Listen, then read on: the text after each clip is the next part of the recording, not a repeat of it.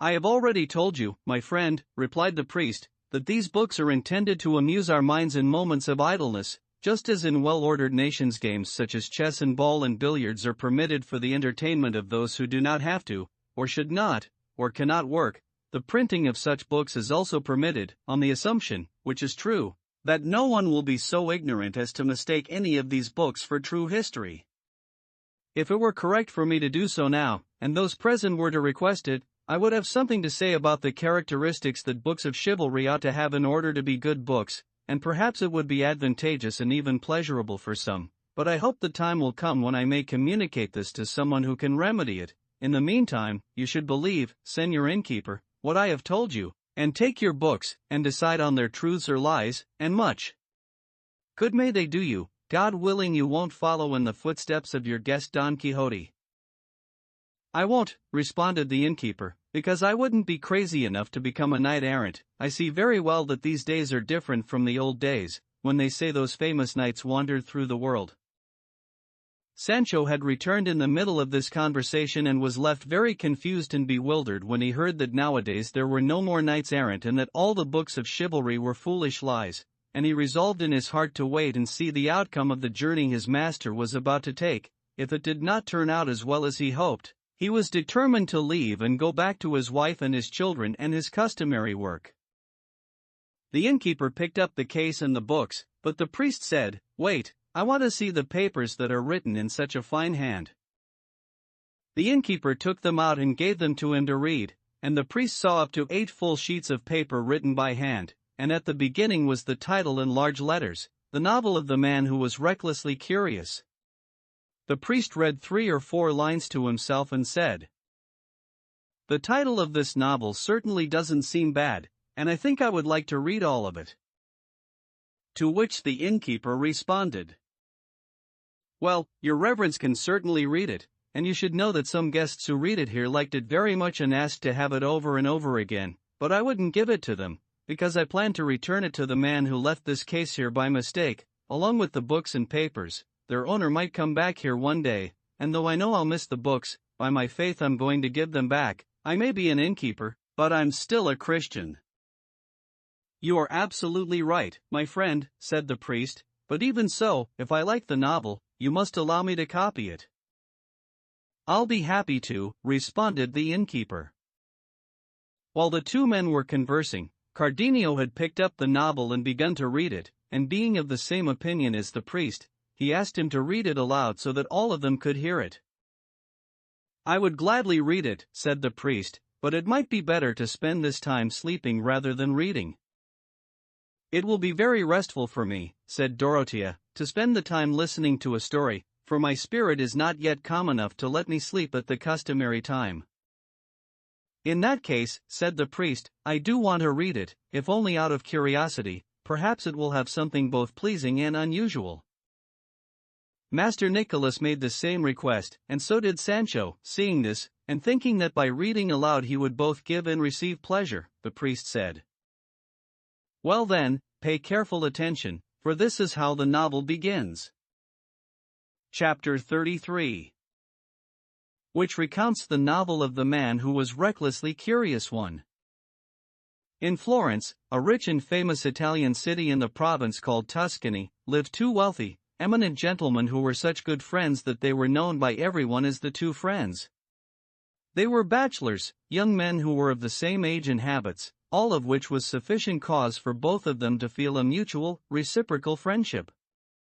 True, Anselmo was somewhat more inclined to amorous pursuits than Lothario, whose preferred pastime was the hunt, but when the occasion presented itself, Anselmo would leave his pleasures to follow those of Lothario, and Lothario would leave his to pursue those of Anselmo, and in this fashion their desires were so attuned that a well-adjusted clock did not run as well.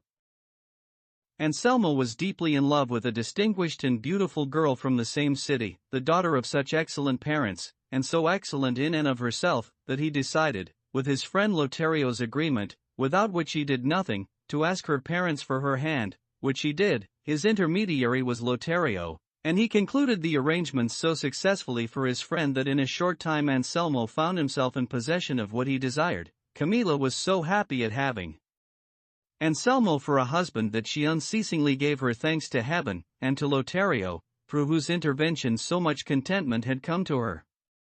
In the first days of the nuptial celebrations, which are always filled with joy, Lothario continued to visit the house of his friend Anselmo as he had before, wishing to honor him, congratulate him, and rejoice with him in every way he could. But when the celebrations were over and the frequency of visits and congratulations had diminished, Lothario carefully began to reduce the number of his visits to Anselmo's house, for it seemed to him, as it reasonably would seem to all discerning people, that one should not visit or linger at the houses of married friends as if both were still single. Although good and true friendship cannot and should not be suspect for any reason, the honor of the married man is so delicate that it apparently can be offended even by his own brothers, let alone his friends. Anselmo noticed Lothario's withdrawal and complained to him bitterly, saying that if he had known that matrimony meant they could not communicate as they once had, he never would have married, and if the good relations the two of them had enjoyed when he was a bachelor had earned them the sweet name of the two friends, then he would not, merely for the sake of appearing circumspect and for no other reason, permit so well-known and amiable a name to be lost. Therefore he begged Lothario, if such a term could legitimately be used between them, that he make Anselmo's house his own again, and come and go as he had before, assuring him that his wife, Camilla, had no wish or desire other than what he wanted her to have, and she, knowing how truly the two men had loved each other, was bewildered at seeing him so aloof. To these and the many other arguments that Anselmo used to persuade Lothario to visit his house as he had in the past, Lothario responded with so much prudence, discretion, and discernment that Anselmo was satisfied with his friend's good intentions, and they agreed that twice a week and on feast days Lothario would eat with Anselmo in his house. And although this was their agreement, Lothario resolved to do no more than what he thought would enhance the honor of his friend, whose reputation he valued more than he did his own. He said, and rightly so, that the man to whom heaven has granted a beautiful wife had to be as careful about the friends he brought home as he was about the women with whom his wife associated, because those things not done or arranged on open squares, or in temples, or at public festivals, or on devotional visits to churches, activities that husbands may not always deny to their wives, can be arranged and expedited in the house of her most trusted friend or kinswoman. Lothario also said that a married man needed to have a friend who would alert him to any negligence in his behavior, since it often happens that because of the great love the husband has for his wife, and his desire not to distress her, he does not warn or tell her to do or not do certain things that could either redound to his honor or cause his censure, but being advised by his friend, he could easily resolve everything. Where could one find a friend as discerning and loyal and true as the one described by Lothario?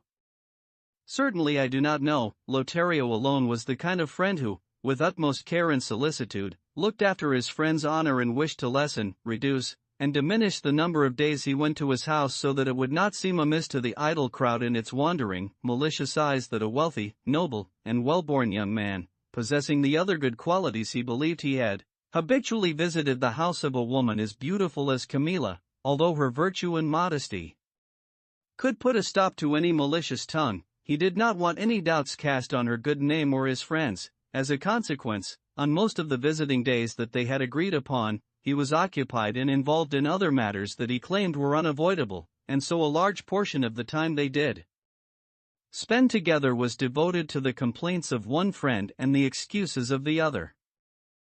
As it happened, on one of these occasions, when the two men were walking through a meadow outside the city, Anselmo said these words to Lothario.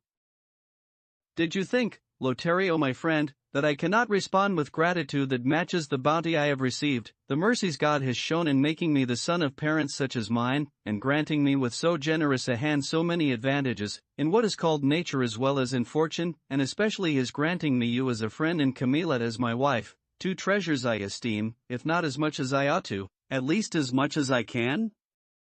Yet despite all these elements that usually make up the whole that allows men to live happily, I am the most desperate and discontented man in the entire world, because for some days now I have been troubled and pursued by a desire so strange and out of the ordinary that I am amazed at myself, and blame and reprimand myself, and attempt to silence it and hide it away from my thoughts, though I have been no more capable of keeping it secret than if my intention actually had been to reveal it to the entire world. And since, in fact, it must be made public, I want to confide and entrust it to you, certain that with the effort you make, as my true friend, to cure me, I soon shall find myself free of the anguish it causes me, and my joy at your solicitude will be as great as my unhappiness at my own madness. Anselmo's words left Lothario perplexed, and he did not know where so long an introduction or preamble would lead, and although in his imagination he pondered what the desire could be that was troubling his friend, he never hit the mark of the truth, and in order to quickly end the torment that this uncertainty caused him, Lothario said that it was manifestly insulting to their great friendship for Anselmo to go through so many preliminaries before telling him his most secret thoughts, for he was certain he could promise either the advice that would make them bearable or the remedy that would end them. "What you say is true," responded Anselmo, "and with that confidence I will tell you, friend Lothario, that the desire that plagues me is my wondering if Camilla, my wife, is as good and perfect as I think she is, and I cannot learn the truth except by testing her, so that the test reveals the worth of her virtue, as fire shows the worth of gold. Because it seems to me, dear friend, that a woman is not virtuous if she is not solicited, and that she alone is strong who does not bend to promises, gifts, tears, and the constant importunities of lovers who woo her. Why be grateful when a woman is good," he said, "if no one urges her to be bad? Why is it of consequence that she is shy and reserved if she does not have the occasion to lose her restraint and knows she has a husband who, at her first rash act, would take her life? In short, I do not hold the woman who is virtuous because of fear or lack of opportunity in the same esteem as the one who is courted and pursued and emerges wearing the victor's crown.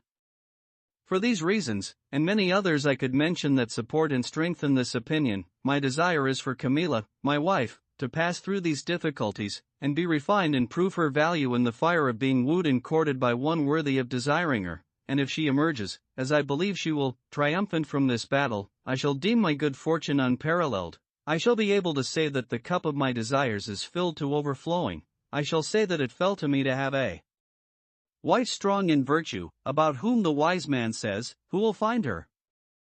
And if the outcome is the contrary of what I expect, the pleasure of seeing that I was correct in my opinion will allow me to bear the sorrow that my costly experiment may reasonably cause me. And because you can say many things against my desire but none will succeed in stopping me from realizing it, I want you, my dear friend Lothario, to agree to be the instrument that will effect this plan born of my desire. I shall give you the opportunity to do so, and provide you with everything I think necessary for wooing a woman who is virtuous, honorable, reserved, and not mercenary. Among other reasons, I am moved to entrust you with this arduous undertaking because I know that if Camilla is conquered by you, you will not carry the conquest to its conclusion but will do only what has to be done according to our agreement, and I shall not be offended except in desire, and the offense will remain hidden in the virtue of your silence. For I know very well that in any matter having to do with me, it will be as eternal as the silence of death. Therefore, if you want me to have a life that can be called a life, you must enter into this amorous battle, not in a lukewarm or dilatory fashion but with the zeal and diligence that my desire demands, and with the trust assured me by our friendship." These were the words that Anselmo said to Lothario, who listened so attentively to all of them that, except for those that have been recorded here, none passed his lips until Anselmo had finished, seeing that he had nothing else to say, and after looking at him for a long time as if he were looking at something amazing and terrifying that he had never seen before, Lothario said, "I cannot persuade myself, oh my dear friend Anselmo, that the things you have said are not a joke. If I had thought you were speaking in earnest, I would not have allowed you to go so far, and if I had stopped listening, I would have forestalled your long, impassioned speech. It surely seems to me that you don't know me or I don't know you. But no, I know very well that you are Anselmo, and you know that I am Lothario. The problem is that I think you are not the Anselmo you used to be, and you must have thought I was not the same Lothario, either, because the things you have said to me would not have been said by my friend Anselmo, and what you have asked of me would not have been asked of the Lothario you knew. Good friends may test their friends and make use of them. As a poet said, usque ad eris tu, which means that they must not make use of their friendship in things that go against God. If a pagan felt this about friendship, how much more important is it for a Christian to feel the same, for he knows that divine friendship must not be lost for the sake of human friendship. When a friend goes so far as to set aside the demands of heaven in order to respond to those of his friend, it should not be for vain, trivial things but for those on which the honor and life of his friend depend. Well, Anselmo, tell me now which of these is threatened, so that I can dare oblige you and do something as detestable as what you are asking. Neither one, certainly. Rather, if I understand you, you are asking me to attempt and endeavor to take away your honor and your life, and mine as well. Because if I attempt to take away your honor, it is obvious that I take away your life, for the man without honor is worse than dead, and if, as you wish, I become the instrument that inflicts so much evil upon you, do I not lose my honor, and, by the same token, my life? Listen, Anselmo my friend, and have the patience not to respond until I finish telling you what I think of the demands your desire has made of you. There will be time for you to reply and for me to listen. Gladly, said Anselmo.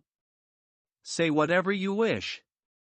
And Lothario continued, saying, It seems to me, my dear Anselmo, that your mind is now in the state in which the Moors have theirs, for they cannot be made to understand the error of their sect with commentaries from Holy Scripture, or arguments that depend on the rational understanding or are founded on articles of faith. Instead, they must be presented with palpable, comprehensible, intelligible, demonstrable, indubitable examples, with mathematical proofs that cannot be denied, as when one says, if, from two equal parts, we remove equal parts, those parts that remain are also equal. If they do not understand the words, as in fact they do not, then it must be shown to them with one's hands, and placed before their eyes. Yet even after all this, no one can persuade them of the truths of my holy religion. I must use the same terms and methods with you, because the desire that has been born in you is so misguided and so far beyond everything that has a shred of rationality in it that I think it would be a waste of time to try to make you understand your foolishness.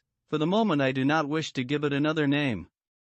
I am even tempted to leave you to your folly as punishment for your wicked desire, but my friendship for you does not permit me to be so harsh that I leave you in obvious danger of perdition. And so that you can see it clearly, tell me, Anselmo, haven't you told me that I have to woo a reserved woman, persuade an honest woman, make offers to an unmercenary woman, serve a prudent woman? Yes, you have said that to me. But if you know you have a wife who is reserved, honest, unmercenary, and prudent, what else do you need to know?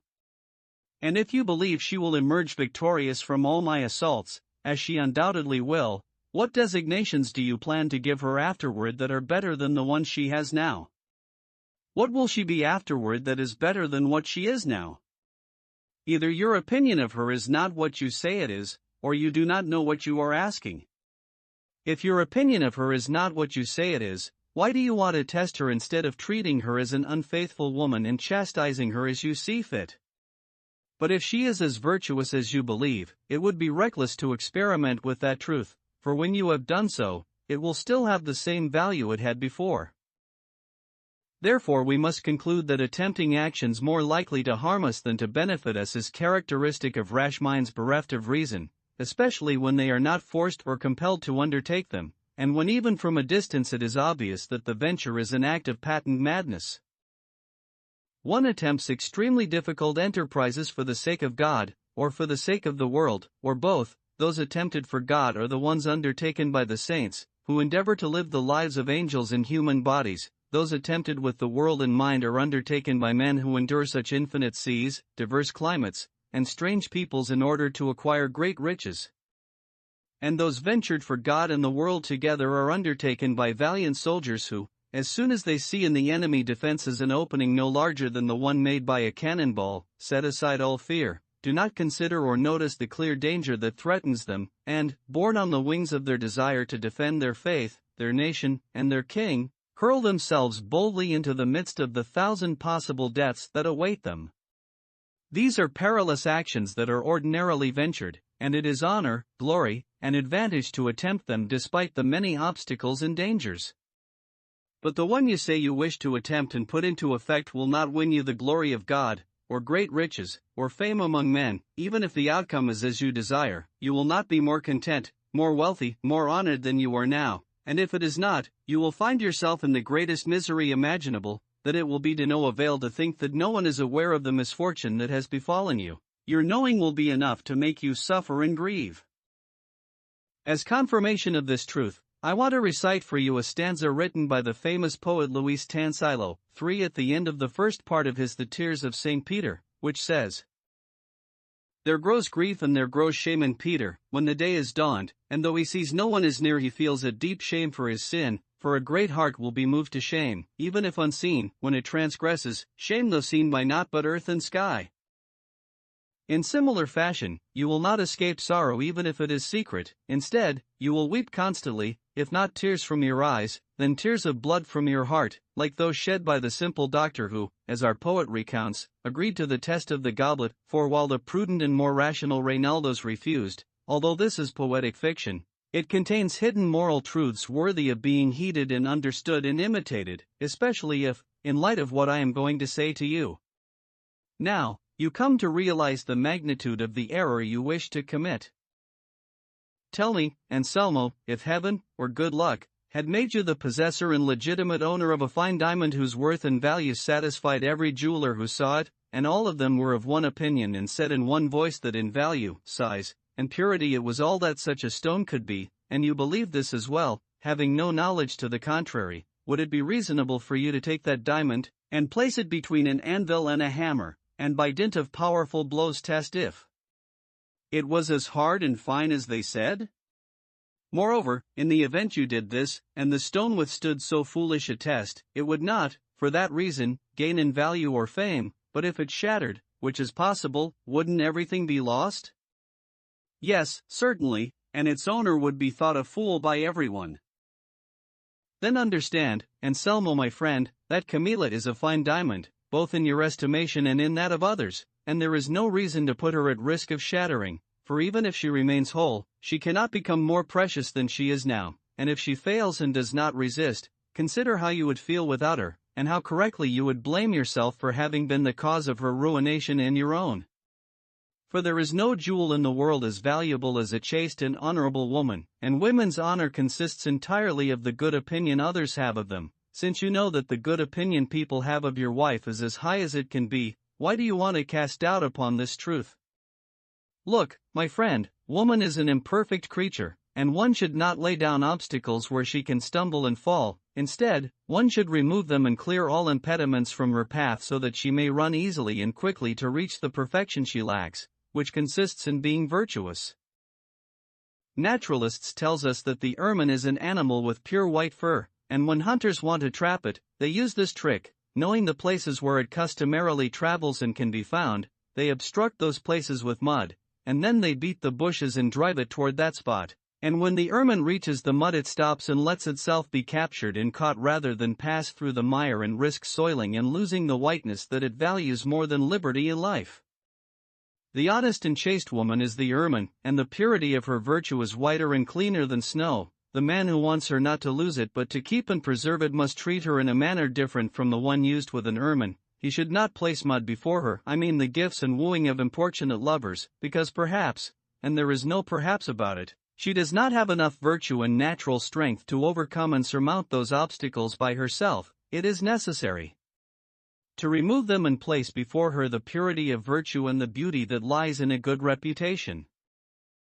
In similar fashion, the chaste woman is like a mirror of clear, shining glass, liable to be clouded and darkened by any breath that touches it. One must treat the virtuous woman as one treats relics, adore them but not touch them.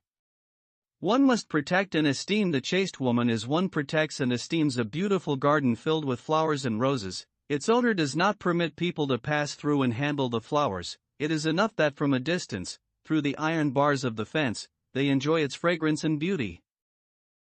Finally, I want to recite for you some verses that have just come to mind. I heard them in a modern play, and I think they are relevant to what we are discussing. A prudent old man was advising the father of a young girl to shelter her, protect her, and keep her secluded, and among many other reasons, he mentioned these. Woman is made of fragile glass, but do not put her to the test to see if she will break, for that might come to pass.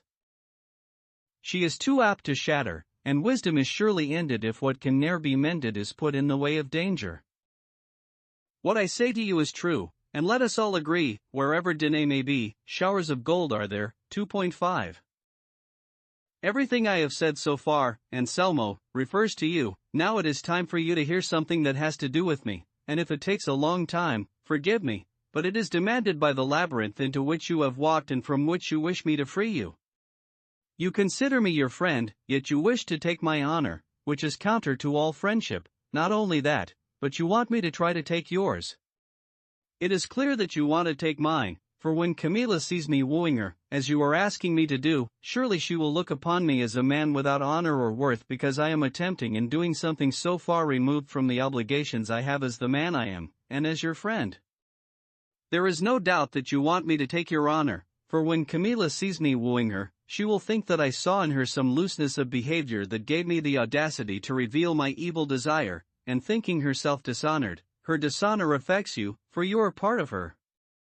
For this reason people commonly say that the husband of an adulterous woman, even though he has no knowledge of wife's adultery and has given her no reason to be what she should not be, and it was not in his power to prevent his misfortune for he was neither negligent nor careless, yet despite all this he is called and characterized by base names that revile him, and in a certain sense those who know of his wife's wickedness look at him with scornful rather than compassionate eyes, even though responsibility for his difficulties lies not with him but with the desires of his unvirtuous wife.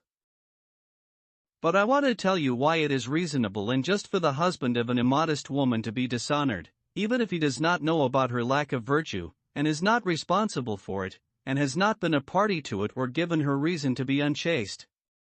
And do not grow weary of listening to me, everything will redound to your benefit. When God created our first father in the earthly paradise, Holy Scripture says that God put Adam to sleep, and as he slept he took a rib out of his left side and from it he formed our mother Eve. When Adam awoke and saw her, he said, "This is now bone of my bones, and flesh of my flesh," and God said, "Therefore shall a man leave his father and his mother, and cleave unto his wife, and they shall be one flesh." That was when the divine sacrament of marriage was established, with bonds so strong that death alone can undo them. And this miraculous sacrament is so strong and powerful that it makes one flesh of two different people, and in virtuous spouses it does even more, for although they have two souls, they have only one will. And from this it follows that since the flesh of the wife is one with the flesh of the husband, any stain that besmirches her, or any defect that appears in her, redounds to the flesh of the husband even if he has not given her, as I have said, any reason for her wickedness. Just as discomfort in the foot or any other member of the body is felt throughout the entire body because it is all one flesh, and the head feels the ankle's pain although it has not caused it, so the husband participates in his wife's dishonor because he is one with her. And since honors and dishonors in this world are all born of flesh and blood, and those of the unchaste woman are of this kind, it is unavoidable that the husband is party to them and is considered dishonored even if he has no knowledge of them. Therefore consider, Anselmo, the danger in which you place yourself by wanting to disturb the tranquility in which your virtuous wife lives. Think of how, because of a futile and rash inquisitiveness, you wish to disturb the humors that now rest tranquilly in the bosom of your chaste wife. Be aware that what you may gain is little, and what you may lose is so great that I will not even mention it because I lack the words to describe it. But if everything I have said is not enough to dissuade you from your evil purpose, then you can find another instrument for your dishonor and misfortune, for I do not intend to be that instrument, even if I lose your friendship, which is the greatest loss I can imagine. When he had said this, the virtuous and prudent Lothario fell silent, and Anselmo was left so perplexed and pensive that for some time he could not say a word, but at last he said, "You have seen, Lothario my friend, how attentively I have listened to everything you wanted to say to me, and in your arguments, examples, and comparisons I have seen the great discernment you possess in the far reaches of your true friendship. I also see and confess that if I do not follow your way of thinking but pursue my own, I am fleeing the good and going after the bad. Assuming this, you must consider that I suffer now from the disease that afflicts some women, filling them with the desire to eat earth, plaster, charcoal, and other things that are even worse, and sickening to look at, let alone to eat. Therefore it is necessary to use some artifice to cure me, and this could be done with ease if you simply start, even if indifferently and falsely, to woo Camilla, who will not be so fragile that your first encounters will bring down her virtue. I will be content with this simple beginning, and you will have fulfilled what you owe to our friendship, not only by giving me back my life, but by persuading me not to lose my honor. You are obliged to do this for only one reason, being determined, as I am, to make this test a reality. You must not allow me to recount my madness to someone else who would endanger the honor that you insist on my not losing, yours not being as high as it should be. In Camilla's opinion, while you woo her, matters little or not at all, for in a very short time, when we see in her the integrity we desire, you will be able to tell her the truth of our scheme, and this will return your standing to where it was before. Since you risk so little and can make me so happy by taking that small risk, do not refuse to do it even if greater obstacles are placed before you. As I have said, if you simply begin, I shall consider the matter concluded. Seeing Anselmo's resolute will, and not knowing what other examples to cite or arguments to present that would dissuade him, and hearing that he threatened to tell someone else about his wicked desire, and wanting to avoid an even greater evil, Lothario decided to agree and do what Anselmo asked. His purpose and intention was to guide the matter in such a way that Camilla's thoughts would not be disturbed and Anselmo would be satisfied, and therefore Lothario told Anselmo not to communicate his thought to anyone else and that he would undertake the enterprise and begin whenever his friend wished.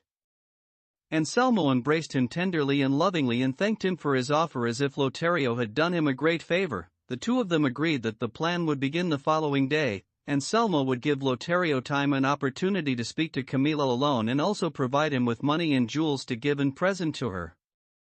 He advised Lothario to play music for her and write verses in her praise, and if he did not wish to take the trouble to do so, Anselmo would write them himself. Lothario agreed to everything, with intentions quite different from what Anselmo believed them to be. And having come to this understanding, they went back to Anselmo's house, where they found Camilla waiting for her husband, troubled and concerned because he came home later than usual that day. Lothario returned to his house and Anselmo remained in his, and he was as pleased as Lothario was thoughtful, not knowing what course to follow in order to succeed in that rash affair. But that night he thought of how to deceive Anselmo without offending Camilla, and the next day he went to eat with his friend and was welcomed by Camilla, who always received and treated him warmly, knowing the good opinion her husband had of him. They finished eating, the table was cleared, and Anselmo asked Lothario to stay with Camilla while he went out to tend to a pressing matter. He said he would be back in an hour and a half. Camilla asked him not to leave, and Lothario offered to accompany him, but nothing could sway Anselmo. Instead, he urged Lothario to wait until he returned because he had to discuss a matter of great importance with him. He also told Camilla not to leave Lothario alone while he was out. In short, he knew so well how to feign the necessity or nonsensicality of his absence that no one could have realized it was mere pretense. Anselmo left, and Camilla and Lothario remained alone at the table because the servants had gone to have their own meal. Lothario saw himself placed in precisely the dangerous position that his friend desired, facing an enemy who, with no more than her beauty, could conquer an entire squadron of armed knights. Lothario surely had good reason to fear her. But what he did was to place his elbow on the arm of his chair and rest his cheek on his open hand, and begging Camilla's pardon for his rudeness, he said that he wanted to rest for a while until Anselmo returned. Camilla responded that he would be more comfortable in the drawing room than in the chair, and she asked him to go in there to sleep. Lothario refused and dozed in the chair until the return of Anselmo, who found Camilla in her bedroom and Lothario asleep and thought that since he had come home so late, they had already had the opportunity to talk and even to sleep. He was impatient for Lothario to awaken so that he could go out again with him and ask if he had been successful.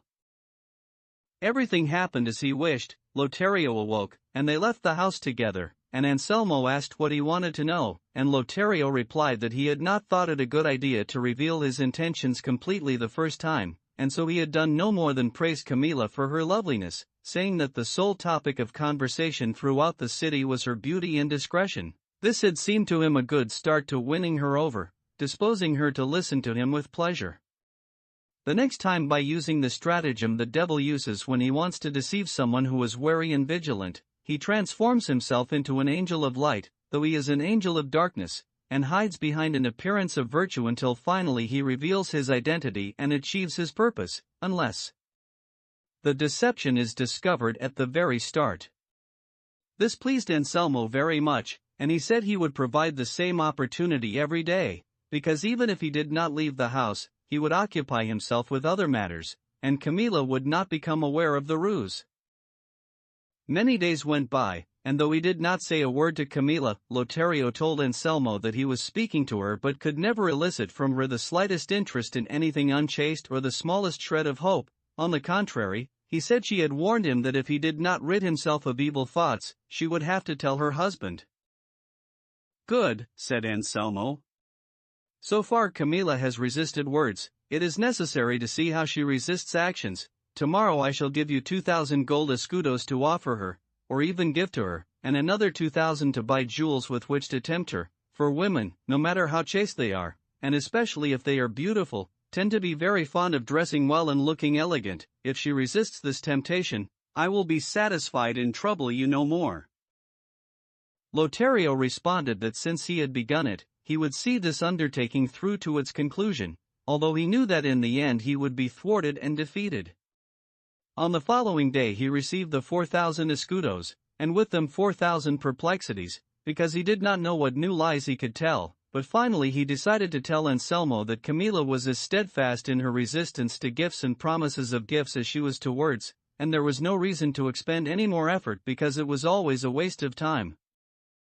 But fate, which arranged matters differently, decreed that Anselmo, having left Lothario and Camilla alone as he had done so many other times before, hid in a small antechamber and watched and listened to them through the keyhole, and he saw that in over half an hour Lothario did not speak a word to Camilla and would not have spoken to her if he had been there for a century, and Anselmo realized that everything his friend had told him about Camilla's responses was a fiction and a lie. To see if this really was true, he walked out of the antechamber and called Lothario aside, then asked if there was any news and inquired about Camilla's mood. Lothario replied that he did not intend to take matters further because her responses had been so harsh and unpleasant. He did not have the heart to say anything else to her. Ah, said Anselmo, Lothario, how badly you have fulfilled your duty to me and responded to the trust one put in you. I have been watching through the keyhole of the door to that room, and I have seen that you did not say a word to Camilla, which leads me to think you have not said even the first word to her. If this is true, as it undoubtedly is, why have you deceived me, and why do you wish by your actions to take from me the only means I have found to satisfy my desire? Anselmo said no more, but what he had said was enough to leave Lothario disconcerted and confused, and taking it almost as a point of honor that he had been discovered in a lie, he swore to Anselmo that from then on he would dedicate himself to satisfying him and not lying to him, as he would see if he were curious enough to spy on him again. Anselmo would not even have to make that effort, however, because Lothario intended to put so much effort into satisfying him that it would eliminate all his suspicions. Anselmo believed him, and in order to give Lothario a more secure and less alarming opportunity, he decided to leave his house for a week and visit a friend who lived in a village not far from the city. Anselmo arranged with this friend to send for him very urgently so that Camilla would think there was a reason for his departure. Oh, Anselmo, how unfortunate and ill-advised. What are you doing? What are you plotting? What are you arranging? Consider that you are acting against yourself, plotting your own dishonor and arranging your own ruination.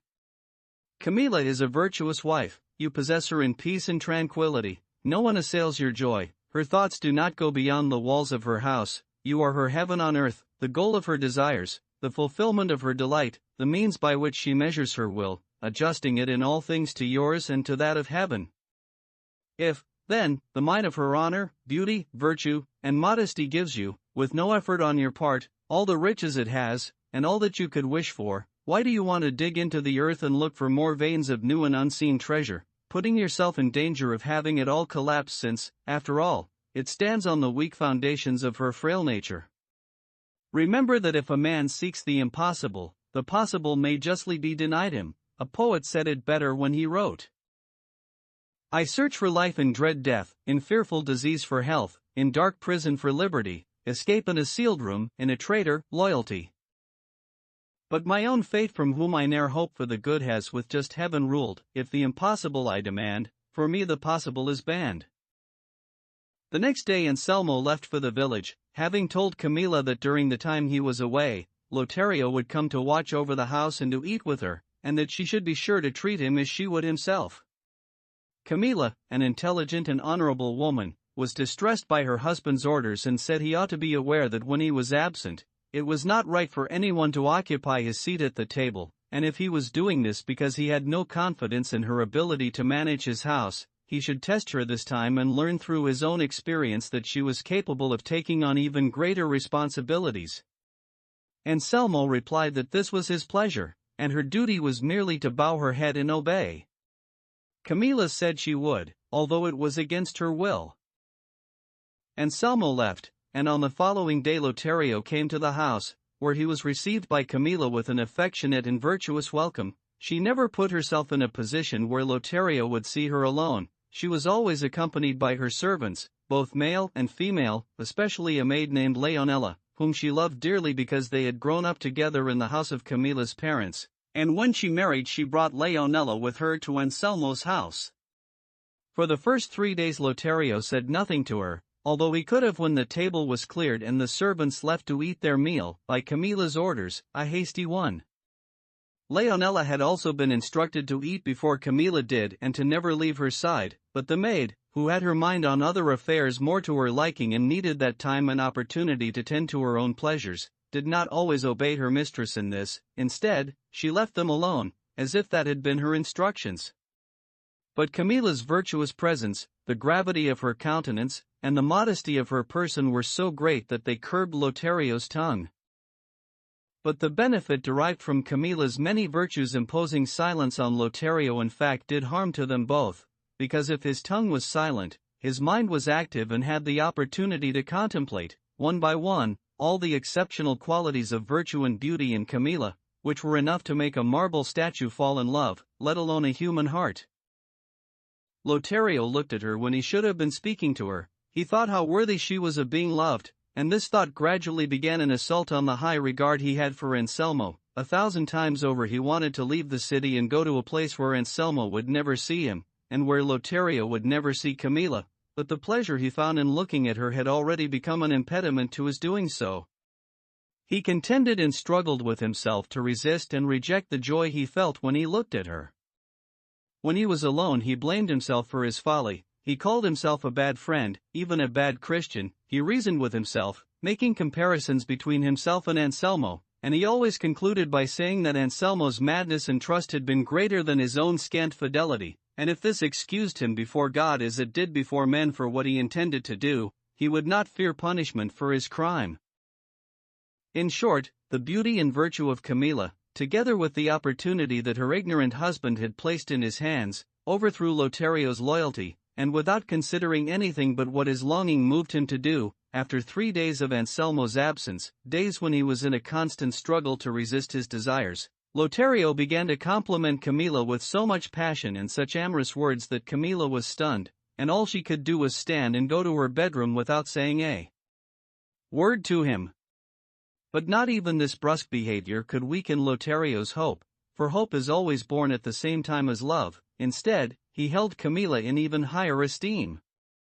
Having seen in Lothario what she never imagined she would see, Camilla did not know what to do, but thinking it would not be safe or proper to give him an opportunity to speak to her again, she resolved that very night to send a servant with a letter for Anselmo, which she did, and in it she wrote these words. Chapter 34. In which the novel of the man who was recklessly curious continues. Just as it is often said that the army without its general seems imperfect, as does the castle without its castellan, I say that the young wife without her husband, when overwhelming reasons do not demand it, seems even worse. I find myself so imperfect without you, and so incapable of enduring this absence, that if you do not return very soon, I shall have to go to the house of my parents for the time you are away, even though I leave yours unguarded, because I believe that the guardian you left for me, if that is what he should be called, is more concerned with his own pleasure than with your interests. Since you are clever, I need not say more, nor is it fitting that I do. Anselmo received this letter and understood that Lothario had begun his suit and that Camilla must have reacted just as he wished. Extraordinarily happy at the news, he responded by sending a message to Camilla, telling her not to leave his house under any circumstances because he would return very shortly. Camilla was astonished by Anselmo's reply, which left her more perplexed than she had been earlier. She did not dare either to remain in her house or to go to the house of her parents. If she remained, her virtue would be at risk, and if she left, she would be disobeying her husband. In short, she made a choice, and chose badly, for she resolved to remain, determined not to flee Lothario's presence and give the servants reason to gossip. She regretted having written what she wrote to her husband, fearful he would think that Lothario had seen some boldness in her that moved him to treat her with less than proper decorum. But, confident of her virtue, she put her trust in God and in her own innocence and planned to resist with silence everything that Lothario said to her, not informing her husband in order to spare him disputes or difficulties. She even tried to think of a way to excuse Lothario to Anselmo when he asked her the reason for writing that letter. With these thoughts, more honorable than accurate or beneficial, she spent another day listening to Lothario, who was so persistent and persuasive that Camilla's resolve began to waver, and it was all her virtue could do to attend to her eyes and keep them from showing any sign of the amorous compassion awakened in her bosom by Lothario's tears and words. Lothario noted all of this, and it all set him ablaze. Finally, it seemed to him that it was necessary, in the time and circumstance allowed by Anselmo's absence, to tighten the siege around the fortress, and so he launched an attack on her conceit with praises of her beauty, because there is nothing more likely to defeat and bring down the haughty towers of beautiful women's vanity than that same vanity, said in words of adulation. In effect, with utmost diligence, he undermined the rock face of her integrity with such effective tools that even if Camilla had been made entirely of bronze, she would have fallen. Lothario wept, pleaded, offered, adored, persisted, and deceived with so much emotion and so many signs of sincerity that he brought down Camilla's chastity and won the victory he had least expected and most desired. Camilla surrendered, but is that any wonder if the friendship of Lothario could not remain standing? A clear example demonstrating that the only way to defeat the amorous passion is to flee it, that no one should attempt to struggle against so powerful an enemy because divine forces are needed to vanquish its human ones. Only Leonela knew of her mistress's frailty, because the two unfaithful friends and new lovers could not hide it from her. Lothario did not want to tell Camilla of Anselmo's scheme or that Anselmo had provided him with the opportunity to come so far. He did not want her to have a low opinion of his love, or to think he had courted her thoughtlessly and by chance rather than intentionally. A few days later, Anselmo returned to his house and did not notice what was missing, the thing he had treated most contemptuously and valued most highly. He went to see Lothario immediately and found him at home. The two men embraced, and one asked for the news that would give him either life or death.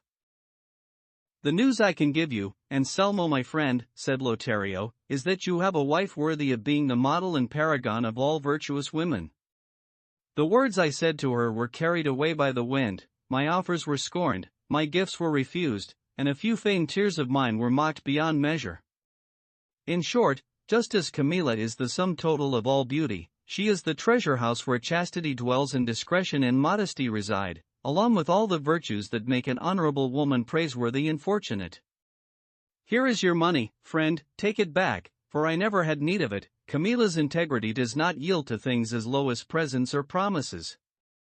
Be content, Anselmo, and do not attempt more tests, since you have passed through the sea of difficulties and suspicions that one often can have about women, and you have kept your feet dry. Do not attempt to return to the deep waters of new dangers, or test, with another pilot, the virtue and strength of the ship that heaven has provided to carry you across the seas of this world. Realize instead that you are in a safe harbor. Drop the anchors of reason and stay in port until you are asked to. Pay the debt that no human, no matter how noble, can avoid paying. Anselmo was made very happy by Lothario's words, and he believed them as if they had been spoken by an oracle. Even so, he asked his friend not to abandon the undertaking, if only for the sake of curiosity and amusement, and even if he no longer brought to it the same zeal and urgency as before. He only wanted Lothario to write some verses in praise of Camilla, calling her Chloe, and Anselmo would tell her that Lothario was in love with a lady to whom he had given this name so that he could celebrate her with the decorum her modesty required. And if Lothario did not wish to take the trouble of writing the verses, Anselmo would do it. "That will not be necessary," said Lothario, "for the muses are not so antagonistic to me that they do not visit me a few times a year. Tell Camilla what you said about my fictitious love, and I shall compose the verses, and if they are not as good as the subject deserves, at least they will be the best I can write." The reckless man and his traitorous friend agreed to this, and when Anselmo returned to his house, he asked what, to Camilla's great surprise, he had not asked before, which was that she tell him the reason she had written him the letter. Camilla responded that it had seemed Lothario was looking at her somewhat more boldly than when Anselmo was at home, but she had been mistaken and believed it had been her imagination, because now Lothario avoided seeing her and being alone with her. Anselmo said she could be sure of that, because he knew that Lothario was in love with a noble maiden in the city, whom he celebrated under the name of Clory. Even if he were not, there was no reason to doubt Lothario's truthfulness or his great friendship for the two of them. If Lothario had not warned Camilla that his love for Clory was all pretense, and that he had told Anselmo about it so that he could spend some time writing praises of Camilla herself, she undoubtedly would have been caught in the desperate net of jealousy, but she had been forewarned, and this unexpected piece of news did not trouble her. The next day, when the three of them were sitting at the table after their meal, Anselmo asked Lothario to recite one of the pieces he had composed for his beloved Clory. Since Camilla did not know her, he surely could say whatever he wished. "Even if she did know her," responded Lothario, "I would not hide anything, because when a lover praises his lady's beauty and censures her cruelty, he in no way brings dishonor to her good name. But, be that as it may, I can say that yesterday I composed a sonnet to the ingratitude of Clory, and it says: Sonnet. In the deepest quietude of the night, when gentle sleep embraces mortal men, I make this poor accounting of my wealth of woes to heaven, and to Clory mine. And at the hour when the sun appears through rosy-colored portals of the east, with broken-hearted sighs and halting words I endlessly renew the old lament. And when the sun, from his celestial throne, hurls burning rays directly down to earth, my tears flow free and my sobs do increase. The night returns, I turn to my sad tale and once more find, in wearisome complaint, that heaven is deaf and Clory cannot hear. Camilla liked the sonnet, but Anselmo liked it even more, for he praised it and said that a lady who did not respond to such evident truths was too cruel. To which Camilla said: "Then, everything said by enamored poets is true?"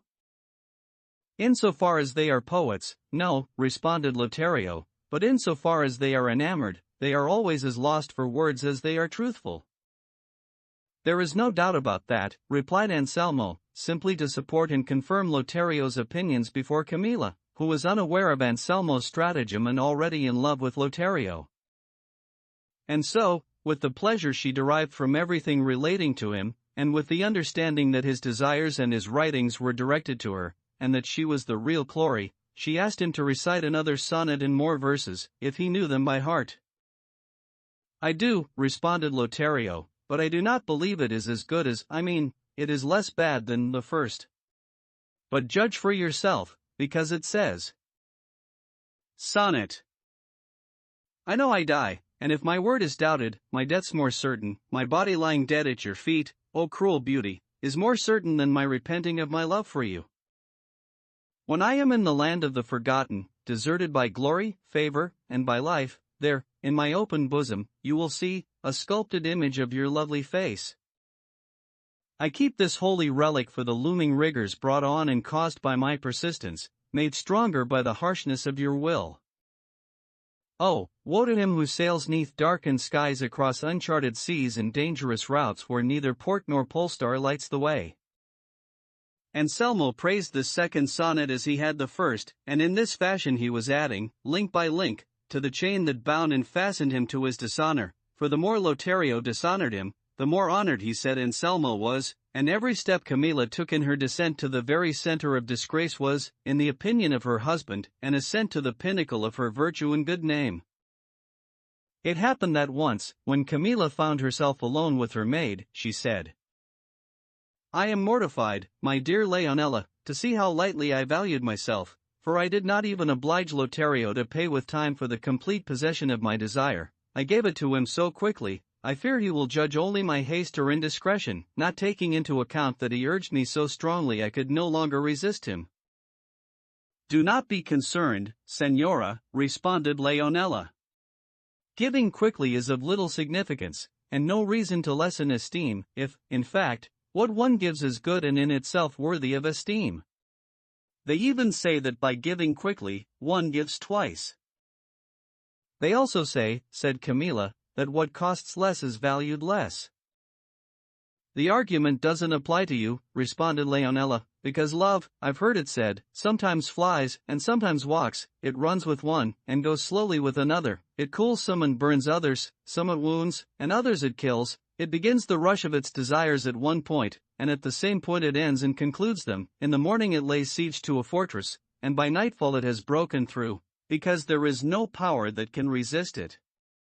"And this being true, why are you concerned and what do you fear if the same thing must have happened to Lothario? For love used the absence of my master as the instrument for overcoming us. Point 1 It was inevitable that what love had planned would be concluded before Anselmo could return and prevent the design's completion by his presence, because love has no better minister for carrying out his desires than opportunity. He makes use of opportunity in everything he does, especially at the beginning.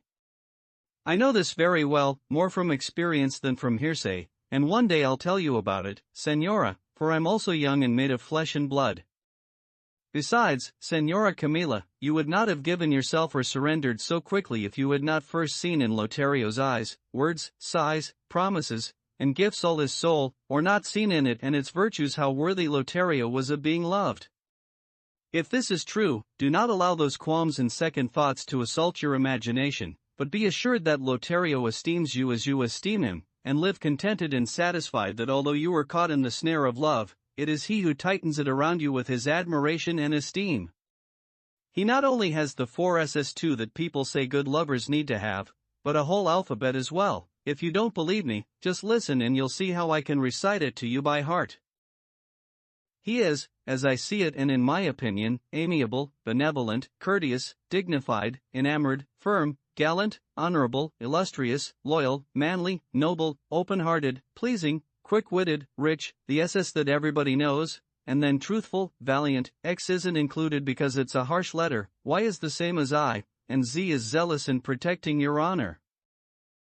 Camilla laughed at her maid's alphabet and considered her more experienced in matters of love than she said. In fact, she confessed to this, revealing to Camilla her love for a well-born young man from their city. This troubled Camilla, for she feared that here was where her honor could be endangered. She pressed Leonela to find out if their love had gone beyond words. With little shame and a good deal of audacity, she responded that it had. For it is certainly true that negligence in ladies destroys shame in their maids. When they see their mistresses stumble, they do not care if they stumble, too, or if anyone knows about it. All that Camilla could do was to implore Leonela not to say anything about her mistress's affair to the man she said was her lover, and to keep her own secret so that it would not come to the attention of either Anselmo or Lothario.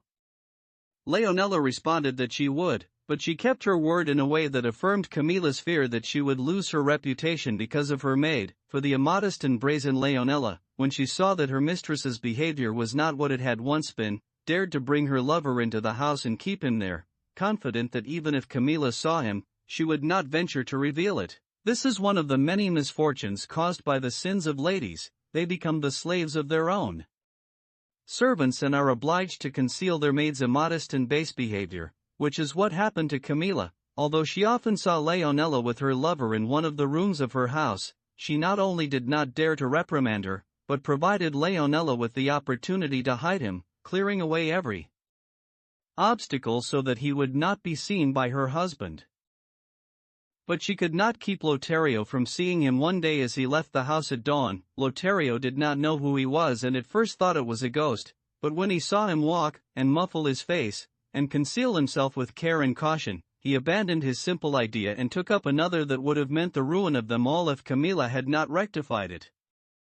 Lothario thought that the man he had seen leaving Anselmo's house at so unusual an hour had not gone there because of Leonela. He did not even remember that there was a Leonela in the world. He believed only that Camilla, who had been easy and loose with him, was being just as easy and loose with another man, for the immorality of the immoral woman brings with it this effect: she loses her good name and honor with the very man to whose entreaties and enticements she succumbed. He believes she surrenders more easily to other men and takes as absolute truth any suspicion of the kind that may occur to him. It certainly seems that at this point Lothario lost his good sense and forgot all his skillful reasoning, without a second or even a rational thought. Filled with impatience and blinded by the jealous rage gnawing at his entrails and driving him to take his revenge on Camilla, who in no way had offended him, he went to see Anselmo, who was still in bed, and said, "You should know, Anselmo, that for many days I have been struggling with myself, forcing myself not to tell you what it is no longer possible or fair to keep from you. You should know that the fortress of Camilla has surrendered and submitted to everything I wished, and if I have delayed in disclosing this to you, it was to see if it was a passing whim, or if she was testing me to see if I was serious about the love I had, with your permission, begun to declare for her. I also believe that if she was as virtuous as she should have been and as we both thought she was, she would already have told you about my solicitations. Seeing that she has not, I realize that the promises she has made to me are true, and that the next time you are absent from your house, she will speak to me in the antechamber where you keep your jewels and treasure." It was true that Camilla usually spoke to him there, but I do not want you to rush off to take your revenge, because the sin has not yet been committed except in thought, and it may be that when the time comes to turn the thought into action, Camilla will have changed her mind and replaced the thought with repentance. Therefore, since you have always followed my advice, completely or in part, take the counsel I will give you now, so that prudently forewarned, and with no chance of being deceived, you may be satisfied regarding the best course of action to follow. Pretend that you are leaving for 2 or 3 days, as you have in the past, but stay hidden in your antechamber, where there are tapestries and other things that can conceal you very comfortably. Then you will see with your own eyes, and I with mine, exactly what Camilla wants, and if it is the immorality that may be feared but is not expected, then silently, wisely, and discreetly you can punish the offense committed against you." Anselmo was bewildered, perplexed, and astonished by Lothario's words, for they came at the moment when he least expected to hear them. He now considered Camilla to be victorious over the feigned assaults of Lothario, and he was beginning to enjoy the glory of her triumph. He said nothing for a long time, staring at the floor, not blinking an eye, and then at last he spoke, saying, "You have done, Lothario, what I expected of your friendship. I shall follow your advice in everything. Arrange matters as you wish and keep the secret as it should be kept in so unexpected a circumstance." Lothario promised he would, and as he left the room, he repented completely for everything he had said, and he saw how foolishly he had behaved, since he could take his own revenge on Camilla and not in so cruel and dishonorable a way. He cursed his lack of intelligence, denounced his hasty decision, and did not know by what means he could undo what he had done or give it a more reasonable outcome. Finally, he decided to tell Camilla everything, and since there was no lack of opportunity, he found her alone that same day, and as soon as she saw that she could speak freely, she said to him, "You should know, friend Lothario, that my heart aches so much it seems it is about to break inside my bosom, and it will be a miracle if it does not, for Leonella's shamelessness has grown so great that she brings her lover into this house every night, and is with him until daybreak, putting my reputation at the greatest risk if anyone were to see him leaving my house at that hour. What troubles me is that I cannot punish or reprimand her. She is privy to our affair, and that has curbed my speech and forced me to be silent about hers, and I am afraid this will give rise to some misfortune."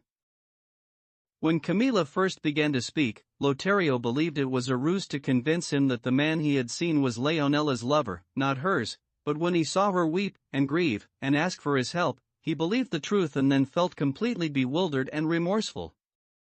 Despite this, however, he told Camilla not to worry, saying he would devise a plan to put an end to Leonella's insolence. He also told her what, in his jealous rage, he had said to Anselmo, and how it had been agreed that Anselmo would hide in the antechamber and see her lack of fidelity for himself.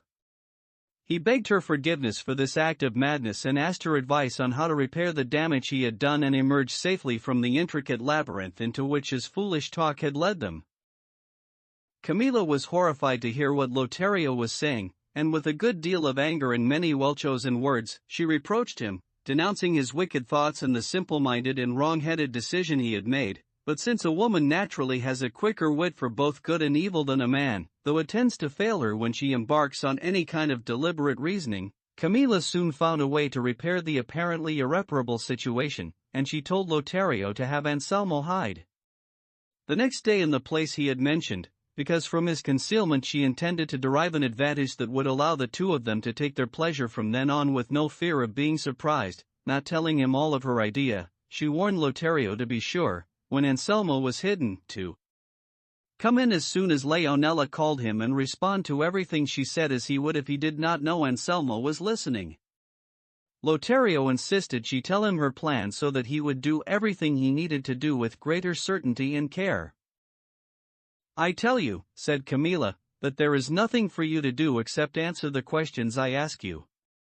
Camilla did not want to tell him beforehand what she planned to do, fearful he would not go along with what she thought was a very good plan but instead would follow or look for others that could not possibly be as good. At this, Lothario left the house. The next day, using the excuse that he was going to the village where his friend lived, Anselmo went away and then came back to hide, which he did with no trouble since Camilla and Leonela had arranged to give him the opportunity.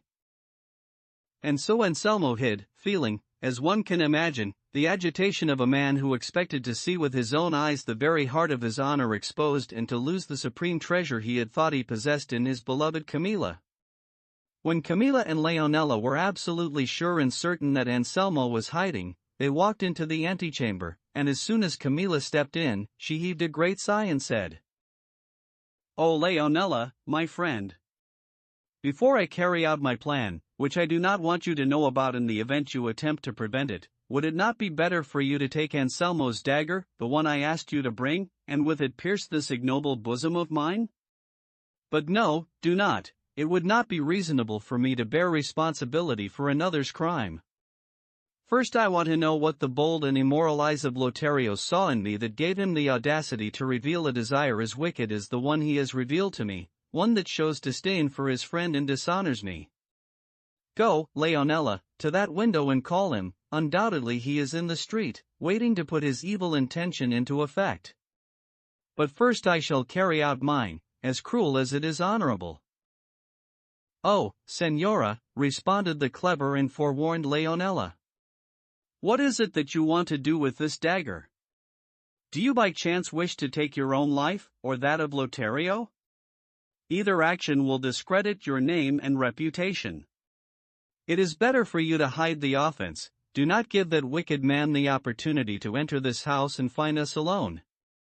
Think, Señora, we are women, and weak, and he is a man, and determined. Since he comes with his wicked intention, blind with passion, perhaps before you can put your plan into effect, he'll do the thing that would be worse than taking your life. Confound Señor Anselmo for allowing that insolent knave to do so much evil in his house. And if, Señora, you kill him, as I think you intend to do, what will we do with him when he's dead?"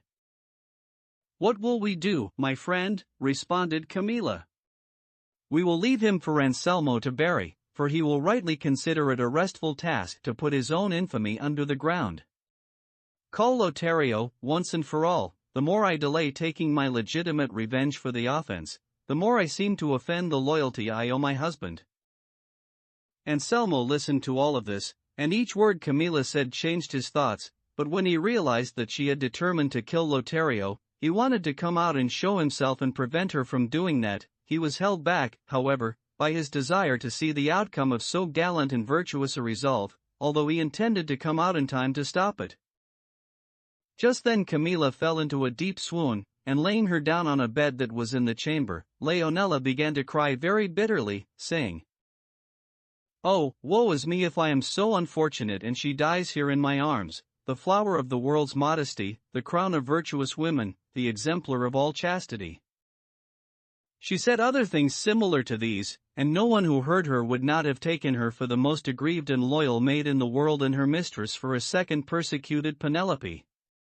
Camilla soon recovered from her swoon, and when she did, she said, "Why do you not go, Leonela, and call the most loyal friend ever seen by the sun or hidden by night? Go, run, hurry, make haste, do not allow delay to cool the flames of rage that I feel or the righteous vengeance I hope for to dwindle into mere threats and curses. I am going now to call him, Senora, said Leonela, but first you must give me the dagger, so that while I am gone you do not do something that will leave all those who love you weeping for the rest of our lives. You may go, Leonela my friend, certain that I shall not, responded Camilla, because although in your opinion it is rash and foolish of me to defend my honor, I shall not go as far as that Lucretia who, they say, killed herself even though she had done no wrong, and without first killing the one responsible for her misfortune.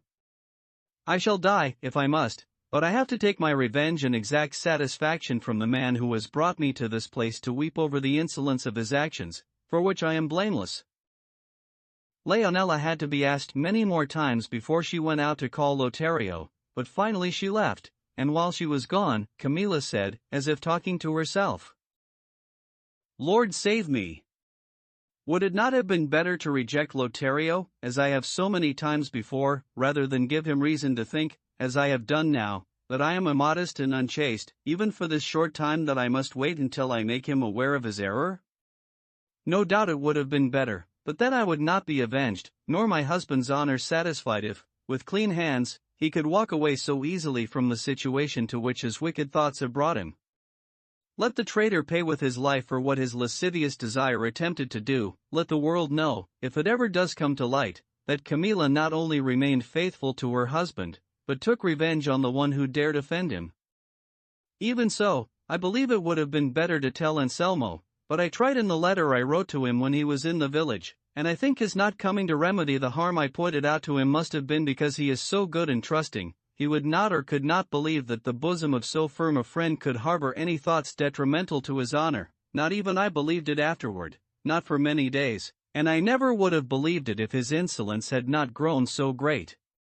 And if his open offers of gifts and exaggerated promises and constant tears had not made it clear to me.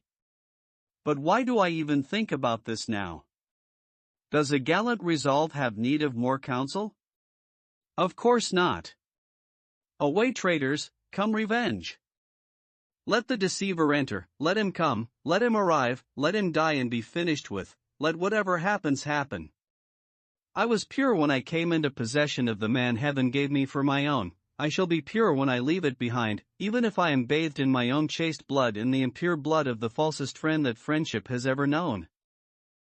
And saying this, she paced the room with the dagger unsheathed, making such disordered and extravagant movements and gestures that she appeared to have lost her mind and seemed not a fragile woman but a desperate ruffian. Anselmo watched it all, concealed behind the tapestries where he had hidden. He was astonished by everything, and it seemed to him that what he had seen and heard was enough to allay the greatest suspicions, and he would have liked to forego the proofs that would come with Lothario's arrival, fearing some dreadful mishap. He was about to show himself and come out of hiding to embrace and reassure his wife, but he stopped when he saw Leonela return, leading Lothario by the hand, and as soon as Camilla saw him she drew a line on the floor with the dagger and said, Lothario, listen to what I am saying. If by some chance you dare to cross this line, or even approach it, at the very moment I see what you are attempting, I shall plunge the dagger I am holding into my breast. And before you say a word in response, I want you to listen to a few more of mine, and then you can say whatever you wish. First, I want you to tell me, Lothario, if you know my husband Anselmo, and what opinion you have of him. Second, I also want to know if you know me. Answer me this, and do not be confused or think too much about how you will reply, for my questions are not difficult. Lothario was not so simple-minded that he had not realized what Camilla intended from the moment she told him to have Anselmo hide, and he responded so cleverly and so appropriately to her intention that the two of them made the lie appear to be the absolute truth, and so he replied to Camilla in this fashion. I did not think, oh beautiful Camilla, that you called me in order to ask me things so far from the intention with which I come here. If you were doing this in order to delay granting me the promised favor, you should have done so from a greater distance, for the nearer we are to the object of our desire, the greater our hope of possessing it. But, so that you cannot say I do not answer your questions, I will say that I know your husband, Anselmo, and he and I have known each other since we were children. I do not want to say what you know all too well about our friendship, so that I do not bear witness to the offense that Love, which is a powerful excuse for even greater crimes, forces me to commit against him. I know you and hold you in the same high esteem that he does, otherwise, I would not, for any lesser prize, violate what I owe my own person and the holy laws of true friendship, infringed and broken by me on account of an enemy as powerful as love. If you confess to that, responded Camilla, mortal enemy of all that justly deserves to be loved, how do you dare appear before the one who, as you know, is the mirror that reflects him? If you looked in it carefully, you would see how little justification you have for offending him.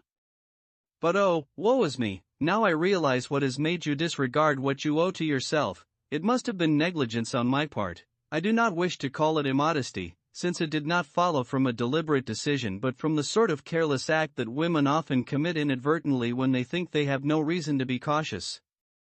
Otherwise tell me, O traitor, when did I ever respond to your entreaties with a word or gesture that could have awakened in you even the shadow of a hope of satisfying your base desires?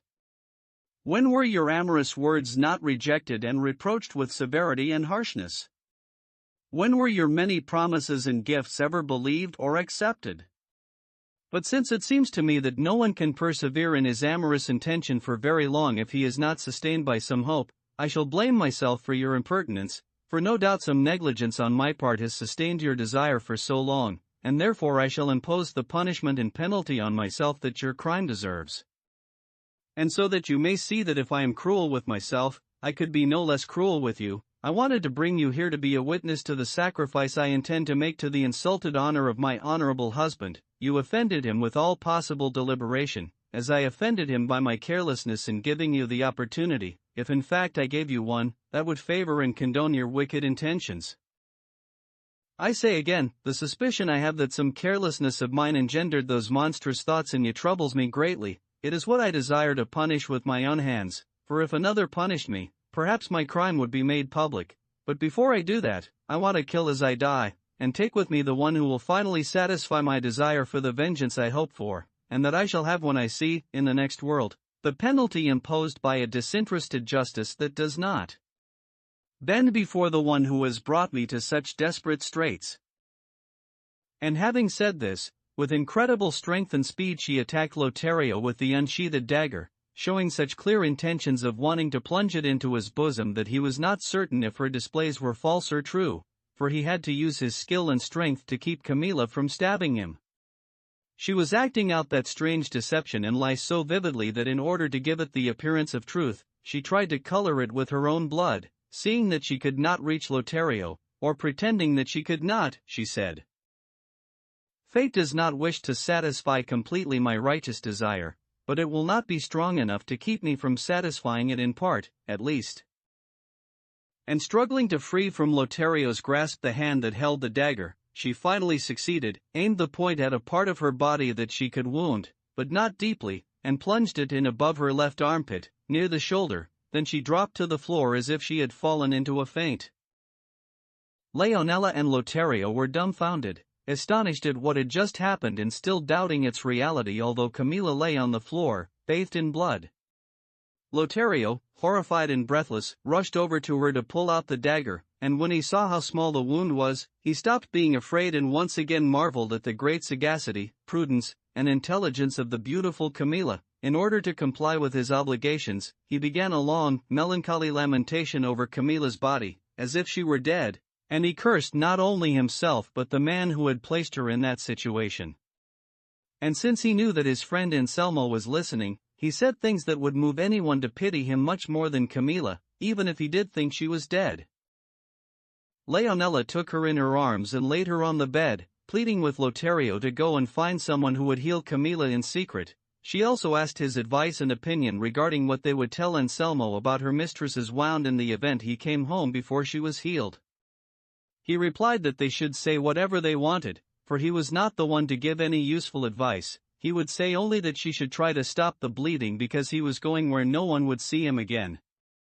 Displaying great grief and emotion, he left the house, and when he found himself alone, in a place where no one could see him, he could not stop crossing himself as he marveled at Camilla's stratagem and Leonela's clever responses. He considered how certain Anselmo would be that his wife was a second Portia, and he wished he could meet with him so they could both celebrate the most hidden truth and concealed lie that anyone could ever imagine. Leonela staunched her mistress's blood, which was no more than what was necessary to make the lie believable, and washing the wound with a little wine, she bandaged it the best she could, and as she treated her she said words that would have been enough, even if nothing had been said before, to persuade Anselmo that he had in Camilla the very image and example of virtue. Added to Leonela's words were those of Camilla, who called herself a craven coward for not having the courage, when she needed it most, to take her own life, which she despised. She asked her maid if she should tell her dear husband about what had happened. Leonela advised her not to, because that would oblige him to take his revenge on Lothario, which would be very dangerous, and it was the duty of a good wife not to give her husband reasons for disputes but to save him from as many as possible. Camilla responded that her advice seemed very good, and she would follow it, but in any case they ought to decide what they would tell Anselmo about the reason for the wound, which he would be bound to see, to which Leonela replied that she did not know how to lie, even as a joke. "Well, my friend," replied Camilla, "then what shall I do if I would not dare create or sustain a lie even if my life depended on it? If we cannot find our way out of this, it would be better to tell him the unadorned truth rather than have him discover us in a falsehood." "Don't be sad, Señora, by tomorrow," responded Leonela, "I'll think of what we should say, and perhaps because of where the wound is, you'll be able to hide it and he won't see it, and heaven will be merciful and favor our just and honorable thoughts. Be calm, Señora, and try to stay calm so that my master doesn't find you troubled, and you can leave the rest to me, and to God, who always comes to the aid of virtuous desires." Anselmo had been very attentive as he heard and watched the performance of the tragedy of the death of his honor, which had been performed with such unusual and convincing effects by the actors that they seemed to have been transformed into the very parts they were playing. He longed for night to fall, when he would be able to leave his house, and go to see his good friend Lothario, and celebrate with him the precious pearl he had discovered in the revelation of his wife's virtue. The two women were careful to give him the opportunity to leave, and he did not miss that opportunity, and he left and went to find Lothario, and when he had found him, it is difficult to recount the number of embraces he gave him, the things he said about his joy, his praises of Camilla. Lothario listened to all of this and could give no indications of happiness because he thought of how deceived his friend was and how unjustly he had wronged him. And although Anselmo saw that Lothario was not happy, he thought it was because he had left Camilla wounded when he had been the reason for the wound. Among other things, he even told him not to grieve over what had happened to Camilla, because the wound was surely superficial since the two women had agreed to hide it from him, therefore there was nothing to fear, and from now on Lothario should rejoice and celebrate with him because through his efforts, Anselmo found himself lifted to the highest happiness he could ever desire, and he wanted to do nothing else but write verses in praise of Camilla that would make her live forever in the memory of future ages. Lothario praised his decision and said that he, for his part, would help him raise so noble an edifice. And so Anselmo was the most deliciously deceived man in the world. He himself led into his house the man who was the ruination of his name, believing he had been the instrument of his glory. Camilla received him with an apparently crestfallen expression, although her soul rejoiced.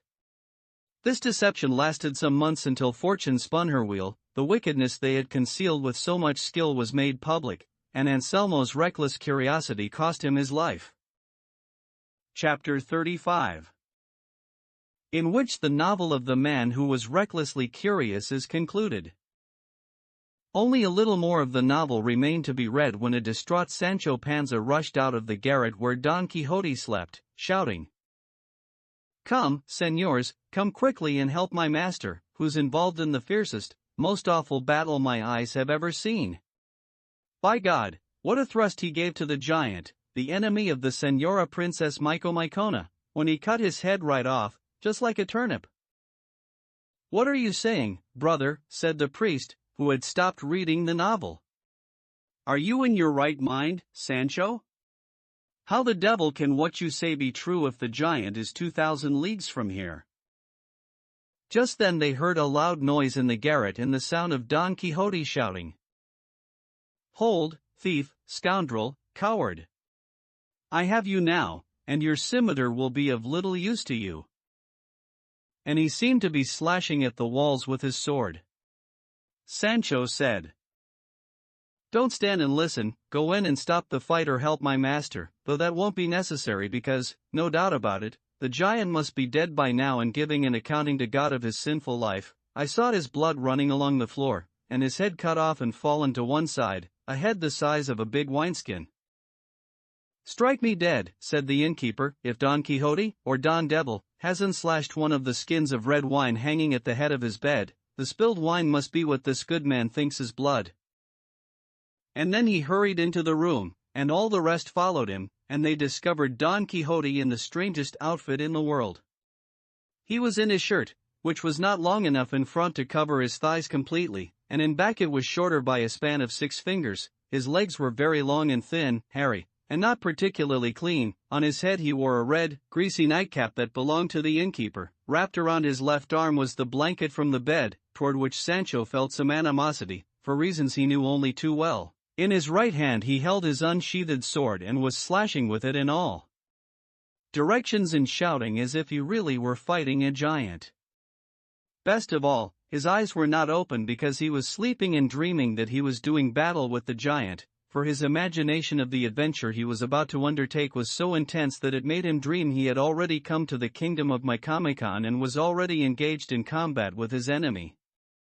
He had slashed the wineskin so many times with his sword, thinking he was slashing the giant, that the entire room was covered in wine. When he saw this, the innkeeper became so enraged that he threw himself on Don Quixote and began to give him so many blows with his fists that if Cardenio and the priest had not pulled him off, he alone would have ended the conflict with the giant. With it all, the poor knight did not awaken until the barber brought a large pot of cold water from the well and threw it at him all at once, which roused Don Quixote, but not enough for him to realize what he was doing. Dorothea, who saw how scantily and tenuously he was dressed, did not wish to come in and watch the combat between her defender and her adversary. Sancho looked everywhere on the floor for the giant's head, and when he did not find it, he said, "Now I know that everything in this house is enchantment. The last time I stood on the very spot where I'm standing now, I was punched and beaten and I never knew who was doing it, and I never could see anybody, and now the head is nowhere to be found, though I saw it cut off with my very own eyes, and the blood ran out of the body like water from a fountain." "What blood and what fountain are you talking about, you enemy of God and all his saints?" said the innkeeper. "Don't you see, you thief, that the blood and the fountain are only these slashed wineskins and the red wine flooding this room? I'd like to see the soul of whoever slashed them drowning in the floods of hell." "All I know," responded Sancho, "is that if I don't find that head, my luck will turn and my countship will dissolve away like salt in water." Sancho awake was worse than his master asleep, such was the faith he had in the promises his master had made to him. The innkeeper despaired when he saw the slow wits of the squire and the damage done by the master, and he swore it would not be like the last time, when they left without paying. This time they could not claim the privileges of chivalry to keep from paying for both stays at the inn, including the cost of the patches he would have to put on the torn wineskins. The priest was holding Don Quixote by the hands, and the knight, believing the adventure had been concluded and that he was before the Princess Micomicona, kneeled in front of the priest, saying, "Now your highness, your noble and illustrious ladyship, may live in the certainty that from this day forth, this low-born creature can do you no harm, and I, from this day forth, am released from the promise I made to you, for with the help of God on high and the favor of her for whom I live and breathe, I have kept the promise, and with great success." "Didn't I tell you?" said Sancho when he heard this. "I told you I wasn't drunk. Now you can see if my master hasn't slaughtered and salted that giant. Now it's for sure, my countship's on the way." Who would not have laughed at the foolishness of both master and servant? Everyone did except the innkeeper, who cursed his luck, but at last, with no small effort, the barber, Cardenio, and the priest returned Don Quixote to the bed, where he fell asleep, showing signs of great weariness. They left him sleeping and went out to the entrance to the inn to console Sancho Panza for not having found the giant's head, though it was more difficult for them to placate the innkeeper, who was in despair at the sudden demise of his wineskins. And the innkeeper's wife said, with great cries and shouts, It was an evil moment and a cursed hour when this knight-errant came into my house. He costs me so much, I wish I'd never laid eyes on him. The last time, he left without paying the cost of a night, a meal, a bed, straw, and barley, for him and his squire and a horse and a donkey, saying that he was an adventuring knight. May God give him unlucky adventures, him and all the adventurers in the world, and that's why he wasn't obliged to pay anything, according to the tariff regulations of errant knighthood. Then, on his account, this other gentleman comes along and takes away my oxtail, and gives it back with more than 2 quartillos two worth of damage, with not a hair on it, so it's no good for the thing my husband wanted it for. And then, the finishing touch, he slashes my wineskins and spills my wine, and I only wish it was his blood that was spilled. Well, he won't get away with it. By the bones of my father and my mother's old white head, he'll pay me every quarto 3 he owes, or my name isn't what it is, and I'm not my parents' daughter. These words and others like them were said in great anger by the innkeeper's wife, and her good maid, Narratorns, assisted her in this. Her daughter said nothing, and from time to time she smiled. The priest restored calm by promising to do everything in his power to compensate them for their loss, the wineskins as well as the wine, and in particular the damage to the oxtail, which they valued so highly. Dorothea consoled Sancho Panza, promising him that as soon as it was certain his master had cut off the giant's head and she was peacefully ruling her kingdom again, she would give him the best countship in all the land. Sancho was comforted by this, and he assured the princess that she could be certain he had seen the head of the giant, who seemed to have a beard that came down to his waist, and if the head could not be found, it was because everything that happened in that house was enchantment, as he had learned the last time he stayed here. Dorothea said she believed him, and he should not worry, everything would be fine and turn out just as he wished. When everyone was calm, the priest wanted to finish reading the novel because he saw that he had almost reached the end. Cardenio, Dorothea, and all the others asked him to finish it, and the priest, who wished to satisfy everyone and wanted to read it as well, continued the story. And so, because of Anselmo's certainty regarding Camilla's virtue, he led a carefree and contented life, and Camilla intentionally showed coldness to Lothario so that Anselmo would believe her feelings toward him were the opposite of what they truly were. To give this even more weight, Lothario asked permission not to visit his friend's house anymore since it was clear that the sight of him troubled Camilla a great deal, but the deluded Anselmo said that under no circumstances would he allow any such thing. In this way, in 1,000 ways, Anselmo constructed his own dishonor, believing that he was creating his own delight. In the meantime, the delight Leonela took in freely engaging in her love affair went so far that she cared about nothing else and pursued it without restraint, certain that her mistress would conceal what she did and even advise her how to carry on an affair without arousing too much suspicion. Finally, one night, Anselmo heard footsteps in Leonela's bedroom, and when he tried to go in to see whose they were, he found the door closed against him, which gave him an even greater desire to open it. He pushed so hard that it opened, and as he went in he saw a man leaping out the window to the street, and when he tried to hurry out to catch him or see who he was, he could do neither because Leonela threw her arms around him, saying, "Be calm, senor, don't be angry, you don't need to follow the man who left here, it really is my affair, in fact, he's my husband." Anselmo did not believe her. Instead, blind with rage, he took out his dagger and tried to stab Leonela, saying that if she did not tell him the truth, he would kill her. She was terrified, and not knowing what she was saying, she cried, "Don't kill me, senor, and I'll tell you things that are more important than you can imagine." "Tell me now," said Anselmo, "or you're a dead woman." "I can't now," said Leonela, "I'm too upset, wait until tomorrow, and then you'll hear things that will amaze you, but you can be sure that the man who jumped out the window was a young man of this city who has given his promise to marry me." Anselmo grew calmer and was willing to wait the period of time she requested, for he did not think he would hear anything against Camilla, he was so certain and sure of her virtue, so he went out of Leonela's bedroom and left her locked inside, saying she would not leave until she told him what she had to tell him. Then he went to see Camilla, and told her everything that had occurred, and said that her maid had promised to tell him great, important things.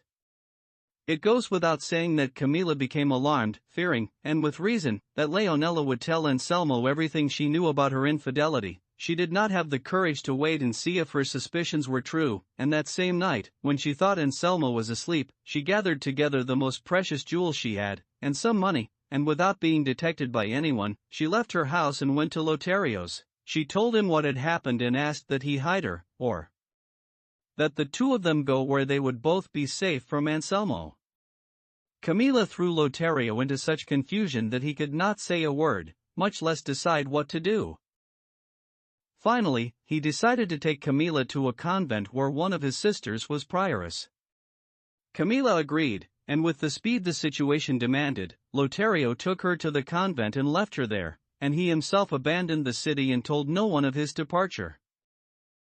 At dawn, Anselmo's desire to hear what Leonela wanted to tell him was so great, he did not even notice that Camilla was not at his side but got up and went to the room where he had left the maid.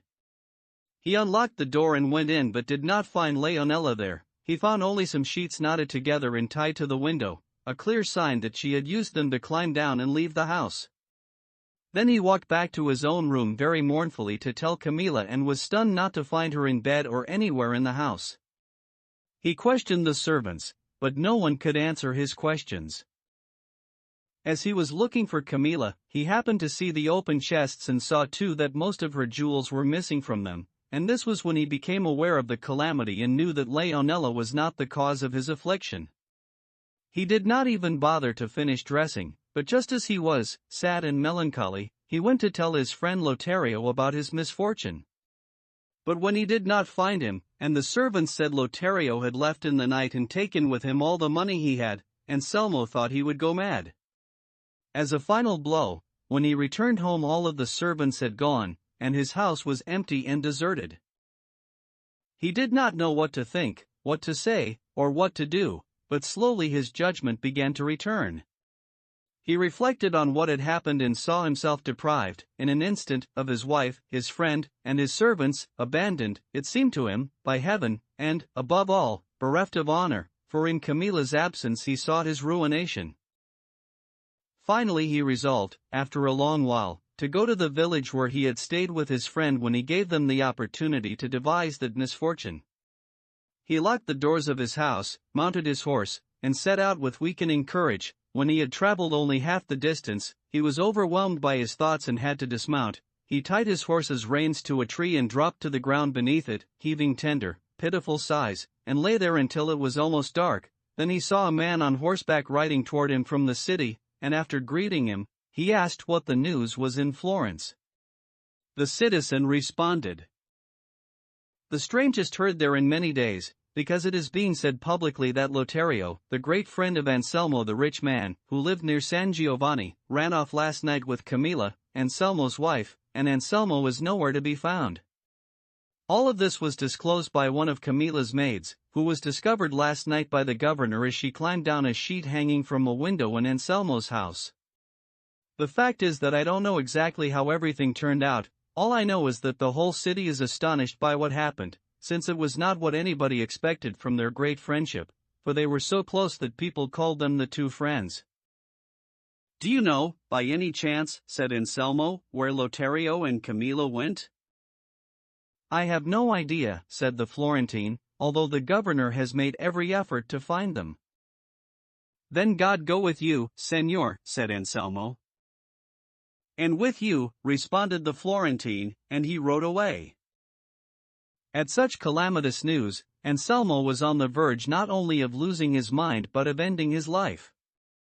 He struggled to his feet and reached the house of his friend, who still knew nothing of his misfortune, but when he saw Anselmo come in looking pallid, exhausted, and drawn, he realized that something very serious had happened.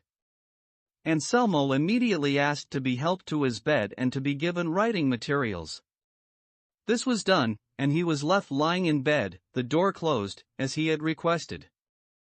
When he found himself alone, his mind became so burdened with thoughts of his misfortune that he knew his life was coming to an end, and so he decided to leave some explanation of his strange death. He began to write, but before he had finished putting down everything he wanted to say, his breath failed, and he yielded up his life to the grief caused by his reckless curiosity.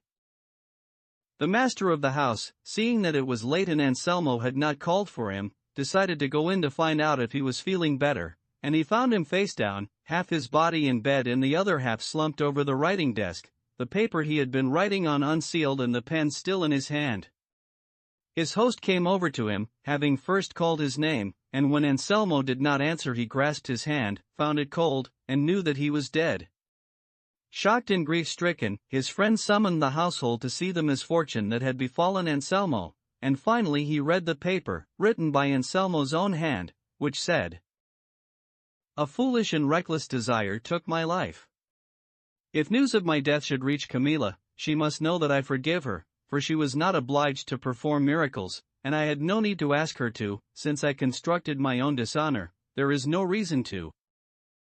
Anselmo wrote this far, making it clear that before he could end his thought, his life came to an end. The following day, his friend informed Anselmo's kin of his death. They already knew of his misfortune and of the convent where Camilla was almost at the point of joining her husband on that inevitable journey, not on account of her husband's death, but because of what she had heard about her absent lover. It was said that although a widow, she did not wish to leave the convent, much less take vows to be a nun. Then, a few days later, the news reached her that Lotario had died in the battle between Monsieur de Lautrec and the great Captain Gonzalo Fernandez de Córdoba, which had just taken place in the kingdom of Naples, where Anselmo's friend, repentant too late, had fled, for when Camilla learned this, she took her vows, and not long afterward her life ended in the pitiless embrace of sorrow and melancholy. This was the end met by the three and born of such rash beginnings. "This novel seems fine," said the priest, "but I cannot persuade myself that it is true. If it is invented, the author invented badly, because no one can imagine any husband foolish enough to conduct the costly experiment that Anselmo did. If this occurred between a lover and his lady, it might be plausible, but between a husband and his wife it seems impossible. As for the manner in which it was told, I did not find it displeasing." Chapter 36, which recounts the fierce and uncommon battle that Don Quixote had with some skins of red wine, along with other unusual events that occurred in the inn one. Just then the innkeeper, who was at the entrance to the inn, said, "Here comes a beautiful collection of guests. If they stop here, we'll have some gaudeamus." "What kind of people?" said Cardenio.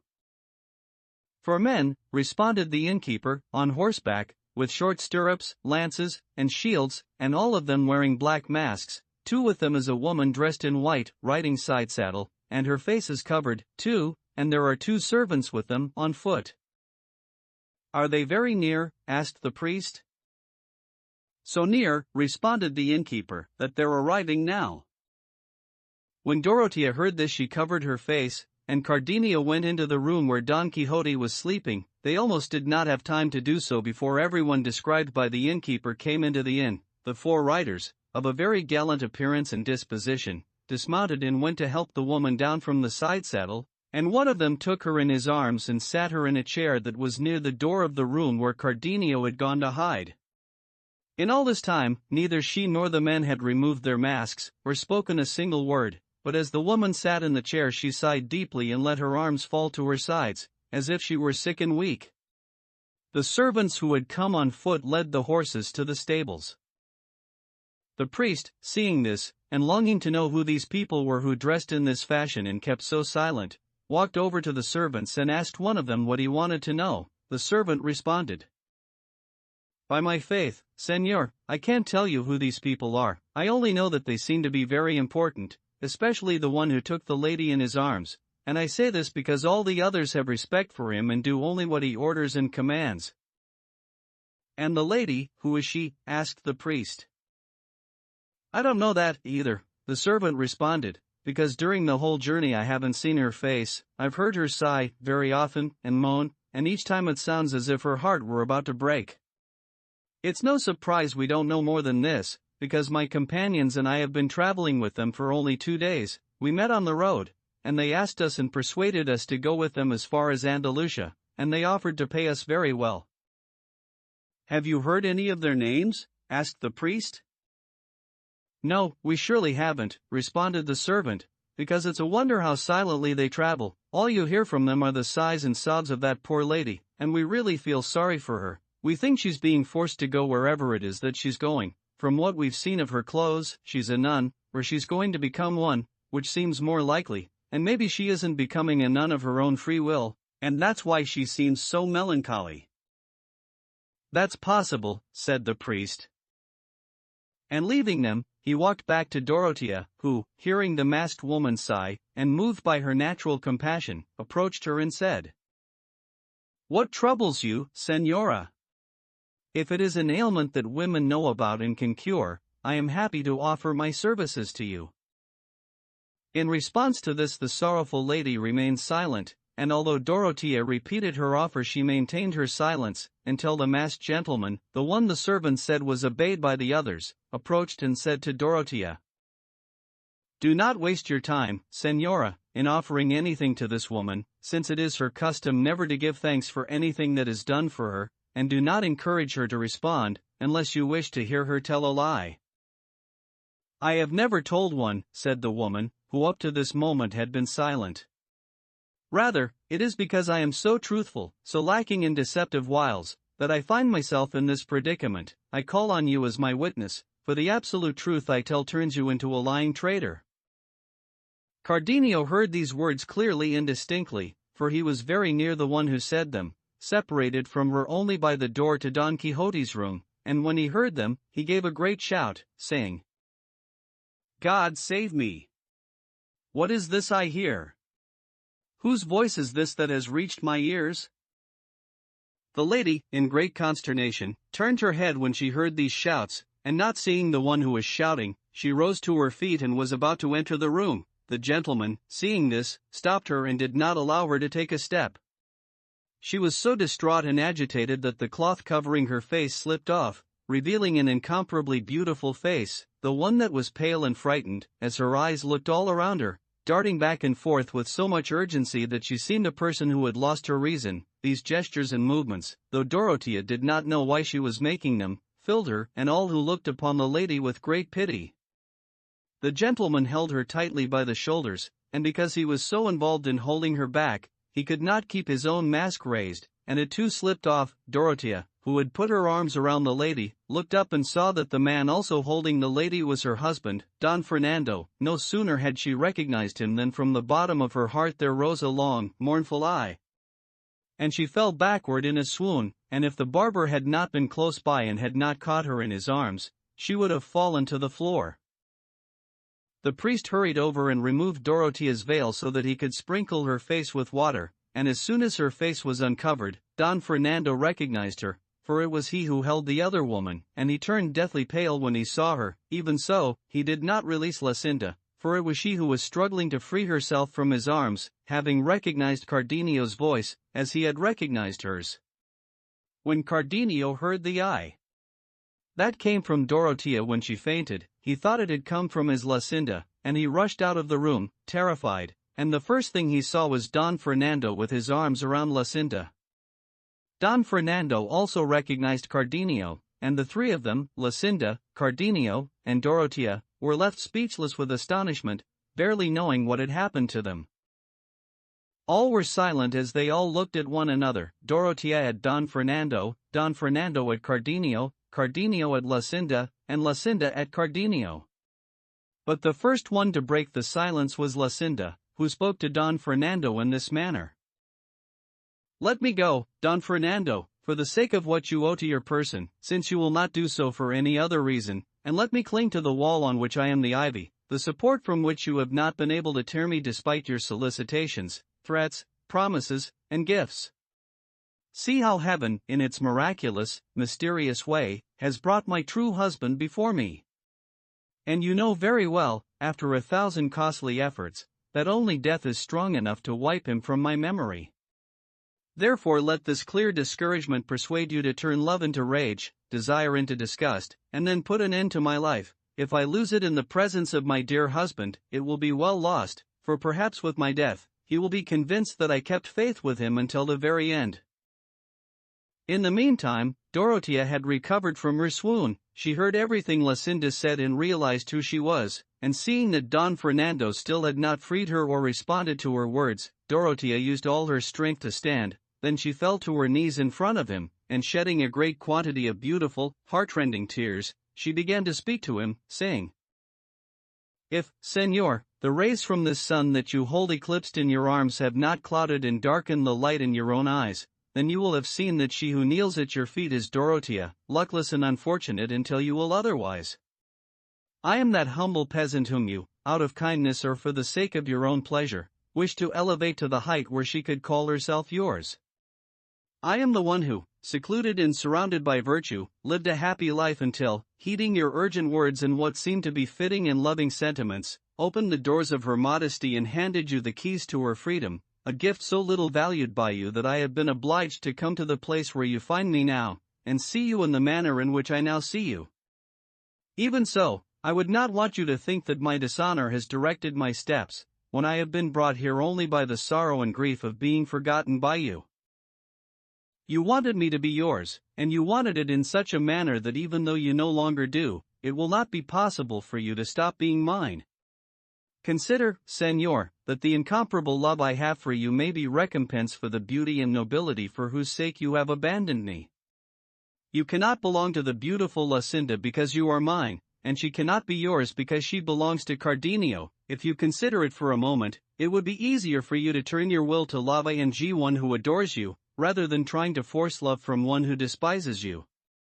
You solicited my shame, you pleaded for my integrity, you were not ignorant of my status, you know very well how I surrendered completely to your desire, you have no justification or reason to claim you were deceived. If this is true, and it is, and if you are as much a Christian as you are a gentleman, then why do you go to so much trouble to avoid making me as contented at the end as you did at the beginning? And if you do not love me for what I am, your true and legitimate wife, then at least want me and take me as your slave. If I am possessed by you, I shall think of myself as happy and fortunate. Do not, by leaving and abandoning me, permit my dishonor to become the subject of gossip and rumors. Do not ruin the old age of my parents. Their loyal service, as good vassals to your family, deserves better. And if it seems to you that you will debase your blood by mixing it with mine, consider that there are few, if any, noble lines in the world that have not taken this path, and that the bloodline on the woman's side is not relevant to an illustrious lineage. 3. Furthermore, true nobility consists of virtue, and if you lose yours by denying me what you rightly owe me, then I shall have more noble characteristics than you. In short, Señor, I say to you for the last time that whether you wish it or not, I am your wife. Your words bear witness to that, and they cannot and must not be false, unless you no longer value in yourself what you scorn me for not having. Your signature bears witness, as does the heaven you called on to witness what you promised me. And if all this is to no avail, your own conscience cannot help but call to you silently in the midst of all your joys, reminding you of the truth I have told you, and clouding your greatest pleasure and happiness. The unfortunate Dorothea said these and other words with so much emotion and so many tears that all those present, even the men who accompanied Don Fernando, were moved. Don Fernando listened, not saying a word until she concluded speaking, and then began to sob and heave so many sighs that one would have needed a heart of bronze not to be affected by these signs of deep sorrow. Luscinda watched her, as moved by her grief as she was astounded at her great intelligence and beauty, and although she wished to approach her and say some words of comfort, Don Fernando held her tightly in his arms and would not release her. Don Fernando, filled with consternation and confusion, stared at Dorothea for a long time and then lowered his arms, releasing Luscinda, and said, "You have conquered, O beautiful Dorothea, you have conquered, because I do not have the heart to deny so many truths spoken together." When Don Fernando released her, Luscinda felt so faint she almost fell, but since Cardenio was close to her, standing behind Don Fernando so he would not be recognized, for he set aside all fear and defied all danger and hurried to support Luscinda, and taking her in his arms, he said, "If merciful heaven wishes and desires you to have repose, O loyal, steadfast, and beautiful wife of mine, you will find none more secure than what you have now in these arms that welcome you, and welcomed you in the past, when it was fortune's will that I call you mine."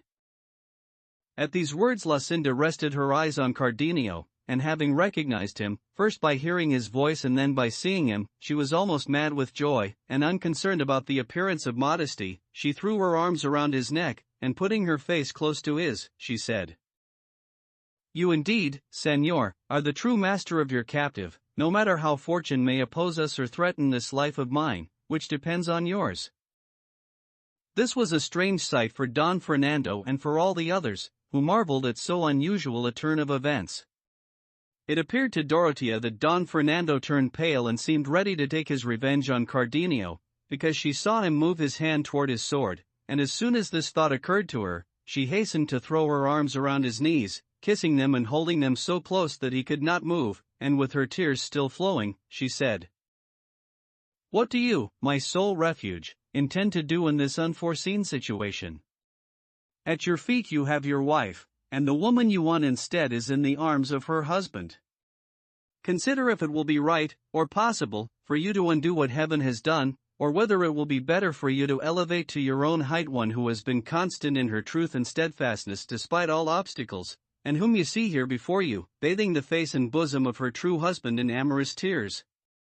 I beseech you for the sake of God, I implore you for your own sake, do not allow this manifest disappointment to increase your anger but diminish it instead, so that, calmly and serenely, you permit these two lovers to enjoy all the time that heaven wishes to grant them, with no hindrance from you. In this you will reveal the generosity of your illustrious and noble heart, and the world will see that in you, reason is more powerful than appetite."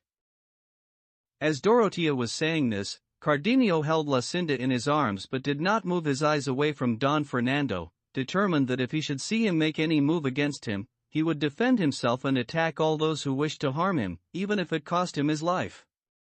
But then Don Fernando's friends, and the priest and the barber, who had heard everything, not to mention our good Sancho Panza, approached Don Fernando and surrounded him, imploring him to consider Dorothea's tears, and if what she had said was true, as they believed it undoubtedly was, then he should not allow her to be deprived of her legitimate hopes. He should accept that it was not by chance but the will of divine providence that they all had met in so unlikely a place, and he should be advised, said the priest, that only death could take Lucinda from Cardenio, and even if they were put asunder by a sharp-edged sword, they would consider their death joyous. In the face of bonds as indissoluble as these, it was the height of reason to show his generous heart, overcoming and conquering himself and, by his own free will, permitting the couple to enjoy the happiness already granted them by heaven, he should turn his eyes to the beauty of Dorothea, and he would see that few, if any, women were her equal, let alone her superior, and in addition to her beauty he should consider her humility and her great love for him, and, above all, he should realize that if he valued himself as a gentleman and as a Christian, he could do nothing but keep the promise he had made. By keeping it, he would keep his faith with God and satisfy all discerning people, who know and realize that even in a woman of humble birth, it is a prerogative of beauty, when accompanied by virtue, to rise to any height and be the equal of any highborn man, without in any way lowering the one who raises her and makes her equal to himself, for when the powerful laws of desire hold sway, as long as no sin intervenes, the man who follows them cannot be faulted. In the end, everyone added their words to these, and they were of such a nature that the valiant heart of Don Fernando, it was, after all, fed by illustrious blood, softened and let itself be vanquished by the truth he could not deny even if he had wished to. The indication that he had surrendered and ceded to the good advice offered to him was that he bent down and embraced Dorothea, saying to her, "Arise, Señora, it is not right for the woman I have in my heart to kneel at my feet. If, until now, I have not demonstrated what I say, perhaps it was ordained by heaven so that I, seeing the fidelity of your love for me, would esteem you as you deserve to be esteemed. What I ask is that you not reprimand my poor behavior and great negligence, for the same powerful reason that moved me to take you as my own also impelled me to avoid being yours. And to prove to you that this is true, turn and look into the eyes of Lucinda, who is now content, and in them you will find forgiveness for all my errors, since she has found and obtained what she desired, and I have found in you what pleases me. May she live safe and content for many long and happy years with her Cardenio, and I shall pray that heaven allows me to do the same with my Dorothea." And having said this, Don Fernando embraced Dorothea again and pressed his face to hers with such tender feeling that he had to choke back the tears that were undeniable signs of his love and repentance. But the tears of Luscinda and Cardenio were not held back, nor were those of almost everyone else present, and so many were shed, for one's own joy and for the joy of others, that it seemed as if some calamity had befallen them all. Even Sancho Panza cried, although he later said the reason he cried was his discovery that Dorotea was not, as he had thought, Queen Micomicona, from whom he had hoped to receive innumerable favors. Everyone's bewilderment lasted for some time, at least as long as their weeping, and then Cardenio and Luscinda went to kneel before Don Fernando, thanking him with so much courtesy for the kindness he had shown them that Don Fernando did not know how to respond, and so he raised them up and embraced them, displaying great love and courtesy. Then he asked Dorotea to tell him how she had come to this place so far from her home. Briefly and discreetly, she recounted everything she had told Cardenio earlier, which pleased Don Fernando and his traveling companions so much that they wanted the story to last longer. Such was the charm with which Dorotea recounted her misfortunes. When she had finished, Don Fernando related what had happened to him in the city after the letter was discovered in Luscinda's bodice, the letter in which she declared that she was Cardenio's wife and could not be his.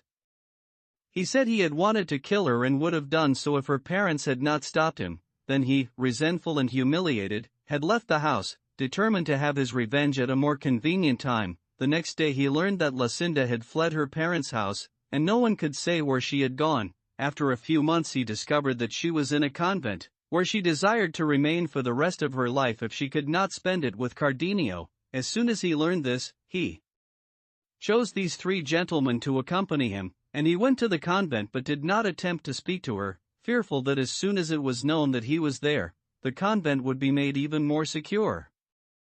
And so he waited for a day when the porter's lodge would be open and left two of his companions to guard the door while he, with the third, entered the convent, looking for Luscinda, whom they found in the cloister talking to a nun. They seized her, not giving her a chance to resist, and brought her to a place where they had prepared everything they would need to abduct her. They had been able to do all of this with impunity because the convent was in the countryside, a good distance from town. He said that as soon as Luscinda found herself in his power, she had fallen into a deep swoon, and when she regained consciousness she had done nothing but weep and sigh and had not spoken a single word, and so, accompanied by silence and tears, they had come to the inn, which for him had been the same as coming to heaven, where all the misfortunes on earth reached their conclusion and end. Chapter 37, in which the history of the famous Princess Micomicona continues, along with other diverting adventures. Sancho listened to all of this with a very sorrowful spirit, for he saw that his hopes for a noble title were disappearing and going up in smoke, and that the lovely Princess Micomicona had turned into Dorotea, and the giant into Don Fernando, and that his master was in a deep, sound sleep, unaware of everything that had happened. Dorotea could not be certain she had not dreamed her great joy. Cardenio was in the same frame of mind, and Luscinda had the same thought. Don Fernando thanked heaven for its mercy in extricating him from the intricate labyrinth in which he had been on the verge of losing both his good name and his soul. In short, all the people in the inn were pleased, rejoicing at the happy outcome of such complex and desperate affairs. The priest, a judicious man, put the final touch on everything by congratulating them all on the happiness each had achieved, but the one who was happiest and most joyful was the innkeeper's wife, because Cardenio and the priest had promised to pay her for all the damage and all the costs she had incurred on Don Quixote's account. Only Sancho, as we have said, was sorrowful, dejected, and sad, and so, with a melancholy expression, he went in to see his master, who had just awakened, and said, "Your Grace, send your sorrowful face, can sleep all you want to now and not worry about killing any giant or returning the princess to her kingdom. It's all over and done with."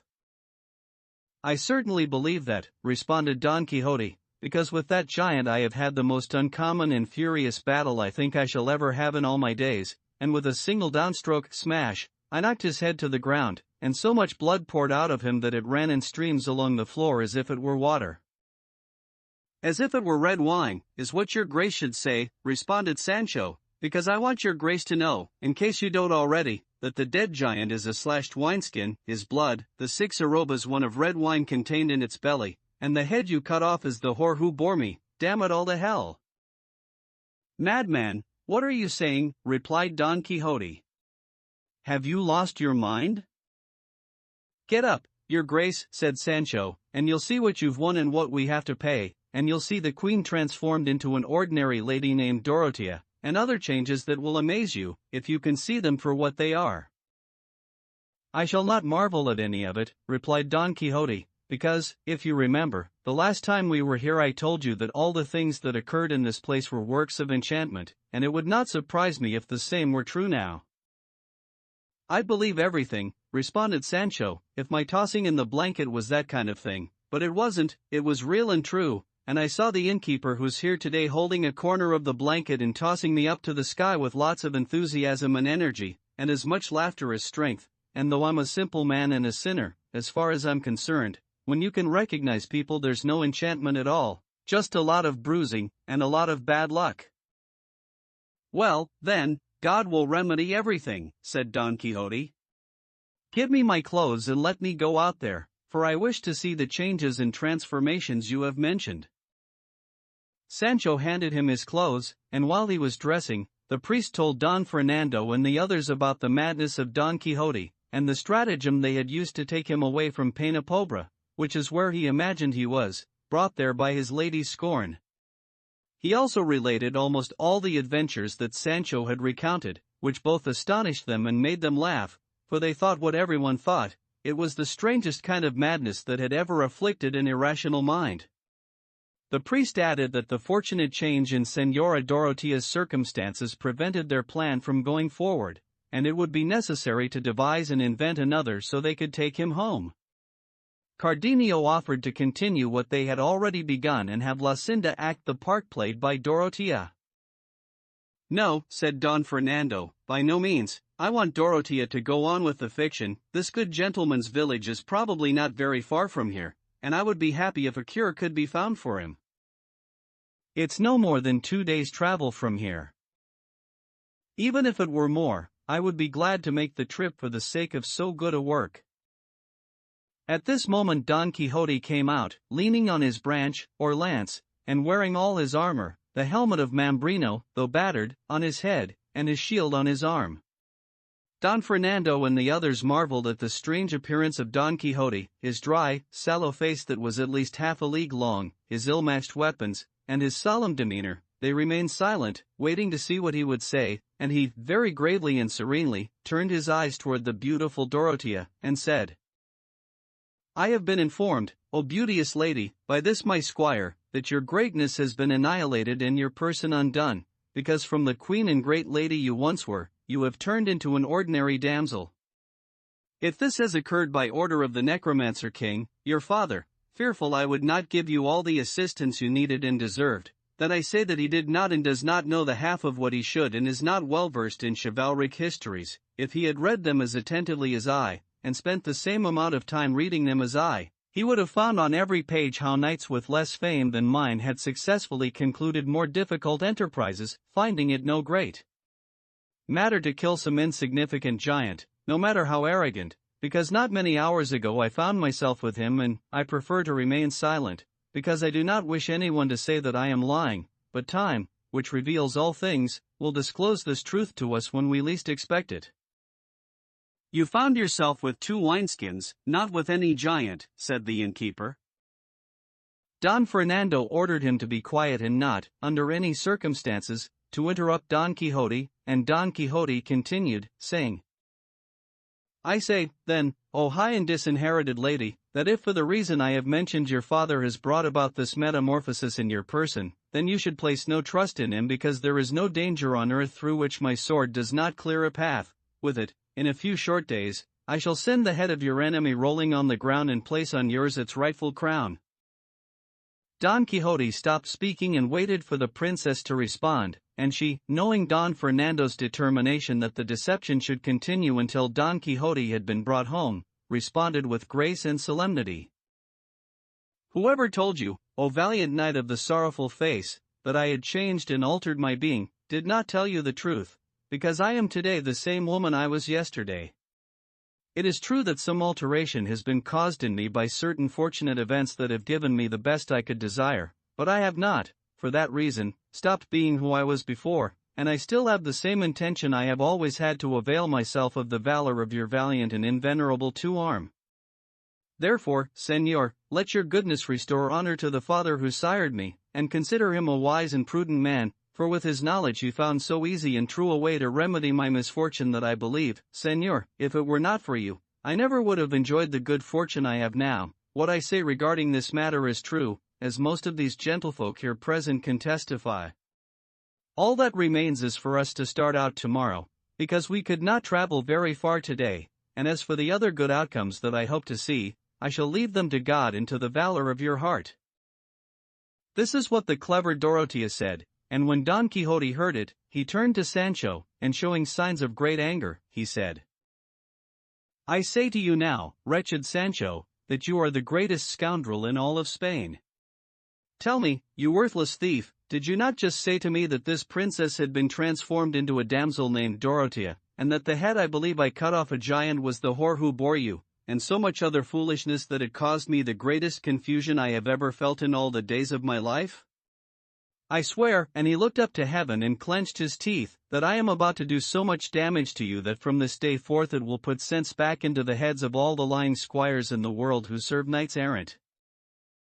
Your grace should calm down, Señor, responded Sancho, because it might be true I made a mistake about the change in the Señora Princess Micomicona, but as for the giant's head, or, I should say, the slashed wineskins, and the blood being red wine, by God I'm not mistaken, because the wounded wineskins are there, at the head of your grace's bed, and the red wine has formed a lake in the room. If you don't believe me, the proof is in the pudding. I mean, you'll have your proof when his grace, the innkeeper, asks you to pay damages for everything.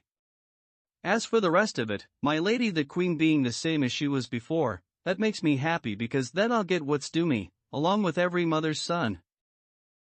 I tell you now, Sancho, said Don Quixote, that you are, forgive me, a dolt, and let us say no more.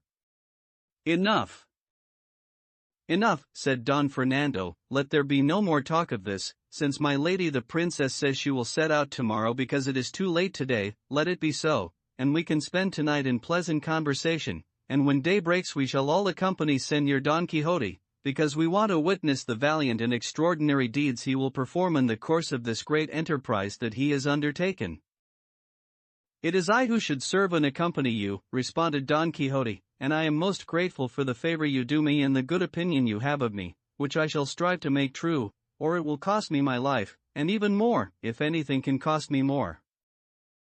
Many words of praise and many offers of service were exchanged by Don Quixote and Don Fernando, but silence was imposed by a traveler who came into the inn just then. His clothing indicated that he was a Christian recently arrived from Moorish lands, for he was dressed in a short blue woolen tunic with half sleeves and no collar, breeches of blue linen, and a cap of the same color. He wore ankle boots the color of dates, and a Moorish scimitar hung from a strap across his chest. Then a woman came in after him, riding on a donkey and dressed in the Moorish fashion, her face hidden by a veil. She wore a small brocade cap and a long cloak that covered her from her shoulders to her feet. The man's appearance was robust and attractive, his age a little over 40, his face rather dark, with a long mustache and a carefully trimmed beard. In short, his bearing revealed that if he had been well dressed, he would have been deemed noble and highborn. When he entered he asked for a room, and when he was told there was none in the inn, he seemed troubled. He approached the woman whose dress made her seem Moorish and lifted her down in his arms. Luscinda, Dorotea, the innkeeper's wife, her daughter, and Maritornes, drawn by her clothing, which seemed strange to them, for they had not seen its like before, gathered around the Moorish woman, and Dorotea, who was always charming, courteous, and clever, thought that both she and the man who accompanied her were distressed by the lack of a room, and she said, "Do not be troubled, Señora, at not finding suitable accommodation here, for it is almost never found in inns. Even so, if you would like to stay with us," and she pointed to Luscinda, "perhaps you will find a better welcome here than elsewhere on your journey." The veiled lady did not say anything in response, but she rose from the chair where she was sitting, crossed both hands on her bosom, inclined her head, and bowed to show her thanks. From her silence they imagined that she undoubtedly was a Moor and could not speak Christian. Just then the captive three, who had been attending to other matters, approached, and seeing that all the women were standing around his companion, but that she did not respond to the statements directed to her, he said, "Señoras, this maiden barely understands my language and does not know how to speak any other except the one spoken in her own country, and this is why she has not replied and will not reply to the questions you have asked her." "We have not asked her anything," responded Lucinda, "but we have offered her our companionship for the night, and a place in the room where we will sleep, and as much comfort as it is possible to find here, for we desire and are bound to serve all strangers who need our help, especially if the one in need is a woman." "On her behalf and on mine," responded the captive, "I kiss your hands, Señora, and I certainly esteem your offer as it deserves to be esteemed. On an occasion such as this, and from persons such as yourselves, that merit is very high indeed." "Tell me, Señor," said Dorothea, "is this lady a Christian or a Moor? Her dress and her silence make us think she is what we would rather she was not." "She is a Moor in her dress and body, but in her soul she is a devout Christian because she has a very strong desire to be one." "Then, she isn't baptized," replied Lucinda. "We have not had the opportunity for that," responded the captive, "since we left Algiers, her home and native land, and until now she has not been in mortal danger that would oblige her to be baptized without first knowing all the ceremonies required by our Holy Mother Church, but God willing, she will soon be baptized with all the decorum her station deserves, for it is higher than that indicated by her attire, or mine." With these words, he woke everyone's desire to know who the Moorish lady was, and who the captive, but no one wished to ask any questions just then, since it was clearly time to allow them to rest rather than ask about their lives. Dorothea took the stranger by the hand, led her to a seat next to her own, and asked that she remove the veil. The Moorish lady looked at the captive, as if asking him to tell her what was being said and what she should do. He told her, in Arabic, that she was being asked to remove her veil and that she should do so, and she lifted her veil and revealed a face so beautiful that Dorothea thought her more beautiful than Lucinda, and Lucinda thought her more beautiful than Dorothea, and everyone present realized that if any beauty could equal that of those two women, it was the Moorish lady's, and there were even some who thought hers superior in certain details. And since it is the prerogative and charm of beauty to win hearts and attract affection, everyone surrendered to the desire to serve and cherish the beautiful Moor. Don Fernando asked the captive what her name was, and he replied that it was Lela for Zoraida, and as soon as the Moor heard this she understood what had been asked, and she hastened to say, with much distress but great charm, "No. No, Zoraida. Maria, Maria." In this way she indicated that her name was Maria, not Zoraida. These words, and the great emotion with which the Moorish lady said them, brought more than one tear to the eyes of some who were listening, especially the women, who are by nature tender-hearted and compassionate. Lucinda embraced her with a good deal of affection, saying, "Yes, yes. Maria, Maria." To which the Moor responded, "Yes, yes, Maria, Zoraida McCange." A word that means no. By this time night had fallen, and on the orders of those who had accompanied Don Fernando, the innkeeper had been diligent and careful in preparing the best supper he could. When it was time to eat, they all sat at a long refectory table, for there were no round or square ones in the inn, and they gave the principal seat at the head of the table to Don Quixote, although he tried to refuse it, and then he wanted Señora Micomicona at his side, for he was her protector. Then came Lucinda and Zoraida, and facing them Don Fernando and Cardenio, and then the captive and the other gentleman, and on the lady's side, the priest and the barber. And in this manner they ate very happily, even more so when Don Quixote stopped eating, moved by a spirit similar to the one that had moved him to speak at length when he ate with the goatherds, and he began by saying, "Truly, señors, if one considers it carefully, great and wonderful are the things seen by those who profess the order of knight-errantry. For who in this world, coming through the door of this castle and seeing us as we appear now, would judge and believe that we are who we are? Who would say that this lady at my side is the great queen we all know she is, and that I am the knight of the sorrowful face whose name is on the lips of fame? There can be no doubt that this art and profession exceeds all others invented by men, for the more dangerous something is, the more it should be esteemed. Away with those who say that letters are superior to arms. 5 For I shall tell them, whoever they may be, that they do not know what they are saying. The reason usually given by these people, and the one on which they rely, is that the works of the Spirit are greater than those of the body, and that arms are professed by the body alone, as if this profession were the work of laborers, for which one needs nothing more than strength, or as if in the profession we call arms, those of us who practice it do not perform acts of fortitude that demand great intelligence to succeed, or as if the courage of a warrior who leads an army or defends a city under siege does not make use of his spirit as well as his body. If you do not agree, consider that knowing the enemy's intentions, surmising his plans and stratagems, foreseeing difficulties, preventing harm, all of these are actions of mind in which the body plays no part at all.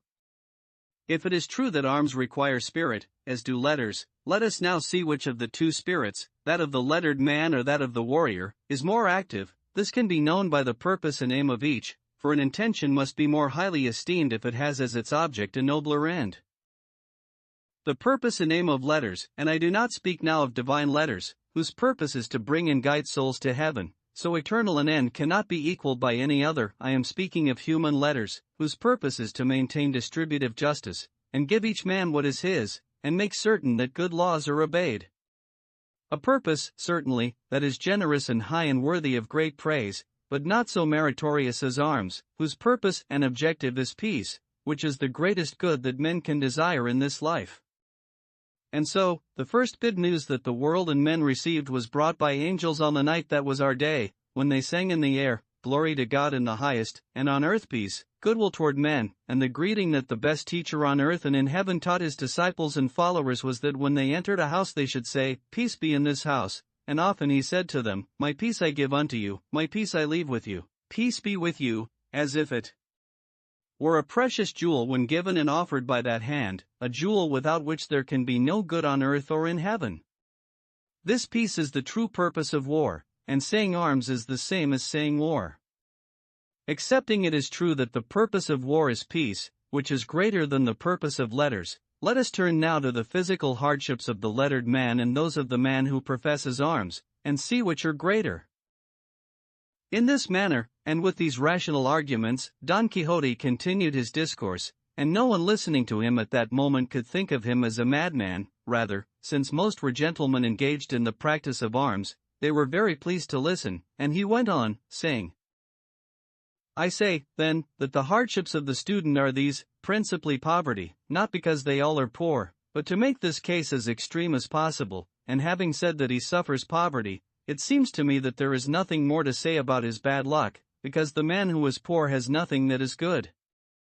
This poverty is suffered in its various forms, in hunger, cold, and nakedness, and sometimes all of them together. Even so, his poverty is not so great that he does not eat, although the meal may be a little later than usual, or may be the leftovers of the rich, and his greatest misery is what students call among themselves going for soup. 6 And they do not lack someone else's brazier or hearth, and if it does not warm them, at least it lessens the cold, and at night they sleep under a blanket.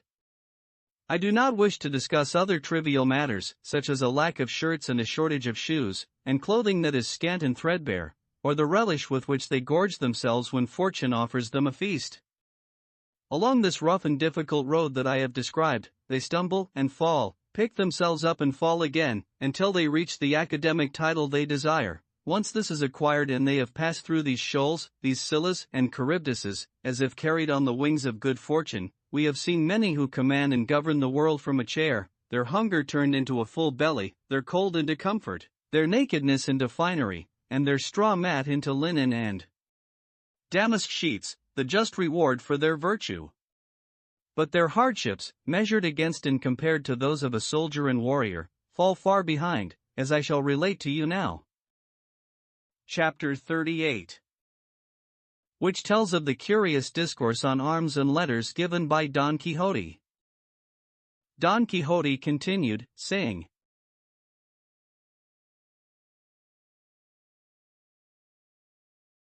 "We began with the student and the forms of his poverty, now let us see if the soldier is richer. And we shall see that no one in his poverty is as poor as he, for he depends on his miserable pay, which comes late or never, or on whatever he can steal with his own hands at great risk to his life and conscience. Sometimes he is so naked that a slashed and torn doublet is both uniform and shirt, and in the middle of winter, in an empty field, the breath from his mouth is his only protection against the inclemencies of heaven, and since that breath comes from an empty place, I consider it certain that it must come out cold, contradicting the laws of nature. But wait for night to fall, when he can make up for all these discomforts in the bed that awaits him, which will never sin by being too narrow unless he makes it so, for he can measure out as many feet of earth as he desires, and toss and turn to his heart's content without fear of wrinkling the sheets. Then, after this, the day and hour arrive when he receives the degree his profession offers, the day of battle. There he will receive his tasseled academic cap, made of bandages to heal a bullet wound, perhaps one that has passed through his temples, or will leave him with a ruined arm or leg. If this does not happen, and merciful heaven protects him and keeps him whole and alive, it may be that he will remain in the same poverty as before, and he will have to go through one engagement after another, one battle after another, and emerge victorious from all of them in order to prosper only a little, but these miracles are not seen very often. But tell me, senors, if you have considered it, how many more perish in war than profit from it? No doubt you will respond that there is no comparison, that the number of dead cannot be counted, and those who have been rewarded, and survived, can be counted in 3 digits and never reach 1,000. All of this is the opposite of what happens to lettered men, for with their fees, not to mention the bribes they receive, they have enough to get by, so that even though the hardship of a soldier is greater, his reward is much smaller. But one can respond to this by saying that it is easier to reward 2,000 lettered men than 30,000 soldiers, because the first are rewarded by positions that of necessity must be given to those in their profession, and the latter cannot be rewarded except by the very wealth that belongs to the Lord they serve, and this, being impossible, strengthens my argument. But let us leave this aside, for it is a labyrinth difficult to leave, and return to the preeminence of arms over letters, a question that has not yet been resolved, since each side presents its own arguments. Among them is the claim that without letters arms could not be sustained, because war also has laws to which it is subject, and laws are subsumed under what are called letters and lettered men. The reply of arms to this is that laws cannot be sustained without arms, because with arms nations are defended, kingdoms maintained, cities defended, roads made secure, seas cleared of pirates. In short, if not for arms, nations, kingdoms, monarchies, cities, roads, and sea lanes would be subject to the hardship and confusion that war brings for as long as it lasts and has the freedom to exercise its privileges and impose its violence. It is a demonstrable truth that whatever costs more is valued, and should be valued, more highly. To become distinguished in letters costs time, sleepless nights, hunger, nakedness, headaches, bouts of indigestion, and other things of this sort, some of which I have already mentioned. But to become a good soldier requires everything required of a student, but to so much higher a degree that there can be no comparison, because at every step the soldier risks losing his life. How can the fear of want and poverty that troubles a student never equal the fear of the soldier who, finding himself besieged in a fortress, or keeping watch or standing guard at a drawbridge or watchtower, hears his enemies mining their way toward him, and he cannot leave for any reason or flee the danger that threatens him? All he can do is inform his captain of the situation so that he can remedy it with countermines, and he must be quiet, fearing and waiting for the moment when he will suddenly fly up to the clouds without wings or plunge down to the abyss against his will. And if this seems an insignificant danger, let us see if it is equaled or surpassed when the prows of 2 galleys collide in the middle of the wide sea, for when they lock and grapple, the soldier is left with no more than 2 feet of plank on the ram of the ship. Despite this, seeing that he has in front of him as many ministers of death threatening him as there are artillery cannons aimed at him from the other side, only a lance's throw away, and seeing that at the first misstep he will visit the deep bosom of Neptune, despite this, with an intrepid heart, carried by the honor that urges him on, he makes himself the target of all their volleys and attempts to cross that narrow passage to the enemy vessel. And the most astounding thing is that no sooner does one man fall, not to rise again until the world comes to an end, than another takes his place, and if he too falls into the sea that waits like an enemy, there is another, and another who follows him, and their deaths come one after the other, without pause. No greater valor and daring can be found in all the perils of war. Happy were those blessed times that lacked the horrifying fury of the diabolical instruments of artillery, whose inventor, in my opinion, is in hell, receiving the reward for his accursed invention, which allows an ignoble and cowardly hand to take the life of a valiant knight, so that not knowing how it comes, or from where, a stray shot is fired into the courage and spirit that inflame and animate a brave heart, sent by one who perhaps fled in fear at the bright flare when the damned machine discharged it, and it cuts off and ends in an instant the thoughts and life of one who deserved to enjoy many more long years. When I consider this, I am prepared to say that it grieves my very soul that I have taken up the profession of knight-errant in an age as despicable as the one we live in now, for although no danger can cause me to fear, it still fills me with misgivings to think that powder and tin may deprive me of the opportunity to become famous and renowned throughout the known world for the valor of my arm and the sharp edge of my sword. But God's will be done, for I shall be more highly esteemed, if I succeed in my purpose, for having confronted greater dangers than any faced by the knights-errant of old. Don Quixote gave this long discourse while the others were eating, and he forgot to bring a single mouthful of food to his lips, although Sancho Panza told him several times that he should eat and that later there would be time to say all he wanted to say. Those who listened to him were overwhelmed again with pity at seeing that a man who apparently was intelligent and rational in all other matters could lose those faculties completely when it was a question of his accursed and bedeviled chivalry. The priest said that he was correct in everything he had said in favor of arms, and that he, though lettered and a graduate of the university, was of the same opinion. They finished supper, the table was cleared, and while the innkeeper's wife, her daughter, and Maritornes prepared Don Quixote of La Mancha's garret, for it had been decided that only the women would spend the night there, Don Fernando asked the captive to tell them the story of his life, which was bound to be unusual and interesting, as he had shown by arriving in the company of Zoraida. To which the captive responded that he would gladly do as he asked, though he feared the story would not give them the pleasure he would like. Even so, in order to oblige them, he would tell it.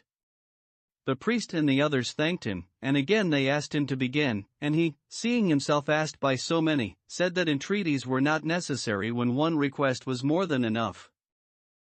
And so, let your graces be attentive, and you will hear a true account that could not be equaled by fictions written with so much care and artfulness. When he said this, they all sat down and became absolutely silent, and seeing that they had stopped talking and were waiting for him to speak, in a calm and pleasant voice he began his story, saying, Chapter 39, in which the captive recounts his life and adventures. 1.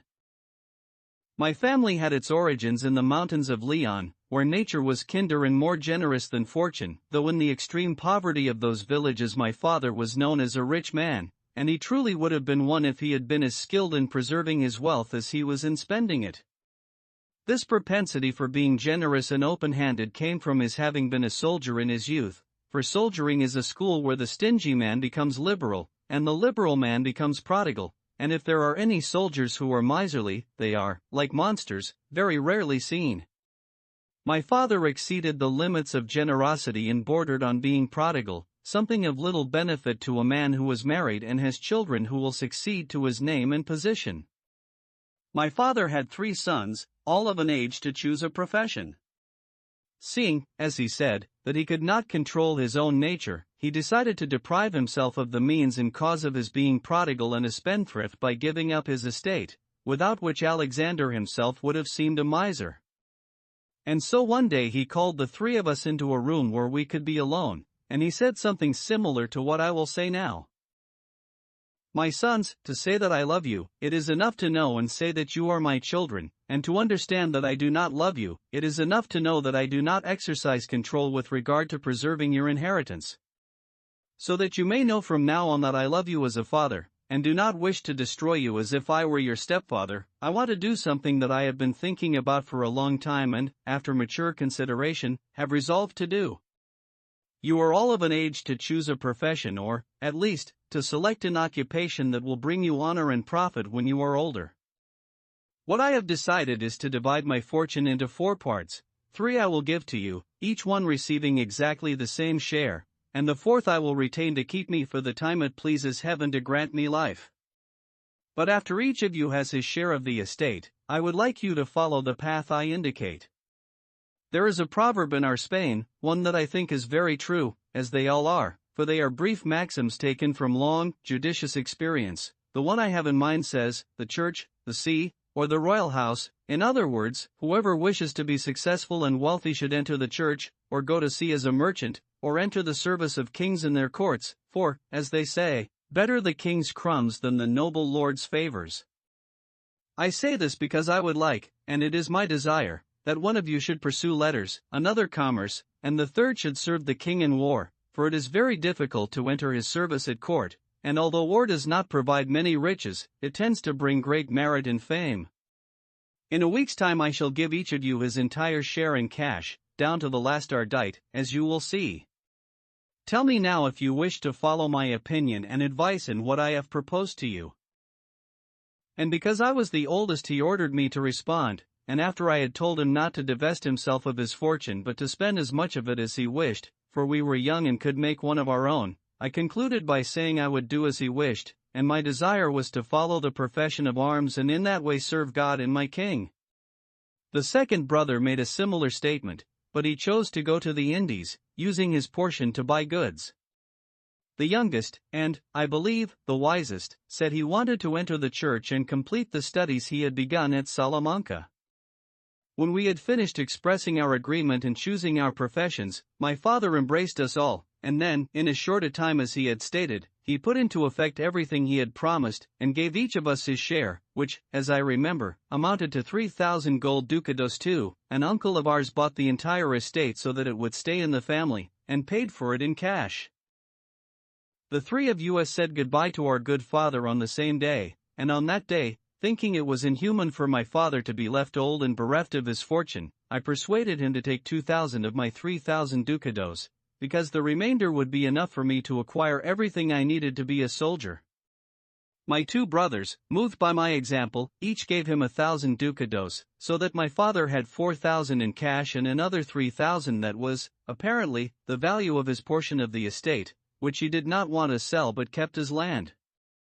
In short, with a good deal of emotion and many tears from everyone, we took our leave of him and the uncle I have mentioned, who asked us to inform them, whenever possible, about our affairs, whether prosperous or adverse. We promised we would, and they embraced us and gave us their blessing. One of us set out for Salamanca, the other left for Seville, and I took the road to Alicante, where I had heard that a Genoese ship was loading on wool, bound for Genoa. It is 22 years since I left my father's house, and in all that time, though I have written several letters, I have not heard anything from him or my brothers. I shall tell you briefly what happened to me in the course of this time. I embarked in Alicante, arrived safely in Genoa, went from there to Milan, where I purchased some arms and soldiers' clothing, and from there I decided to go to the Piedmont to enlist. I was already on the road to Alessandria della Paglia III when I heard that the great Duke of Alba was on his way to Flanders Point, for I changed my plans, went with him, served in his campaigns, witnessed the deaths of Counts Egmont and Horn, 5 and rose to the rank of ensign under a famous captain from Guadalajara named Diego de Urbina. 6 Sometime after my arrival in Flanders, we heard news of the alliance that His Holiness Pope Pius V, of happy memory, had made with Venice and Spain to fight our common enemy, the Turks. Their fleet had recently conquered the famous island of Cyprus, which had been under the control of the Venetians, a lamentable and unfortunate loss. It was known that the commanding general of this alliance would be His Serene Highness Don Juan of Austria, the natural brother of our good King Don Felipe II. Reports of the great preparations for war that were being made moved my spirit and excited my desire to be part of the expected campaign, and although I had hopes, almost specific promises, that at the first opportunity one would be promoted to captain, I chose to leave it all and go to Italy. And it was my good fortune that Senor Don Juan of Austria had just arrived in Genoa, on his way to Naples to join the Venetian fleet, as he subsequently did in Messina. 7. In short, I took part in that glorious battle, having achieved the rank of captain of infantry, an honor due more to my good luck than my merits.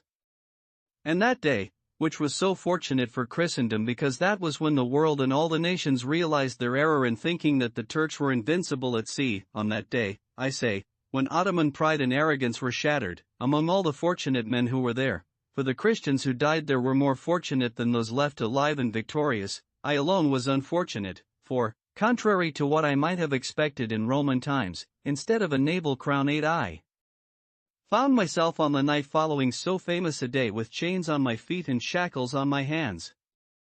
This is how it happened. Euclid IX, the king of Algiers, a daring and successful corsair, attacked and defeated the Maltese flagship, leaving only 3 knights alive, and they were badly wounded. The flagship of Juan Andrea, 10 on which I and my company were sailing, came to her assistance, and doing what needed to be done on such an occasion, I jumped onto the enemy galley that then disengaged from our ship, which had grappled her, preventing my soldiers from following me, and so I found myself alone, surrounded by my enemies, who were so numerous I could not successfully resist them. Finally, when I was covered with wounds, they took me prisoner. And, senors, as you have probably heard, Euclid escaped with his entire squadron, and I was his captive, the one sad man among so many who rejoiced, the one captive among so many who were free, because on that day 15,000 Christians at the oars of the Turkish fleet attained the liberty they longed for. I was taken to Constantinople, where the great Turk Selim made my master the commanding admiral of the sea because he had done his duty in the battle, having brought back as a trophy of his valor the standard of the Order of Malta.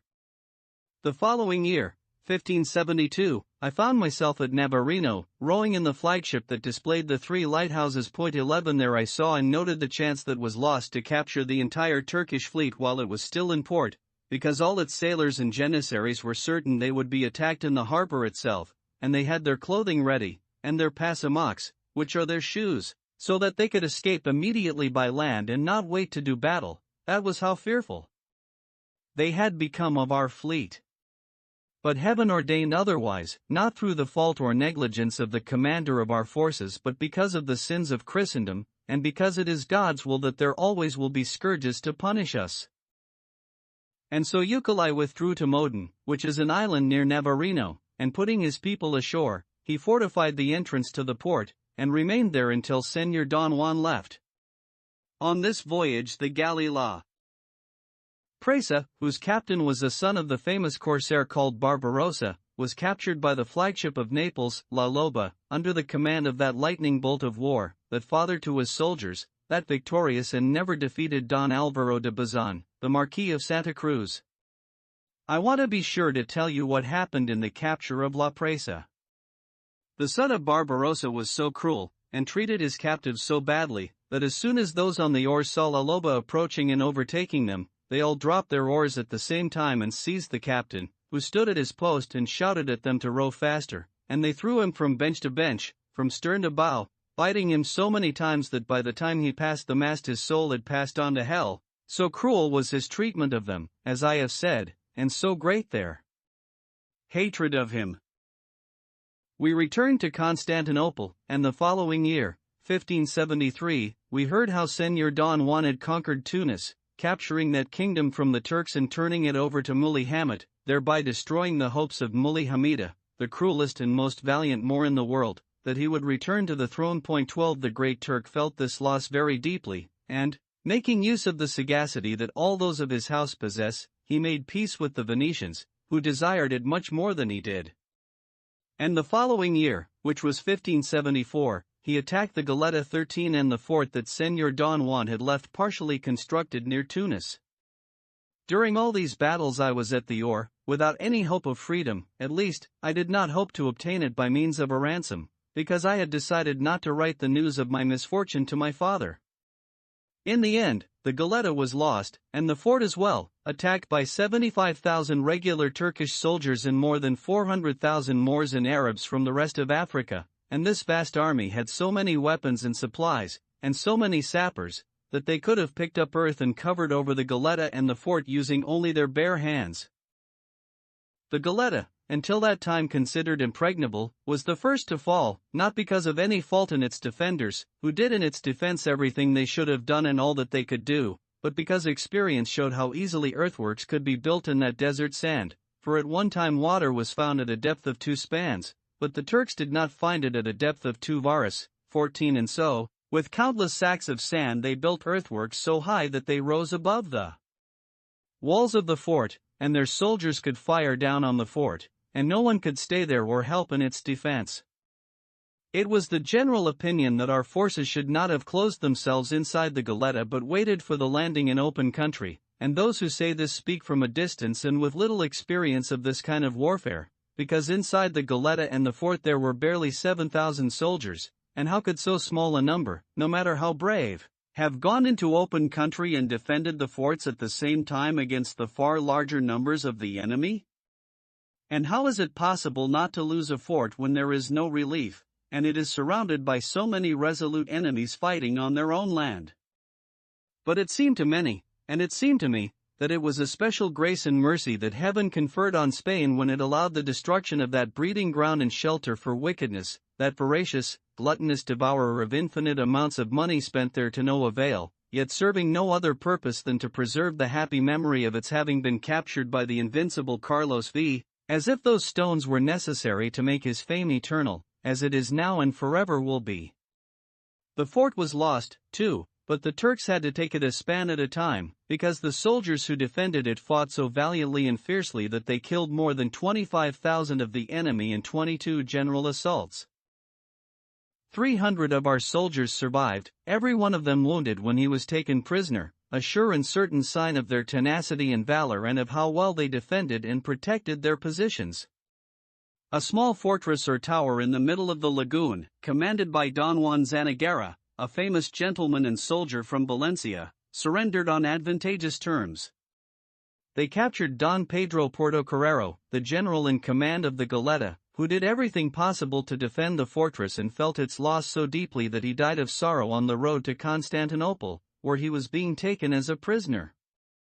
They also captured the general in command of the fort, whose name was Gabrio Cervelin, a Milanese gentleman who was a great engineer and a very courageous soldier.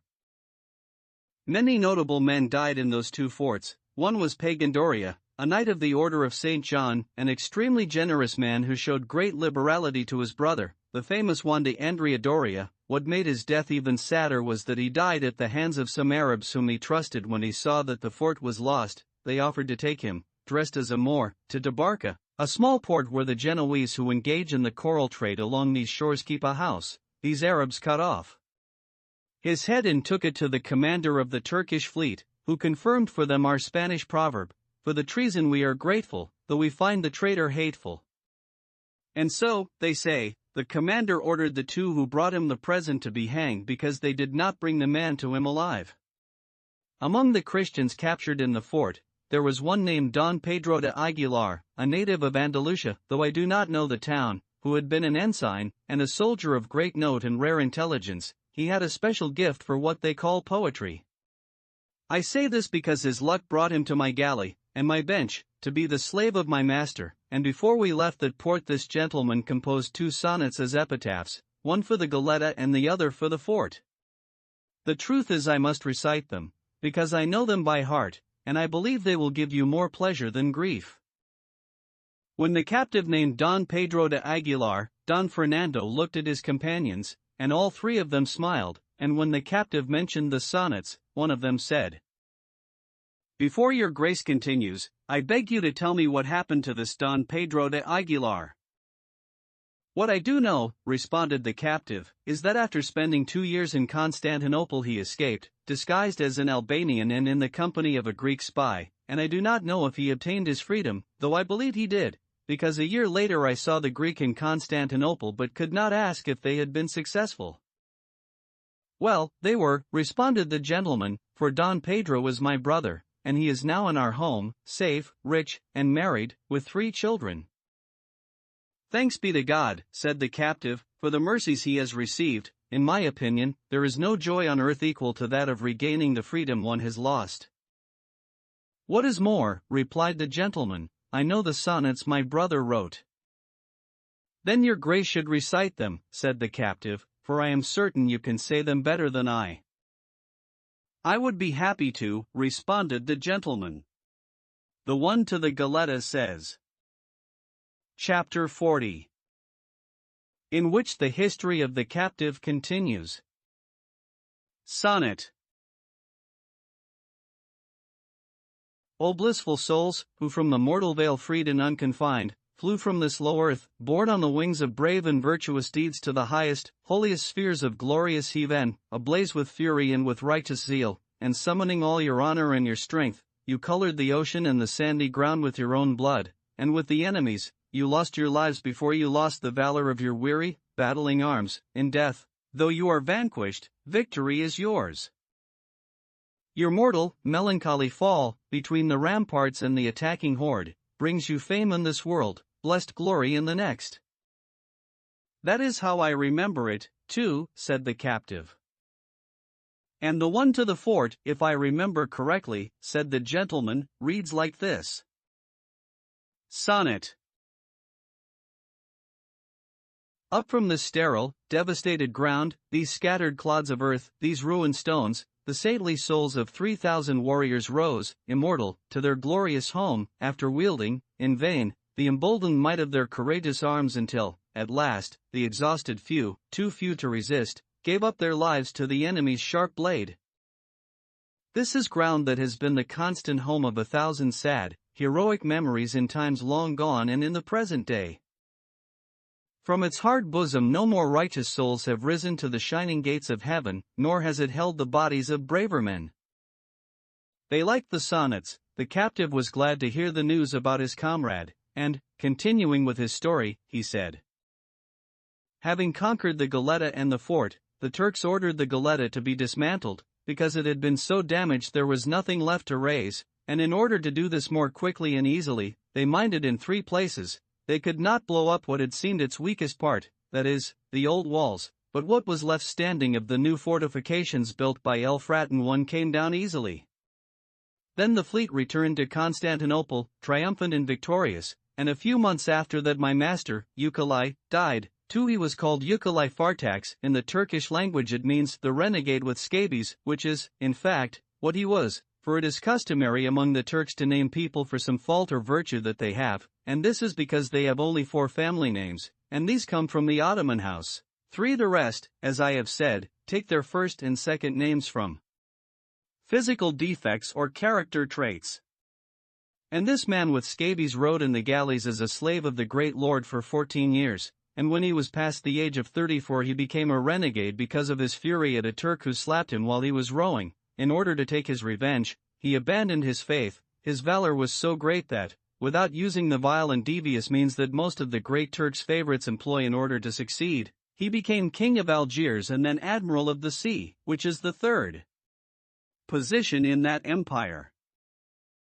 He came from Calabria, and morally he was a good man who treated his captives very humanely. He had 3,000 of them, and after his death they were divided, according to the terms of his will, between the great Turk, who is the heir of everyone who dies and shares in the inheritance with the dead man's children, and his renegades. I was passed along to a Venetian renegade who had been a cabin boy when he was captured by Eukalai, who was very fond of the boy and pampered him a good deal. Yet he became the cruelest renegade anyone has ever seen. His name was Azanaga, and he became very rich, and he also became king of Algiers, for I came there with him from Constantinople, rather happy to be so close to Spain, not because I intended to write to anyone about my misfortunes, but to see if my luck would be better in Algiers than it had been in Constantinople, where I had tried 1,000 different ways to escape, and none had been successful. In Algiers I intended to look for other means to achieve what I desired, for the hope of obtaining my freedom never left me, and when what I devised, planned, and attempted did not correspond to my intentions, I did not give up but sought out some other hope to sustain me, no matter how weak and fragile. This was how I spent my life, locked in a prison or house that the Turks call a banyo, where they hold Christian captives, those that belong to the king as well as some that belong to private individuals, and the ones they call stockpiled, which is like saying public prisoners, who serve the city in public works and in other employment for the general good. These captives find it very difficult to obtain their freedom, because they have no individual master, and there is no one with whom to negotiate their ransom even if a ransom is available. As I have said, some private individuals bring their captives to these banyos, principally when they are ready to be ransomed, because there they can be kept, not working and in safety, until the ransom money arrives. The king's captives who are about to be ransomed do not go out with the work crews, either, unless payment of their ransom is delayed, and then, to make them write more urgently for the money, they are obliged to work and are sent out with the others for wood, which is no easy labor. I was one of those waiting for ransom, for when they learned that I was a captain, though I told them of my limited possibilities and lack of wealth, they put me with the gentlemen and the people awaiting ransom. They put a chain on me, more as a sign that I was to be ransomed than to hold me, and I spent my days in that bagnio, with many other gentlemen and people of note who had been selected to be held for ransom. Although hunger and scant clothing troubled us at times, even most of the time, nothing troubled us as much as constantly hearing and seeing my master's remarkably and exceptionally cruel treatment of Christians. Each day he hanged someone, impaled someone, cut off someone's ears, and with so little provocation, or without any provocation at all, that the Turks knew he did it merely for the sake of doing it and because it was in his nature to murder the entire human race. The only one who held his own with him was a Spanish soldier named something de Saavedra, 5, who did things that will be remembered by those people for many years, and all to gain his liberty, yet his master never beat him, or ordered anyone else to beat him, or said an unkind word to him. For the most minor of all the things he did we were afraid he would be impaled, and more than once he feared the same thing. If I had the time, I would tell you something of what that soldier did, which would entertain and amaze you much more than this recounting of my history. In any case, overlooking the courtyard of our prison were the windows of the house of a wealthy and important Moor, and these, as is true in most Moorish houses, were more slits than windows, yet even these were covered with very heavy and tightly woven jalousies. One day I happened to be on a flat roof in our prison with 3 companions. We were passing the time by trying to see how far we could jump with our chains on, for we were alone, all the other Christians having gone out to work. By chance I looked up and saw that through one of those narrow little windows I've mentioned a reed appeared, with a handkerchief tied to the end of it, and the reed was moving about, almost as if it were signaling that we should come and take it. We thought about it, and one of the men who was with me went to stand under the reed to see if it would drop, or what would happen, but as soon as he reached the spot, the reed was raised and moved from side to side, as if shaking its head no. The Christian came back, and again the reed was raised and lowered with the same movements as before. Another of my companions approached, and again the same thing happened. Then the third man approached, the same thing was repeated, and seeing this, I wanted to try my luck, too, and as soon as I placed myself under the reed it was dropped inside the bagnio and fell at my feet.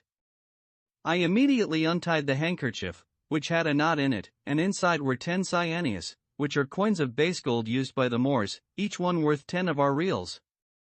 It goes without saying that I was delighted with this discovery, and my happiness was as great as my amazement at the thought of where that gift had come from, and why it was directed to me, since the signs of not wanting to drop the reed for anyone but me clearly indicated that I was the object of the favor.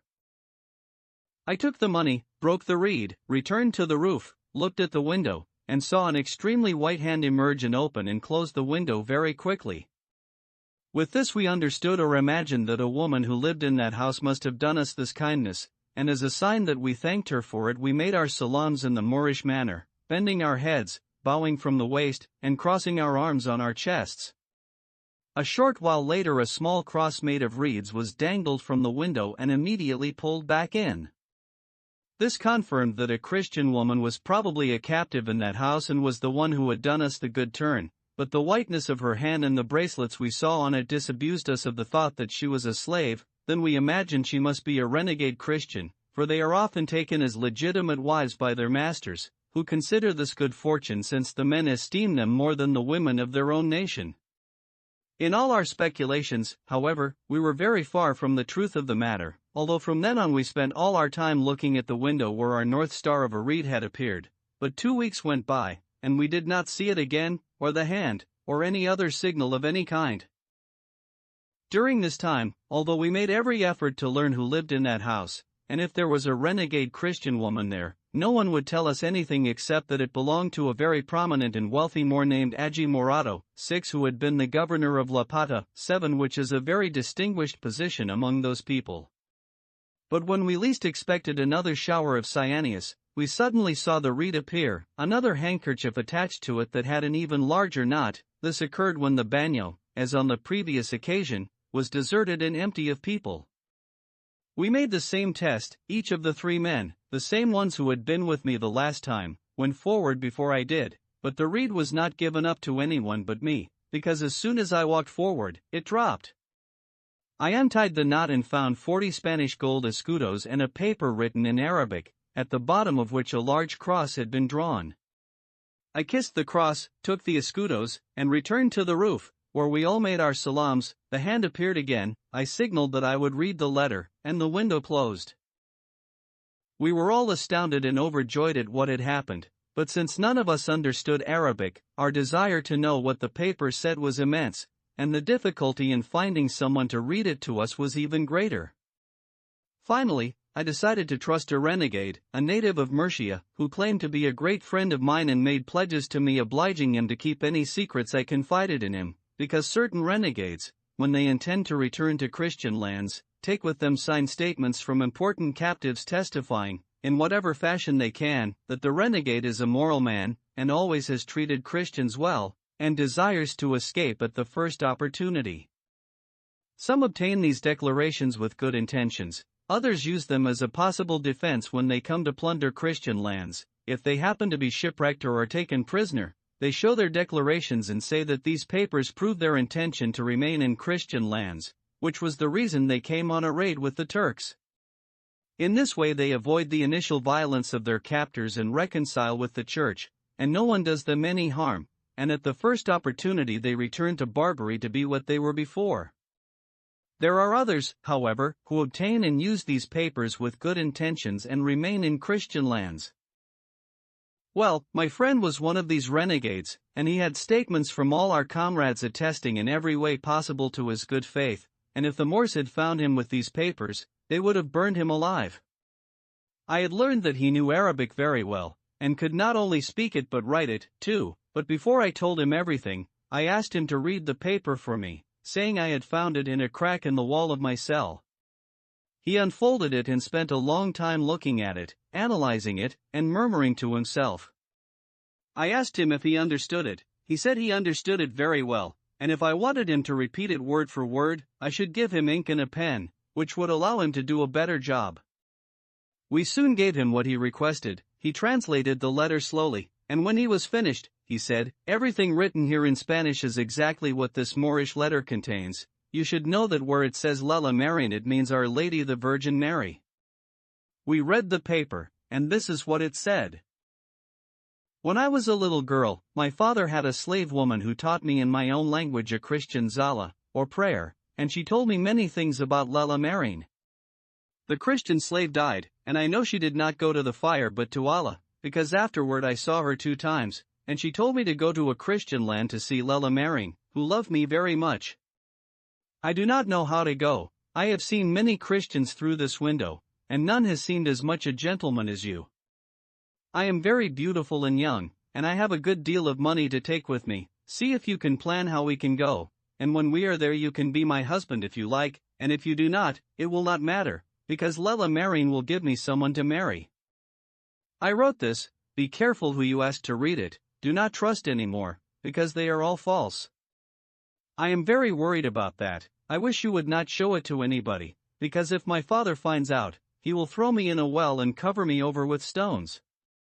I will put a thread on the reed, tie your answer there, and if you do not have anybody who writes Arabic, give me your answer in signs. Lela Marian will make me understand. May she and Allah protect you, and this cross that I kiss many times, as the captive woman taught me to do. Consider, Señors, if there was reason for the words of this letter to astound and delight us. Our feelings were so intense that the renegade realized the paper had not been found by chance but had really been written to one of us, and he implored us that if what he suspected was true, that we trust him and tell him so, and he would risk his life for our freedom.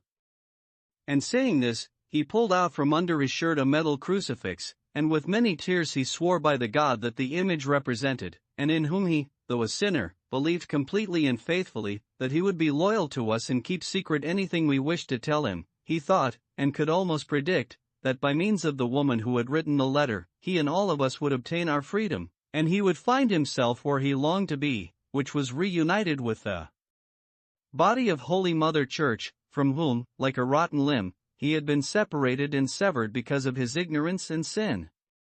The renegade said this with so many tears and displays of so much repentance that we were all of the same opinion and agreed to tell him the truth, and so we revealed everything to him, hiding nothing. We showed him the narrow window where the reed had appeared, and he took careful note of the house and agreed to take special and particular care to learn who lived in it. We also agreed that it would be a good idea to reply to the Moorish lady's letter, since we now had someone who could do that. The renegade immediately set about writing down the words I told him, which were precisely the ones I shall tell you now, because none of the substantive points of this matter has disappeared from my memory, and none will for as long as I live. This, then, was the response to the Moorish lady. May the true Allah keep you, Señora, and the blessed Marian, the true Mother of God, who has given you the desire to go to Christian lands because she loves you dearly. Pray to her and ask how you can accomplish what she commands you to do. She is so good that she will certainly respond to your prayer. On behalf of myself and all these Christians who are with me, I offer to do for you everything that we can until the day of our death. Continue to write to me and tell me what you intend to do, and I shall always reply, for Almighty Allah has given us a Christian captive who can speak and write your language, as you will see by this letter. Therefore, without fear of any kind, you can tell us anything you wish. As for what you have said regarding becoming my wife if you reach Christian lands, I give you my word as a good Christian that you will, and you should know that Christians keep their promises better than Moors. May Allah and His mother, Marian, bless and keep you, Señora. This letter was written and sealed. I waited 2 days until I was again alone in the bagnio, and then I went to the usual place on the flat roof to see if the reed would appear, and it did in a very short time. As soon as I saw it, though I could not see who was holding it, I displayed my letter as a way of asking that she attach the thread, but she already had, and I tied the letter to it, and a short while later our star appeared again, with the knotted handkerchief, our white flag of peace. She let it drop, and I picked it up, and found in the handkerchief, in a variety of silver and gold coins, more than 50 escudos, which increased our joy 50 times over and confirmed our hope of obtaining our freedom.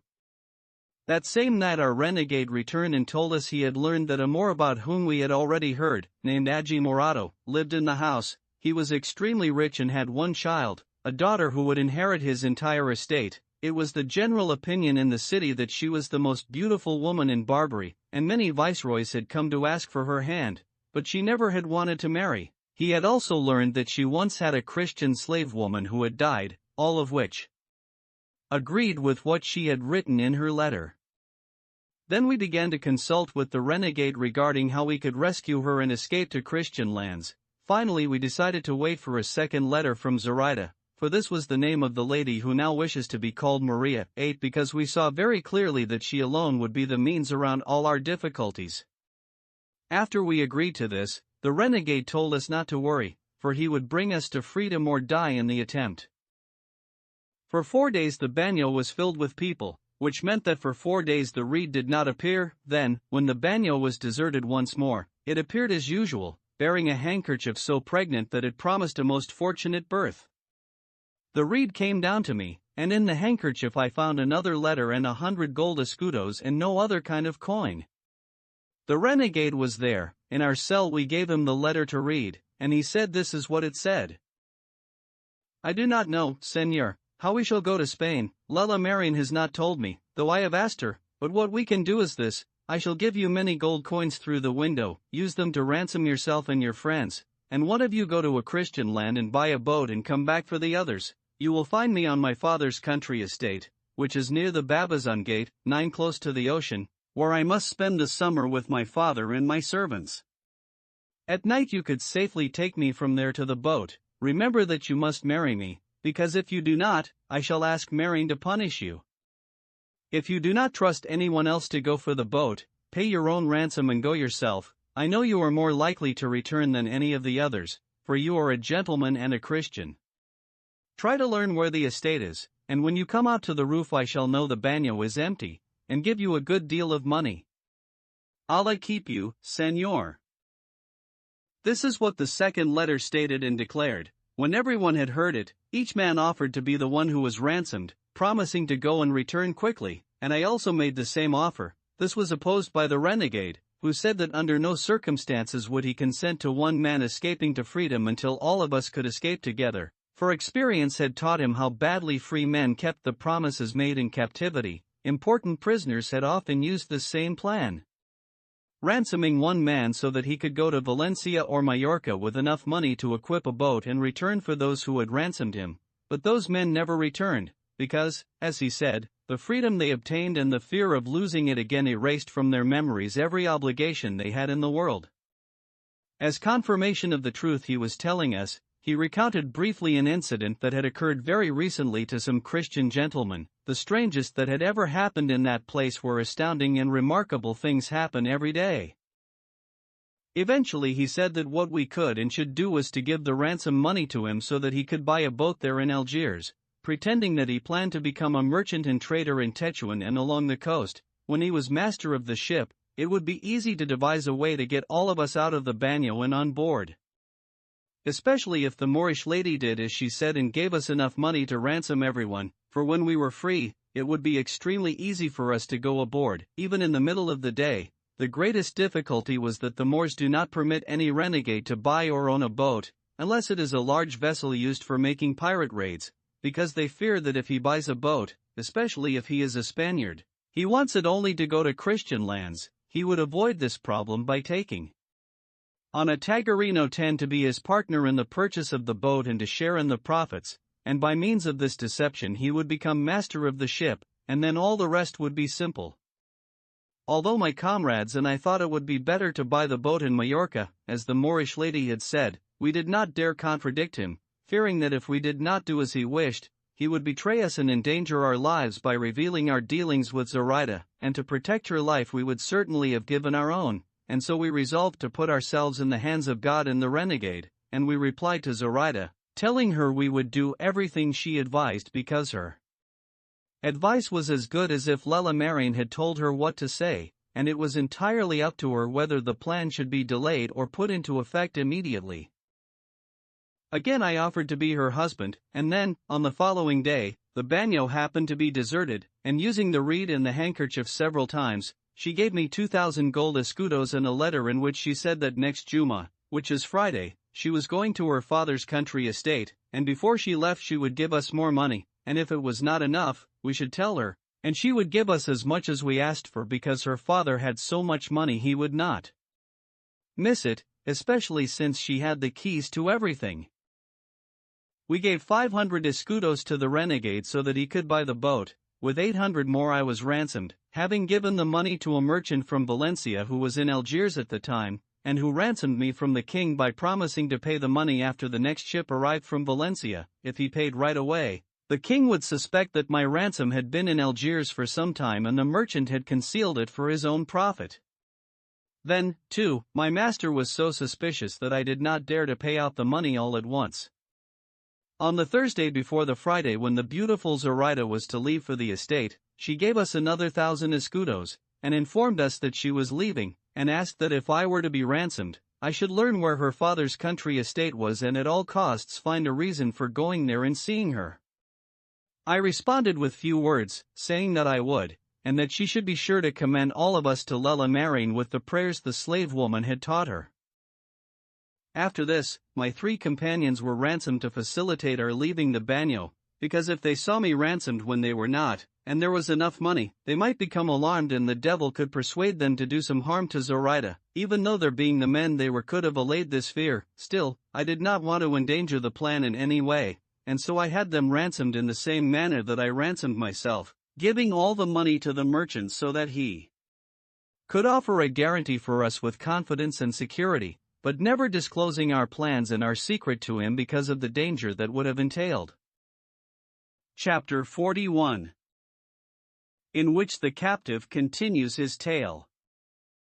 Before 2 weeks had passed, our renegade bought a very good boat with room for more than 30 people, and to guarantee the success of his plan and lend it credibility, he wanted to sail to a town called Sargel, some 30 leagues from Algiers in the direction of Oran, where there is a brisk trade in dried figs. He made the trip 2 or 3 times, accompanied by the Tagarino he had mentioned. In Barbary they call the Moors from Aragon Tagarinos and the ones from Granada Mudejars. In the kingdom of Fez the Mudehars are called Elches, and these are the people used most by the king in war. In any event, each time the renegade passed by in his boat he anchored in a cove not 2 crossbow shots from the country estate where Zoraida was waiting. There the renegade very purposefully joined the Moors who were at the oars, either to say Azala or to rehearse what he actually intended to do, and so he would go to Zoraida's house and ask for fruit, and her father gave it to him and did not recognize him, although he wanted to speak to Zoraida, as he later told me, and tell her that she should be happy and free of doubt, because he was the man who would take her, on my orders, to a Christian land. It was not possible, because Moorish women do not allow any Moor or Turk to see them unless instructed to do so by their husbands or fathers. They allow Christian captives to spend time with them and talk to them, even more than is reasonable, yet it would have made me unhappy if he had spoken to her, because she might have been alarmed to see that her affairs were being discussed by renegades.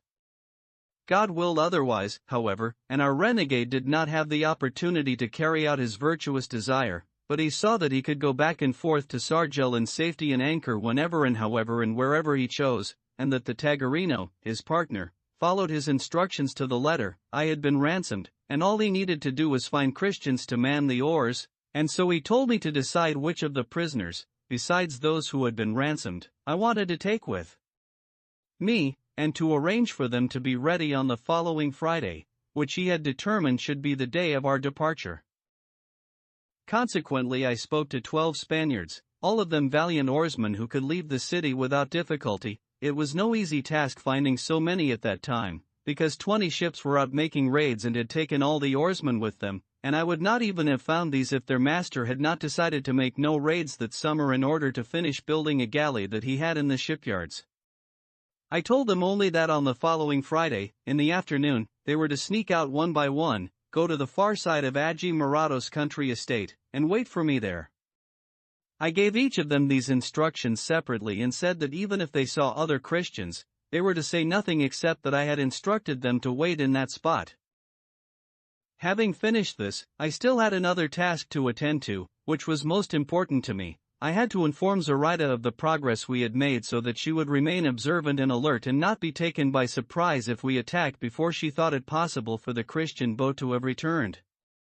And so I resolved to go to the estate to see if I could talk to her, and on the pretext of gathering greens, one day before my departure I went there, and the first person I met was her father, who spoke to me in the language used between captives and Moors throughout Barbary, and even in Constantinople. It is not Moorish or Castilian, not the language of any nation, but a mixture of all tongues, and with it we can understand one another. It was in this language that he asked me what I wanted in his garden and whose slave I was. I replied that I belonged to our not mommy one. I said this because I knew very well that the man was his great friend, and that I was looking for greens to prepare a salad. Then he asked me if I was for ransom and how much my master was asking for me.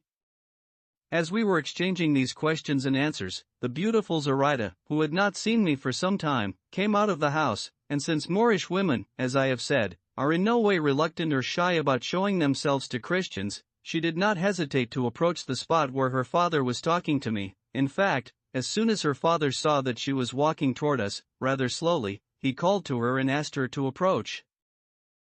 I cannot begin to describe for you the great beauty and grace, or the elegance of the rich attire, revealed to me by my beloved Zoraida. I will say only that more pearls hung from her lovely neck, ears, and tresses than she had hairs on her head.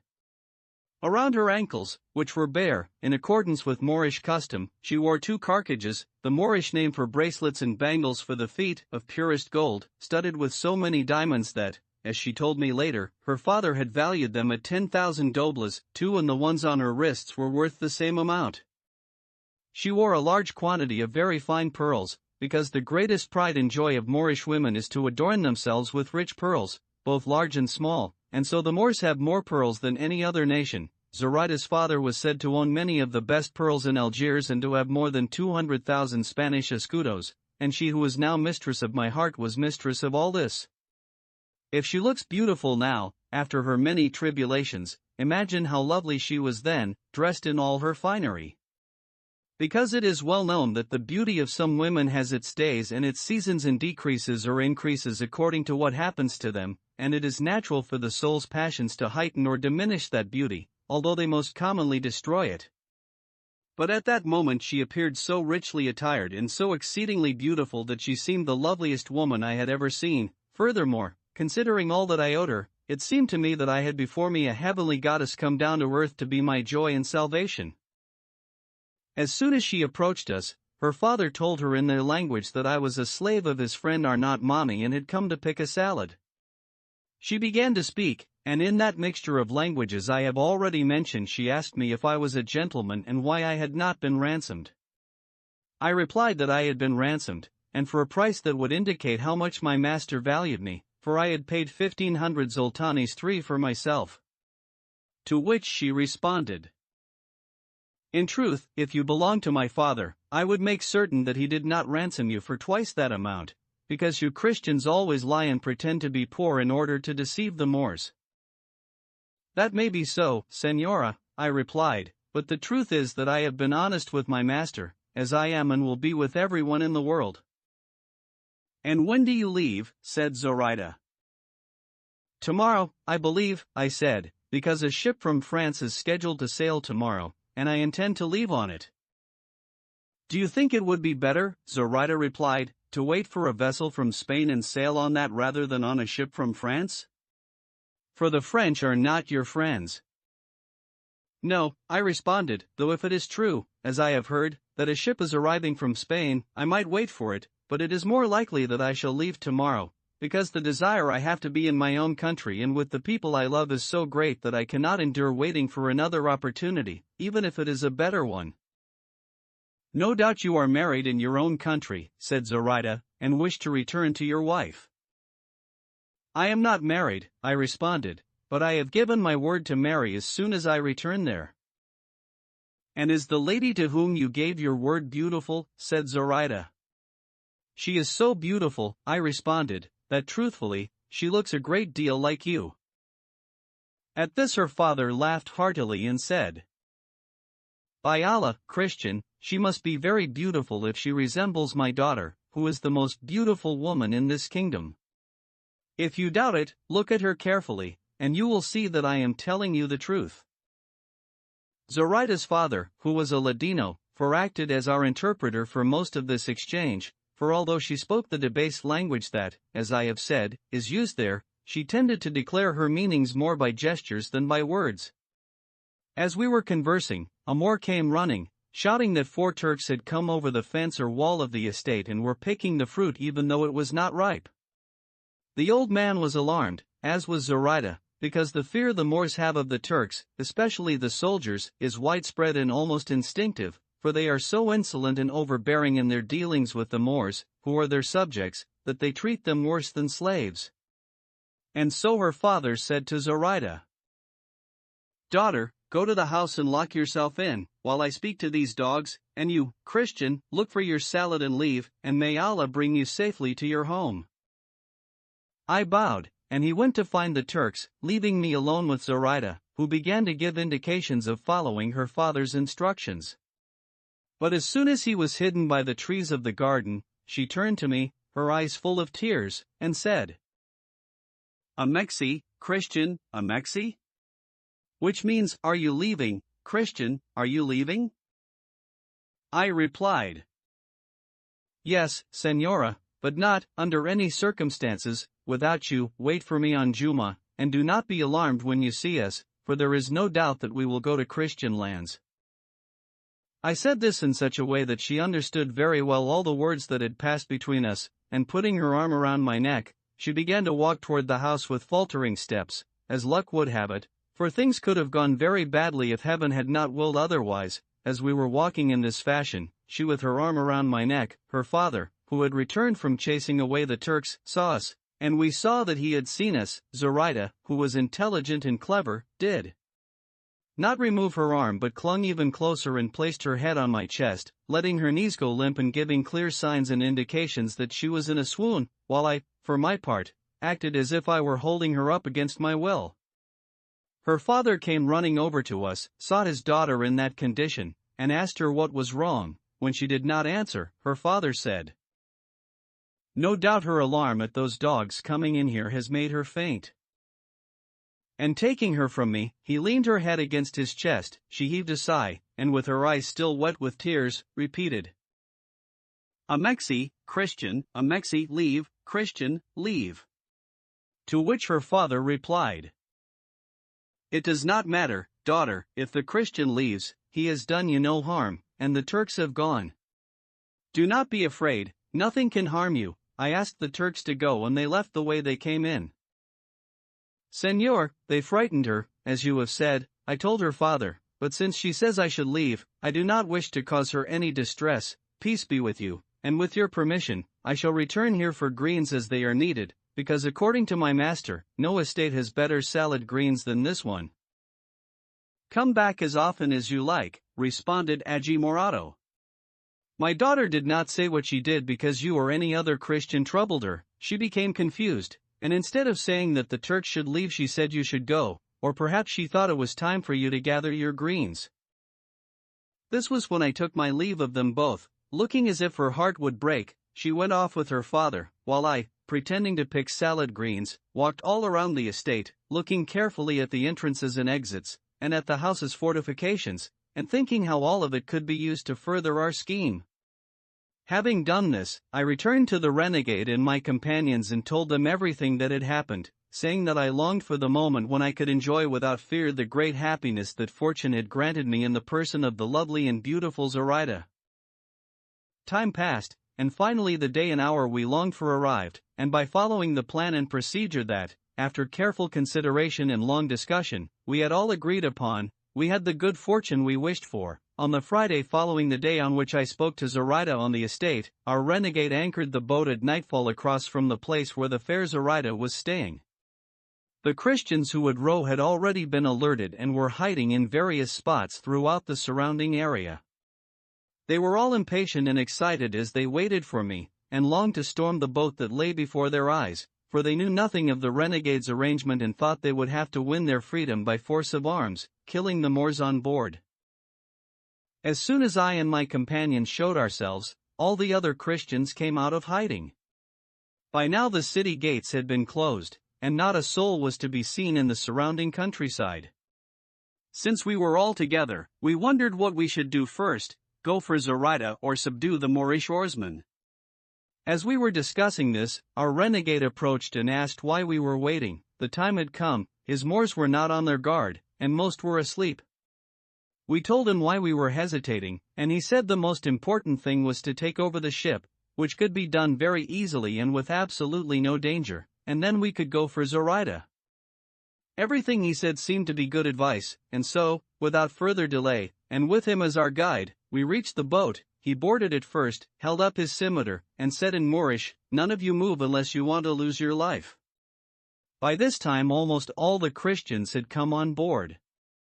The Moors, who were not very courageous, were frightened when they heard their captain speak in that manner, and none of them reached for weapons, for they had very few, if any at all. Without a word they allowed the Christians to tie their hands, which they did very quickly, threatening the Moors that if they raised any kind of alarm or called out in any way, they would all be put to the sword. When this was done, half our men remained on guard. The renegade again acted as our guide, and we went to the estate of Agi Morato. It was our good fortune that when we opened the gate, it opened as easily as if it had never been locked, and so, very quietly and very silently, we approached the house without being detected by anyone. The beautiful Zoraida was waiting for us at a window, and as soon as she heard people moving about, she asked in a quiet voice if we were Nazarini, which was the same as asking if we were Christians. I replied that we were and that she should come down. When she recognized my voice she did not hesitate for an instant. Without a word she came down, opened the door, and allowed everyone to see her, so beautifully and richly dressed that I am incapable of describing her. As soon as I saw her, I grasped her hand and began to kiss it, and the renegade and my two comrades did the same. The others, who knew nothing of the matter, did what they saw us doing, which seemed to be nothing more than thanking her for our freedom and recognizing her as our lady and mistress. The renegade asked in the Moorish tongue if her father was in the house. She replied that he was and that he was sleeping. Then we will have to wake him," responded the renegade, "and take him with us, along with everything of value on this beautiful estate." "No," she said, "my father is not to be touched in any way. In this house there is nothing of value except what I am carrying, and that is so valuable it will make you all rich and happy. Just wait a moment and you will see." At this, she went back into the house, saying that she would return very soon, and we should be quiet and not make any noise. I asked the renegade what had passed between them, and when he told me, I said that nothing was to be done except what Zoraida wished. Then she returned, holding a chest filled with so many gold escudos that she could barely carry it. As bad luck would have it, her father awoke and heard the noise outside. He looked out the window, and seeing that all the men there were Christians, he began to shout in an extremely loud voice, crying out in Arabic, "Christians! Christians! Thieves! Thieves!" These shouts caused us all the greatest confusion and fear. Seeing the danger in which we all were and knowing how important it was to complete our business before anyone heard him, the renegade, together with some of our men, hurried up to where Aji Morado was standing, but I did not dare abandon Zoraida, who had fainted into my arms. In brief, those who ran upstairs had such good luck that in a moment they came down again with Aji Morado, his hands tied and a handkerchief covering his mouth, which did not allow him to say a word. Still, they threatened him that if he made a sound, it would cost him his life. When his daughter saw him, she covered her eyes so that she would not see him, and her father was horrified, not realizing how willingly she had placed herself in our hands. But just then we had more need of our feet, and cautiously and quickly we boarded the ship. Those who had remained on board were waiting in fear that some evil had befallen us. Barely 2 hours of the evening had passed, and we were all in the boat. Zoraida's father's hands were unbound and the cloth removed from his mouth, and the renegade told him again that if he said a word, he would be killed. But when he saw his daughter there, he began to sigh most piteously, especially when he saw that I held her in a close embrace and that she did not struggle, or protest, or shy away, but remained calm. Even so he was silent, fearful the renegade's many threats might be carried out. When Zoraida came on board and saw that we were ready to put our oars into the water, and that her father and the rest of the Moors were prisoners, she told the renegade to tell me to be so kind as to release those Moors and free her father, because she would throw herself into the ocean rather than see with her own eyes the father who had loved her taken prisoner on her account. The renegade told me what she said, and I responded that I was happy to comply, but he said it was not a good idea. If we left the Moors behind, they would summon the people and alert the city, and they would come after us in fast-moving corvettes and cut us off on land and on sea so that we could not escape. What we could do was set them free in the first Christian land we reached. We all agreed to this, and Zoraida, too, was satisfied when she was told the reasons why we did not wish to comply immediately with her request. Then, in contented silence and with joyous effort, our valiant oarsmen picked up their oars and, commending ourselves with all our hearts to God, we began to row toward the islands of Majorca, the closest Christian land. But because the north wind began to blow and the sea became somewhat rough, it was not possible to stay on course for Majorca, and we had to follow the coast toward Oran, very fearful that we would be discovered at Sargel, which is about 60 miles along the coast from Algiers. By the same token, we were afraid of running across one of the galleys that ordinarily carry merchandise from Tetuan along that route, though all of us, together and separately, assumed that if we encountered a merchant galley, as long as it was not one of those that make raids, we not only would not be defeated but would capture a ship in which we could finish our voyage more safely. As we were rowing, Zoraida hid her head in my arms so as not to see her father, and I could hear her calling on Lella Marine to help us. We had gone some 30 nautical miles when dawn found us approximately 3 harquebus shots from shore, which we saw was uninhabited, with no one who could observe us. Even so, we made a great effort to row farther out to sea, which by this time was somewhat calmer. When we had gone almost 2 leagues, the order was given that only every 4th man should row while the others had something to eat, for the ship was well provisioned, but the oarsmen said that this was not the time to rest, and those who were not rowing could feed them, for they did not wish to drop oars for any reason whatsoever. This is what we did, but then a quarter wind began to blow, which obliged us to raise sails and stop rowing and head for Oran, since no other direction was possible. All of this was done very quickly, and under sail we traveled at more than 8 knots, and our only fear was meeting a pirate ship. We gave our Moorish oarsmen food, and the renegade comforted them by saying they were not prisoners and would be set free at the first opportunity. He said the same thing to Zoraida's father, who responded, "I might hope and believe nothing else of your liberality and good nature, O Christians. But do not think me so simple as to imagine that you will give me my freedom, for you never would have risked taking it from me only to return it so generously, especially since you know who I am and the profit you can earn by giving it back to me. If you wish to name a price, here and now I offer you anything you wish for myself and this unfortunate daughter of mine, or if you prefer, for her alone, for she is the greatest and best part of my soul." When he said this, he began to weep so bitterly that he moved us all to compassion and forced Zoraida to look at him. When she saw him weep, she felt so much pity that she stood, moved away from me, and went to embrace her father. She put her face next to his, and the two of them began so piteous a weeping that many of us wept with them. But when her father saw her dressed in her finery and wearing so many jewels, he said to her in their language, "What is this, daughter? Last night, before this terrible misfortune occurred, I saw you wearing your ordinary house clothes, and now, though you did not have time to put on these garments and did not receive any joyful news that had to be celebrated by dressing yourself so elegantly, I see you wearing the finest clothes I could give you when fortune was more favorable to us. Answer me, for this is even more disturbing and surprising to me than the calamity in which I find myself now." Everything that the Moor said to his daughter the renegade translated for us, but she did not utter a word in reply. When her father saw at one side of the ship the small chest where she kept her jewels, which he knew very well he had left in Algiers and had not brought to his country estate, he was even more distraught, and he asked her how that chest had fallen into our hands and what it contained.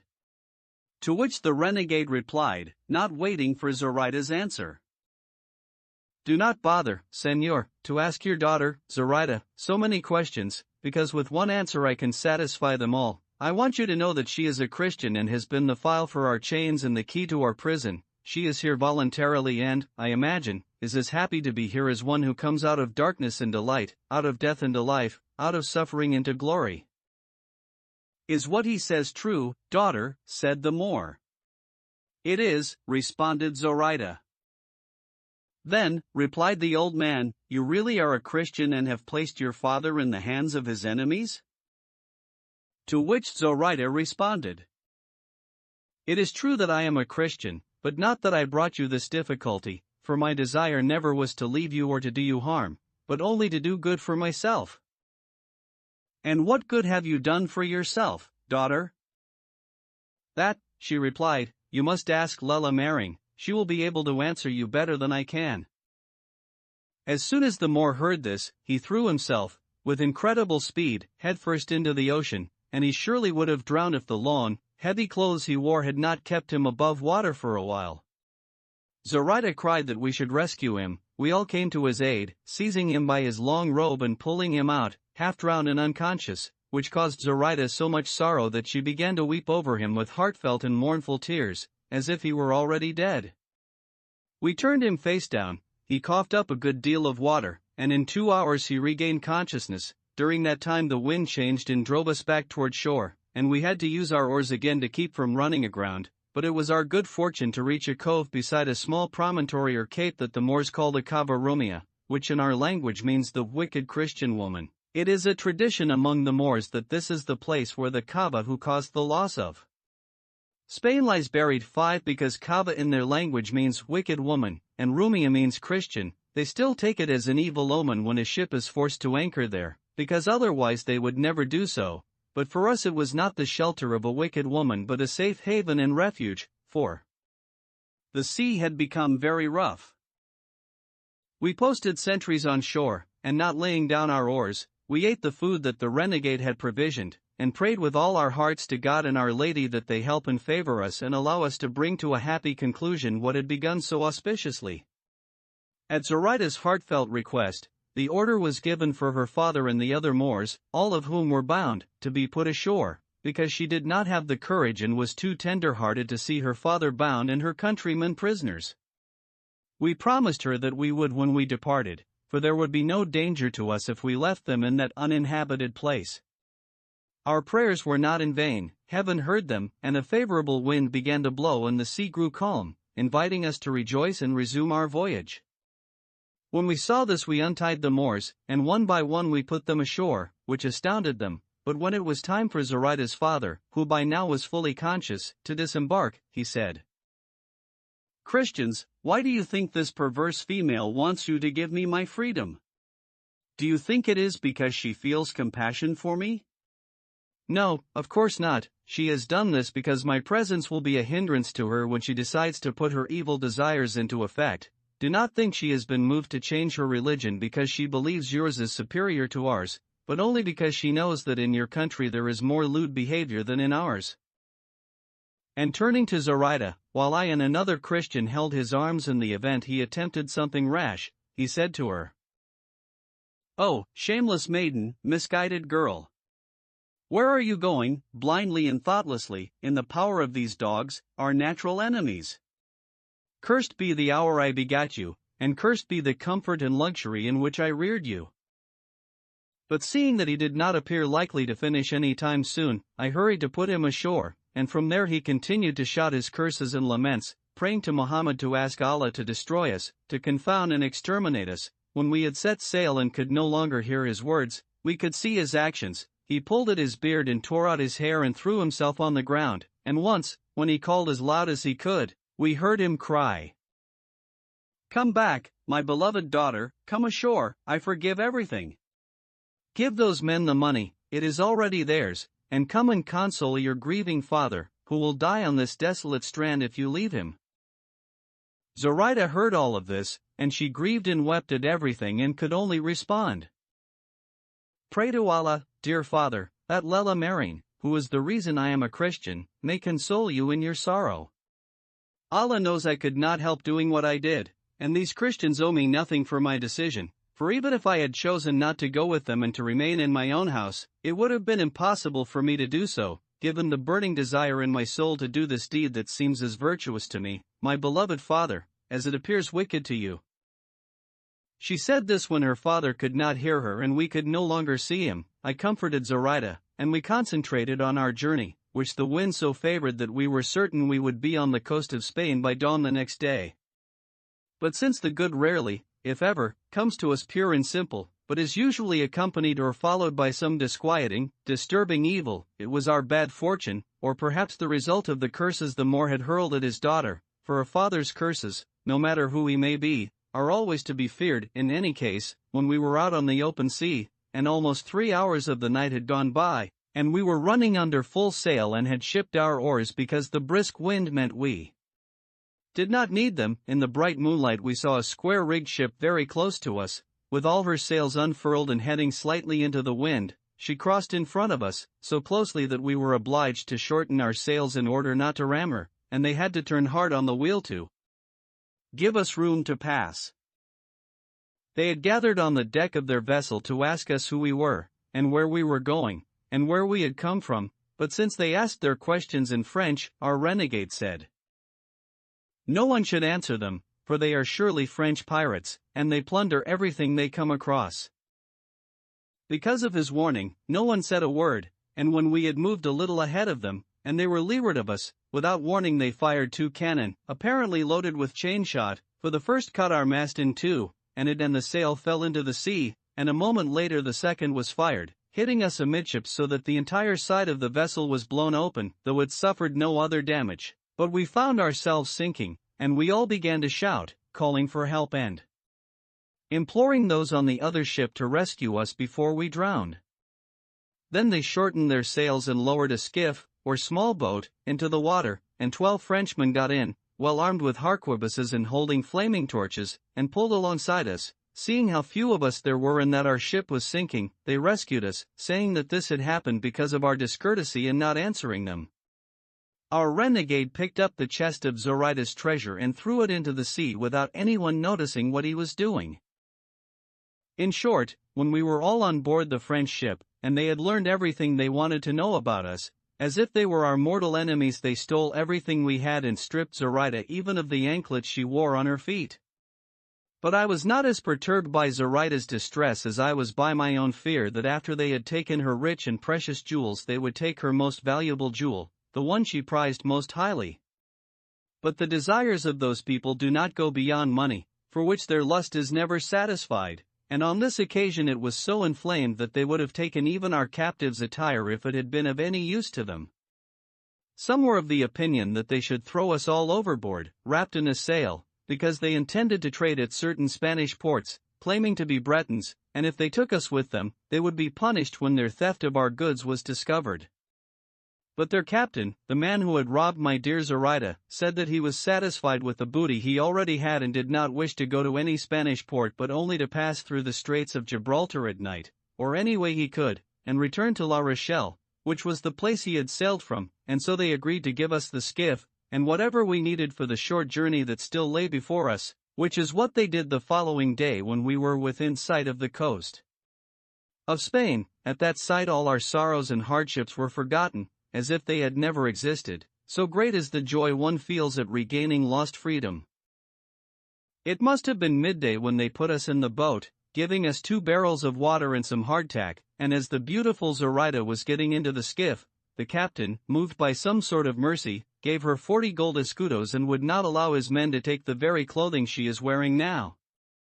We climbed into the boat and thanked them for their kindness, displaying more gratitude than ill humor. They sailed away, heading for the straits, and we, with no star other than the land we saw before us, began rowing so quickly that, as the sun began to set, we were so close to shore that we were certain we could touch land before nightfall. But since there was no moon, and the sky looked black, and we did not know precisely where we were, it did not seem safe to rush straight for the coast, as many of us wanted to do, saying that we should go ashore even if there were rocks and we landed in an uninhabited spot, for if we did, we would allay the reasonable fear that we might encounter the ships of pirates out of Tuan, who leave Barbary in the dark, reach the coast of Spain at dawn, make their raids, and return to sleep in their own houses at night. After long discussion we finally decided to approach the coast slowly, and if the sea was calm enough, to put ashore wherever we could. This is what we did, and it must have been just before midnight when we reached the foot of a very high hill set back far enough from the sea so that we had room to land. We ran the boat onto the sand, climbed out onto land, kissed the ground, and with tears of sheer joy gave thanks to the Lord our God for his incomparable goodness to us. We took the provisions out of the skiff, pulled it onto land, then climbed a good way up the hill, for we still were not certain and could not really believe that we were standing on Christian soil. Day broke more slowly, I thought, than we wished. We climbed to the top of the hill to see if we could discover a village or some shepherds' huts, but though we looked in every direction, we saw no village, person, path, or road. Even so, we resolved to continue inland, for we were bound to meet someone soon who would tell us where we were. What most troubled me was seeing Zoraida walking on that harsh terrain, and though I carried her on my shoulders for a time, she was more wearied by my weariness than rested by the rest I gave her. She would not allow me to take up that burden again, and with a good deal of patience and many displays of joy, and with me leading her by the hand, we must have walked a little less than a quarter of a league when the sound of a small bell reached our ears, a clear sign that a flock was nearby. All of us looked around for it, and at the foot of a cork tree we saw a young shepherd taking his ease and idly whittling a stick with his knife. We called to him, and he looked up and then quickly scrambled to his feet, for, as we learned later, the first people he saw were the renegade and Zoraida, and since they were wearing Moorish clothing, he thought that all of Barbary was attacking, and running with extraordinary speed toward the woods that lay ahead of us, he began to shout at the top of his voice, calling, "Moors! Moors have landed! Moors, Moors! To arms! To arms!" His shouts confused us, and we did not know what to do, but assuming that the shepherd's outcry would rouse the countryside, and that the mounted troops who guarded the coast would soon come to investigate, we agreed that the renegade should remove his Turkish jacket and put on a prisoner's coat or tunic that one of us gave to him, though doing so left him in shirt sleeves, and so, commending ourselves to God, we followed the same path the shepherd had taken, expecting the mounted troops to bear down on us at any moment. And we were not wrong, because in less than 2 hours, When we had come out of the undergrowth and onto a plain, we saw some 50 men on horseback coming toward us at a quick trot. As soon as we saw them, we stood still and waited for them. But when they rode up and saw so many poor Christians instead of the Moors they had been searching for, they were perplexed, and one of them asked us if we, by any chance, were the reason his shepherd had sounded the alarm. I said that we were, and as I was about to tell him our story, where we came from and who we were, one of the Christians who was with us recognized the rider who had asked us the question, and without allowing me to utter another word, he said, "Give thanks to God, Senors, for leading us to so good a place. If I'm not mistaken, we're in Vélez Malaga, and if the years of my captivity haven't erased the memory of this gentleman who was questioning us, you, Senor, are my uncle, Pedro de Bustamante."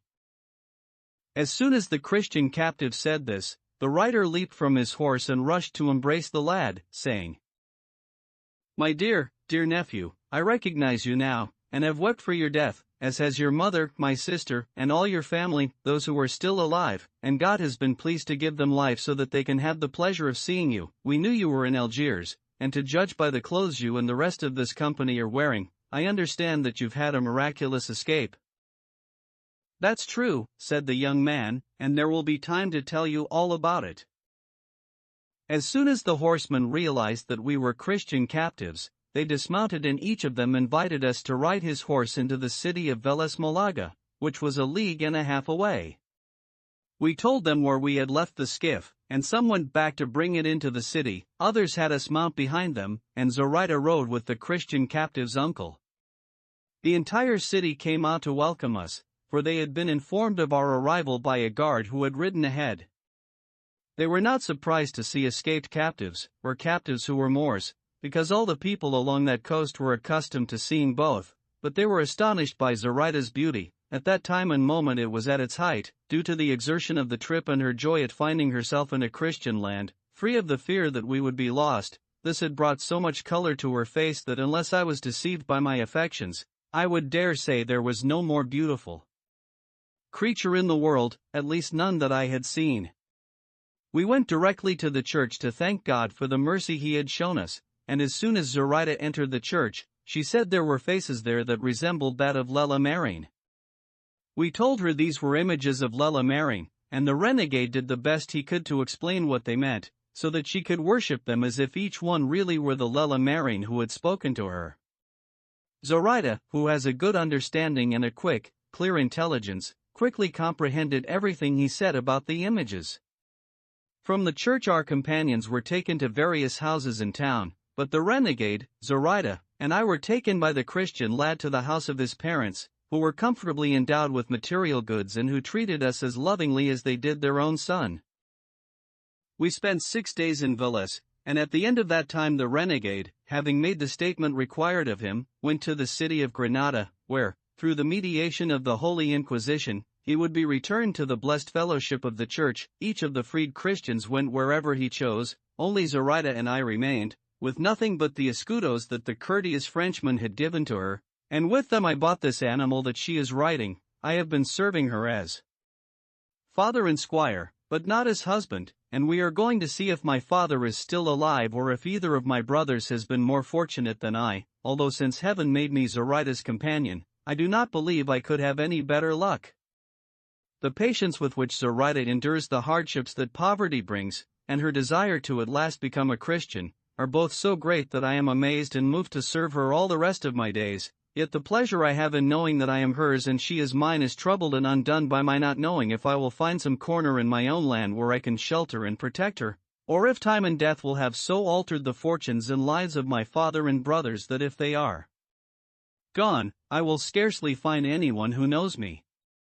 There is no more, senors, of my story to tell you. You can judge for yourselves if it is unusual and interesting. As for me, I can say that though I would have liked to recount it more briefly, fear of tiring you made me omit more than a few details.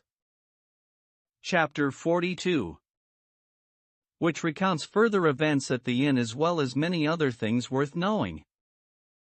Then the captive fell silent, and Don Fernando said, "Certainly, Senor Captain, the manner in which you have recounted this remarkable tale has been equal to the unusual and marvelous events themselves.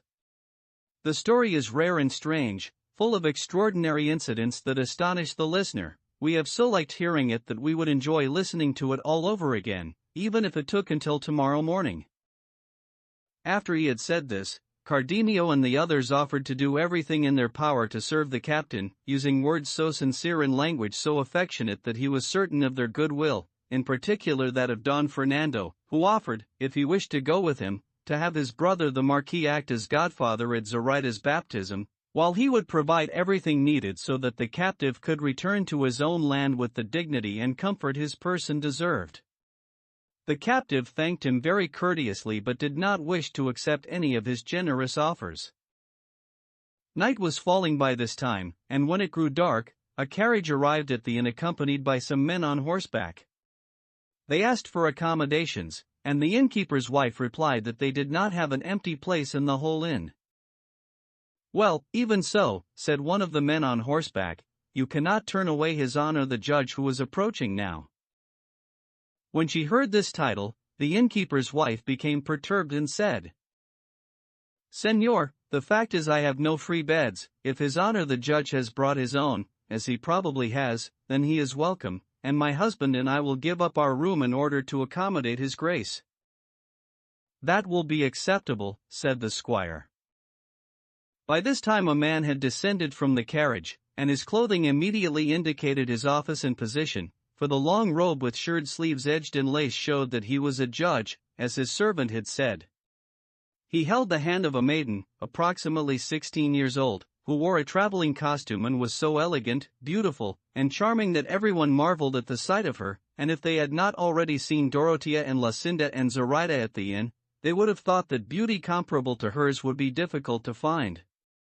Don Quixote watched as the judge and the maiden came inside, and when he saw them he said, "Surely your grace may enter this castle and rest here, for although it is crowded and uncomfortable, there is no place in the world so crowded or uncomfortable that it does not have room for arms and letters, especially if arms and letters are led and guided by comeliness, as the letters of your grace are led by this beauteous damsel, before whom castles must not only open their gates and reveal themselves, but great rocks must split in two and mountains divide and fall in order to give her shelter.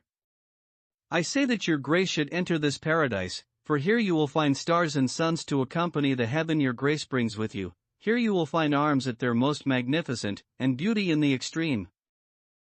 The judge, astounded at Don Quixote's words, looked at him very carefully and was no less astounded by his appearance, and not finding words with which to respond, he was astounded all over again when he saw Lucinda, Dorotea, and Zoraida, for when the innkeeper's wife told them there were new guests and had described the maiden's beauty, they came out to see and welcome her. Don Fernando, Cardenio, and the priest gave the judge a courteous and more straightforward greeting. His honor, in fact, was somewhat bewildered by what he had seen and heard, but the enchanting women of the inn made the beautiful maiden welcome. The judge saw clearly that all the people there were gentlefolk, but the figure, face, and bearing of Don Quixote left him perplexed. After the exchange of courteous greetings and a careful consideration of the accommodations offered by the inn, matters were arranged as they had been earlier. All the women would sleep in the previously mentioned garret, and the men would stay outside, as a kind of guard. The judge was content to have the maiden, who was his daughter, go with the ladies, which she did very willingly. With part of the innkeeper's narrow bed, and half of the one the judge had brought with him, they settled in that night more comfortably than they had expected. From his first glimpse of the judge, the captive's heart had pounded with the certainty that this was his brother, and he asked one of his servants what the judge's name was and if he knew where he was from. The servant responded that his name was Licentiate Juan Perez de Viedma and that he had heard he came from somewhere in the mountains of Leon. This information, combined with what he had seen, convinced him that this was his brother, the one who had pursued letters, following his father's advice, and with great excitement and happiness he called aside Don Fernando, Cardenio, and the priest, and told them what had happened, and assured them that the judge was his brother. The servant had told him that his honor was going to the Indies to serve as a judge on the Royal High Court of Mexico, and the captive also learned that the maiden was the judge's daughter, that her mother had died in childbirth, and that he was very wealthy because of the dowry his daughter had inherited. The captive asked their advice as to how he should make himself known, or if he ought to determine first whether his brother would feel humiliated when he saw how poor he was or would welcome him affectionately. "Let me find out for you," said the priest, "though I am certain, Señor Captain, that you will be very warmly received. Your brother's face reveals virtue and good sense, and he gives no sign of being arrogant or ungrateful or ignorant of how to evaluate the adversities of fortune." "Even so," said the captain, "I would like to reveal myself to him gradually, not all at once." "And I say," responded the priest, "that I will arrange it in a way that satisfies us all." By this time supper had been prepared, and they all sat at the table except for the captive and the ladies, who ate by themselves in the garret. In the middle of the meal, the priest said, "Señor Judge, I had a comrade in Constantinople, where I was held captive for some years, who had the same name as your grace. This comrade was one of the most valiant soldiers and captains in the entire Spanish infantry, but as unfortunate as he was courageous and brave." "And what was this captain's name, Señor?" asked the judge. "His name," responded the priest, "was Ruy Pérez de Viedma, and he came from the mountains of Leon. He told me about something that had happened to him, his father, and his brothers, and if I had not heard it from a man as truthful as he, I would have taken it for one of those old wives' tales told around the fire in winter. Because he said that his father had divided his estate among his 3 sons and had given them advice that was better than Cato's. And I can say that the counsel he chose to follow, which was to take up arms, served him so well that in a few years, because of his valor and hard work, with no support other than his own great virtue, he rose to the rank of infantry captain and was well on his way to becoming commander of a regiment. But then his luck turned, and just when he could have expected good fortune, he lost it and his freedom on the glorious day when so many won theirs at the Battle of Lepanto. I lost my freedom at the Goleta, and then, through a series of circumstances, we became comrades in Constantinople. From there he went to Algiers, where he became involved in one of the strangest stories the world has ever seen." The priest continued the tale and briefly and succinctly recounted what had happened to the captive and Zoraida. The judge listened more attentively than he had ever listened to evidence in a case. The priest stopped at the moment when the French robbed the Christians in the boat and left his comrade and the beautiful Moorish lady in poverty and want. He said he knew no more about them and did not know if they ever reached Spain or had been carried off to France by the Frenchmen. The captain listened to everything the priest said, standing a little way off and observing everything his brother did, and the judge, seeing that the priest had come to the end of his tale, heaved a great sigh as his eyes filled with tears and said, "Oh, Señor, if you only knew what you have just told me. It touches me so deeply I cannot control these tears that stream from my eyes despite all my circumspection and reserve. That brave captain is my older brother, who, being stronger and of more noble thoughts than I or my younger brother, chose the honorable and worthy profession of arms, which was one of the 3 paths our father proposed to us, as your comrade told you, and which you took as nothing but a story. I followed the path of letters, and by the grace of God and my own diligence have reached my present position. My younger brother is in Peru, and so wealthy that with what he has sent home to my father and me he has more than repaid the portion he took, and has even placed in my father's hands the means to satisfy his natural generosity. Because of him, I was able to pursue my studies in a decent and suitable manner and achieve my current rank. My father still lives, though dying for news of his oldest son, and he constantly prays to God that death not close his eyes until he can see his son alive.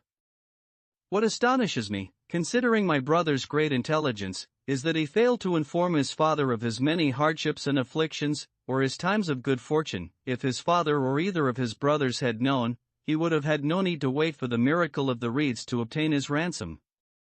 But my fear now is wondering if those Frenchmen gave him his freedom or killed him to hide their thievery. This means that I shall continue my journey not happily, as I began it, but filled with melancholy and sadness. Oh, my dear brother, if only I knew where you were now. I would go to find you and free you from hardship, even if it meant hardship for me.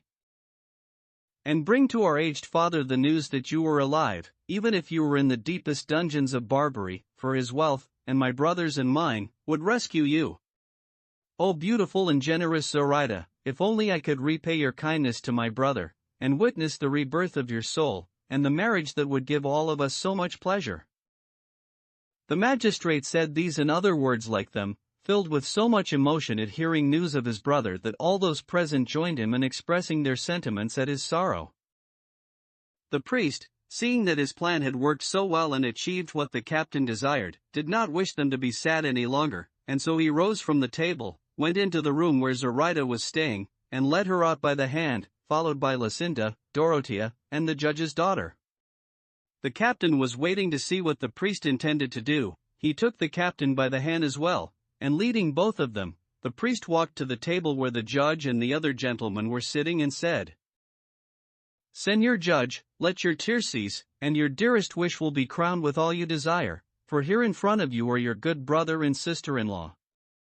This is Captain Viedma, and this is the beautiful Moor who was so kind to him." The Frenchman, as I said, left them in straitened circumstances, so that you now have the opportunity to show them the liberality of your generous heart. The captain came forward to embrace his brother, who held him off by placing his hands on his chest so that he could look at him from a slight distance, but when he recognized him he embraced him so closely, shedding so many tears of joy, that the rest of the company were bound to weep, too. The words the two brothers exchanged, the feelings they displayed, can scarcely be imagined, let alone written down. They gave each other a brief accounting of their lives, then they revealed the warmth of their brotherly affections, and the magistrate embraced Zoraida and offered her his entire estate. Then he had her embrace his daughter, and the beautiful Christian girl and the beautiful Moorish lady moved them all to tears again. Don Quixote was very attentive, not saying a word, pondering these strange events and attributing them all to the chimeras of knight-errantry. It was agreed that the captain and Zoraida would go with his brother to Seville, and they would inform their father that he had been found and was free, and as soon as he could, their father would come to be present at the marriage and baptism of Zoraida, for the judge could not delay his journey. He had been notified that in a month's time the fleet would leave Seville for New Spain, and it would have been extremely inconvenient for him not to make the voyage at that time. In short, everyone was pleased and happy at the captive's good fortune, and since the night was almost two-thirds over, they decided to retire and rest until morning. Don Quixote offered to guard the castle in the event some giant or other nefarious villain decided to attack, greedy for the great treasure of beauty enclosed therein. Those who knew him thanked him, and they told the judge about Don Quixote's strange madness, which amused him more than a little. Only Sancho Panza was troubled at how late they went to bed, and only he made himself more comfortable than all the rest by lying down on his donkey's harness, which would cost him dearly, as shall be recounted later. The ladies, then, having withdrawn to their room, and the others having settled down with as little discomfort as possible, Don Quixote stood outside the inn to guard the castle, as he had promised. It so happened that shortly before dawn, a voice so harmonious and sweet reached the ears of the ladies that they were all obliged to listen carefully, especially Dorothea, who was awake, and beside whom lay Dona Clara de Viedma, which was the name of the judge's daughter. No one could imagine who was singing so beautifully in a voice unaccompanied by any instrument. At times they thought the singing was in the courtyard, other times, it seemed to come from the stable, and as they were listening in bewilderment, Cardenio came to the door and said, "If anyone is awake, listen, and you will hear the voice of one of the mule driver's boys. He sings so well that he sounds like an angel." "We hear him, Señor," replied Dorothea. And so Cardenio left, and Dorothea, listening very attentively, heard the words that the boy was singing. They were Chapter 43, which recounts the pleasing tale of the mule driver's boy, along with other strange events that occurred at the inn. I, a mariner of love, sail passion's perilous deeps desperate to find a cove or harbor, or rest or peace. Guided by a distant star more radiant, more bright, though its light shines from afar, than any Palinurus spied. I know not where she leads, I sail perplexed, confused, my soul care-laden, careless, wanting nothing but to gaze upon her. Uncommon modesty, rarest virtue, like clouds hide her fair mien, I would restore it to view. O splendid, luminous star, 'cause of my tears and sighs, when you hide your face entire then I will surely die." When the singer had reached this point, it seemed to Dorothea that Clara ought not to miss hearing so fine a voice, and she shook her gently to wake her, saying, "Forgive me, my dear, for waking you, but I want you to listen to the best voice you may ever have heard in your life." Clara stirred and was still half asleep, and at first she did not understand what Dorothea was saying and asked her to repeat it, and when she did, Clara paid close attention. But when she heard barely 2 lines sung by that voice, she began to tremble as if taken ill in a sudden attack of courting fever, and throwing her arms around Dorothea, she said, "Oh, dear lady of my heart and soul! Why did you wake me? The greatest favor that fortune could grant me now would be to close my eyes and ears so that I could not see or hear that unhappy singer." "What are you saying, my dear?" "They say that the person singing is a mule driver's boy." "Oh no, he is the lord of many villages, and of a domain in my heart which he holds so unalterably that unless he chooses to leave it, it will be his forever." Dorothea was astonished at the girl's deeply felt words, which seemed to her far more discerning than might have been expected from one so young, and so she said to her, "You speak, Señora Clara, in a way I cannot understand. Explain what you mean by heart and domains, and tell me of this musician, whose voice has left you so agitated. But say nothing now, because in the event you become even more perturbed, I do not want to miss the pleasure I derive from his voice. I think he is going to start again, with new lyrics and a new melody." "By all means," responded Clara.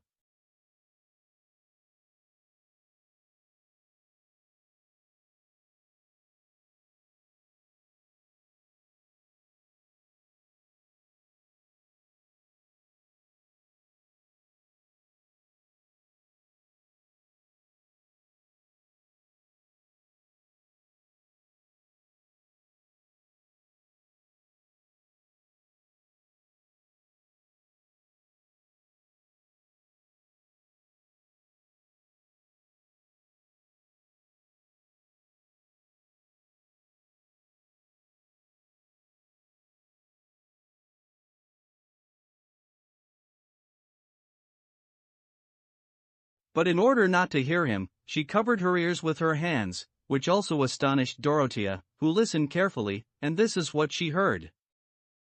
"Oh, sweet hope of mine, taming th impossible, struggling past thorns, bravely walking the path that you alone have cut, you alone adorn, do not despair fair hope if each step brings you closer to death's scope. The slothful never win laurels of triumph or honored victories, since they ne'er contend with fate, fortune, and fame they never see, but weak in indolence, they turn to idle joys of flesh and sense. Love puts a high price on its glories, that is just and fair, for there's no richer prize than one that is esteemed at its true worth, and it is surely clear that things are not highly valued if not dear. Steadfastness in love can often win impossibilities, though this may prove too harsh a terrain for my tenacity. I despise that fear and strive to reach my heaven from this sphere. Point 1. Here the voice came to an end, and Clara began to sob again, all of which inflamed Dorothea's desire to know the reason for so melodious a song and such piteous weeping. And so she again asked Clara what she had meant earlier, and the girl, fearful that Lucinda would hear her, held Dorothea tightly and placed her mouth so close to Dorothea's ear that she was sure she could speak without being overheard, and said, "The boy who is singing, Señora, is the son of a gentleman from the kingdom of Aragon who was the lord of 2 villages, and who had a house across from my father's house in Madrid, and though my father covered the windows of his house with canvas in winter and jalousies in summer, too, I don't know how it happened, but this young man, as he was going to school, saw me somehow, I don't know if it was in church or somewhere else, and he fell in love with me and let me know it from the windows of his house with so many gestures and so many tears that I had to believe him, and even love him in return without knowing exactly what he wanted of me. One of his gestures was to join his hands, giving me to understand that he would marry me. That would have made me very happy, but as I was alone and motherless and had no one to talk to, I did nothing and did not favor him. But when my father was out of the house, and his father, too, I would raise the canvas or jealousy a little and let him see me full length, which sent him into such raptures it seemed he would lose his mind. Then the time came for my father to leave Madrid, and the boy learned about it, but not from me, because I never had the chance to tell him. He was taken ill, as I understand it, with grief, and so the day we were to leave I could not see him to say goodbye, if only with my eyes. But after we had been traveling for 2 days, as we were entering an inn in a village about a day's travel from here, I saw him in the doorway, dressed in the clothes of a mule-driver's boy and looking so natural that if I did not carry his image engraved in my heart, it would have been impossible to recognize him. But I did recognize him. To my amazement and joy, he looked at me without my father's seeing him, and he always hides his face from my father when he passes us on the roads and in the inns where we stay. Since I know who he is and believe that it is on account of his love for me that he is traveling on foot and suffering so much hardship, I am dying of sorrow and follow his every step with my eyes. I don't know why he has come here or how he managed to escape his father, who loves him very, very much because he is his only heir, and because he deserves it, as your grace will agree when you see him. And let me tell you something else, everything he sings he makes up in his own head, and I have heard that he's a very fine student and poet. And there's more, whenever I see him or hear him sing, I tremble from head to toe, worried and fearful that my father will recognize him and learn of our feelings and desires. I have never said a word to him in my life, and even so, I love him so much I cannot live without him. This, Señora, is all that I can tell you about this musician whose voice has given you so much joy, but it alone says clearly that he is not a mule driver's boy, as you say, but a lord with vassals and lands, as I have told you. Say no more, Señora Dona Clara, said Dorotea as she gave her 1,000 kisses, say no more and wait for the new day, for with God's help I hope to arrange this affair so that it has the happy ending such virtuous beginnings deserve. Oh, Señora, said Dona Clara. What ending can we expect if his father is so distinguished and wealthy that he won't think me good enough to be his son's maid, let alone his wife? Then, too, I would not marry without my father's knowledge for anything in the world. All I want is for this boy to go home and leave me. Perhaps if I don't see him, and with the great distance we have to travel, the grief I feel now may begin to fade, though I can say that I don't believe this remedy will do me much good at all. I don't know what the devil this is, or how I ever fell so much in love with him, since I am so young and so is he. I think we're both the same age, I'm almost 16, and my father says I'll turn 16 on Michaelmas Day. Dorotea could not help laughing when she heard how childishly Dona Clara spoke, and she said, Señora, let us sleep for the little bit of night we have left, and tomorrow, with God's help, things will go well for us if I have any skill in such matters. After this they were silent, and a profound stillness fell over the inn. Only the innkeeper's daughter and her maid, Maritornes, were not asleep, for they, knowing the madness that afflicted Don Quixote, who was outside their window, armed, mounted, and on guard, decided to play a trick on him or, at least, to pass the time listening to his foolishness. It so happened that in all the inn there was no window that opened onto the fields except for a narrow opening in a loft through which they pitched out straw. The two semi-maidens stood at this opening and saw that Don Quixote was on horseback, leaning on his lance, and from time to time heaving sighs so mournful and deep that each one seemed to break his heart in two, and saying in a gentle, tender, and loving voice, "Oh, Señora Dulcinea of Toboso, pinnacle of all beauty, summit and crest of discernment, archive of grace and wit, depository of virtue, and, finally, ideal of all goodness, modesty, and joy in the world. What can thy grace be doing now? Can thy thoughts be turned to thy captive knight, who hath willingly faced so many dangers for the sake of serving thee? Oh, giveth me news of her, thou three-faced luminary. Perhaps with envy of her brilliance thou art looking at her now, or perhaps she strolleth along a gallery in one of her sumptuous palaces, or leaneth against a balustrade and considereth how, while protecting her modesty and greatness, she can't soften the anguish that this my heart suffereth for her sake, and reward my grief with glory, and lighten my care, and, finally, grant life to my death and recompense for my services.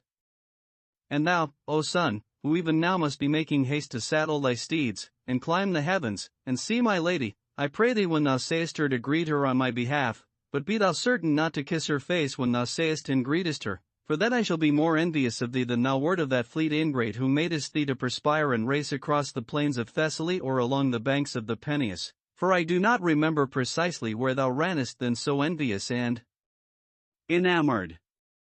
3. Don Quixote had reached this point in his piteous lament when the innkeeper's daughter began to attract his attention by saying, "Psst, psst," and calling to him. "Señor, please come here, if your grace doesn't mind." Don Quixote heard her voice, turned his head, and saw by the light of the moon, which was then at its brightest, that he was being called from the loft opening that to him seemed a window with grille-work of gold, as befits luxurious castles, which is what he imagined the inn to be. Then, in an instant, it seemed to him in his mad imagination that once again, as she had in the past, the beauteous damsel, daughter to the chatelaine of that castle, had been overcome by love for him and was soliciting his favors. With this thought in mind, and not wishing to seem discourteous and ungrateful, he pulled on Rocinante's reins and rode to the opening, and when he saw the two young women, he said, "I am sorely grieved, beauteous lady, that thou hast turned thy amorous thoughts to a place where there is no possibility that they will be returned as thy great worth and nobility deserve. For this thou shouldst not blame a wretched knight-errant whom love preventeth from giving his heart to any but the one who, when his eyes first saweth her, became the absolute mistress of his soul. Forgive me, good lady, and withdraw to thy chamber, and revealest thou no more of thy desires to me, so that I may not appear even more ungrateful, if, in the love thou hast for me, thou findest aught else in me that is not love itself but can make thee content, ask it of me, for I swear to thee by that sweet and absent enemy of mine that I shall grant it without delay, e'en if thou askest the lock of the hair of Medusa, which is not but vipers, or the rays of the sun enclosed in a vial." "My señora has no need of anything like that, Señor Knight," said Maritornes. "Then what, O discreet duenna, doth thy señora need?" responded Don Quixote. "Just one of your beautiful hands," said Maritornes, "so that with it she can ease the great desire that has brought her to this opening at such great risk to her honor, for if my señor, her father, heard her, the least thing he would slice off would be her ear." "I should like to see him try," responded Don Quixote. "But surely he will be careful not to do so, unless he wisheth to meet the most calamitous end that any father hath ever met in this world, for laying hands on the delicate appendages of his enamored daughter." Maritornes, certain that Don Quixote would surely give her the hand she had requested, had decided on what to do, and she climbed down from the opening, went to the stable, took the halter of Sancho Panza's donkey, and hurried back to the opening just as Don Quixote was standing on Rocinante's saddle in order to reach the barred window where he imagined the heartbroken damsel to be, and as he gave her his hand, he said, "Señora, takest thou this hand, or rather, this scourge of all evildoers in the world, takest thou this hand, I say, untouched by the hand of any woman, not e'en the hand of she who hath entire possession of this my body. I do not give it to thee so that thou mayest kiss it, but so that thou mayest gaze upon the composition of its sinews, the consistency of its muscles, the width and capacity of its veins, and from this conjecture the might of the arm to which such a hand belongeth." "Now we'll see," said Maritornes. And after making a slip knot in the halter, she put it around his wrist and climbed down from the opening, then tied the other end of the halter very firmly to the lock on the loft door.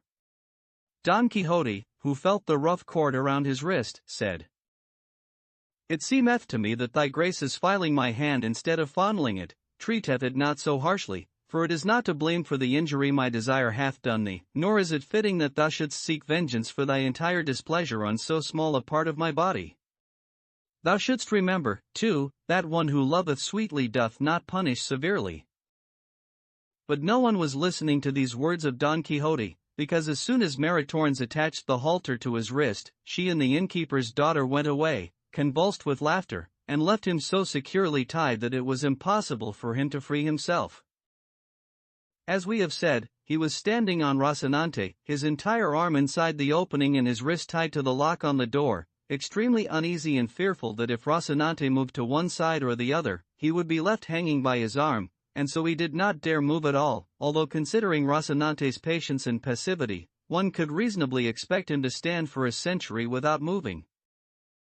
In short, when Don Quixote discovered that he was bound and the ladies had vanished, he began to imagine that all this was the result of enchantment, as it had been the last time when in that very castle an enchanted Moor of a mule driver had given him a severe beating. To himself he cursed his lack of intelligence and good sense, for after having been hurt so badly in that castle, he had dared enter it a second time, despite the common knowledge among knights-errant that when they have embarked on an adventure and have not succeeded, it is a sign that the adventure is meant not for them but for others, and so they have no need to attempt it a second time.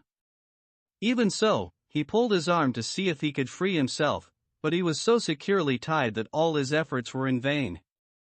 It is certainly true that he pulled rather tentatively so that Rocinante would not move, and though he longed to sit down in the saddle, all he could do was remain standing or pull his hand off.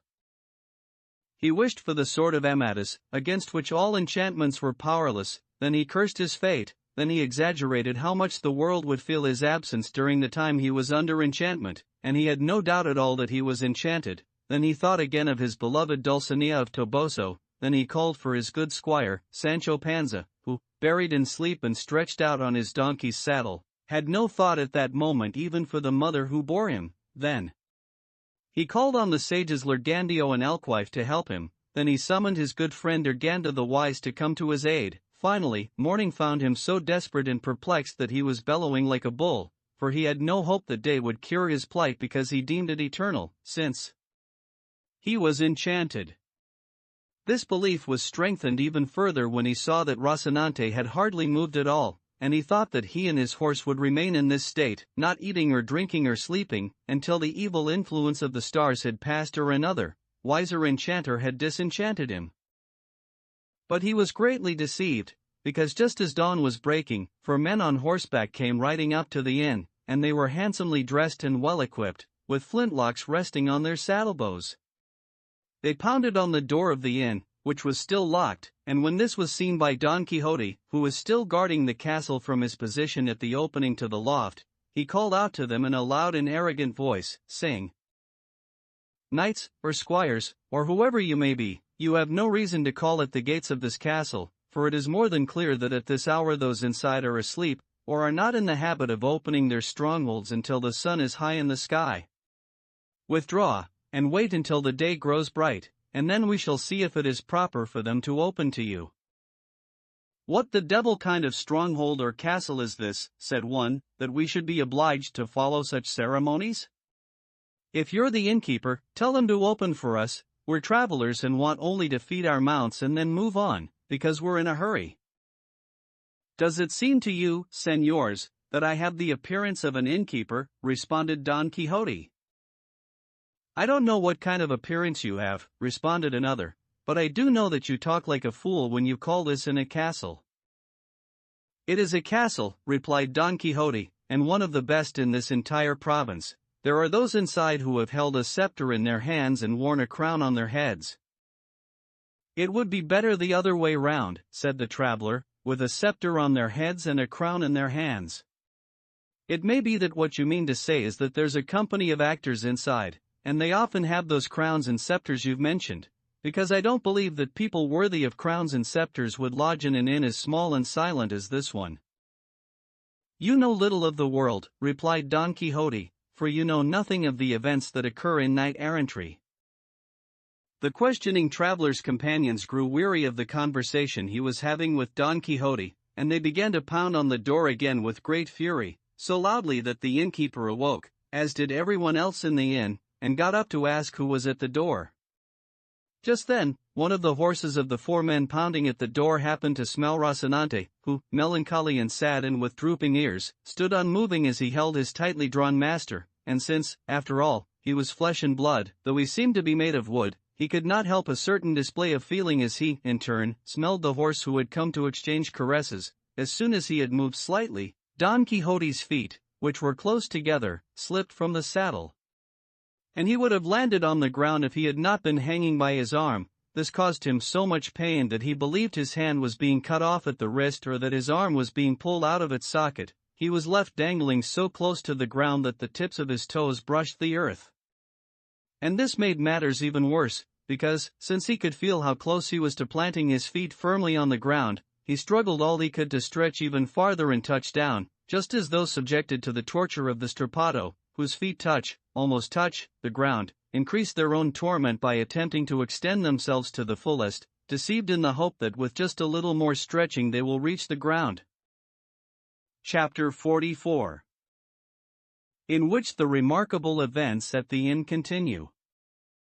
Don Quixote cried out so loudly, in fact, that the terrified innkeeper suddenly threw open the doors of the inn to see who was shouting, and those outside did the same.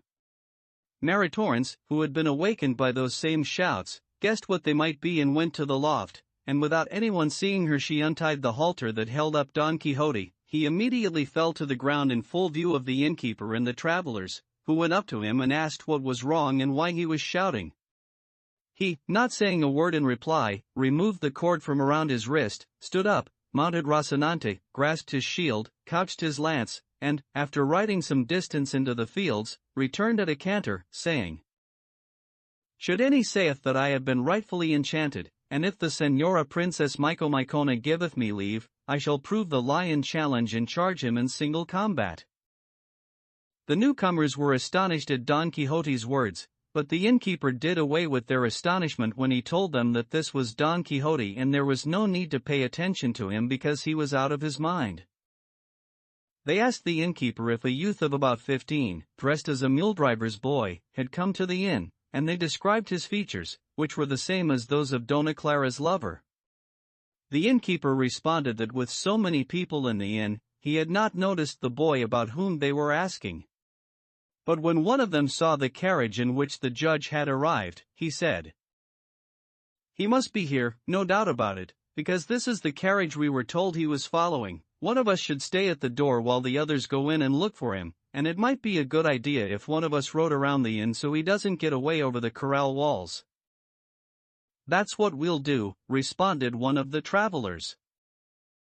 And two of them went inside, one stayed at the door, and another rode around the inn. The innkeeper saw all of this and could not imagine why they were taking so many precautions, although he certainly knew they were looking for the boy they had described to him.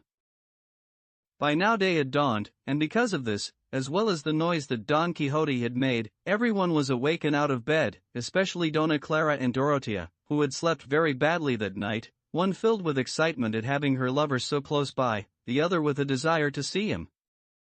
Don Quixote, who saw that none of the four travelers paid attention to him or responded to his demand, raged and fumed with indignation and fury, and if he had discovered in his laws of chivalry that a knight-errant could legitimately take up and embark upon another adventure, having given his word and pledged not to do so until he had completed the one he had promised to undertake, he would have attacked all of them and forced them to respond whether they wished to or not, but since he did not think it correct to begin a new adventure until he had restored Micomicona to her kingdom, he had no choice but to remain silent, saying nothing and waiting to see the outcome of the travelers' efforts. One of them found the lad they were seeking as he slept beside a mule driver's boy, little thinking that anyone was looking for him, let alone that anyone would find him, and seizing the boy by the arm, the man said, "No doubt, Señor Don Luis, these clothes complement your rank, and this bed in which I find you corresponds to the luxury in which your mother reared you."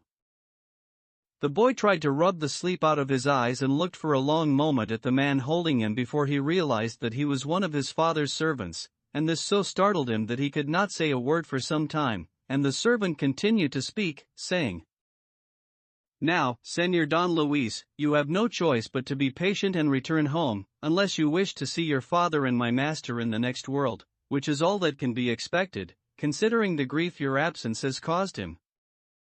"But how did my father know," said Don Luis, "that I was on this road and wearing these clothes?" "You disclosed your intentions to a student," responded the servant, "and he was moved by pity at your father's distress when he realized you were gone, and revealed everything, and so your father dispatched 4 of his servants to look for you, and all of us are here to serve you, happier than you can imagine that we can return quickly and bring you back to the one who loves you so." "That shall be as I choose or as heaven decrees," responded Don Luis. "What is there for you to choose or heaven to decree other than your agreeing to return? Nothing else is possible." The mule driver's boy next to whom Don Luis was lying heard all of this conversation. He got up and went to tell Don Fernando and Cardenio and the others what had happened, for by this time everyone was dressed, and he told them how a man had called the boy Don, and about the words that had passed between them, and how they wanted him to return to his father's house but the boy did not want to. And this, in addition to what they already knew about him, which was the beautiful voice that heaven had granted him, filled them all with a great desire to know in detail who he was and even to help him if anyone was forcing him to do something he did not wish to do, and so they went to the place where he was still talking and protesting to his servant. At this moment Dorothea came out of her room, and behind her was a greatly perturbed Dona Clara. Dorothea called Cardenio aside and briefly told him the tale of the singer and Dona Clara, and Cardenio told her about the arrival of the servants who were looking for the boy, and he did not say this so quietly that Clara could not hear. This so agitated her that if Dorothea had not held her up, she would have fallen to the ground. Cardenio told Dorothea that she and the girl should return to their room and that he would attempt to resolve everything, and they did as he asked. The 4 men who had come looking for Don Luis were all inside the inn and standing around him, trying to persuade him that he should return immediately, and without any delay, to console his father. He responded that under no circumstances could he do so until he had concluded a matter upon which his life, his honor, and his heart depended.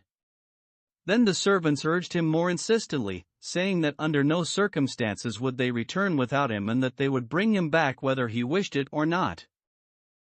"That you will not do," replied Don Luis, "unless you bring me back dead, but no matter how you take me, I shall be without life." By this time everyone in the inn had come to listen to the dispute, especially Cardenio, Don Fernando, his companions, the judge, the priest, the barber, and Don Quixote, who thought it was no longer necessary to guard the castle. Cardenio, since he already knew the boy's story, asked those who wanted to take him what reason they had to take him against his will. "What moves us," responded one of the 4 servants, "is the desire to return life to his father, who is in danger of losing it because of this gentleman's absence." At this, Don Luis said, "There is no reason to tell everyone here my business. I am a free man, and I shall return if I wish to, and if I do not, none of you can force me to." "Reason will force your grace," the man responded, "and if that's not enough, we'll do what we came here to do, and what we are obliged to do." "Let us hear what is at the bottom of this," said the judge. But the servant, who recognized him as his master's neighbor, responded, "Señor Judge, doesn't your grace know this gentleman? He's your neighbor's son, and as your grace can see, he has left his father's house dressed in a manner inappropriate to his station." Then the judge looked at him more closely, and recognized him, and embraced him, saying, "What foolishness is this, Señor Don Luis? What reason is so powerful that it has moved you to appear in this manner and in this dress, so unbefitting your rank and station?" Tears filled the boy's eyes, and he could not say a word in response. The judge told the 4 men that they could rest assured that everything would be settled, and taking Don Luis by the hand, he drew him aside and asked his reasons for coming to the inn. As he was asking him this and other questions, there was an outburst of deafening shouts at the door of the inn, and the reason was that 2 guests who had spent the night there, seeing that everyone was concerned with finding out what the 4 men were seeking, had attempted to leave without paying what they owed, but the innkeeper, who tended more to his own business than to that of others, laid hands on them as they were leaving and demanded payment, and he cursed them so bitterly for their dishonesty that they were moved to respond with their fists, and they began to beat him so ferociously that the poor innkeeper had to cry out and plead for help. The innkeeper's wife and daughter saw that the only one not too busy to help was Don Quixote, and the daughter said, "Señor Knight, with the strength God gave your grace, help my poor father, for 2 wicked men are thrashing him like wheat." To which Don Quixote responded, very slowly and with great calm, "O beauteous damsel, the time is not right for thy plea, for I cannot embark upon any adventure until I have brought to a felicitous conclusion one to which I am pledged. But what I can do to serve thee I shall tell thee now. Runnest thou to tell thy father to prolong his combat for as long as he can and not allow himself to be defeated, and in the meantime I shall ask leave of the Princess Micomicona to succor him in his plight. If she giveth it to me, thou mayest be certain that I shall save him." "Poor sinner that I am," said Maritornes, who was standing nearby. "By the time your grace gets that leave, my master will be in the next world." "Señora, allowest me only to obtain this leave," responded Don Quixote, "and when I have it, it will not matter at all if he is in the next world, for I shall take him out of there even if that entire world oppose me, at the very least, for thy sake I shall take such revenge on those who sent him there that thou shalt be more than a little satisfied." And without saying another word, he went to kneel before Dorothea, imploring with knightly and errantly words that her highness be so kind as to give him leave to succor and minister to the castellan of that castle, who had come to a most grievous pass. The princess gave it willingly, and he immediately held up his shield and grasped his sword and hurried to the door of the inn, where the guests were still beating the innkeeper. But as soon as he arrived he stopped and stood perfectly still, although Maritornes and the innkeeper's wife asked why he was stopping and told him to help their master and husband. "I have stopped," said Don Quixote, "because it is not licit for me to raise my sword against squirely folk. Summon my squire, Sancho, for this defense and revenge rightly belong to him." This took place at the door to the inn, where the punches and blows were reaching their high point, to the detriment of the innkeeper and the fury of Maritornes, the innkeeper's wife, and her daughter, all of whom despaired when they saw not only Don Quixote's cowardice but how badly things were going for their husband, master, and father. "But let us leave the innkeeper here, for someone will help him, and if no one does, let the man who dares more than his strength allows suffer in silence, and we shall go back 50 paces and see how Don Luis responded to the magistrate, whom we had left standing off to one side and asking Don Luis the reason he had arrived on foot, wearing such shabby clothes." And the boy, clasping the judge's hands tightly as a sign that a great sorrow troubled his heart, and shedding an abundance of tears, said, "Señor, all I can tell you is that from the moment heaven willed, which was facilitated by our being neighbors, that I see Señora Dona Clara, your daughter, and my lady, from that very moment I made her mistress of all my desires and wishes. If in your wishes, you who are my true lord and father, there is no objection, on this very day she will be my wife. For her sake I left my father's house, and for her sake I put on these clothes, in order to follow her wherever she might go, as the arrow follows its mark or the sailor his star. She knows nothing of my desires except for what she has been able to deduce when, on occasion and at a distance, she has seen the tears flow from my eyes. Señor, you already know of my parents' wealth and nobility, and also that I am their only heir, and if these seem reason enough for you to venture to make me entirely happy, then accept me as your son, and if my father, moved by his own plans, is not pleased by the great prize I have obtained, time can do more to change and alter things than human desires." When he had said this, the enamored youth fell silent, and the magistrate was perplexed, confused, and bewildered both by the intelligence and discretion with which Don Luis had revealed his thoughts to him, and by suddenly finding himself in so unsettling and unexpected a situation. He replied only that Don Luis should remain calm for the moment and persuade his servants not to take him back that day, so that there would be time to consider what was best for everyone. Don Luis grasped his hands and kissed them, and even bathed them with tears, which could have softened a heart of marble. And not only the magistrates, he was an intelligent man and already knew how advantageous a marriage this would be for his daughter, although, if possible, he would have preferred it to take place with the approval of Don Luis's father, who, he knew, wanted his son's bride to have a title. By this time the guests had made peace with the innkeeper, for the persuasion and good arguments of Don Quixote rather than his threats had convinced them to pay all that the innkeeper demanded, and the servants of Don Luis were waiting for the judge to conclude his conversation and for their master to make his decision. At that very moment the devil, who never sleeps, willed the arrival at the inn of the barber from whom Don Quixote had taken the helmet of Mambrino, and Sancho Panza the donkey's gear that he had exchanged for his own. This barber, leading his donkey to the stables, saw Sancho Panza adjusting something on the pack saddle, and as soon as he saw him he recognized him, and he attacked him, saying, "Ah, Don Thief, I have you now. Give me back my basin and my saddle and all the rest of the harness you stole from me." Seeing himself attacked so unexpectedly, and hearing himself insulted so bitterly, Sancho grasped the saddle with one hand and punched the barber with the other, bathing his teeth in blood. But despite this the barber continued to hold on to the saddle and gave so loud a shout that everyone in the inn rushed to the place where they were fighting, and the barber called out, "Help, help, in the name of the king and of justice!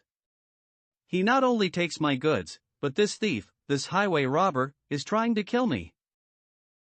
"You lie," responded Sancho.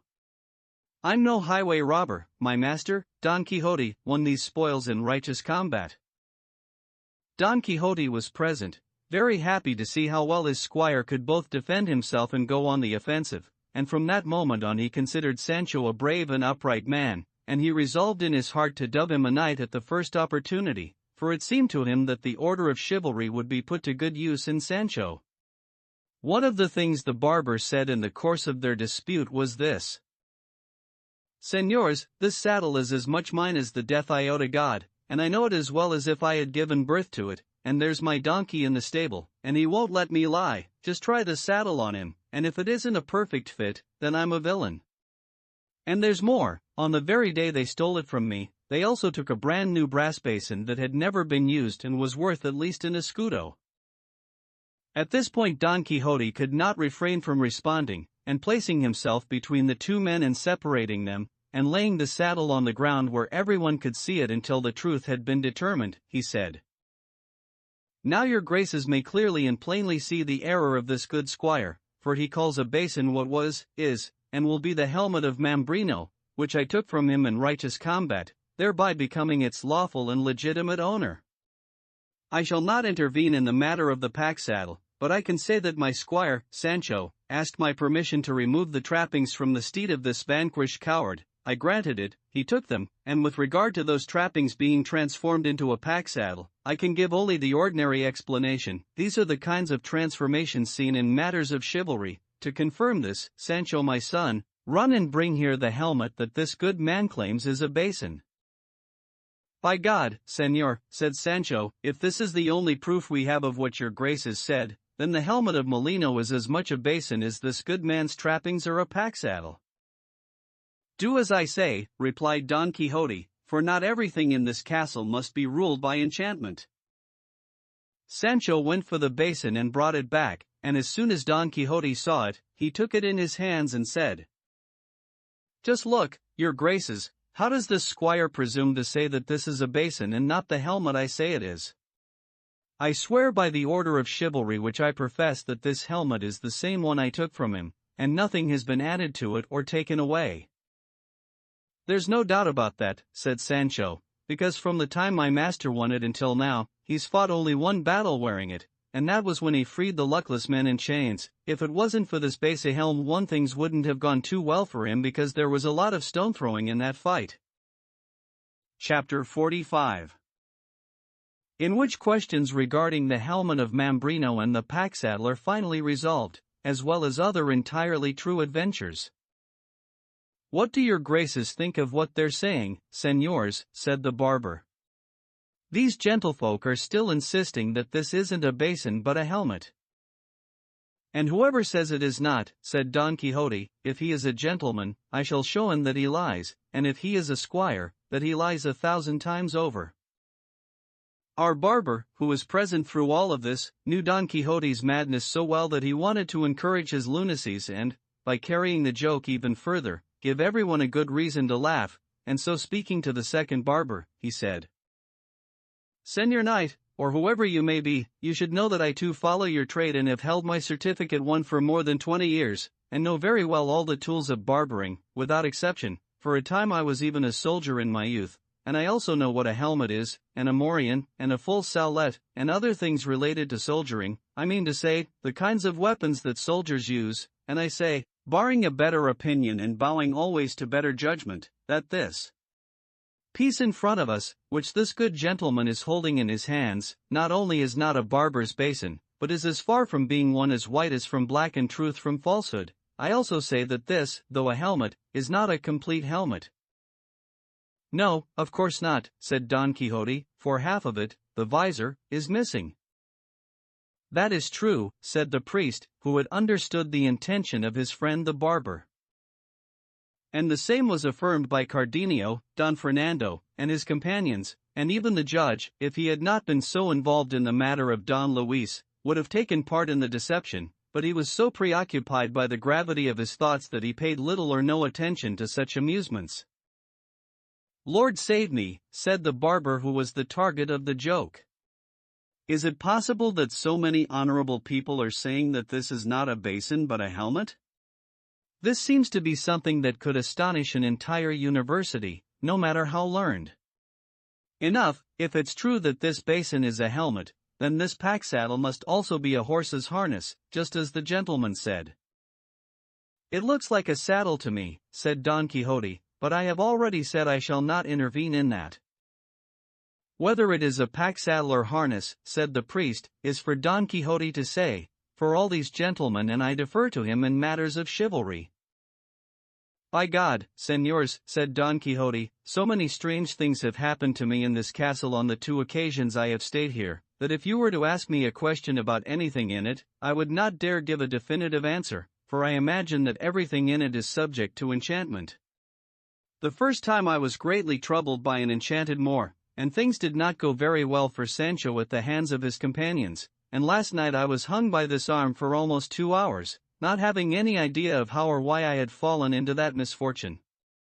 Therefore, if I now become involved in so confusing a matter and give my opinion, it would be a rash judgment. As for what has been said regarding this being a basin and not a helmet, I have already responded to that, but as for declaring whether this is a saddle or a harness, I do not dare offer a final opinion. I leave it to the judgment of your graces. Perhaps because you have not been dubbed knights, as I have, the enchantments of this place will not affect your graces, and your minds will be free and able to judge the things in this castle as they really and truly are, and not as they seem to me. There is no doubt, responded Don Fernando, but that Señor Don Quixote has spoken very well today, and it is up to us to decide the case. In order to make our decision a valid one, I shall take the votes of these gentlemen in secret and give a complete and clear report on the outcome. For those who were aware of Don Quixote's madness, all of this was cause for a good deal of laughter, but for those who were not, it seemed the greatest lunacy in the world, especially the 4 servants of Don Luis, and Don Luis himself, and another 3 travelers who had just arrived at the inn and seemed to be members of the Holy Brotherhood, which was, in fact, what they were. But the one who was most confused was the barber, whose basin had been transformed into the helmet of Mambrino before his very eyes and whose pack saddle he undoubtedly thought would be turned into a horse's rich harness. Everyone laughed to see Don Fernando going from one to the other and taking his vote, having him whisper it into his ear so that each could declare in secret whether the jewel that had been so fiercely fought over was a pack saddle or a harness. After he had taken the votes of those who knew Don Quixote, he announced in a loud voice, "The fact is, my good man, that I am weary of hearing so many opinions, because I see that no one whom I ask does not tell me that it is nonsense to say this is a donkey's pack saddle and not the harness of a horse, even a thoroughbred, and so, you will have to be patient because despite you and your donkey, this is a harness and not a pack saddle, and you have presented and proved your case very badly." "May I never have a place in heaven," said the second barber, "if all of your graces are not deceived, and may my soul appear before God with as much certainty as this appears to be a pack saddle and not a harness, but if you've got the might, and I'll say no more, the truth is I'm not drunk, and I haven't broken my fast except to sin." The barber's simple-minded talk caused no less laughter than the lunacies of Don Quixote, who at this point said, "All that can be done now is for each man to take what is his, and may St. Peter bless what God has given us." One of the 4 servants said, "Unless this is a trick of some kind, I can't believe that men of intelligence, which is what all of you are, or seem to be, can dare say and affirm that this isn't a basin and that isn't a saddle, but as I see that you do affirm and say it, I suppose there's some mysterious reason why you claim something so contrary to what truth and experience show us. And I swear," and here he came out with a categorical oath, "that not all the people alive in the world today can make me think that this isn't a barber's basin, and that isn't a jackass's pack saddle." "It might belong to a jenny," said the priest. "It doesn't matter," said the servant, "that's not the point, the question is whether it is or isn't a pack saddle, as your graces claim."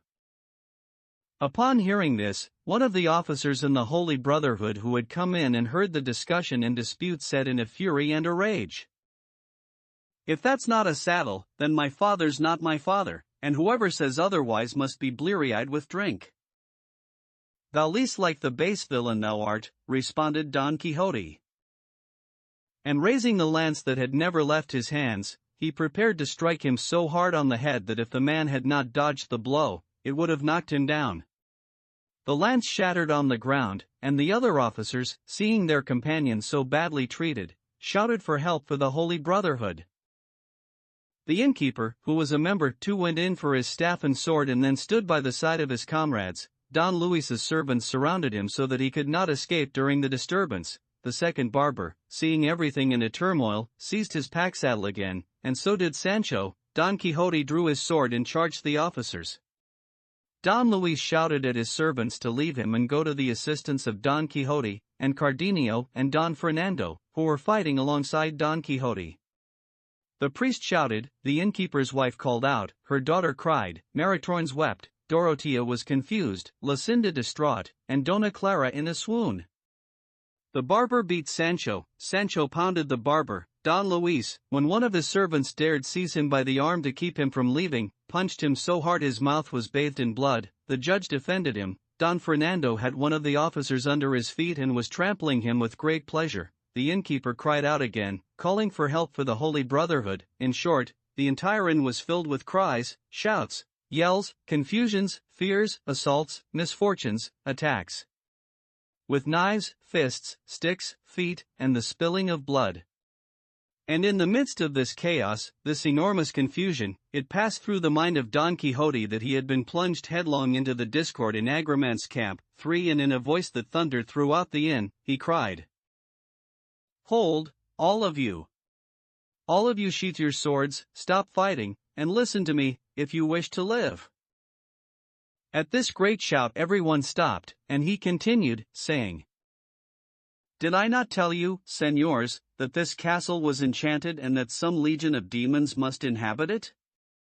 In confirmation of which I wish you to see with your own eyes what has transpired here and how the discord of Agramant's camp has descended upon us. Look, here they do battle for the sword, there for the horse, over there for the eagle, right here for the helmet, and all of us are fighting and all of us are quarreling. Point 4 Come then, your grace, send your judge, and your grace, send your priest. One of you take the part of King Agramant and the other that of King Sobrino and make peace among us, because in the name of God Almighty it is a great wickedness for so many well-born and distinguished people to kill one another for such trivial reasons.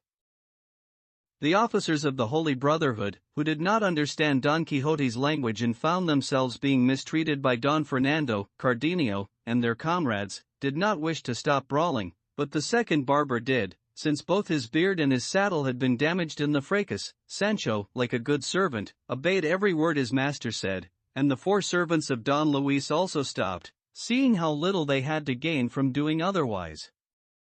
Only the innkeeper insisted that the effronteries of that madman had to be punished, since he was always causing a disturbance at the inn. Finally, the clamor was stilled for the moment, and in the imagination of Don Quixote the saddle remained a harness until Judgment Day, and the basin a helmet, and the inn a castle. When, at last, persuaded by the judge and the priest, everyone had made peace and become friends, Don Luis's servants began to insist again that he come away with them immediately. And as he was discussing this with them, the judge spoke to Don Fernando, Cardenio, and the priest regarding what should be done in this matter, recounting what Don Luis had said to him.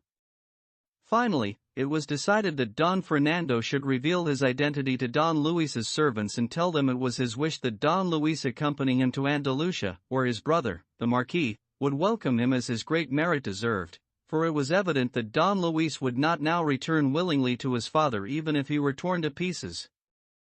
When the 4 men realized both the high rank of Don Fernando and the determination of Don Luis, they decided that 3 of them would return to report what had happened to his father and 1 would stay behind to serve Don Luis and not leave him until the other servants returned for him or he had learned what his master's orders were. In this fashion, a tangle of quarrels was unraveled through the authority of Agramant and the prudence of King Sobrino, but the enemy of harmony and the adversary of peace, finding himself scorned and mocked, and seeing how little he had gained from having thrown them all into so confusing a labyrinth, resolved to try his hand again by provoking new disputes and disagreements. So it was that the officers stopped fighting when they heard the rank and station of their opponents, and they withdrew from combat because it seemed to them that regardless of the outcome, they would get the worst of the argument. But one of them, the one who had been beaten and trampled by Don Fernando, recalled that among the warrants he was carrying for the detention of certain delinquents, he had one for Don Quixote, whom the Holy Brotherhood had ordered arrested, just as Sancho had feared, because he had freed the galley slaves.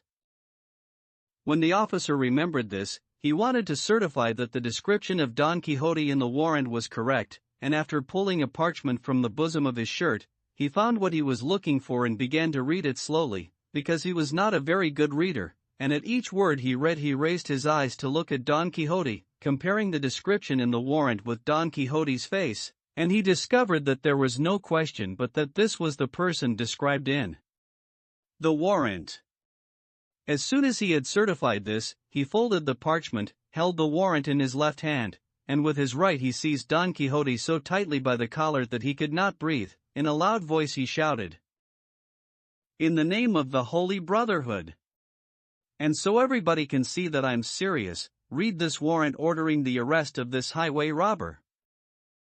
The priest took the warrant and saw that what the officer said was true and that the features in the description matched those of Don Quixote, who, enraged at his mistreatment by a base and low-born churl, and with every bone in his body creaking, made a great effort and put his hands around the man's throat, and if his companions had not hurried to his assistance, the officer would have lost his life before Don Quixote released him. The innkeeper, who was obliged to assist his comrade, rushed to his aid. The innkeeper's wife, who saw her husband involved in a dispute again, raised her voice again, and Maritornes and her daughter immediately joined her, imploring the help of heaven and of everyone in the inn. Sancho, when he saw all of this, said, "Good God!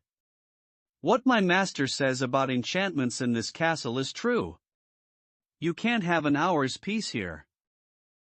Don Fernando separated the officer and Don Quixote, and to the relief of both he loosened the hands of both men, for one was clutching a collar and the other was squeezing a throat, but this did not stop the officers from demanding that Don Quixote be arrested and that the others assist in binding him and committing him to their authority, as demanded by their duty to the king and the Holy Brotherhood, which once again was asking for their help and assistance in the arrest of this highway robber and roadway thief. Don Quixote laughed when he heard these words and said very calmly, "Come, low-born and filthy creatures, you call it highway robbery to free those in chains, to give liberty to the imprisoned, to assist the wretched, raise up the fallen, succor the needy? Ah, vile rabble, your low and base intelligence does not deserve to have heaven communicate to you the great worth of knight-errantry, or allow you to understand the sin and ignorance into which you have fallen when you do not reverence the shadow, let alone the actual presence, of any knight-errant. Come, you brotherhood of thieves, you highway robbers sanctioned by the Holy Brotherhood, come and tell me who was the fool who signed an arrest warrant against such a knight as I?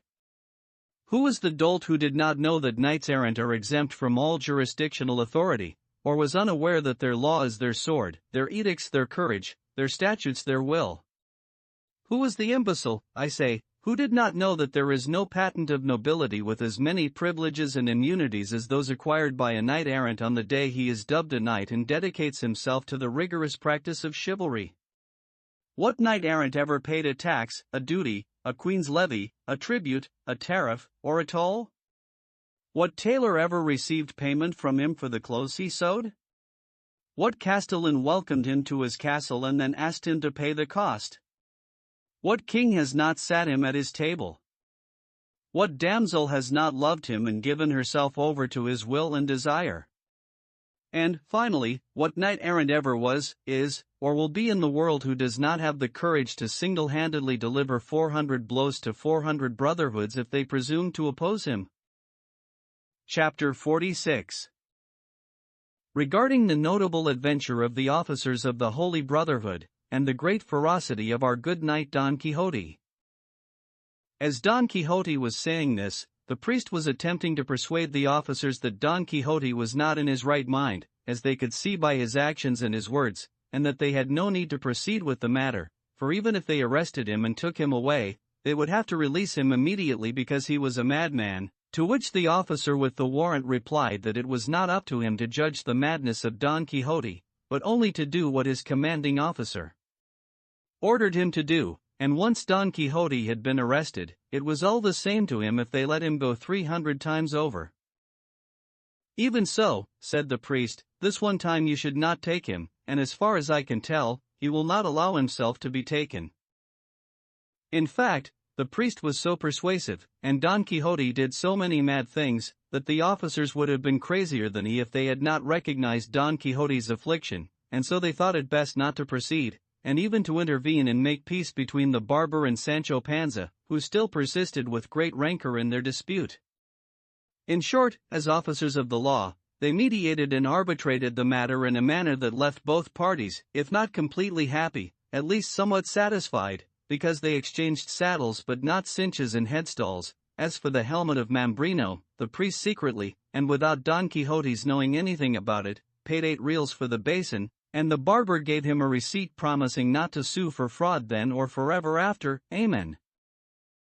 Having settled these 2 disputes, which were the most important and most pressing, it remained only for Don Luis's servants to agree that 3 would return home while 1 stayed behind to accompany him wherever Don Fernando wished to take him. Since good luck had begun to intervene in favor of the lovers and the valiant people at the inn, overcoming all difficulties, a better fortune wished to bring everything to a happy conclusion, and his servants acceded to Don Luis's wishes, which so delighted Dona Clara that no one could look at her face and not know the joy in her heart.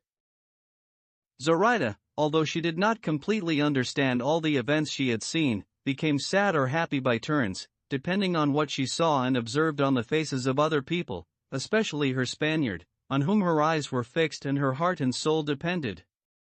The innkeeper, who had not failed to notice the compensatory gift given to the barber by the priest, demanded payment from Don Quixote, including damages to his wineskins and the loss of his wine, swearing that neither Rocinante nor Sancho's donkey one would leave the inn unless he was first paid down to the last ardite. The priest settled the matter, and Don Fernando paid the bill, although the judge had very willingly offered to pay as well, and everything was so peaceful and serene that the inn no longer resembled the discord in Agramante's camp, as Don Quixote had said, but seemed the very peace and tranquility of the time of Octavian. It was the generally held opinion that thanks for this were owed to the good intentions and great eloquence of the priest and the incomparable liberality of Don Fernando. When Don Quixote found himself free and clear of so many disputes, his squire's as well as his own, it seemed to him that it would be a good idea to continue the journey he had begun and conclude the great adventure to which he had been called and for which he had been chosen, and so, with resolute determination, he went to kneel before Dorothea, who would not permit him to say a word until he stood, and he, in obedience to her, rose to his feet, and said, "'Tis a common proverb, O beauteous lady, that diligence is the mother of good fortune, and in many grave and serious matters experience hath shown that solicitude canst bring a doubtful matter to a successful conclusion, but nowhere is this truth clearer than in questions of war, in which celerity and speed canst disrupt the enemy's plans and achieve victory ere the adversary prepareth his defenses. This I say, most high and exalted lady, because it seemeth that our stay in this castle no longer profiteth us and might even prove harmful, as we may discover one day, for who knoweth if by means of hidden and diligent spies thy enemy the giant hath not learned that I am going to destroy him, and hath taken advantage of our sojourn here to fortify himself in some impregnable castle or bastion against which all my efforts and the might of my tireless arm may be of no avail? And so, Señora, let us, I say, disrupt his designs with our diligence and depart immediately, whilst fortune favoureth us, for to keep it with us, as your highness wisheth, we must delay no longer my encounter with thy adversary." Don Quixote fell silent and said no more, and waited very calmly for the reply of the beauteous princess, who, with noble bearing, and adapting to the style used by Don Quixote, responded in this fashion: "I thank thee, Señor Knight, for the desire thou hast shown to favor me in my great distress, like a true knight whose profession and preoccupation is to favor orphans and those in need. May heaven grant that thy desire and mine are achieved so that thou mayest see that there are grateful women in the world. As for my departure, let it be immediate, for I have no will other than thine. Thou mayest dispose of me as thou pleaseth and chooseth, for she who hath once entrusted to thee the defense of her person and placed in thy hands the restoration of her domains ought not go against what thy prudence ordaineth." "May it be God's will," said Don Quixote, "for when a lady humbleth herself before me, I do not wish to lose the opportunity to raise her and restore her to her rightful throne. Let us depart now, for the ancient saying that danger leath and delay spurreth my desire to be on our way." And since heaven hath not created, nor hell seen, any that canst daunt or frighten me, saddle Rocinante, Sancho, and harness thy donkey in the palfrey of the queen, and let us bid farewell to the castellan and these gentlefolk and leave at once. Sancho, who had been present for this entire exchange, shook his head and said, "Oh, Señor, there's more wickedness in the village than they tell you about, begging the pardon of honorable ladies who let themselves be touched. What wickedness can there be in any village, or in all the cities of the world, that can discredit me, oh, low-born knave?"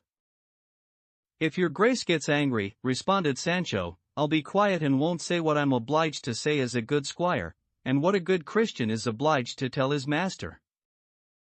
"Say whatever you wish," replied Don Quixote, "as long as your words are not intended to instill fear in me, for if you are afraid, then you are true to the person you are, and if I am not, then I am true to mine."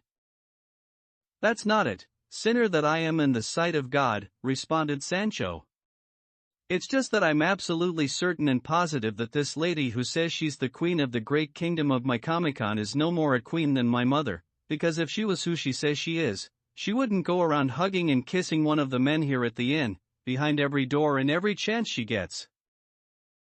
Dorotea turned bright red at Sancho's words, because it was true that her husband, Don Fernando, had, on occasion, taken with his lips part of the prize his love had won, which Sancho had witnessed, and such boldness had seemed to him more appropriate to a courtesan than to the queen of so great a kingdom. She could not or would not say a word in response to Sancho, but allowed him to continue, and he did, saying, "I'm saying this, Señor, because if after having traveled so many highways and byways, and gone through so many bad nights and worse days, the fruit of our labors is being plucked by someone taking his ease in this inn, then there's no reason for me to hurry and saddle Rocinante, and harness the donkey, and prepare the palfrey, because we'd be better off sitting still and doing nothing. Let each whore tend to her spinning, and we'll eat." Oh, Lord save me, but what a rage overcame Don Quixote when he heard his squire's discourteous words. It was so great, I say, that with precipitate voice and stumbling tongue and fire blazing from his eyes, he said, "Oh, base, low-born, wretched, rude, ignorant, foul-mouthed, ill-spoken, slanderous, insolent varlet! You have dared to speak such words in my presence and in the presence of these distinguished ladies, dared to fill your befuddled imagination with such vileness and effrontery? Leave my presence, unholy monster, repository of lies, stronghold of falsehoods, storehouse of deceits, inventor of iniquities, promulgator of insolence, enemy of the decorum owed to these royal persons. Go, do not appear before me under pain of my wrath." And saying this he scowled, puffed out his cheeks, looked all around him, and stamped his right foot very hard on the ground, all signs of the great anger raging in his heart. These words and furious gestures so frightened and terrified Sancho that he would have been overjoyed if the earth had opened up and swallowed him. And he did not know what to do except to turn and leave the enraged presence of his master.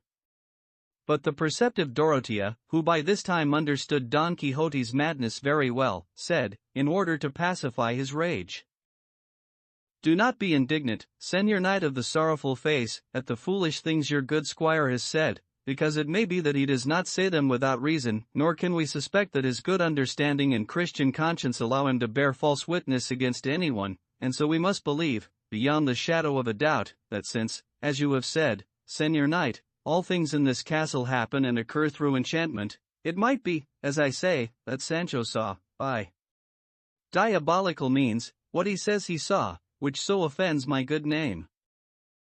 "By Almighty God," said Don Quixote, "I swear that your highness has hit the mark, and that some evil illusion appeared before this sinner Sancho, making him see what it would have been impossible to see except by way of enchantment, for I know the goodness and innocence of this unfortunate man too well to think he would bear false witness against anyone." "That is certainly the case," said Don Fernando, "and therefore, Señor Don Quixote, you ought to pardon him and receive him once more into the bosom of thy grace, tu sicut erat in principio, before these visions affected his judgment." Don Quixote responded that he would pardon his squire, and the priest went to find Sancho, who came in very humbly, fell to his knees, and begged his master for his hand. Don Quixote gave it to him, allowed him to kiss it, gave him his blessing, and said, "Now you will know with certainty, Sancho my son, that what I have so often told you is true: everything in this castle occurs by means of enchantment." "I do believe that," said Sancho, "except for what happened with the blanket, because that really happened by ordinary means." "Do not believe it," responded Don Quixote, "because if that were true, I would have avenged you then, and even now, but I could not, then or now, and did not see anyone upon whom to wreak my vengeance for the affront to you." Everyone wanted to know what had happened with the blanket, and the innkeeper told them, in full detail, about Sancho Panza flying through the air, which was cause for no small laughter, and Sancho would have been embarrassed to no less a degree if his master had not reassured him again that it had been enchantment. Sancho's foolishness, however, never was so great that he did not believe it was the pure and absolute truth, with no admixture of deception, that he had been tossed in a blanket by flesh and blood people, not dreamed or imagined phantoms, as his master believed and affirmed. The illustrious company had already spent 2 days at the inn, and thinking it was time to leave, they devised a scheme that would spare Dorotea and Don Fernando the trouble of returning with Don Quixote to his village under the guise of restoring Queen Micomicona to the throne, and would allow the priest and barber to take him back with them, as they desired, and treat his madness at home.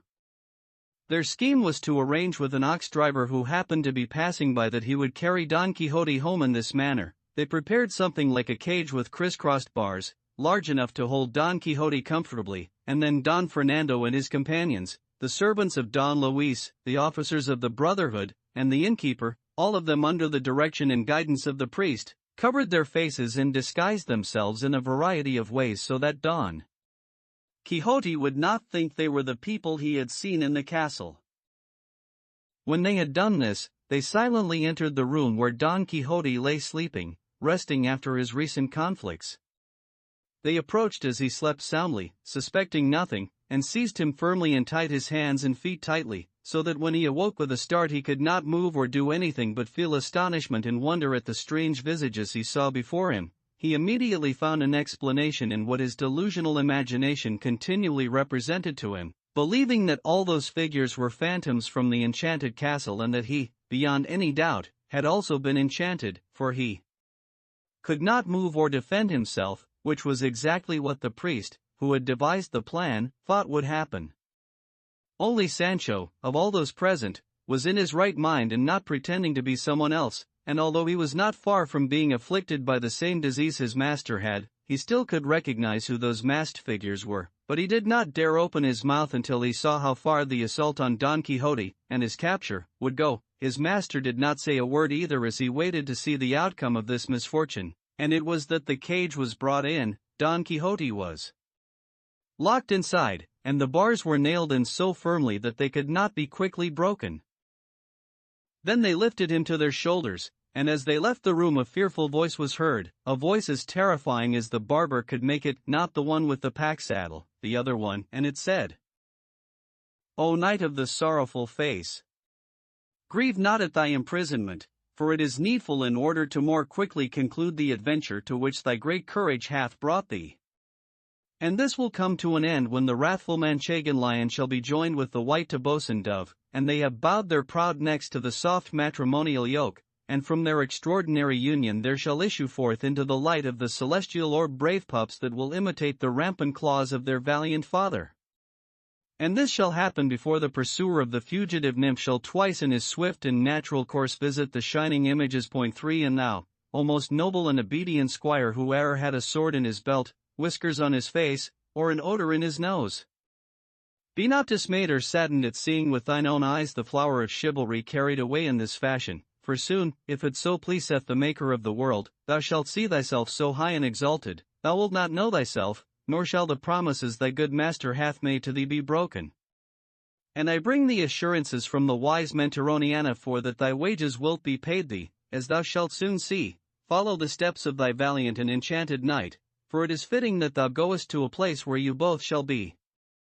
Now, since it is not licit for me to say more, may God be with thee, and I shall return to the place that I know well." And as he finished his prophecy, the barber raised his voice to so high a pitch and then lowered it to so quiet a whisper that even those who knew of the deceit almost believed the truth of what they were hearing.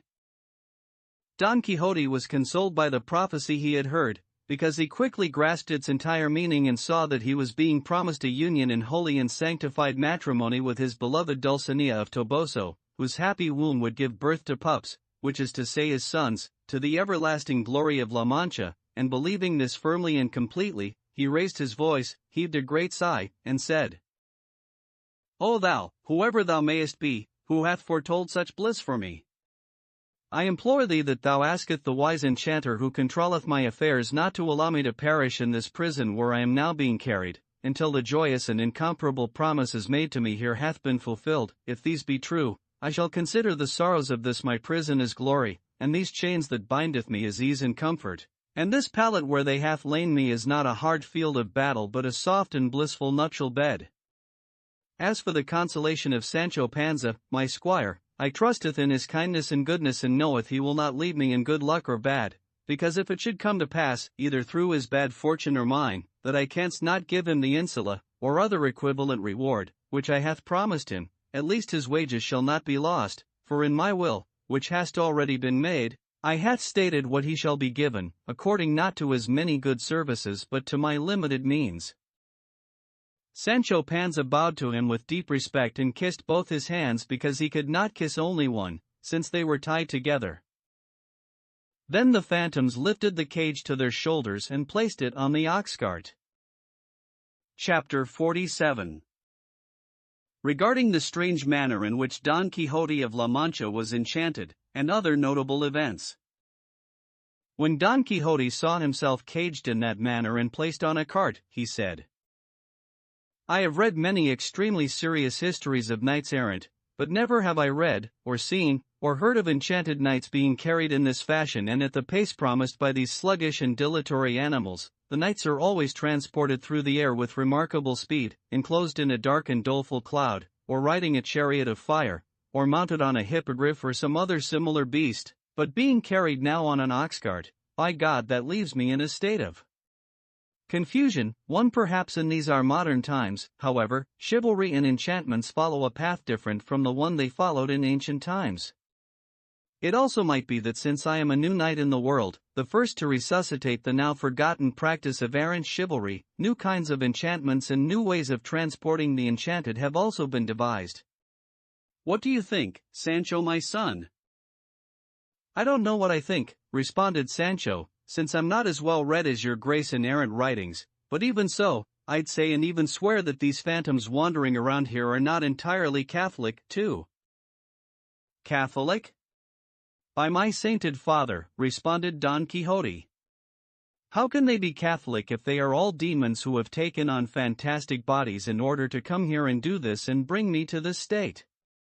And if you wish to see the truth of this, touch them and feel them and you will see that they have no body but are composed of air, and are nothing more than appearance."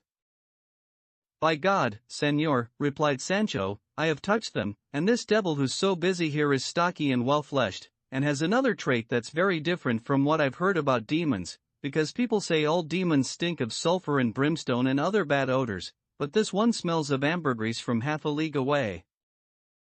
Sancho said this about Don Fernando, who, being so noble, must have smelled just as Sancho said.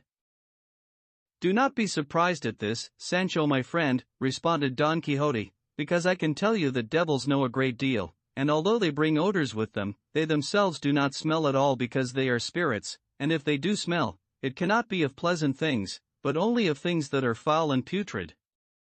The reason is that since they, wherever they may be, carry hell with them and cannot find any kind of relief from their torments, and a pleasant odor is something that brings joy and pleasure, it is not possible for them to have an agreeable smell. And so, if it seems to you that the demon you have mentioned smells of ambergris, either you are mistaken or he wants to deceive you by making you think he is not a demon."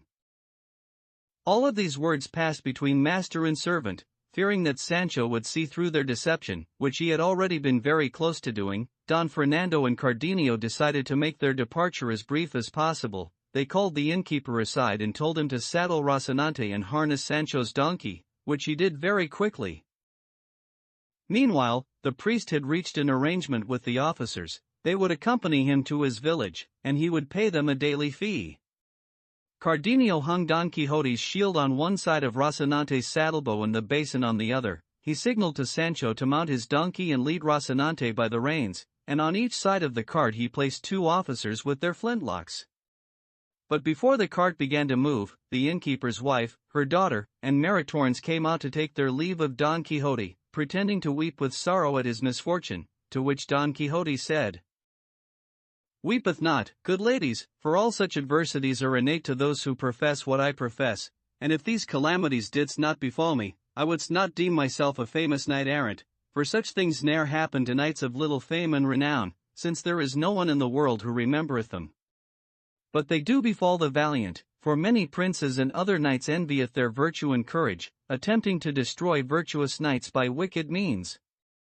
Despite this, virtue is so powerful that through its own efforts, despite all the necromancy invented by Zoroaster, it shall emerge victorious from every trial and shine its light on the world as the sun shineth down from heaven. Forgive me, beauteous ladies, if I hath offended you inadvertently, for willingly and knowingly I hath never done so to anyone. Implore God that he taketh me from this prison where an evil enchanter hath placed me, and if I am freed, I ne'er shall forget the kindnesses you hath shown me in this castle, but shall be grateful for them and recognize and repay them according to their merits." While the ladies of the castle conversed with Don Quixote, the priest and barber took their leave of Don Fernando and his companions, and the captain and his brother, and all the contented ladies, especially Dorotea and Lucinda.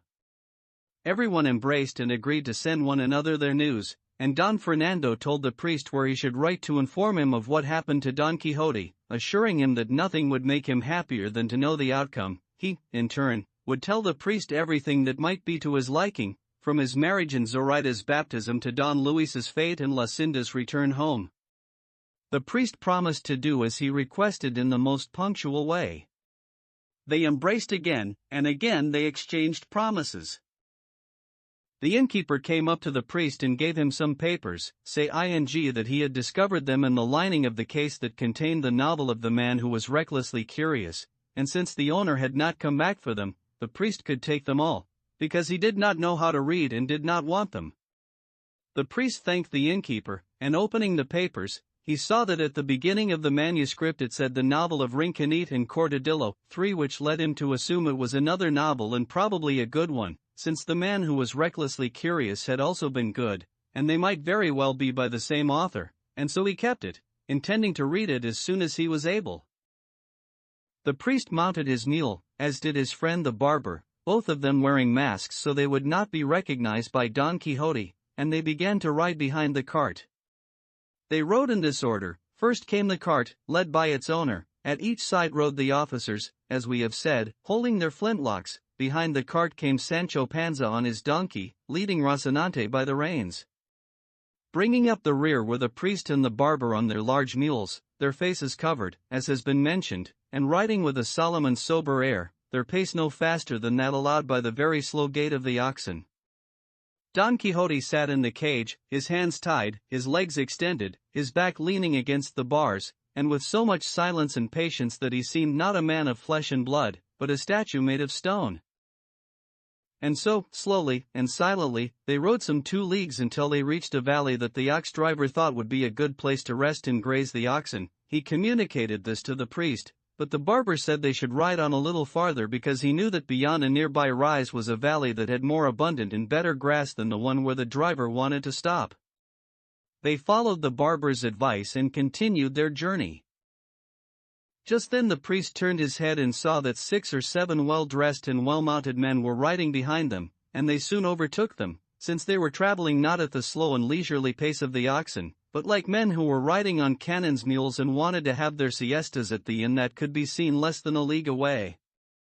The diligent overtook the slothful, and courteous greetings were exchanged, and one of the newcomers, who was, in fact, a canon from Toledo and the master of those who accompanied him, seeing the orderly procession of the cart, the officers, Sancho, Rocinante, the priest, the barber, and particularly Don Quixote imprisoned in his cage, could not help asking why they were carrying the man in that fashion, although he already knew, seeing the insignia of the officers, that he must be some highway robber or another kind of criminal whose punishment was the responsibility of the Holy Brotherhood.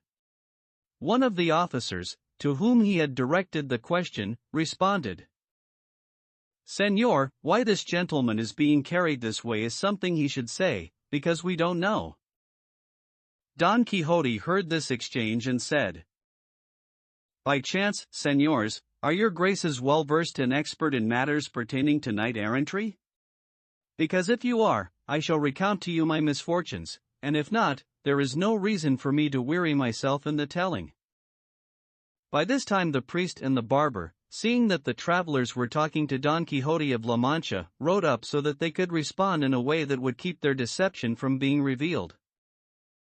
The canon, responding to what Don Quixote had said, replied, The truth is, brother, I know more about books of chivalry than I do about Villalpando's Simulus. Point 4. Therefore, if that is your only concern, you can tell me anything you please.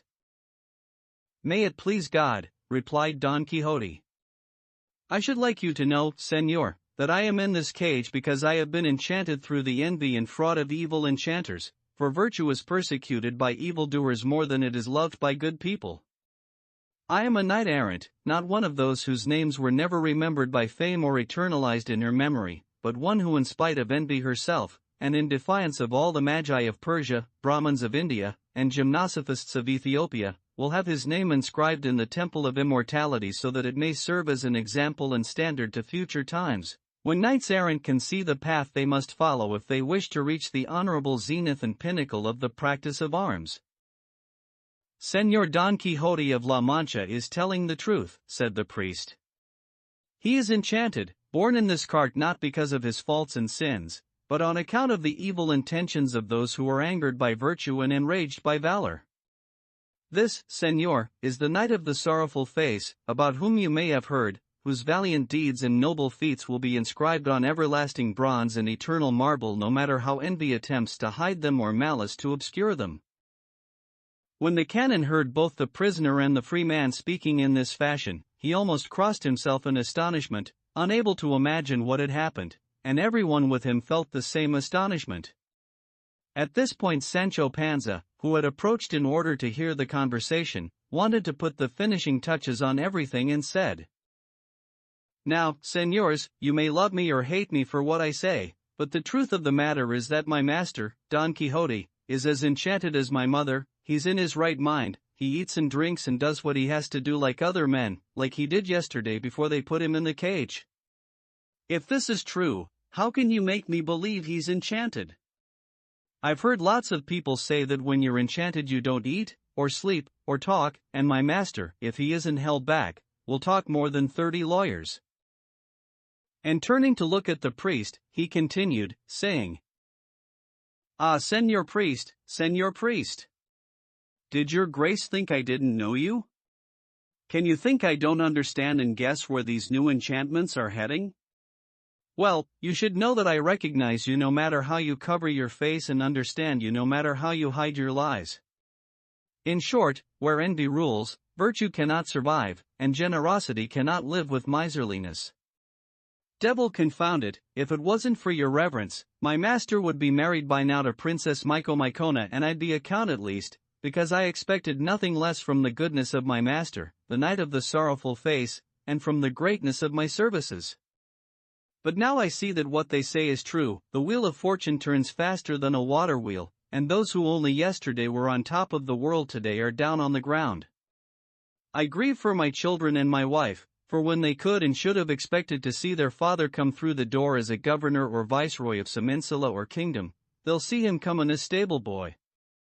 I've said all this, señor priest, just to urge your fathership to take into account the bad treatment my master is receiving, and to be careful that God doesn't demand an accounting from you in the next life for my master's imprisonment, and make you responsible for all the boons and mercies my master, Don Quixote, can't do while he's in the cage. I can't believe it, said the barber. You, too, Sancho? In the same guild as your master? By God, you've taken in so much of his lunacy and knighthood, it looks like you'll be keeping him company in the cage and be as enchanted as he is. It was an unlucky day for you when he made you pregnant with his promises, an evil hour when you got that insula you want so much into your head. I'm not pregnant by anybody, responded Sancho, and I'm not a man who'd let himself get pregnant even by the king, and though I'm poor I'm an old Christian, and I don't owe anything to anybody, and if I want insulas, other people want things that are worse. Each man is the child of his actions, and because I'm a man I could be a pope, let alone the governor of an insula, especially since my master could win so many he might not have enough people to give them to. Your grace should be careful what you say, Senor Barber, because there's more to life than trimming beards, and there's some difference between one Pedro and the other. I say this because we all know one another, and you can't throw crooked dice with me. As for the enchantment of my master, only God knows the truth, and let's leave it at that, because things get worse when you stir them. The barber did not want to answer Sancho in case his simplicities uncovered what he and the priest had tried so hard to conceal. Because of this same fear, the priest asked the canon to ride ahead with him, and he would explain the mystery of the caged man and tell him other things that he would find amusing. The canon did so, and moving ahead with his servants and with the priest, he listened attentively to everything the priest wished to tell him regarding the condition, life, madness, and customs of Don Quixote, which was a brief account of the origin and cause of his delusions and the series of events that had brought him to that cage, and the scheme they had devised to bring him home to see if they somehow could find a cure for his madness.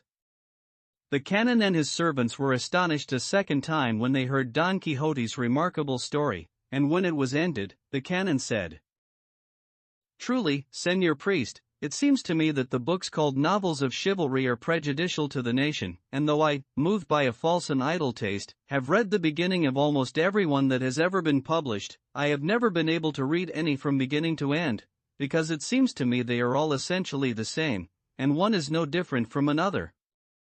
In my opinion, this kind of writing and composition belongs to the genre called Milesian tales, 5 which are foolish stories meant only to delight and not to teach, unlike moral tales, which delight and teach at the same time. Although the principal aim of these books is to delight, I do not know how they can, being so full of so many excessively foolish elements, for delight conceived in the soul must arise from the beauty and harmony it sees or contemplates in the things that the eyes or the imagination place before it, and nothing that possesses ugliness and disorder can please us.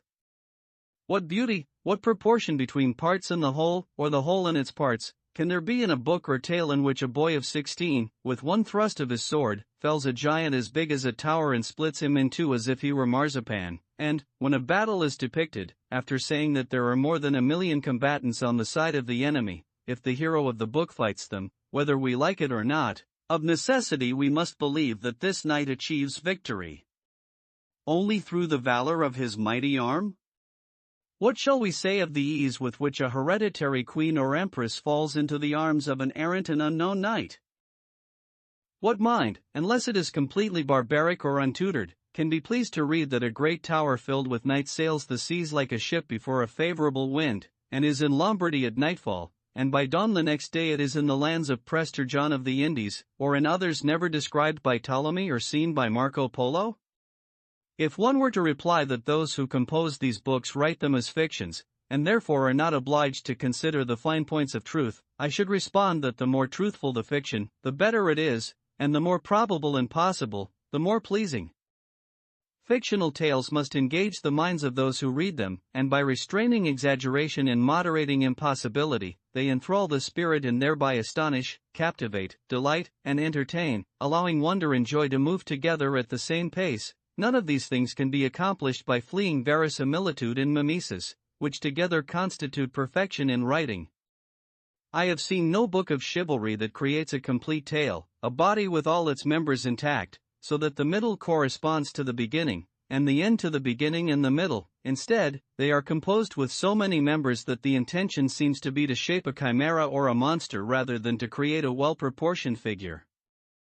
Furthermore, the style is fatiguing, the action incredible, the love lascivious, the courtesies clumsy, the battles long, the language foolish, the journeys nonsensical, and, finally, since they are totally lacking in intelligent artifice, they deserve to be banished, like unproductive people, from Christian nations. The priest listened with great attention, and thought the canon a man of fine understanding who was correct in everything he said, and so he told him that since he held the same opinion, and felt a good deal of animosity toward books of chivalry, he had burned all of Don Quixote's, of which there were many. He recounted the examination he had made of them, those he had condemned to the flames and those he had saved, and at this the canon laughed more than a little and said that despite all the bad things he had said about those books, he found one good thing in them, which was the opportunity for display that they offered a good mind, providing a broad and spacious field where one's pen could write unhindered, describing shipwrecks, storms, skirmishes, and battles, depicting a valiant captain with all the traits needed to be won, showing him to be a wise predictor of his enemies' clever moves, an eloquent orator in persuading or dissuading his soldiers, mature in counsel, unhesitating in resolve, as valiant in waiting as in the attack, portraying a tragic, lamentable incident or a joyful, unexpected event, a most beautiful lady who was virtuous, discreet, and modest, or a Christian knight who was courageous and kind, an insolent barbarian braggart, or a prince who was courteous, valiant, and astute, and representing the goodness and loyalty of vassals and the greatness and generosity of lords. The writer can show his conversance with astrology, his excellence as a cosmographer, his knowledge of music, his intelligence in matters of state, and perhaps he will have the opportunity to demonstrate his talents as a necromancer, if he should wish to. He can display the guile of Ulysses, the piety of Aeneas, the valor of Achilles, the misfortunes of Hector, the treachery of Sinon, 6. The friendship of Euryalus, 7. The liberality of Alexander, the valor of Caesar, the clemency and truthfulness of Trajan, the fidelity of Zopyrus, 8. The prudence of Cato, in short, all of those characteristics that make a noble man perfect, sometimes placing them all in one individual, sometimes dividing them among several. And if this is done in a pleasing style and with ingenious invention, and is drawn as close as possible to the truth, it no doubt will weave a cloth composed of many different and beautiful threads, and when it is finished, it will display such perfection and beauty that it will achieve the greatest goal of any writing, which, as I have said, is to teach and delight at the same time. Because the free writing style of these books allows the author to show his skills as an epic, lyric, tragic, and comic writer, with all the characteristics contained in the sweet and pleasing sciences of poetry and rhetoric, for the epic can be written in prose as well as in verse. Chapter 48, in which the canon continues to discuss books of chivalry, as well as other matters worthy of his ingenuity. It is just as your grace says, Senior Canon, said the priest, and for this reason the books of this kind that have been written so far are most worthy of rebuke, their authors caring nothing for solid discourse or the art and rules that could have guided them and made them as famous in prose as the two princes of Greek and Latin poetry are in verse. I, at least, replied the canon, have felt a certain temptation to write a book of chivalry in which I followed all the points I have mentioned, and, to tell the truth, I have already written more than 100 pages. In order to learn if they correspond to my estimation of them, I have given them to intelligent, learned men who are very fond of this kind of reading, and to other men who are ignorant and care only for the pleasure of hearing nonsense, and from all of them I have received a most agreeable approval. Even so, I have not pursued the matter further, for it not only seemed unsuited to my profession, but I also saw that the number of simple-minded men is greater than that of the prudent, and though it is better to be praised by a few wise men and mocked by many fools, I do not wish to subject myself to the confused judgment of the presumptuous mob, who tend to be the ones who read these books. But what most influenced me to put the task of finishing it out of my mind was an argument I had with myself, based on the plays that are produced now, and the argument said, if all, or almost all, the plays that are popular now, imaginative works as well as historical ones, are known to be nonsense and without rhyme or reason, and despite this the mob hears them with pleasure and thinks of them and approves of them as good, when they are very far from being so, and the authors who compose them and the actors who perform them say they must be like this because that is just how the mob wants them, and no other way, the plays that have a design and follow the story, as art demands, appeal to a handful of discerning persons who understand them, while everyone else is incapable of comprehending their artistry, and since, as far as the authors and actors are concerned, it is better to earn a living with the crowd than a reputation with the elite, this is what would happen to my book after I had singed my eyebrows trying to keep the precepts I have mentioned and had become the tailor who wasn't paid. 1. And although I have attempted at times to persuade the actors that they are mistaken in thinking as they do and that they would attract a larger audience and gain more renown with artful plays than with nonsensical ones, they are so bound and committed to their opinion that there is no argument or evidence to make them change their minds. I remember that one day I said to one of these stubborn men, "Tell me, do you remember a few years ago when 3 tragedies were produced in Spain that were composed by a famous poet from these kingdoms, too, and they delighted and amazed and enthralled all who heard them, the simple as well as the wise, the mob as well as the elite, and those 3 plays alone earned more money than 30 of the best plays that have been put on since then?" "No doubt," said the author I am telling you about, "your Grace is referring to Isabella, Phillis, and Alejandra." "Precisely," I replied, "and consider whether they followed the precepts of the art, and if following them prevented them from being what they were and pleasing everyone. Which means the fault lies not with the mob, who demands nonsense, but with those who do not know how to produce anything else. For there was no foolishness and ingratitude avenged, 3 Numantia 4 had none was found in the merchant lover, 5 or in the kindly enemy, 6 or in some others composed by certain talented poets who gained fame and renown for themselves and profit for those who produced them." I said some other things that I think left him confused, but not persuaded or convinced enough to change his erroneous opinion. "Your Grace has touched on a subject, Senor Canon," said the priest, "that has awakened my long-standing rancor toward the plays that are popular now, one that is equal to my dislike of novels of chivalry, for drama, according to Marcus Tullius Cicero, should be a mirror of human life, an example of customs, and an image of truth, but those that are produced these days are mirrors of nonsense, examples of foolishness, and images of lewdness. For what greater nonsense can there be than for a child to appear in the first scene of the first act in his swaddling clothes, and in the second scene to be a full-grown man with a beard? Or to present to us a valiant old man and a cowardly youth, an eloquent lackey, a wise page, a king who is a laborer, and a princess who is a scullery maid? And what shall I say about their observance of the time in which the actions they represent take place? I have seen plays in which the first act began in Europe, the second in Asia, and the third concluded in Africa, and if there had been 4 acts, the fourth would have ended in America, making it a play that took place in all 4 corners of the globe. And if mimesis is the principal quality a play should have, how can it possibly satisfy anyone of even average intelligence if the action is supposed to occur in the days of King Pepin and Charlemagne, but the central character is the Emperor Heraclius, who entered Jerusalem bearing the cross, and conquered the Holy Sepulchre, like Godfrey of Bouillon, when there is an infinite number of years between one and the other? If the play is based on fictions, historical truths are introduced and parts of others are combined, though they occurred to different people and at different times, and this is done not with any effort at verisimilitude, but with glaring errors that are completely unforgivable. The worst thing is the ignorant folk who say that this is perfect, and that wanting anything else is pretentious and whimsical. Well then, what shall we say about sacred plays? What a number of false miracles and apocryphal, poorly understood stories they invent, attributing the miracles of one saint to another.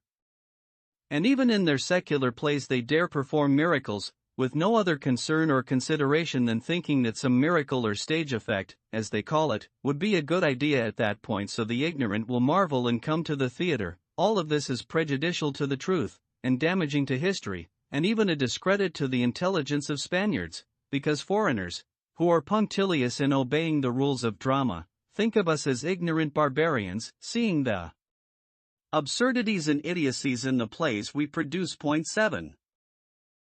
It would not be a sufficient excuse to say that the principal intention of well-ordered states in allowing the public performance of plays is to entertain the common folk with some honest recreation and distract them from the harmful humors born in idleness, and since this can be achieved with any play, good or bad, there is no reason to impose laws or to oblige those who write and act in them to make plays as they ought to be because, as I have said, any of them can accomplish what they are intended to accomplish. To which I would respond that this purpose would be achieved with unquestionably greater success by good plays rather than bad, for having heard an artful and well-constructed play, the audience would come out amused by the comic portions, instructed by the serious, marveling at the action, enlightened by the arguments, forewarned by the falsehoods, made wiser by the examples, angered at vice, enamored of virtue. A good play can awaken all these responses in the spirit of its audience, no matter how slow and unsophisticated it may be, and it is absolutely impossible for a play with all these qualities not to please, entertain, satisfy, and delight much more than one that lacks them, as do those ordinarily performed these days.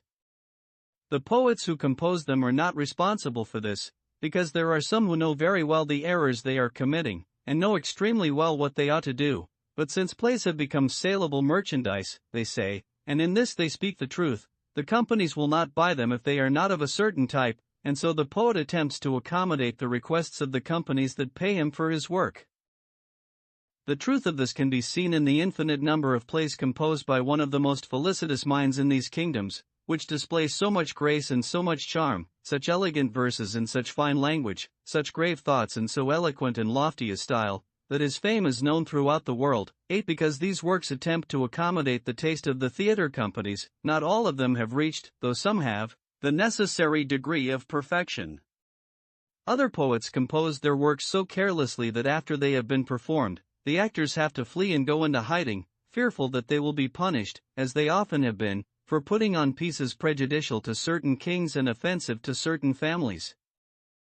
All these difficulties, and many others I will not mention, would cease if there were at court an intelligent and judicious person who would examine each play before it was performed, not only those produced in the capital, but also those put on anywhere in Spain, and without his approval, stamp, and signature, no magistrate anywhere would permit a play to be performed. In this fashion, the players would be careful to send their plays to court, and then they could perform them in safety, and those who write them would consider what they were doing with more thought and care, knowing that their works would have to undergo a rigorous examination by one who understands the art.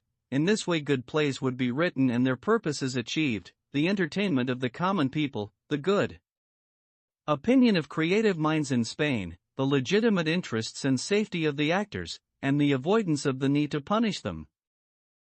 And if another official, or this same person, were charged with examining the new books of chivalry that are written, no doubt some with the perfections your grace has mentioned would be published, thereby enriching our language with the pleasing and precious treasure of eloquence, and allowing some of the old books to be obscured by the light of the new ones that would provide virtuous entertainment, not only to the idle but to those who are most occupied, for the bow cannot always be pulled taut, and it is not in the nature of human frailty to endure without honest recreation. The canon and the priest had reached this point in their conversation when the barber rode up to them and said to the priest, "This, Señor Licentiate, is the place I mentioned, where we can rest and the oxen can find abundant fresh grass." "I agree," responded the priest.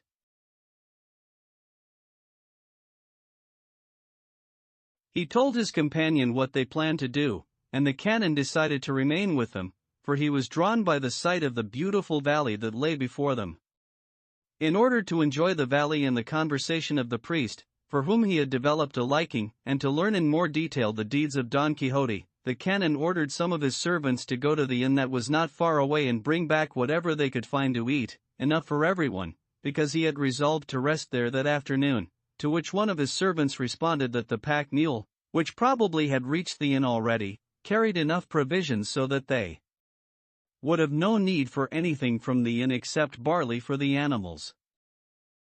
"If that is true," said the canon, "take all the animals there and bring back the pack mule." In the meantime, Sancho saw that he could speak to his master without the continual presence of the priest and barber, whom he regarded with suspicion, and he rode up to the cage that carried his master and said to him, "Señor, I want to relieve my conscience and tell you what is going on in this matter of your enchantment. The fact is that these two riding here with their faces covered are the priest and barber from our village, and I believe they've come up with this way of transporting you out of sheer envy, because your deeds are more famous than theirs. If what I say is true, it means that you're not enchanted but deceived and misled. To prove it, I want to ask you one thing, and if you answer in the way I think you'll answer, you'll put your finger right on the deception and see that you haven't been enchanted but had your wits turned around." "Ask what you wish, Sancho my son," responded Don Quixote, "for I shall answer and respond as much as you desire. As for your saying that those men riding here with us are the priest and barber, it well may be that they seem to be our compatriots and friends, but you must not believe for a moment that they really and truly are. What you ought to believe and understand is that if they resemble them, as you say, it must be because those who have enchanted me have taken on their appearance and likeness, because it is easy for enchanters to assume whatever semblance they choose. They must have assumed that of our friends in order to give you a reason to think what you think and enter into a labyrinth of imaginings from which not even the court of Theseus will help you to escape. And they also must have done this so that I would waver in my understanding and not be able to determine the origin of this calamity. If, on one hand, you tell me that I am accompanied by the barber and priest of our village, and if, on the other, I find myself in a cage and know that nothing human but only a supernatural power would be sufficient to put me in a cage, what can I say or think except that the manner of my enchantment exceeds anything I have read in all the histories that deal with knights errant who have been enchanted? Therefore you can rest easy and be assured regarding their being who you say they are, because if they really are, then I am a Turk. As for wanting to ask me something, speak, and I shall respond even if you ask me questions from now until tomorrow. By the blessed Virgin, responded Sancho with a great shout. Is it possible that your grace is so thick-headed and so short on brains that you cannot see that what I'm telling you is the absolute truth, and that malice has more to do with your imprisonment and misfortune than enchantment? Even so, I'll prove to you you're not enchanted. Just tell me, when God frees you from this torment and you find yourself in the arms of the Señora Dulcinea when you least expect it. Enough conjuring, said Don Quixote, and just ask what you wish. I have already told you I shall answer everything completely. That's all I ask, replied Sancho, and what I want to know is for you to tell me, without adding or taking away anything, but truthfully, which is what we expect of all those who profess arms, as your grace professes them, and who call themselves knights errant. I say that I shall not lie in anything, responded Don Quixote. Ask your question, for the truth is, Sancho, I am growing weary of all your vows and supplications and preambles. I say that I'm sure of my master's goodness and truthfulness, and so I'll ask something that goes right to the heart of the matter, speaking with respect, since your grace has been locked in the cage, enchanted, in your opinion, have you had the desire and will to pass what they call major and minor waters? I do not understand what you mean by passing waters, Sancho. Speak more clearly if you want me to respond in a straightforward way. Is it possible that your grace doesn't understand what it means to pass minor or major waters? Even schoolboys know that. Well, what I mean is, have you had the desire to do the thing nobody else can do for you? Ah, now I understand you, Sancho. Yes, I have, quite often, and even do now. Save me from this danger, for not everything is absolutely pristine. Chapter 49. Which recounts the clever conversation that Sancho Panza had with his master, Don Quixote. Ah, said Sancho. I've got you there, that's what I wanted to know with all my heart and soul. Come, senor, can you deny what people usually say when a person's not feeling well? I don't know what's wrong with so-and-so, he doesn't eat, or drink, or sleep, or answer sensibly when you talk to him, he must be enchanted. From that you can conclude that people who don't eat, or drink, or sleep, or do the natural things I've mentioned are enchanted, but not people who want to do what your grace wants to do, and who drink when someone hands them water, and eat when there's food to be had, and answer every question that's asked of them. What you say is true, Sancho, responded Don Quixote, but I have already told you that there are many forms of enchantment, and it well may be that in the course of time one sort has replaced another, and perhaps in the kinds they use nowadays those who have been enchanted do everything I do, although they did not do so before. In short, one must not argue with or draw conclusions from the custom of the day. I know and believe that I am enchanted, and that suffices to make my conscience easy, for it would weigh heavily on me if I thought I was not enchanted, and in sloth and cowardice had allowed myself to be imprisoned in this cage, depriving the helpless and weak of the assistance I could provide, for at this very moment there must be many in urgent need of my succor and protection. Even so, replied Sancho, for your greater ease and satisfaction, it would be a good idea for your grace to try to get out of this prison, and I promise I'll do everything I can to help get your grace out and back on your good Rocinante, who also seems enchanted. He's so melancholy and sad, and when we've done that, we'll try our luck again and search for more adventures, and if things don't go well for us, We'll still have time to get back to the cage, or I promise, like a good and loyal squire, to lock myself up along with your grace in case your grace is so unfortunate, or I'm so simple, that we can't manage to do what I've said.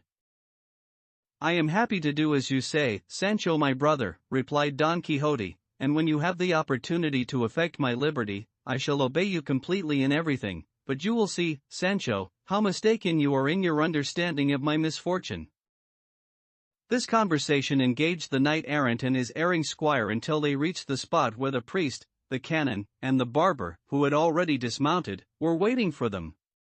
The driver unyoked the oxen from the cart and allowed them to roam free in that green and peaceful place whose freshness was so inviting, if not to persons as enchanted as Don Quixote, then to those as capable and clever as his squire, who pleaded with the priest to allow his master out of the cage for a while, because if they did not let him out, his prison would not be as clean as decency demanded for a knight like his master.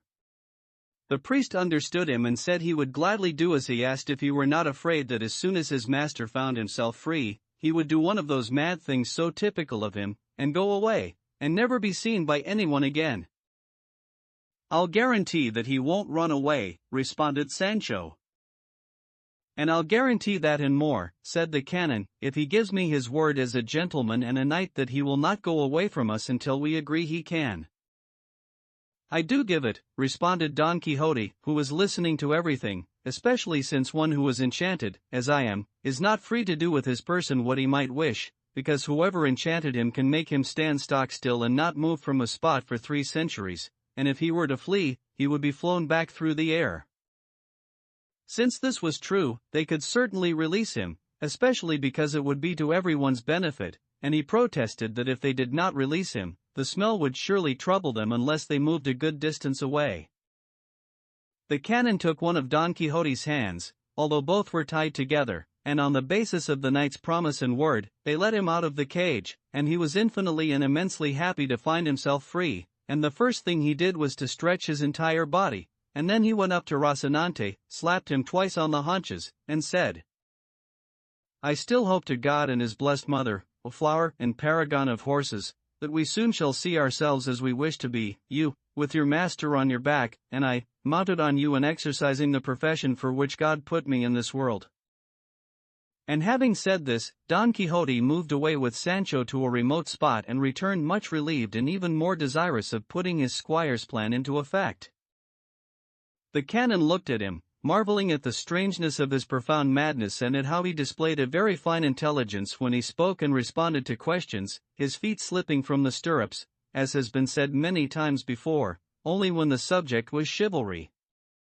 And so, after everyone had sat on the green grass to wait for the provisions, the canon, moved by compassion, said to him, Is it possible, Señor, that the grievous and idle reading of books of chivalry could have so affected your grace that it has unbalanced your judgment and made you believe that you are enchanted, along with other things of this nature, which are as far from being true as truth is from lies? How is it possible that any human mind could be persuaded that there has existed in the world that infinity of Amadises, and that throng of so many famous knights, so many emperors of Trebizond, so many Felixmarts of Hyrcania, so many palfreys and wandering damsels, so many serpents and dragons and giants, so many unparalleled adventures and different kinds of enchantments, so many battles and fierce encounters, so much splendid attire, so many enamored princesses and squires who are counts, and dwarfs who are charming, so many love letters, so much wooing, so many valiant women, and, finally, so many nonsensical matters as are contained in books of chivalry? For myself, I can say that when I read them, as long as I do not set my mind to thinking that they are all frivolous lies, I do derive some pleasure from them, but when I realize what they actually are, I throw even the best of them against the wall, and would even toss them in the fire if one were near, and think they richly deserved the punishment, for being deceptive and false and far beyond the limits of common sense, like the founders of new sects and new ways of life, and for giving the ignorant rabble a reason to believe and consider as true all the absurdities they contain. They are so audacious, they dare perturb the minds of judicious and well-born gentlemen, as can be plainly seen in what they have done to your grace, for they have brought you to the point where it has been necessary to lock you in a cage and carry you on an oxcart as if you were a lion or tiger being transported from town to town so that people could pay to see you. Come, come, Señor Don Quixote, take pity on yourself. Return to the bosom of good sense, and learn to use the considerable intelligence that heaven was pleased to give you, and devote your intellectual talents to another kind of reading that redounds to the benefit of your conscience and the increase of your honor. And if, following your natural inclination, you still wish to read books about great chivalric deeds, read Judges in Holy Scripture, and there you will find magnificent truths and deeds both remarkable and real.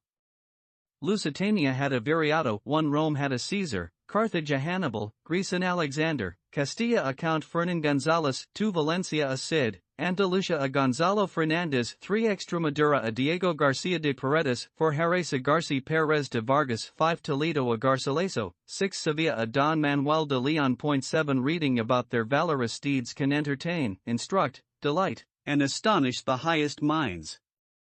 This would certainly be a study worthy of your Grace's intelligence, Señor Don Quixote, and from it you would emerge learned in history, enamored of virtue, instructed in goodness, improved in your customs, valiant but not rash, bold and not cowardly, and all of this would honor God, and benefit you, and add to the fame of La Mancha where, I have learned, your Grace has his origin and birthplace.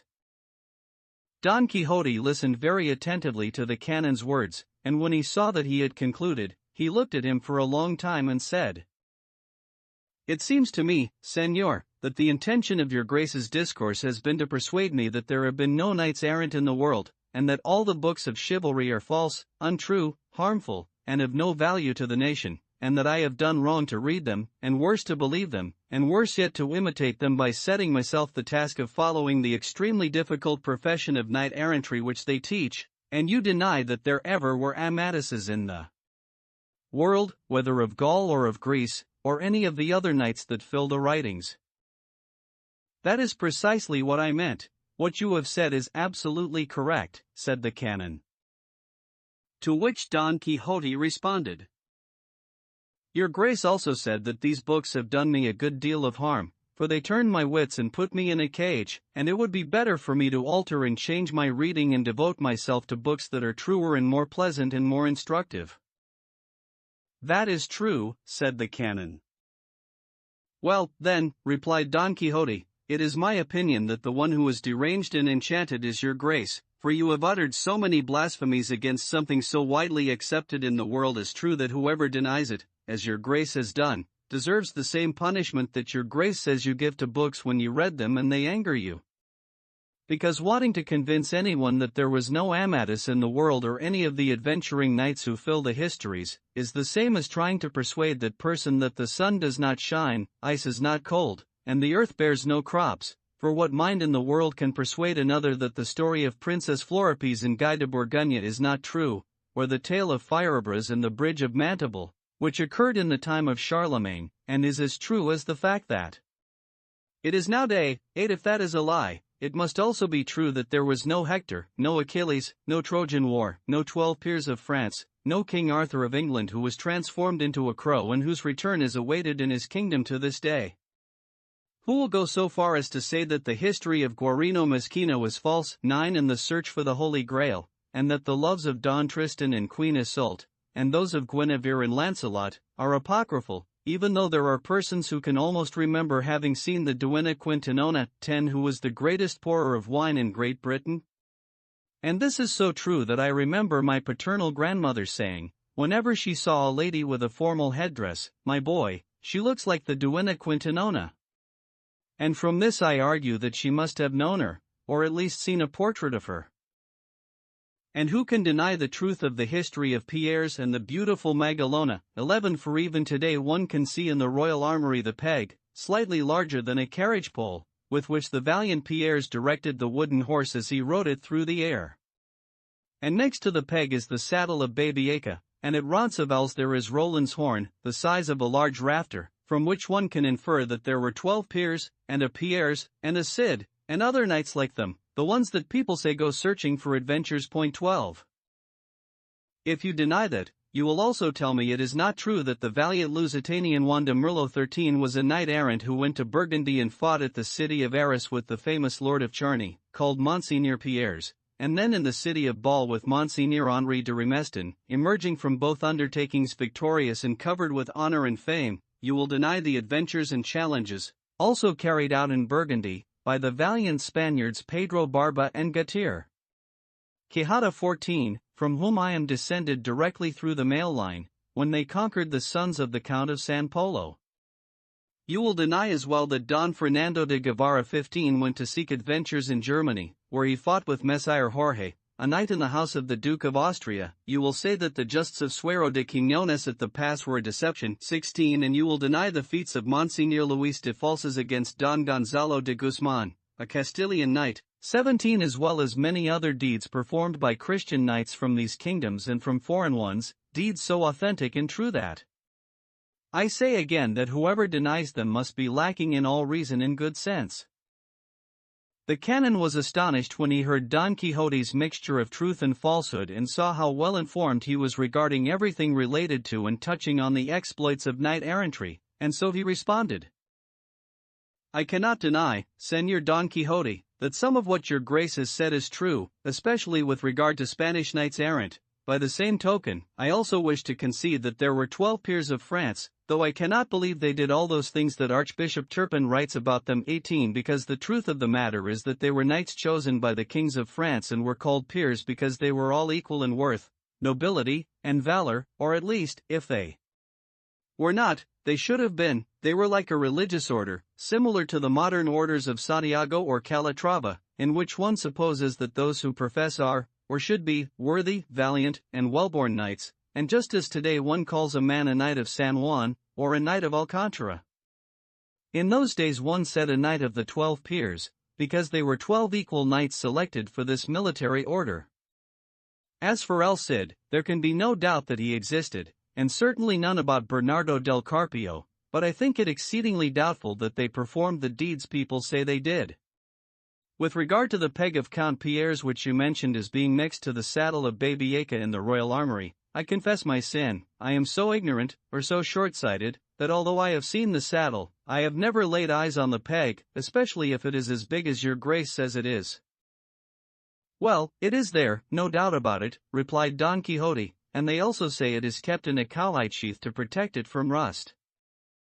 That well may be, responded the canon, but by the orders I received, I do not remember seeing it.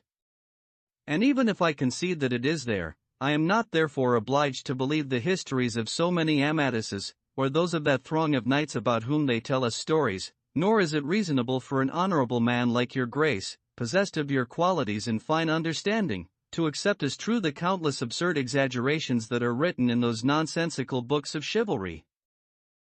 Chapter 50. Regarding the astute arguments that Don Quixote had with the canon, as well as other matters. That is really good, responded Don Quixote. Books that are printed with a royal license and with the approval of those officials to whom they are submitted, and read to widespread delight, and celebrated by great and small, poor and rich, educated and ignorant, low-born and gentry, in short, by all kinds of persons of every rank and station, can they possibly be a lie, especially when they bear so close a resemblance to the truth and tell us about the father, the mother, the nation, the family, the age, the birthplace, and the great deeds, point by point and day by day, of the knight, or knights, in question? Be quiet, your grace, and do not say such blasphemies, and believe me when I tell you what you, as an intelligent man, must do in this matter, which is to read these books, and then you will see the pleasure you derive from them. If you do not agree, then tell me, is there any greater joy than seeing, before our very eyes, you might say, a great lake of boiling pitch, and in it, swimming and writhing about, there are many snakes, serpents, lizards, and many other kinds of fierce and fearsome creatures, and from the middle of the lake there comes an extremely sad voice, saying, Thou, O knight, whosoever thou mayest be, who looketh upon this fearful lake, if thou wishest to grasp the treasure hidden beneath these ebon waters, display the valor of thy mighty heart and throw thyself into the midst of its black and burning liquid, for if thou wilt not, thou canst not be worthy of gazing upon the wondrous marvels contained and enclosed within the 7 castles of the 7 enchantresses which leath beneath this blackness. And no sooner has the knight heard the fearsome voice than without hesitating or stopping to consider the danger he faces, and without even stripping off the weight of his heavy armor, he commends himself to God and his lady and throws himself into the middle of the boiling lake, and when he cannot see or imagine where he will land, he finds himself among flowering meadows even more beautiful than the Elysian fields. There it seems to him that the sky is more translucent and the sun shines with a new clarity. Before him lies a peaceful grove of trees so green and leafy, their verdure brings joy to his eyes, while his ears are charmed by the sweet, untutored song of the infinite number of small, brightly colored birds that fly among the intricate branches. Here he discovers a brook whose cool waters, like liquid crystal, run over fine sand and white pebbles that seem like sifted gold and perfect pearls. There he sees a fountain artfully composed of varicolored jasper and smooth marble. Over there he sees another fountain fashioned as a grotto where tiny clamshells and the coiled white and yellow houses of the snail are arranged with conscious disorder and mixed with bits of shining glass and counterfeit emeralds, forming so varied a pattern that art, imitating nature, here seems to surpass it. Suddenly, there appears before him a fortified castle or elegant fortress whose walls are made of solid gold, its parapets of diamonds, its doors of sapphires. In short, it is so wonderfully built that although its materials are nothing less than diamonds, carbuncles, rubies, pearls, gold, and emeralds, its workmanship is even finer. And after this, is there any more marvelous sight than seeing a good number of damsels come out through the gate of the castle, wearing dresses so splendid and sumptuous that if I began now to describe them, as the histories do, I should never finish. And then, the maiden who seems the leader among them takes by the hand the bold knight who threw himself into the boiling lake, and, without saying a word, guides him inside the rich fortress or castle and has him strip as naked as the day as he was born and bathes him in warm water and then smooths his entire body with sweet-smelling ointments and dresses him in a shirt of finest silk, all fragrant and perfumed, and then another damsel comes and covers his shoulders with a cloak that, they say, is worth at least a city and even more? What better sight, after all this, than when we are told that he is taken to another chamber where he finds tables laid so lavishly, he is stunned and amazed. Observe him as he pours over his hands water that is distilled with ambergris and scented flowers, and see him sit on a chair of ivory, and watch him being served by all the damsels, who maintain a wondrous silence as they bring him so many different foods, so exquisitely prepared that appetite does not know where to place its hands. How marvelous is it to hear the music that plays as he eats, though he does not know who is singing, or where. And when the meal is over and the tables cleared, and the knight is reclining in his chair, perhaps cleaning his teeth with a toothpick, as is the custom, one to have another damsel, much more beautiful than any of the others, come in through the chamber door and sit beside the knight and begin to explain to him what castle this is, and that she resides there and is enchanted in many other things that amaze the knight and astound the readers who are reading his history. I do not wish to go any further with this, for one can gather from what I have said that anyone can read any part of any history of a knight-errant and from it derive great pleasure and delight. And your grace should believe me when I tell you, as I already have, to read these books, and you will see how they drive away melancholy if you are so afflicted and improve your spirits if they happen to be low. For myself, I can say that since I became a knight-errant I have been valiant, well-mannered, liberal, polite, generous, courteous, bold, gentle, patient, long-suffering in labors, imprisonments, and enchantments, and although only a short while ago I saw myself locked in a cage like a madman, I think that with the valor of my arm, and heaven favoring me, and fortune not opposing me, in a few days I shall find myself the king of some kingdom where I can display the gratitude and liberality of my heart.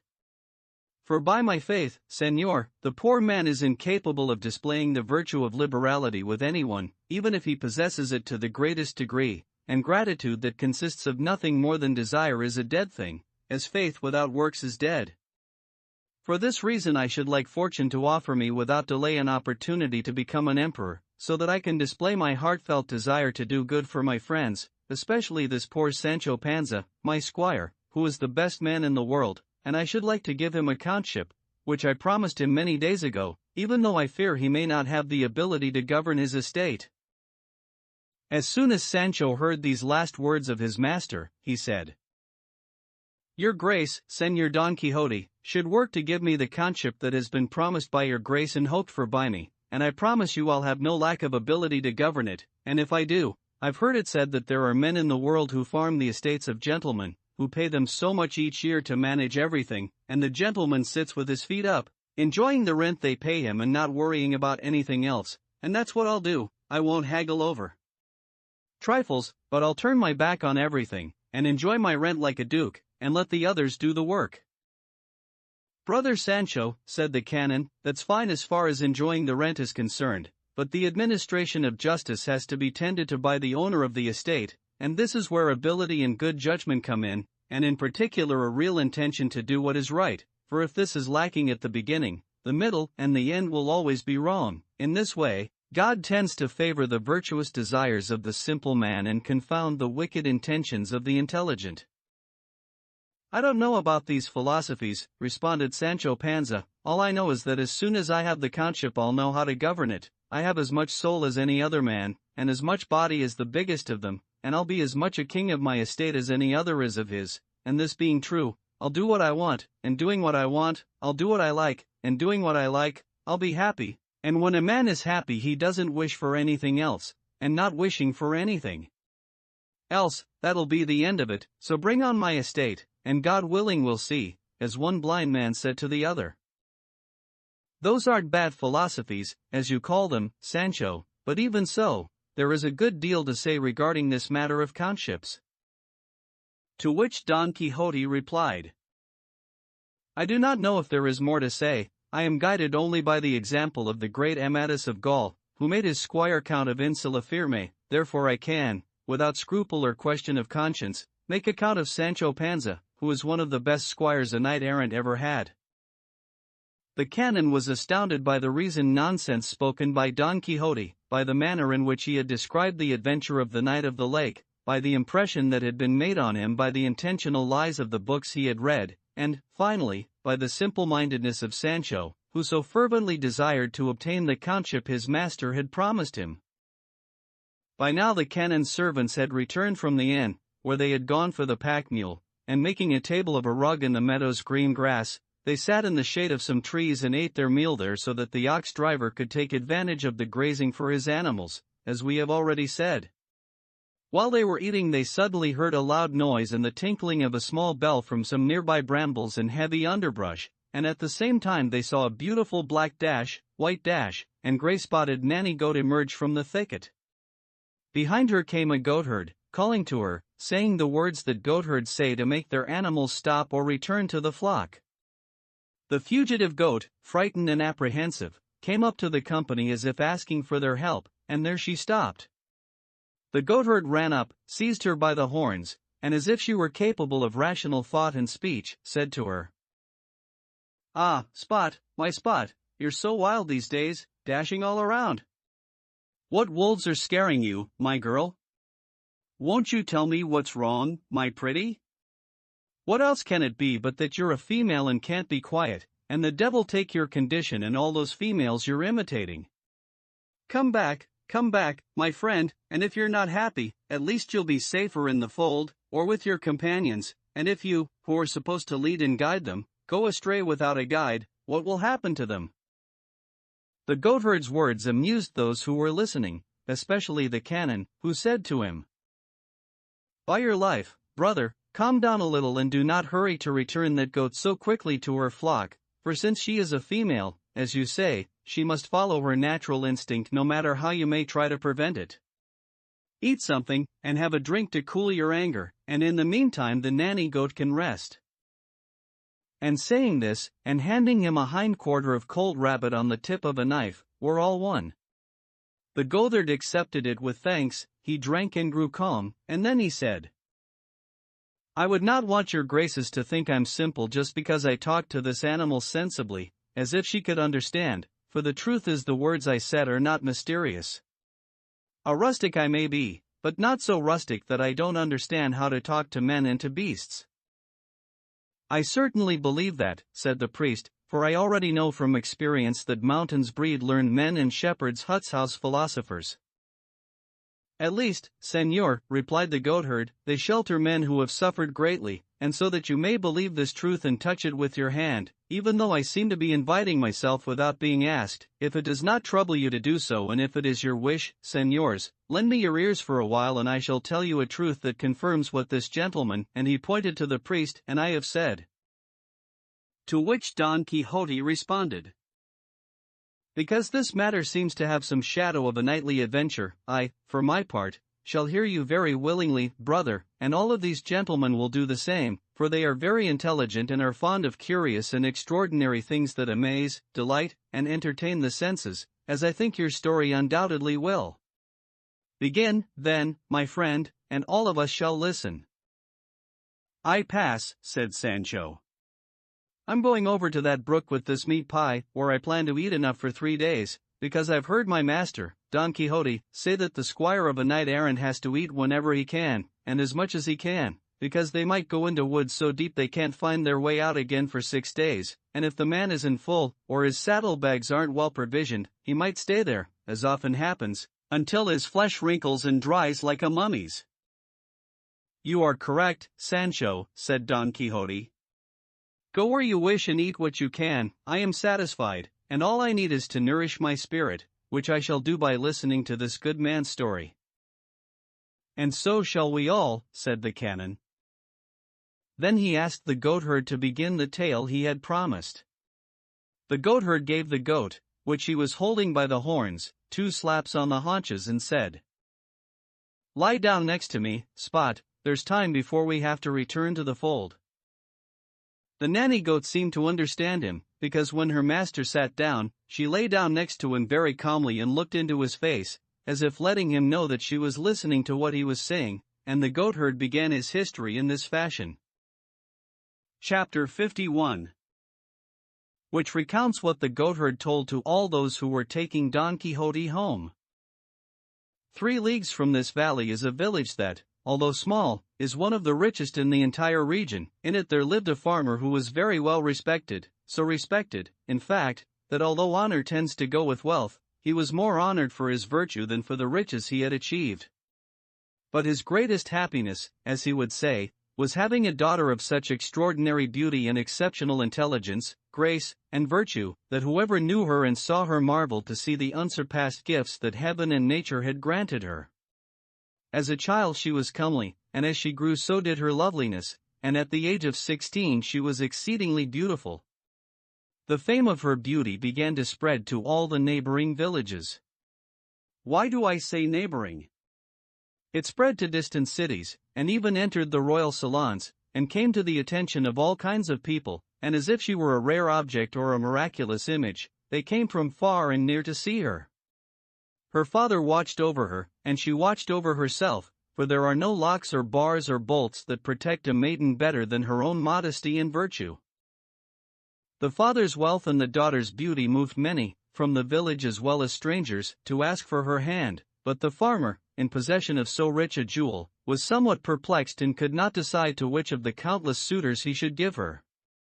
I was one of the many who had this virtuous desire, and I had many great hopes of success, knowing that her father knew who I was, since I came from the same village, and was pure of blood, and in the flower of my youth, and had a rich estate, and was not lacking in intelligence. Another man from our village, with the same qualifications, had also asked for her hand, causing her father to hesitate, unable to reach a decision, for it seemed to him that either one of us would be a good match for his daughter. In order to resolve the problem, he determined to discuss it with Leandra, which is the name of the wealthy maiden who keeps me in misery, for he believed that since we were equally qualified, it was a good idea to allow his beloved daughter to choose to her liking, a course of action worthy of imitation by all parents who wish their children to marry. I don't say they should be permitted to choose the base or wicked, but they should be offered the good and then be allowed to choose freely. I don't know which of us Leandra chose. I know only that her father put off both of us with references to his daughter's youth and other general remarks that did not commit him but did not dismiss us, either. My rival's name is Anselmo, and I am called Eugenio, so now you know the names of all the persons who take part in this tragedy, which is not yet concluded, though it seems clear enough that its end will be calamitous. At about this time a certain Vicente de la Rosa one came to town. He was the son of a poor farmer from our village and had been a soldier in Italy and in many other places. He had been taken away from our village when he was a boy of 12 by a captain passing through with his troops, and the boy returned 12 years later dressed as a soldier, decked out in 1,000 colors and wearing 1,000 glass trinkets and thin metal chains. One day he would put on one piece of finery, and the next day another, but all of them were flimsy and garish, lightweight and worthless. Farmers, who by nature are crafty, and who become the very embodiment of craftiness when idleness gives them the opportunity, noticed this, and counted each object and piece of finery, and discovered that he had 3 outfits, each a different color, with garters and hose to match, but he mixed and combined them so cleverly that if you did not keep count, you would have sworn he had displayed more than 10 matched outfits and more than 20 proud plumes. And do not think that what I am saying about his clothes is irrelevant or trivial, because they play an important part in this story. He would sit on a stone bench that is under a great poplar tree in our village square, and there he would keep us all open-mouthed with suspense as he recounted great deeds to us. There was no land anywhere in the world that he had not seen, and no battle in which he had not fought. He had killed as many Moors as live in Morocco and Tunis and had engaged in more single combat than Ganti and Luna to Diego Garcia de Paredes, and another 1,000 men he named, and from all of them he had emerged victorious, without shedding a single drop of blood. On the other hand, he would show us the scars of wounds, and even though we could not make them out, he let us know that they had been caused by shots from flintlocks in various battles and skirmishes. Finally, with unparalleled arrogance, he would address his equals, even those who knew him, as Vos 3, saying that his father was his fighting arm, his lineage his deeds, and as a soldier he owed nothing to no man, not even the king. In addition to this arrogance, he was something of a musician who could strum a guitar so well that some said he could make it speak, but his talents did not end here. He also was a poet, and for each trivial event in the village he would compose a ballad at least 1.5 leagues long. This soldier, then, whom I have just described, this Vicente de la Rosa, this brave gallant, this musician and poet, was often seen and observed by Leandra from a window in her house that overlooked the square. She became infatuated with the glitter of his bright clothes and enchanted by his ballads, for he made 20 copies of each one he composed. She heard of the deeds that he himself attributed to himself, and finally, as the devil must have ordained, she fell in love with him before the presumptuousness of asking for her hand had even occurred to him. And since, in matters of love, no affair is easier to conclude successfully than the one supported by the lady's desire, Leandra and Vicente easily reached an understanding, and before any of her many suitors became aware of her desire, she had satisfied it by leaving the house of her dearly loved father, for she had no mother, and fleeing the village with the soldier, who emerged more triumphant from this undertaking than from the many others he had claimed for himself. This turn of events astonished the entire village, as well as anyone who even heard about it. I was stunned, Anselmo shocked, her father grief-stricken, her kinfolk humiliated, the law solicitous, and its officers alert. They took to the roads, searched the woods and everything they ran across, and at the end of 3 days they found the capricious Leandra in a cave in the wild, wearing only her chemise and without the great quantity of money and precious jewels she had taken from her house. They brought her back to her anguished father and questioned her about her misfortune. She confessed willingly that Vicente de la Rosa had deceived her, promising to be her husband and persuading her to leave her father's house, saying that he would take her to the richest and most joyous city in the world, which was Naples. Ill-advised and badly deceived, she had believed him and, after robbing her father, had entrusted herself to him on the night she had fled, and he had taken her to a rugged mountain and confined her to the cave where she had been found. She also said that the soldier did not take her honor but robbed her of everything else she had, and left her in that cave, and went away, a series of events that astonished everyone a second time.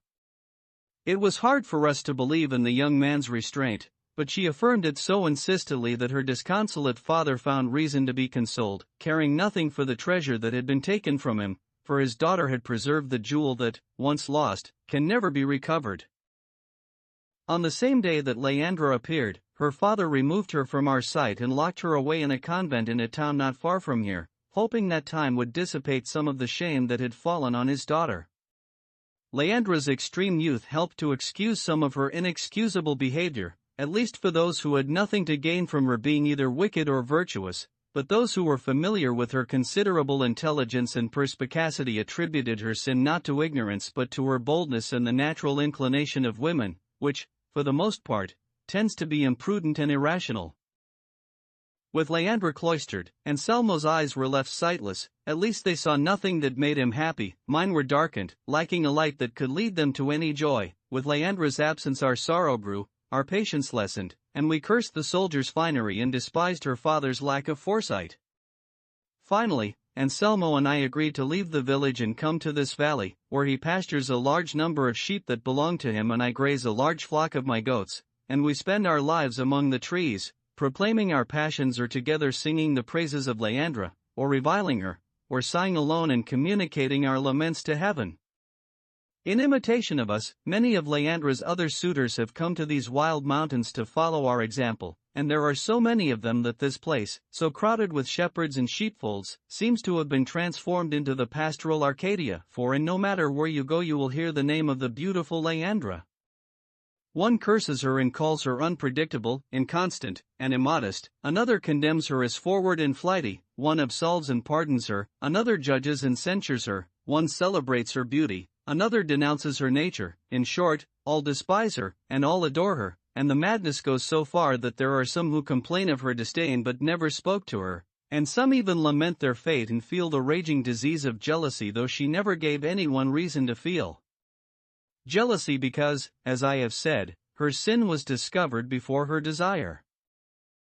There is no hollow rock, no bank of a stream, no shade of a tree, that is not occupied by a shepherd telling his misfortunes to the air. The echoes repeat the name of Leandra wherever it can be sounded, the mountains ring with the name of Leandra, the streams murmur Leandra, and Leandra has us all bewitched and enchanted, hoping without hope and fearing without knowing what it is we fear.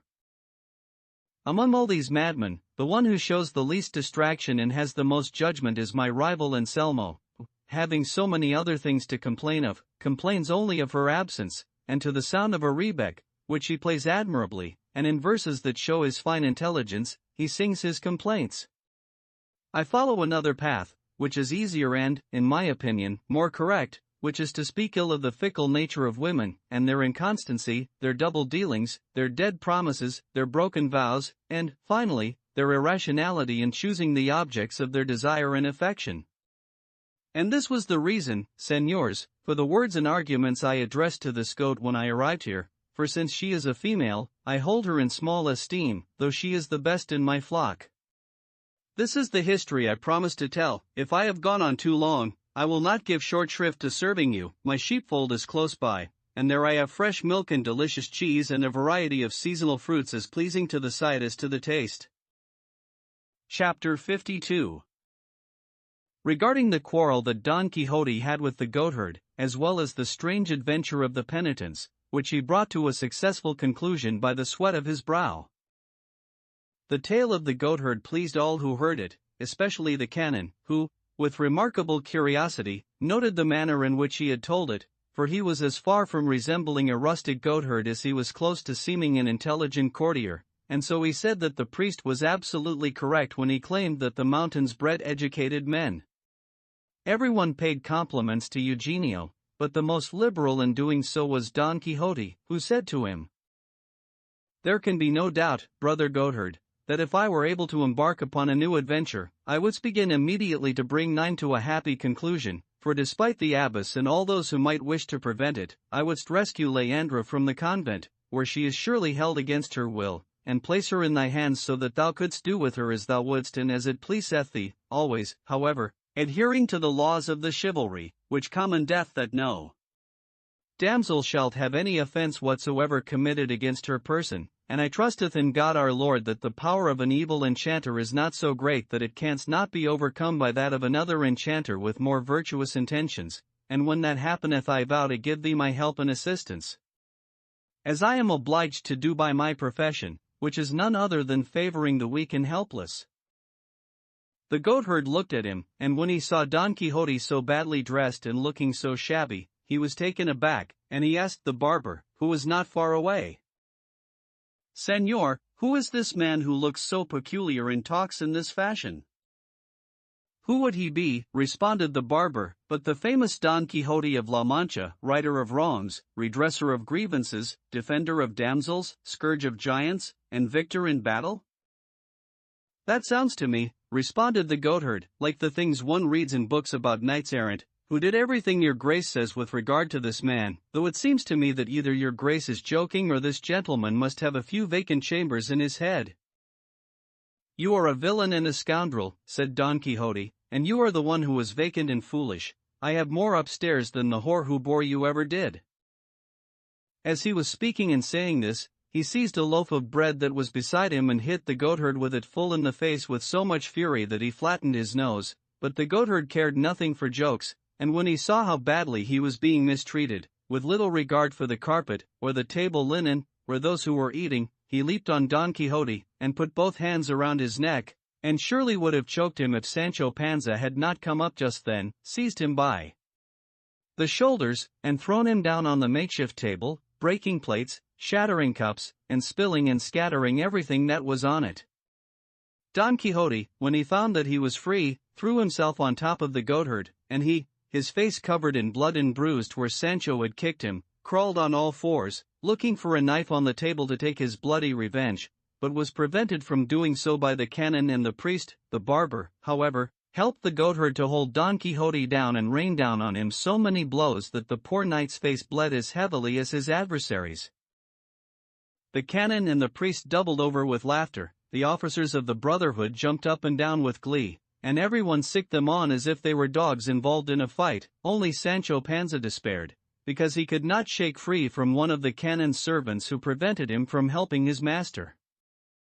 In short, everyone was diverted and amused, except for the two who were flailing away at each other, when they heard a trumpet, a sound so mournful it made them turn toward the place where it seemed to originate, but the one most aroused by the sound was Don Quixote, and though he lay beneath the goatherd, much against his will and more than a little battered, he said to him, "Brother demon, for it is not possible that you are anything else since you have had sufficient power and strength to overcome mine, I implore you, let us call a truce for no more than an hour, because it seems to me that the dolorous sound of the trumpet reaching our ears summons me to a new adventure."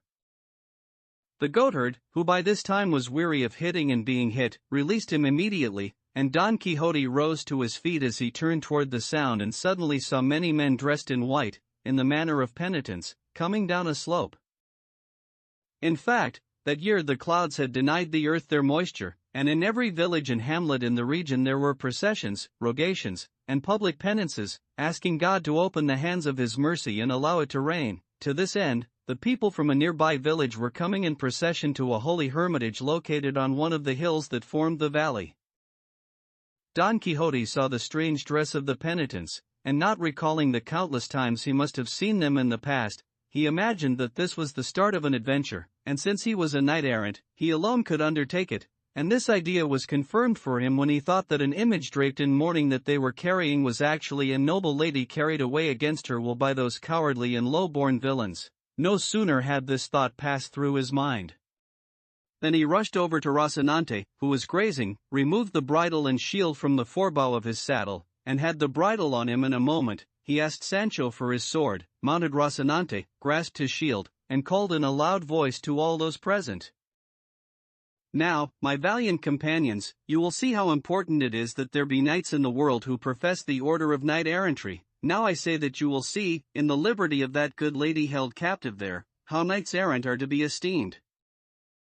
As he said this, he pressed Rocinante with his thighs because he had no spurs, and at a brisk canter, for nowhere in this true history do we read that Rocinante ran at a full gallop, he rode out to his encounter with the penitents, although the priest, the canon, and the barber did what they could to stop him, to no avail, nor was he stopped by the shouts of Sancho, who cried, "Where are you going, Señor Don Quixote?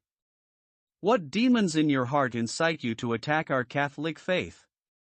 Oh, look, devil take me, and see that it's a procession of penitents, and the lady they're carrying on the platform is the holy image of the Blessed Virgin. Think, Señor, about what you're doing, because this time it really isn't what you think." Sancho's efforts were all in vain, because his master was so determined to reach the figures in sheets and to free the lady in mourning that he did not hear a word, and if he had, he would not have turned back, even if the king had ordered him to. And so he reached the procession and reined in Rocinante, who already wanted to rest for a while, and in a hoarse, angry voice he cried, "Oh, you who keep your faces covered, perhaps because you are evil, attend, and hear what I wish to say to you."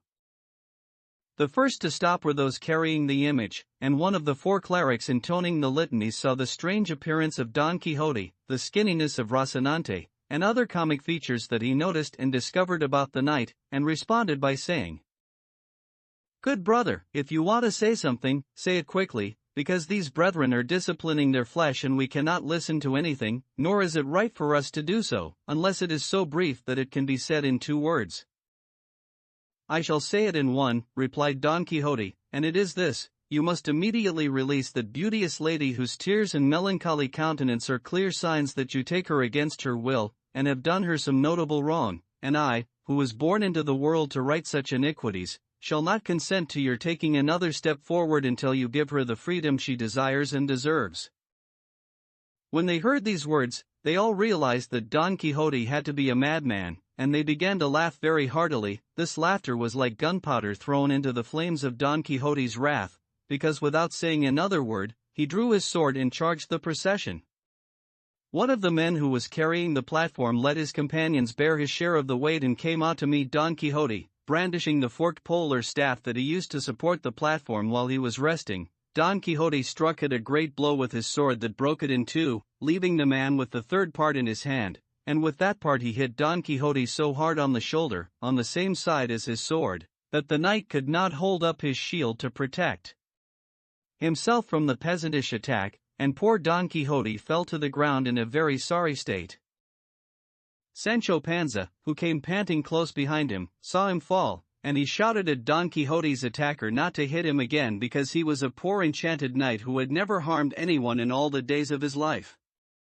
But what stopped the peasant was not the shouting of Sancho but his seeing that Don Quixote lay without moving hand or foot, and believing that he had killed him, he quickly tucked his penitent's robe up into his belt and fled across the countryside like a deer.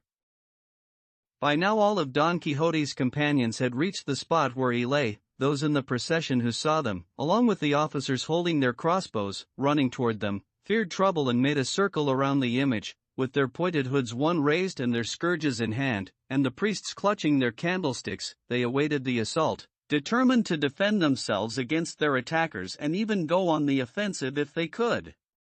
But fortune arranged matters better than they had expected, because the only thing Sancho did was to throw himself on the body of his master in the belief that he was dead and break into the most woeful and laughable lament in the world. The priest was recognized by another priest in the procession, and this calmed the fears of both parties. The first priest quickly gave the second a brief accounting of who Don Quixote was, and the second priest, along with the entire crowd of penitents, went to see if the poor knight was dead, and they heard Sancho Panza, with tears in his eyes, saying, "O flower of chivalry, a single blow with a club has brought your well-spent years to an end. O honor of your lineage, honor and glory of all La Mancha, even of all the world, which, with you absent, will be overrun by evildoers unafraid of being punished for their evil doings. O liberal above all Alexanders, for after a mere 8 months of service too you have given me the best insula ever surrounded and encircled by the sea. O humble with the proud and arrogant with the humble, attacker of dangers, endurer of insults, enamored without cause, imitator of the good, scourge of the wicked, enemy of the villainous, in short, O knight-errant, which is the finest thing one can say." Sancho's cries and sobs revived Don Quixote, and the first words he said were, "He who liveth absent from thee, O dulcet Dulcinea, is subject to greater miseries than these. Help me, friend Sancho, to climb into the enchanted cart. I canst no longer sit in Rocinante's saddle, for my shoulder is shattered."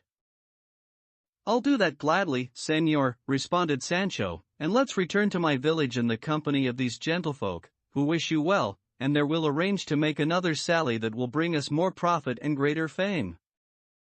"Well said, Sancho," responded Don Quixote, "and it will be an act of great prudence to allow the present evil influence of the stars to pass." The canon and the priest and the barber told Don Quixote that what he intended to do was very wise, and so, having been greatly amused by the simplicities of Sancho Panza, they placed Don Quixote in the cart, just as he had been before. The procession formed once again and continued on its way. The goatherd took his leave of everyone, the officers did not wish to go any farther, and the priest paid them what he owed them. The canon asked the priest to inform him of what happened to Don Quixote, if he was cured of his madness or continued to suffer from it, and with this he excused himself and continued his journey. In short, they parted and went their separate ways, and those remaining were the priest, the barber, Don Quixote, Panza, and the good Rocinante, who endured everything he saw with as much patience as his master. The driver yoked his oxen and settled Don Quixote on a bundle of hay, and with his customary deliberateness followed the route indicated by the priest, and in 6 days they reached Don Quixote's village, which they entered in the middle of the day, which happened to be Sunday, when everyone was in the square, and the cart carrying Don Quixote drove right through the middle of it. Everyone hurried to see what was in the cart, and when they recognized their neighbor they were astounded, and a boy ran to give the news to the housekeeper and niece that their uncle and master had arrived, skinny and yellow and lying on a pile of hay in an ox cart. It was a pitiful thing to hear the cries of the two good women, to see how they slapped themselves and cursed once again the accursed books of chivalry, all of which started all over again when they saw Don Quixote come through the door.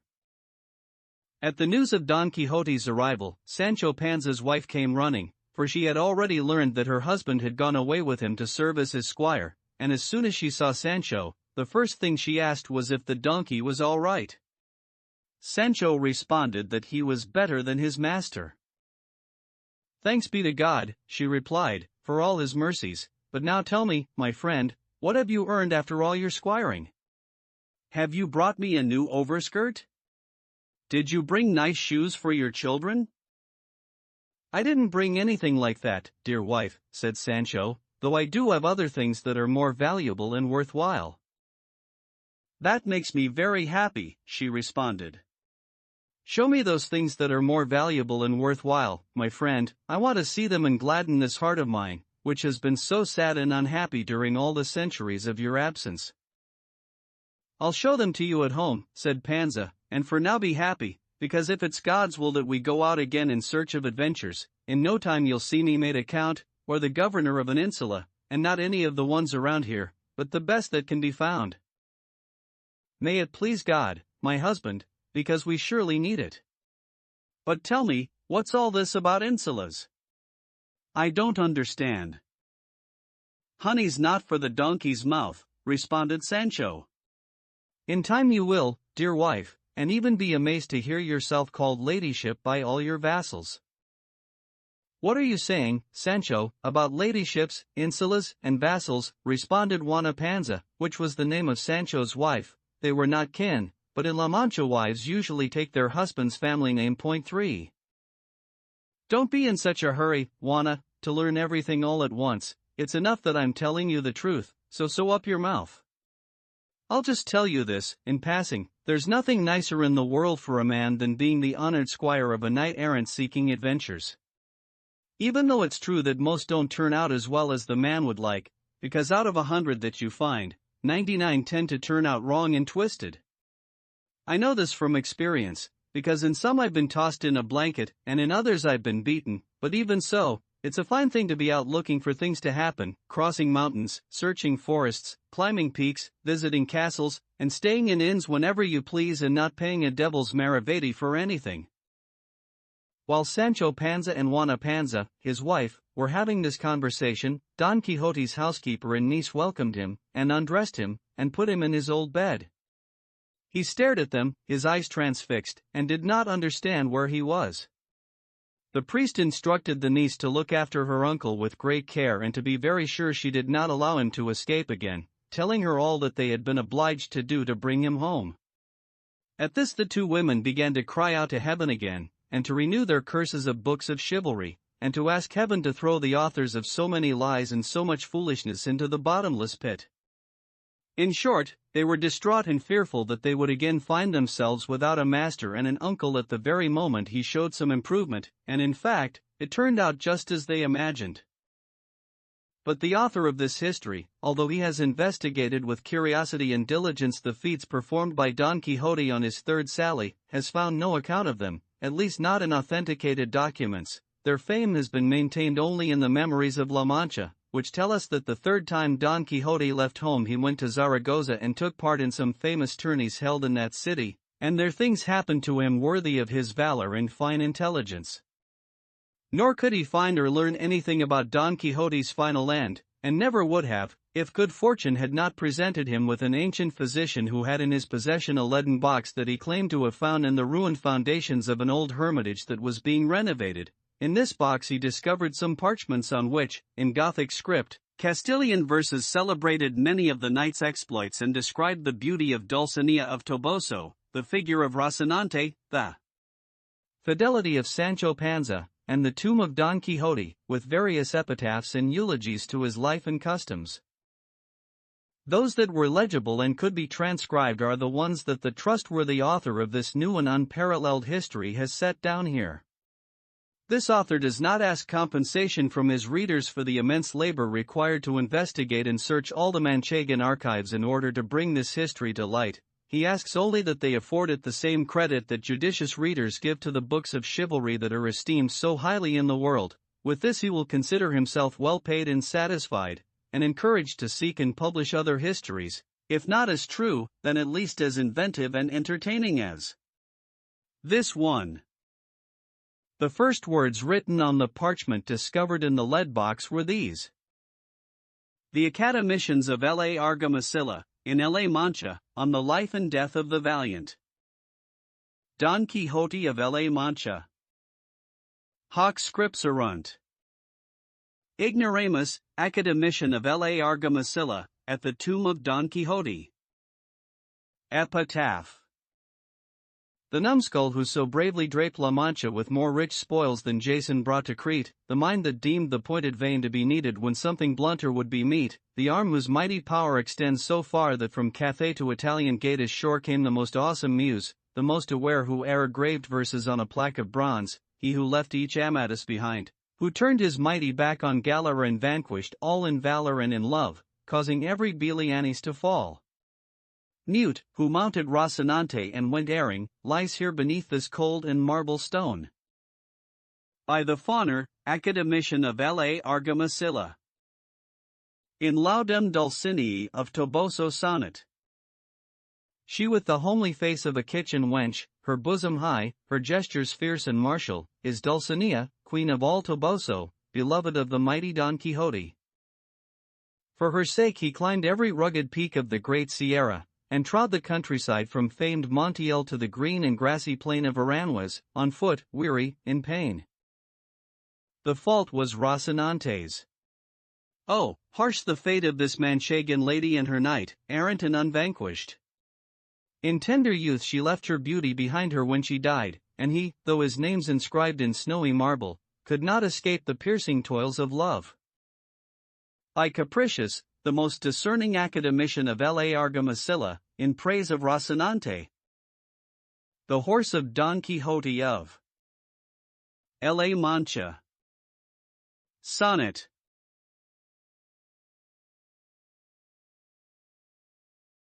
Upon the proud and gleaming diamond throne where mighty Mars leaves footprints marked in blood, the mad Manchegan plants his noble banner that flutters still with strength so rare and strange, and there he hangs his arms, the sharp-edged steel that devastates and cleaves and cuts in twain. New feats of arms. But art must now invent a new style for this newest paladin. And if Gaul boasts and brags of Amatus whose brave descendants glory brought to Greece and spread her fame and triumph far and wide, today in the chamber where Bellona reigns she crowns the brave Quixote, and for his sake La Mancha's honored more than Greece or Gaul. Ne'er may these glories bear oblivion's stain, for even Rocinante, in gallantry, surpasses Brilladoro and Bayardo.4. By Mocker, Argamasillan academic, to Sancho Panza. Sonnet. This is Sancho Panza, in body small but great in valor, a miracle most strange. He was, I swear and certify to you, the simplest squire the world has ever seen. A hair's breadth away from being a count, but insolence and insult, a miser's world, a greedy time, conspired all against him, for a donkey ne'er is spared that injury. He rode that ass, and pardon the expression, a gentle squire behind an even gentler horse named Rocinante, and his master. Oh, how we mortals wait and hope in vain! At first how sweet the promise, then bitterly it vanishes in shadow, smoke, and dream. By Devilkin, academician of La Argamasilla, at the tomb of Don Quixote. Epitaph. Here lies the famous knight-errant and badly bruised and borne by Rocinante down many a primrose path. Sancho Panza the simple lies here, too, beside him, the squire most loyal and true who ever plied the trade. By TikTok, academician of La Argamasilla, at the tomb of Dulcinea of Toboso. Epitaph. Here rests the fair Dulcinea, once rosy-fleshed and plump, now turned to dust and ashes by fearful, hideous death. She came of unsullied stock, with a hint of nobility, the pure passion of great Quixote, and the glory of her home. These were the verses that could be read. In the others, the writing was worm-eaten, and they were given to an academician to be deciphered. Our best information is that he has done so, after many long nights of laborious study, and intends to publish them, hoping for a third sally by Don Quixote. Forsi altro cantera con miglior plexio. Second part of the ingenious gentleman Don Quixote of La Mancha. By Miguel de Cervantes Saavedra, author of the first part. Dedicated to Don Pedro Fernandez de Castro, Count of Lemos, Andrade, and Villalba, Marquis of Sarria, gentleman-in-waiting to His Majesty, Commander of the jurisdiction of Penafiel and La Zarza, Member of the Order of Alcantara, Viceroy, Governor, and Captain General of the Kingdom of Naples, and President of the Supreme Council of Italy. To the Count of Lemos 1. Some days ago, when I sent Your Excellency my plays, printed before they were performed, I said, if I remember correctly, that Don Quixote had his spurs ready to make the journey to kiss Your Excellency's hands, and now I say that he is wearing them, and is on his way, and if he arrives, it seems to me I will have performed a service for Your Excellency, because I have been urged on every side to send him forth in order to alleviate the loathing and disgust caused by another Don Quixote who has traveled the world in the disguise of a second part too, and the person who has shown the deepest interest has been the great Emperor of China, who, not more than a month ago, sent an emissary with a letter for me in the Chinese language, asking, or I should say begging, me to send the knight to him, because he wanted to establish a college in which the Castilian language would be read, and the book he wanted the students to read was the history of Don Quixote. He further said that he wanted me to be the rector of the college. I asked the bearer of the letter if His Majesty had given him anything that would help me to defray my expenses. He replied that it had not even occurred to him. Well, brother, I responded, you can go back to your China, covering your 10 leagues a day, or 20, or whatever you prefer, because my health is not good enough for me to undertake so long a journey, and not only am I ailing but I am lacking in funds, and emperor for emperor and monarch for monarch. In Naples I have the great Count of Lemos, who, without all the provisos of colleges and rectorships, sustains me and protects me and does me more good turns than I could ever desire. With this I took my leave of him, and with this I take my leave now, offering to Your Excellency the Travails of Persiles and Sigismunda, a book that I will complete in 4 months, Deo Volenti, and it will be either the worst or best ever composed in our language. I mean, of those written for diversion. I must say I regret having said the worst, because in the opinion of my friends it is bound to reach the extremes of possible goodness. May Your Excellency enjoy all the good health we wish for you. Persiles will soon be ready to kiss your hands, and I, your feet, being, as I am, the servant of Your Excellency. In Madrid, the last day of October, 1615. Your Excellency's servant. Miguel de Cervantes Saavedra. Prologue to the reader.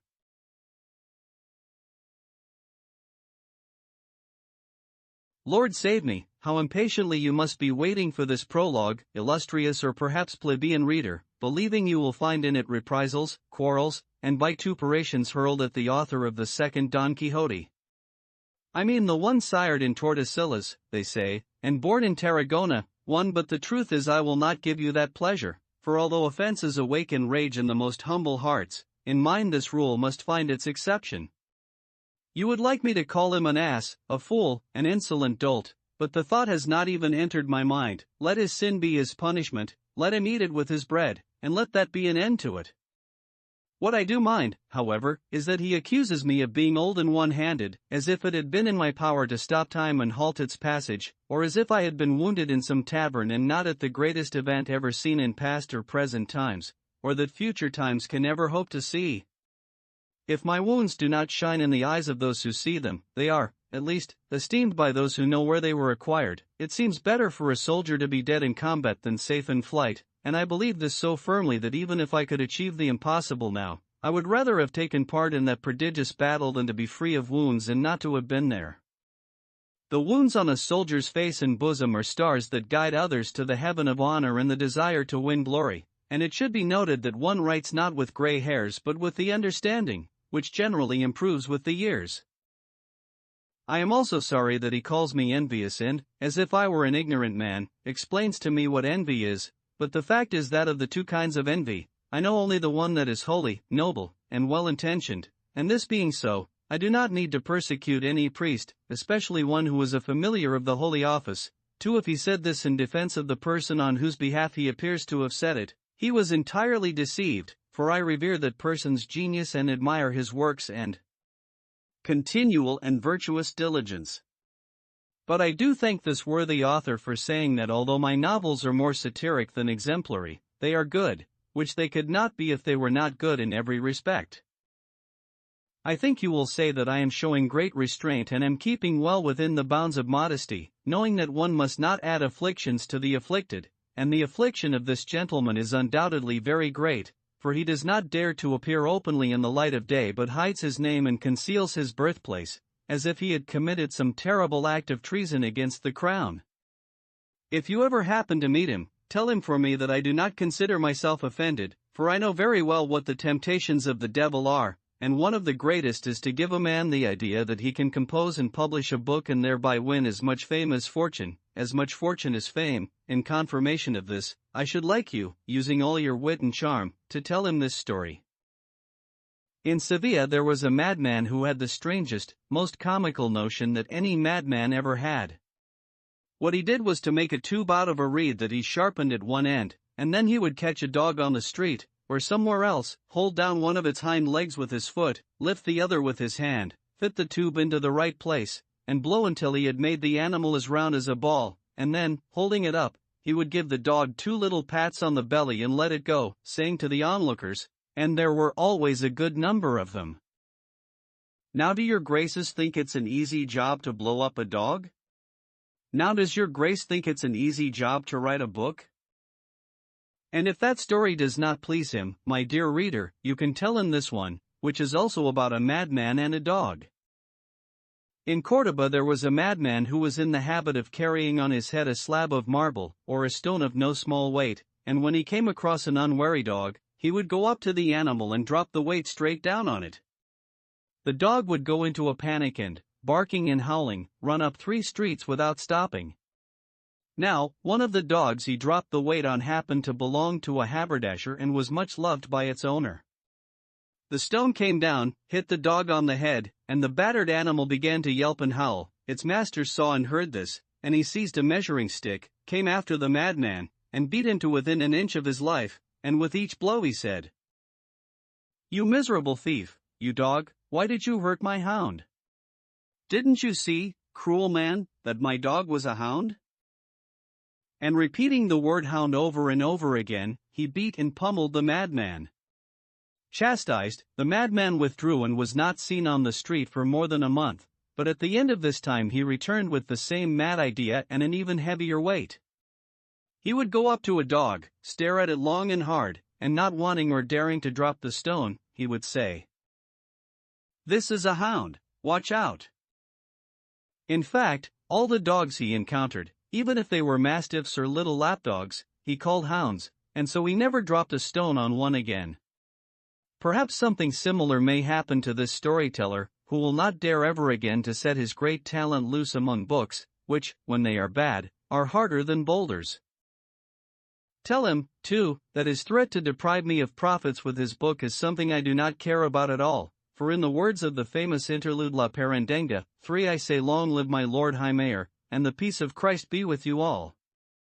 Long live the great Count of Lemos, whose well-known Christianity and liberality keep me standing in spite of all the blows struck by my bad fortune, and long live the supreme charity of His Eminence of Toledo, Don Bernardo de Sandoval y Rojas, for even if there were no more printing presses in the world, and even if more books were published against me than there are letters in the verses of Mingo Revulgo. 5 These two princes have not received adulation from me, or flattery, but moved only by their own goodness, they have undertaken to favor me with kindness, and for this I consider myself luckier and richer than if fortune had brought me to the heights by any ordinary means. A poor man may have honor, but not a villain, need may cloud nobility, but not hide it completely. If virtue sheds her light, even along the crags and cracks of poverty, it will be esteemed by high, noble spirits, and so be favored. Say no more to him, and I do not wish to say more to you except to tell you to consider that this second part of Don Quixote, which I offer to you now, is cut by the same artisan and from the same cloth as the first, and in it I give you a somewhat expanded Don Quixote who is, at the end, dead and buried, so that no one will dare tell more tales about him, for the ones told in the past are enough, and it is also enough that an honorable man has recounted his clever follies and does not want to take them up again, for abundance, even of things that are good, makes people esteem them less, and scarcity, even of bad things, lends a certain value. I forgot to tell you to expect the Persiles, which I am finishing now, and the second part of Galatea. 6. Chapter 1. Regarding what transpired when the priest and the barber discussed his illness with Don Quixote. Cide Hammy Penengeli tells us in the second part of this history, which recounts the third sally of Don Quixote, that the priest and the barber did not see the knight for almost a month in order not to restore and bring back to his mind events of the past, but this did not stop them from visiting his niece and housekeeper, charging them to be sure to pamper him and give him food to eat that would strengthen and fortify his heart and brain, the source, as they had good reason to think, of all his misfortunes. The two women said that they already were doing so, and would continue to do so, as willingly and carefully as possible, because they could see that there were moments when their lord and master gave signs of being in his right mind. This made the priest and the barber extremely happy, for then it seemed to them that they had done the right thing by bringing him home, enchanted, in the ox cart, as recounted in the final chapter of the first part of this great and accurate history. And so they decided to visit him and see his improvement for themselves, although they considered a complete cure almost impossible, and they agreed not to make any mention at all of knight-errantry so as not to run the risk of reopening his wounds, which were still so fresh. In short, they visited him and found him sitting up in bed, dressed in the green flannel vest he wore under his armor, and a red tolden cap, and looking so dry and gaunt that he seemed to be a mummy. They received a warm welcome, they asked after his health, and he accounted for himself and the state of his health with very good judgment and in very elegant words, and in the course of their conversation they began to discuss what is called reason of state and ways of governing, correcting this abuse and condemning that one, reforming one custom and eliminating another, each one of the three becoming a new legislator, a modern Lycurgus, a latter-day Solon one, and they so transformed the nation that it seemed as if they had placed it in the forge and taken out a new one. And Don Quixote spoke with so much intelligence regarding all the subjects they touched upon that his two examiners thought there was no doubt that he was completely well and his sanity restored. The niece and housekeeper were present at this conversation, and they never tired of giving thanks to God at seeing their lord and master with all his wits. The priest, however, changing his earlier intention, which was not to touch on chivalric matters, wanted a more thorough test of whether or not Don Quixote's recovery was false or true, and so he gradually began to recount news of the court, and among other things, he said it was thought certain that the Turk would come down with a powerful fleet, but no one knew his plans or where the huge cloud would burst. This fear, which has us on the alert almost every year, had now affected all of Christendom, and His Majesty had fortified the coasts of Naples and Sicily and the island of Malta. To which Don Quixote responded, His Majesty has behaved like a most prudent warrior by fortifying his states in good time so that the enemy will not find them unprepared, but if he were to take my advice, I would counsel him to take a precautionary measure that His Majesty is very far from considering at present." As soon as the priest heard this, he said to himself, "May God hold you in His hand, my poor Don Quixote, for it seems to me you have leaped from the high peak of your madness into the profound abyss of your foolishness." But the barber, who had already had the same thought as the priest, asked Don Quixote to tell him the precautionary measure he thought it would be good to undertake. Perhaps it might be put on the list of the many impertinent proposals that are commonly offered to princes. "Mine, Señor Shaver," said Don Quixote, "is not impertinent but completely pertinent." "I don't say it isn't," replied the barber, "but experience shows that all or most of the schemes presented to His Majesty are either impossible, or absurd, or harmful to the king and his kingdom." "Well, mine," responded Don Quixote, "is neither impossible nor absurd, but is, rather, the easiest, most just, most practical, and shrewdest that has ever occurred to any planner." "Your Grace is slow in telling us what it is, Señor Don Quixote," said the priest. "I would not want," said Don Quixote, "to state it here and now, and tomorrow have it find its way to the ears of the king's advisers so that another receives the thanks and rewards for my labor." "As far as I am concerned," said the barber, "I give my word, here and before God, not to repeat what your Grace would tell the king or the rook or any man on earth, a vow I learned in the tale of the priest too who, in the preface, told the king about the thief who had stolen 100 dobles from him, as well as his mule with the ambling gait." "I know nothing of stories," said Don Quixote, "but I do know this is a good vow because I know the barber is a trustworthy man." "Even if he were not," said the priest, "I would vouch for him and guarantee that in this case he will say no more than if he were mute, under pain of sentence by the court."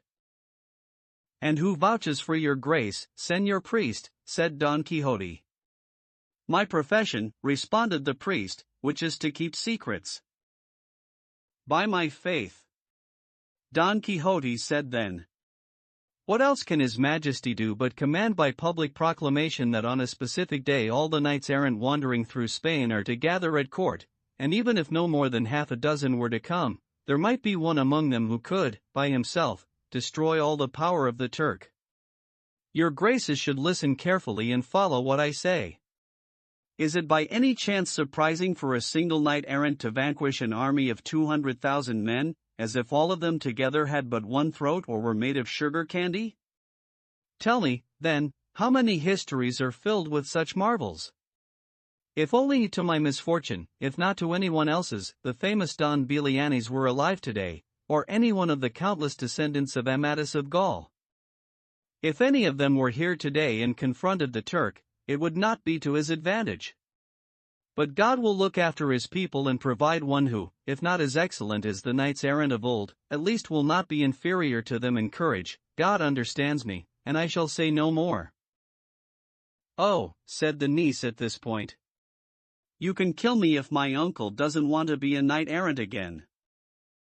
To which Don Quixote said, "I shall die a knight-errant, and let the Turk come down or go up whenever he wishes and however powerfully he can. Once again I say that God understands me." And then the barber said, "I beg your Graces to give me leave to tell a brief story that occurred in Seville. Since it is very much to the point here, I should like to tell it now." Don Quixote gave his permission, and the priest and the others listened carefully, and the barber began in this manner. In the madhouse in Seville was a man whose relatives had put him there because he had lost his reason. He was a graduate in canon law from Osuna, but even if he had graduated from Salamanca, in the opinion of many he would not have been any less mad.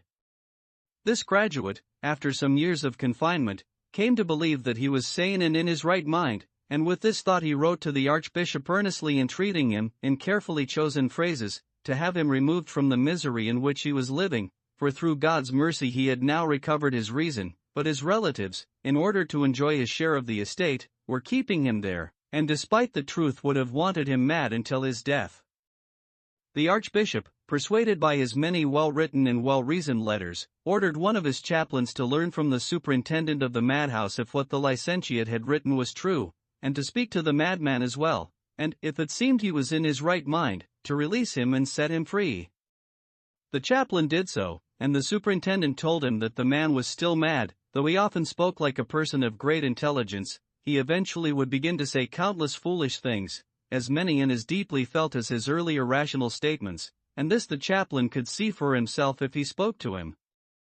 The chaplain agreed, visited the madman, spoke to him for more than an hour, and in all that time the madman never made a confused or foolish statement. Rather, he spoke so judiciously that the chaplain was obliged to believe that the madman was sane. One of the things the madman told him was that the superintendent bore him ill will because he did not want to lose the gifts his relatives gave him for saying he was still mad, though with periods of lucidity, the greatest obstacle for him in his misfortune was his wealth, because in order to enjoy it, his enemies were deceptive and denied the mercy our Lord had shown by turning him from a beast back into a man. In short, what he said depicted the superintendent as suspect, his relatives as greedy and heartless, and himself as so reasonable that the chaplain resolved to take him back so that the archbishop could see and touch the truth of the matter for himself. With this virtuous intention, the good chaplain asked the superintendent to return the clothes the licentiate had been wearing when he was first admitted. Again, the superintendent told him to think about what he was doing because there was no doubt that the licentiate was still mad. The superintendent's warnings and admonitions were in vain. The chaplain insisted on taking him away. The superintendent obeyed, since it was by order of the archbishop, and the licentiate was dressed in his clothes, which were new and decent, and when he saw himself in the raiment of a sane man and no longer wearing the clothing of a madman, he asked the chaplain to please give him permission to say goodbye to his mad companions. The chaplain said that he wished to accompany him and see the madmen who were in the hospital. And so they went up, along with some other people, and when the licentiate reached a cage that held a raving maniac who was, however, calm and quiet for the moment, he said, "Brother, see if there is anything you wish to ask of me, for I am going home. God in his infinite goodness and mercy, though I do not deserve it, has been pleased to restore my reason to me. Now I am healthy and sane, nothing is impossible for the power of God. Place your hope and trust in him, for as he has returned me to my earlier state, he will do the same for you if you trust in him. I will be sure to send you some good things to eat, and eat them you must, for I say that I believe, as one who has experienced it himself, that all our madness comes from having our stomachs empty and our heads full of air. Take heart, despondency and misfortune lessens one's health and hastens death." Another madman who was in a cage facing the cage of the first maniac heard everything the licentiate said, and he got up from an old mat where he had been lying naked and asked in a shout who it was that was leaving healthy and sane. The licentiate responded, "It is I, brother, who am leaving. I no longer have any need to be here, and for that I give infinite thanks to heaven for the mercy it has shown me." "Think about what you are saying, licentiate, don't let the devil deceive you," replied the madman. "Keep your feet still, and stay peacefully in your house, and you'll save yourself the trouble of having to come back." "I know I am cured," replied the licentiate, "and will not have to do any of this again." "You, cured?" said the madman. Well, time will tell, go with God, but I vow by Jupiter, whose majesty I represent on earth, that on account of the sin that Sevilla commits today by taking you out of this madhouse and calling you sane, I must inflict on her a punishment so severe that its memory will endure for all eternity. Amen. And don't you know, you miserable little licentiate, that I can do it? For, as I have said, I am Jupiter the Thunderer, and in my hands I hold the flaming thunderbolts with which I can threaten and destroy the world. But I wish to punish this ignorant city with only one thing: I will not rain on it or its environs for 3 whole years, which will be counted from the day and hour when the threat was made. You free, and healthy, and sane, while I am mad, and sick, and confined. I would just as soon reign as hang myself."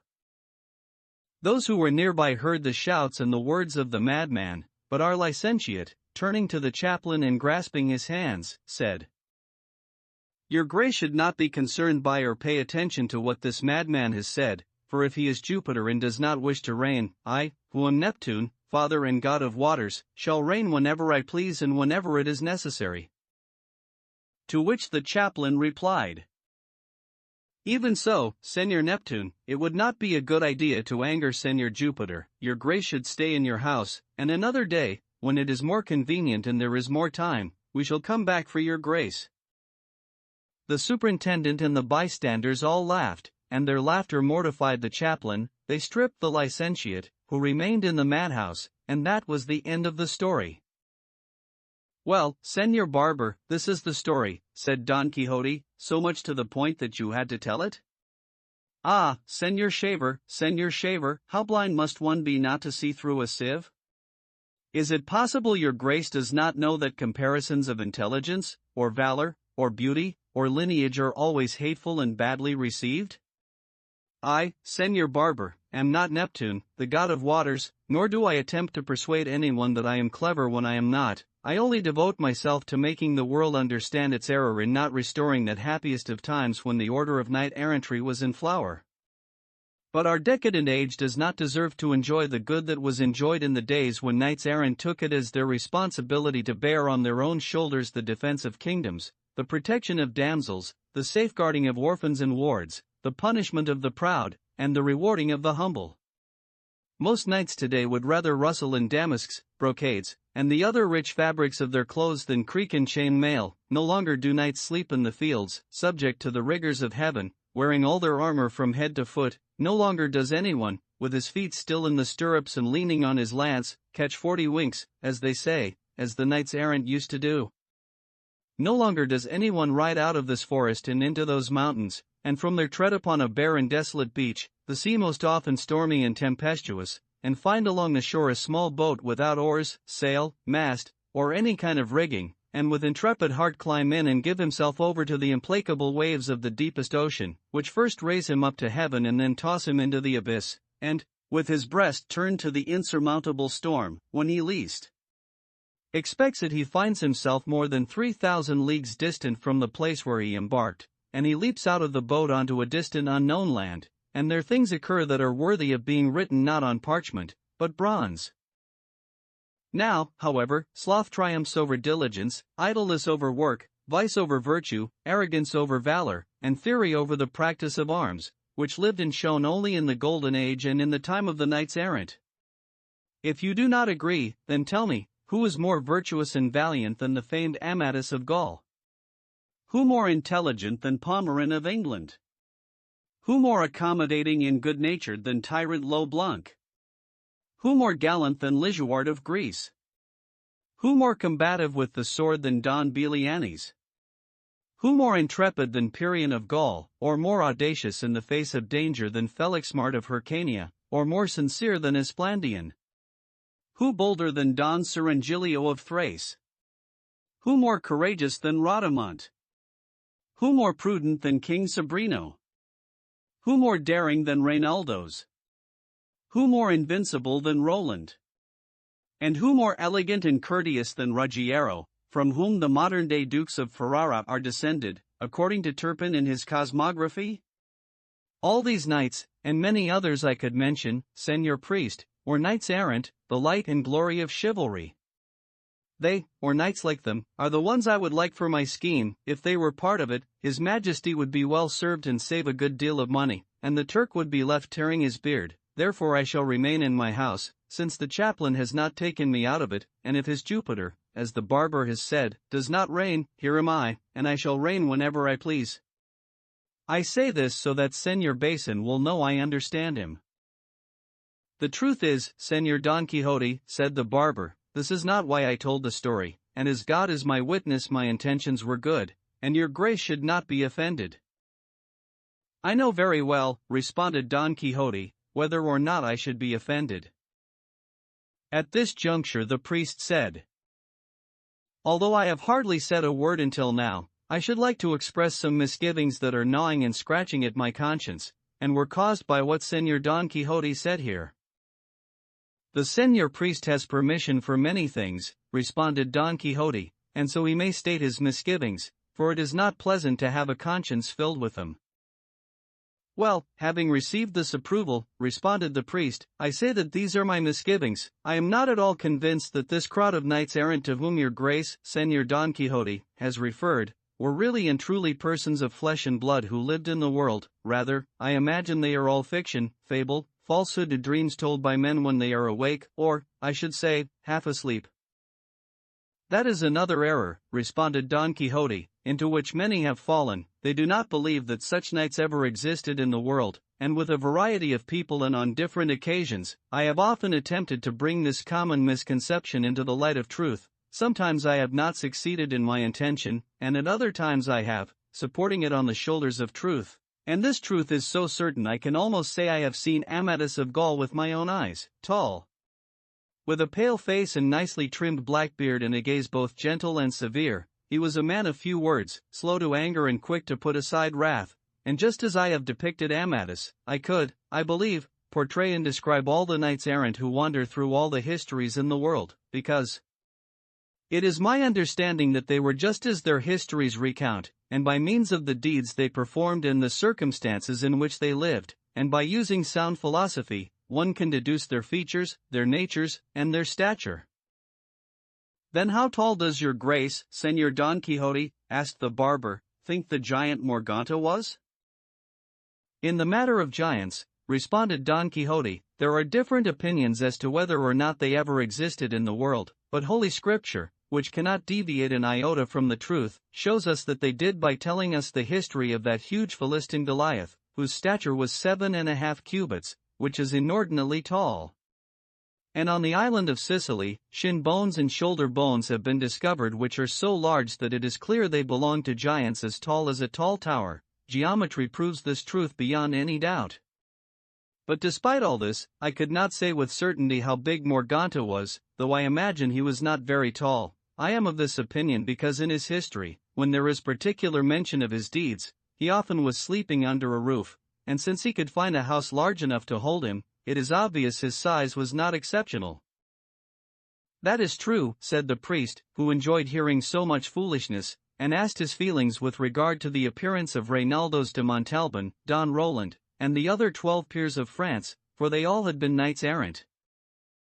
With respect to Reynaldos, responded Don Quixote, I dare say his face was broad and ruddy, his eyes merry and rather prominent, his temperament excessively punctilious and choleric, and that he was a friend of thieves and other dissolute people. With respect to Roland, or Roldan, or Rodolando, or Orlando, for he is called all these names in the histories, I believe and declare that he was of medium height, broad-shouldered, somewhat bow-legged, with a dark complexion and a blonde beard, a hairy body and a threatening demeanor, a man of few words but very courteous and well-bred. If Roland was not more of a gentleman than your grace has indicated, replied the priest, it is not surprising that Señora Angelica the Fair scorned him and left him for the elegance, spirit, and charm that the downy-cheeked Moorish lad to whom she gave herself must have possessed, and she was wise to fall madly in love with Medora's gentleness rather than Roland's harshness. Angelica, Señor priest, responded Don Quixote, was a pleasure-seeker, a gadabout, and a somewhat capricious damsel, and she left the world as full of her impertinences as it was filled with the fame of her beauty. She scorned 1,000 brave and intelligent gentlemen, and was satisfied with a little beardless page who had no property or name other than a reputation for gratitude because of his loyalty to a friend. The great singer of her beauty, the famous Ariosto, did not dare or wish to sing what happened to the lady after she so ruinously gave herself to Medoro, for they could not have been overly virtuous things, and he left her at the point where he says, and of how she gained the scepter of Cathay. Perhaps another will sing in a better style. Point 3. And no doubt this was a kind of prophecy. Poets are called vates, which means they are soothsayers. This truth can be clearly seen because since then a famous Andalusian poet wept over and sang of her tears, and another famous and unique Castilian poet sang of her beauty. 4. Tell me, Señor Don Quixote, said the barber, among all those who praised her, hasn't there ever been a poet who wrote a satire of this Señora Angelica? 5. I do believe, responded Don Quixote, that if Sacripant or Roland had been poets, they would already have reprimanded the damsel as she deserved, because it is right and natural for poets who have been scorned and rejected by their imagined ladies, or by the imagined ladies of the characters they have created in their works, whom they have chosen as the mistresses of their thoughts, to take their revenge with satires and attacks, a revenge most certainly unworthy of generous hearts, but until now I have not heard of a single verse attacking Senora Angelica, who turned the world upside down. Miraculous, said the priest. And at this point they heard the housekeeper and niece, who had already abandoned the conversation, shouting in the courtyard, and they all hurried to the site of the noise. Chapter 2, which deals with the notable dispute that Sancho Panza had with Don Quixote's niece and housekeeper, as well as other amusing topics. Our history recounts that the cries heard by Don Quixote, the priest, and the barber came from the niece and housekeeper and were directed at Sancho Panza, who was struggling to come in to see Don Quixote, while they barred his way, shouting, "What does this vagabond want in our house? Go back home, brother, for you and nobody else lead our master astray and lure him out of his house and take him to those godforsaken places." To which Sancho responded, "Housekeeper from hell, the one who's lured and led astray and taken to godforsaken places is me, not your master. He led me everywhere, and you two are deceived and are blaming the wrong person. He lured me out of my house with tricks and lies, promising me an insula that I'm still waiting for." "I hope you choke on those damned insulas, Sancho, you wretch," responded the niece. "And what are insulas? Something to eat, you greedy glutton?" "It's not something to eat," replied Sancho, "but something to govern and rule better than any town council or magistrate in criminal court." "Even so," said the housekeeper, "you won't come in, you bag of evil and sack of wickedness. Go and govern your own house and work your parcel of land and stop trying to rule insulas or insulos or whatever you call them." The priest and the barber were delighted to hear this three-way conversation, but Don Quixote, fearful that Sancho would blurt out and disclose a quantity of malicious nonsense and touch on points that would not redound to his credit, called to him and made the two women be quiet and allow him to enter.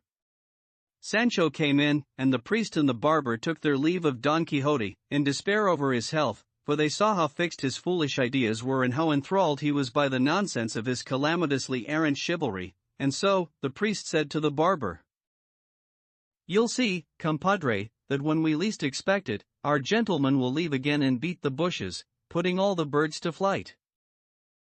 "I have no doubt about that," responded the barber, "but I'm not as astounded by the madness of the knight as I am by the simplicity of the squire, who has so much faith in the story of the insula that I don't believe all the disappointments imaginable will ever get it out of his head."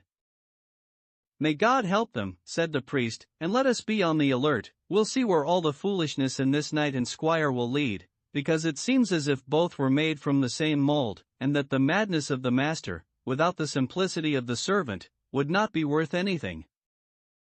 "That's true," said the barber, "and I'd certainly like to know what they're talking about now." "I assure you," responded the priest, "that the niece or the housekeeper will tell us later, because they're not the kind not to eavesdrop."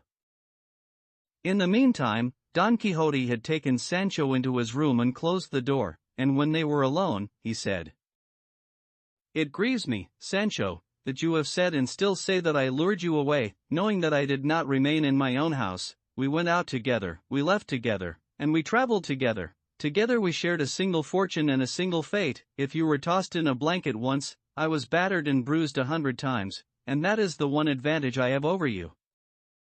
"That was right and proper," responded Sancho, "because, according to your grace, misfortunes afflict knights errant more than their squires." "You are wrong, Sancho," said Don Quixote. "As the saying goes, quando caput dalit." "I don't understand any language but my own," responded Sancho. "I mean," said Don Quixote, "that when the head aches, all the other members ache, too. Since I am your lord and master, I am your head, and you my part, for you are my servant. For this reason, the evil that touches or may touch me will cause you pain, and yours will do the same to me." "That's how it should be," said Sancho, "but when they tossed me, a member, in the blanket, my head was behind the fence watching me fly through the air and not feeling any pain at all. Since the members are obliged to suffer the pains of the head should be obliged to feel their pains, too." "Do you mean to say, Sancho," responded Don Quixote, "that I felt no pain when you were tossed in the blanket?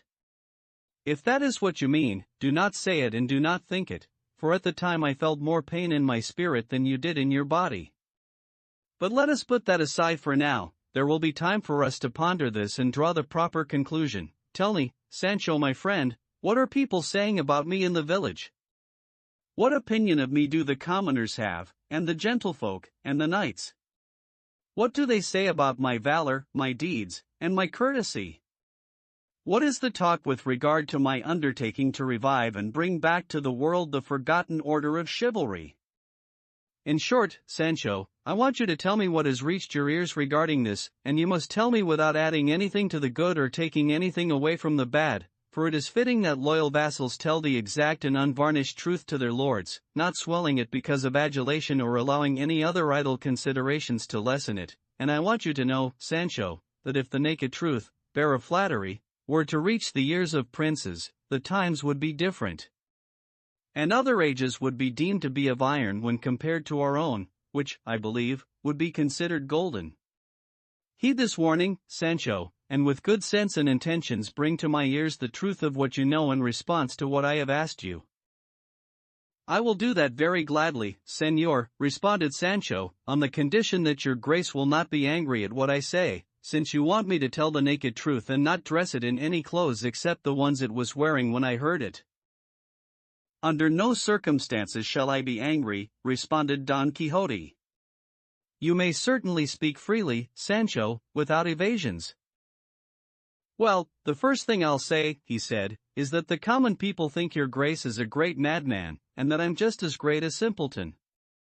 The gentry say you have not stayed within the bounds of being a gentleman and have called yourself Don Juan and rushed into being a knight when you have just a vine or two and a couple of fields and nothing but rags on your back. The knights say they wouldn't want the minor gentry to compete with them, especially those squirish gentlefolk who polish their shoes with lampblack and mend their black stockings with green thread. That, said Don Quixote, has nothing to do with me, because I am always well dressed, and never in patches. My clothes may be frayed, but more by my armor than by time. As for your grace's valor, courtesy, deeds, and undertakings, Sancho continued, there are different opinions. Some say, crazy, but amusing, others, brave, but unfortunate, and others, courteous, but insolent, and they go on and on so much in this vein that they don't leave an untouched bone in your grace's body or mine. Look, Sancho, said Don Quixote, wherever extraordinary virtue resides, there it is persecuted. Very few, if any, of the famous men of the past escaped the slanders of the wicked. Julius Caesar, that most spirited, prudent, and valiant captain, was called ambitious and not particularly clean in his clothing or habits. Alexander, whose feats earned him the title of great, was said to have been something of a drunkard. Hercules, with all his labors, was called lascivious and soft. Don Galar, the brother of Amatus of Gaul, was whispered to be more than a little quarrelsome, and his brother was called tearful. And so, dear Sancho, with so many calumnies directed against good men, let them say what they wish about me, as long as there is no more than what you have told me. That's the problem, I swear by my father, replied Sancho.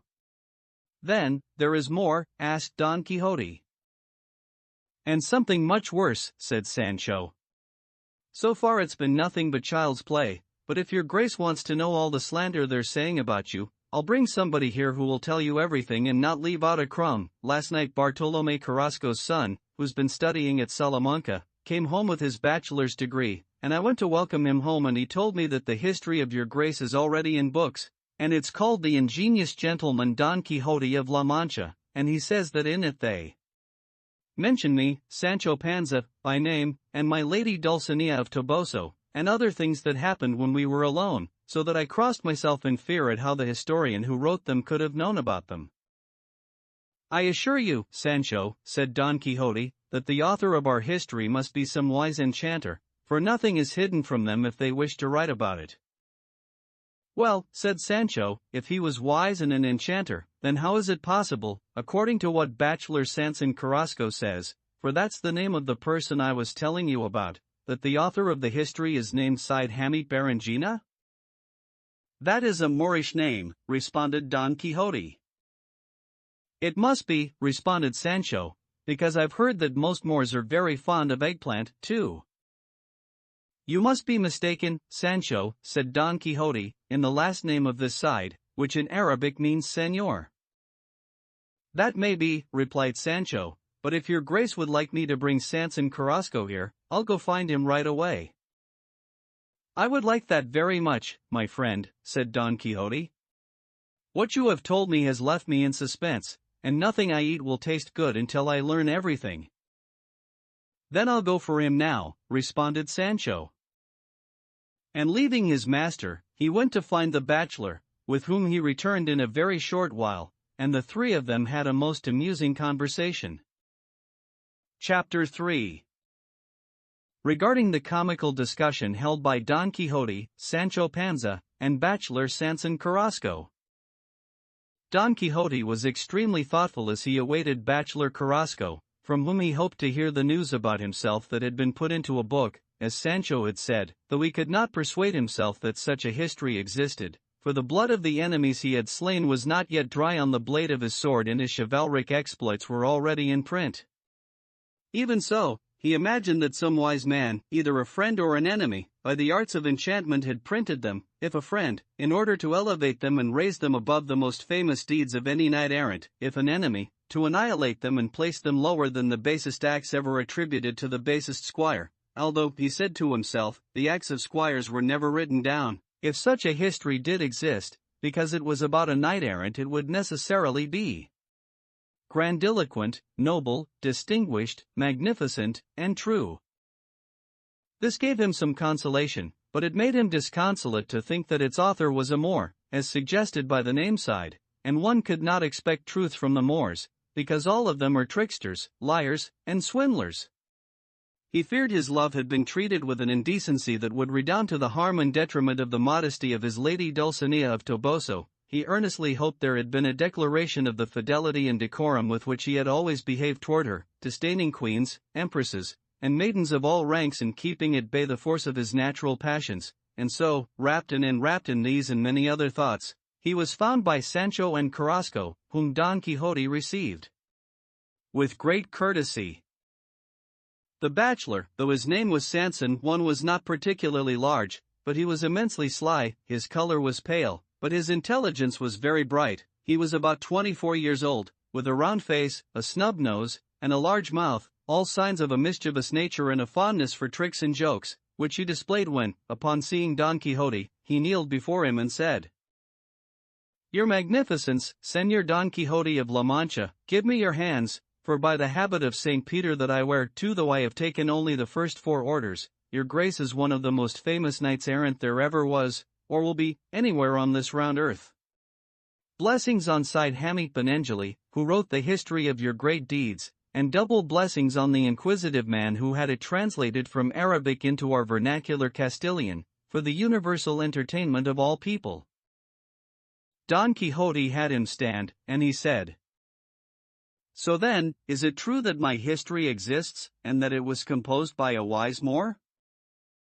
"It is so true, Señor," said Samson, "that I believe there are more than 12,000 copies of this history in print today. If you do not think so, let Portugal, Barcelona, and Valencia tell you so, for they were printed there. There is even a rumor that it is being printed in Antwerp, and it is evident to me that every nation or language will have its translation of the book. 3.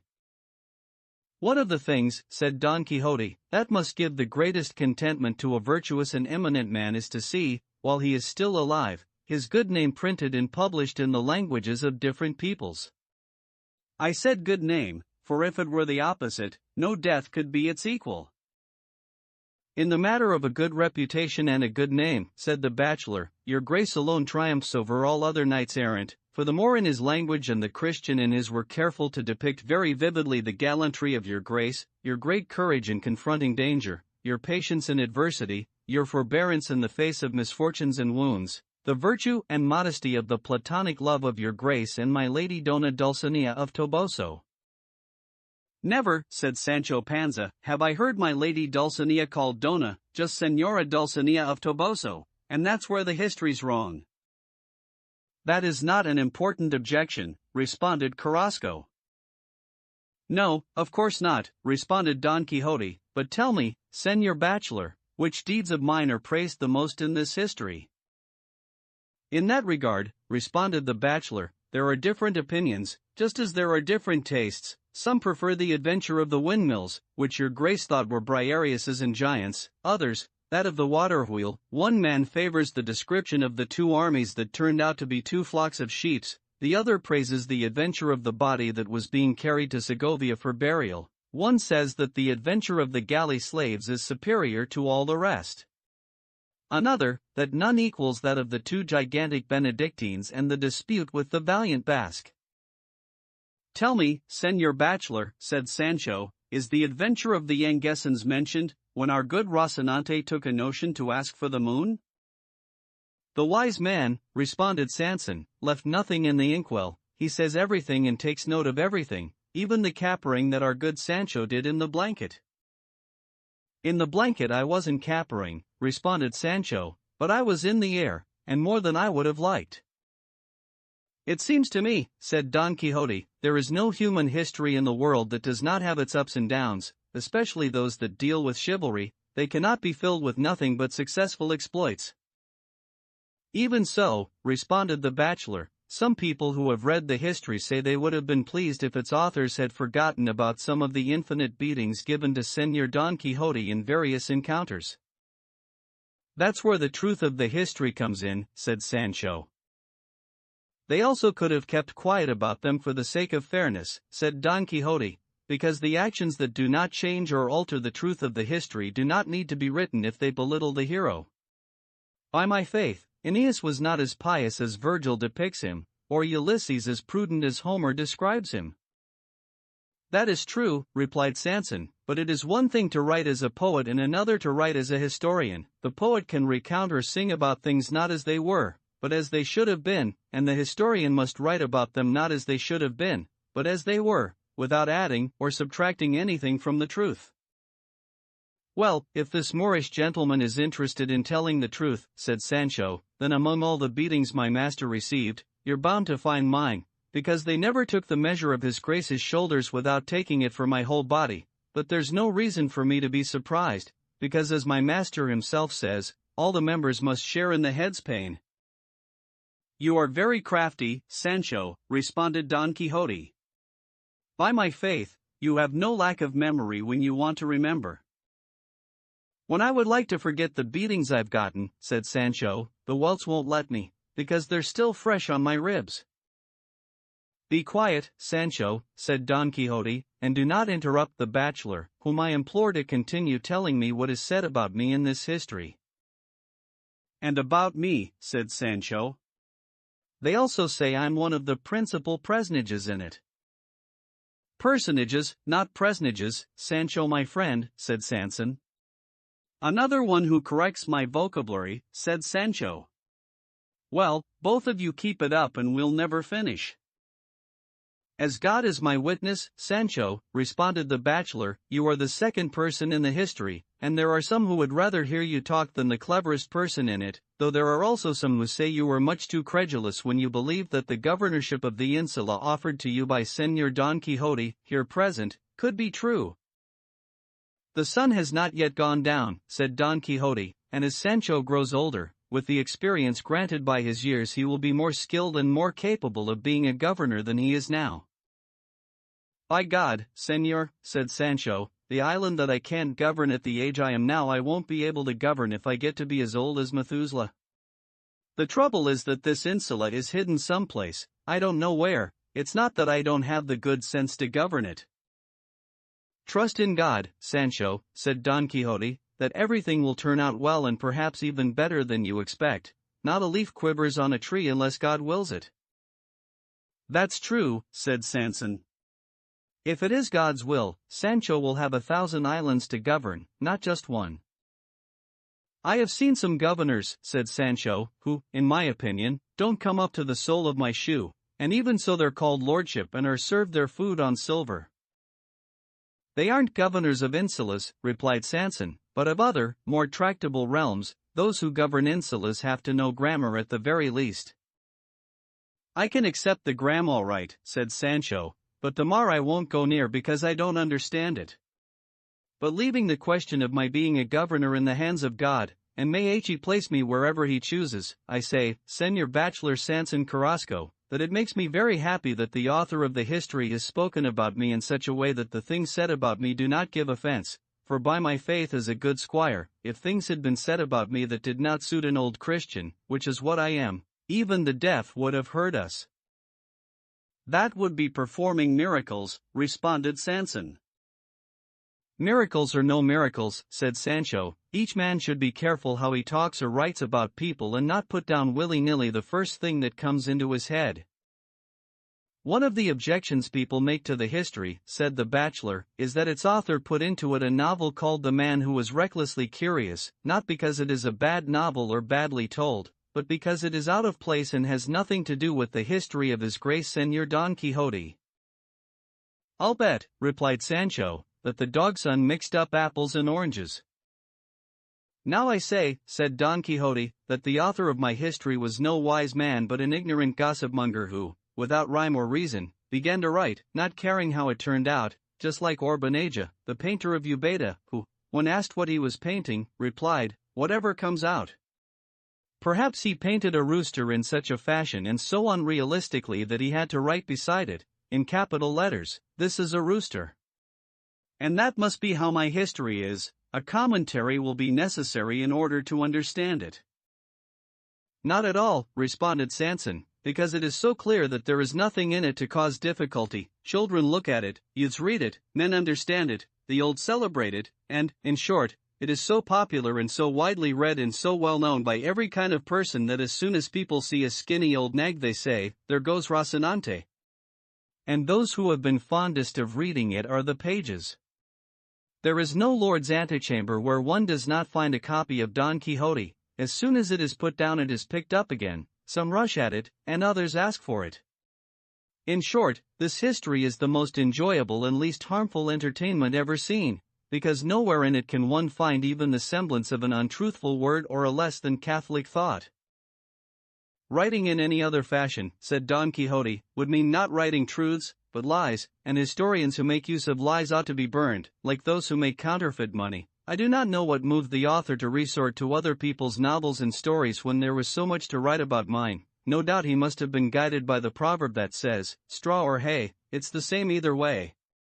For the truth is that if he had concerned himself only with my thoughts, my sighs, my tears, my virtuous desires, and my brave deeds, he could have had a volume larger than, or just as large as, the collected works of I Tostado. For in fact, as far as I can tell, Señor Bachelor, in order to write histories and books of any kind, one must have great judgment and mature understanding. To say witty things and to write cleverly requires great intelligence. The most perceptive character in a play is the fool, because the man who wishes to seem simple cannot possibly be a simpleton. History is like a sacred thing, it must be truthful, and wherever truth is, there God is, but despite this, there are some who write and toss off books as if they were fritters. There is no book so bad, said the bachelor, that it does not have something good in it. There is no doubt about that, replied Don Quixote, but it often happens that those who had deservedly won and achieved great fame because of their writings lost their fame, or saw it diminished, when they had their works printed. The reason for that, said Sanson, is that since printed works are looked at slowly, their faults are easily seen, and the greater the fame of their authors, the more closely they are scrutinized. Men who are famous for their talent, great poets, eminent historians, are always, or almost always, envied by those whose particular pleasure and entertainment is judging other people's writings without ever having brought anything of their own into the light of day. That is not surprising, said Don Quixote, for there are many theologians who are not good in the pulpit but are excellent at recognizing the lacks or excesses of those who preach.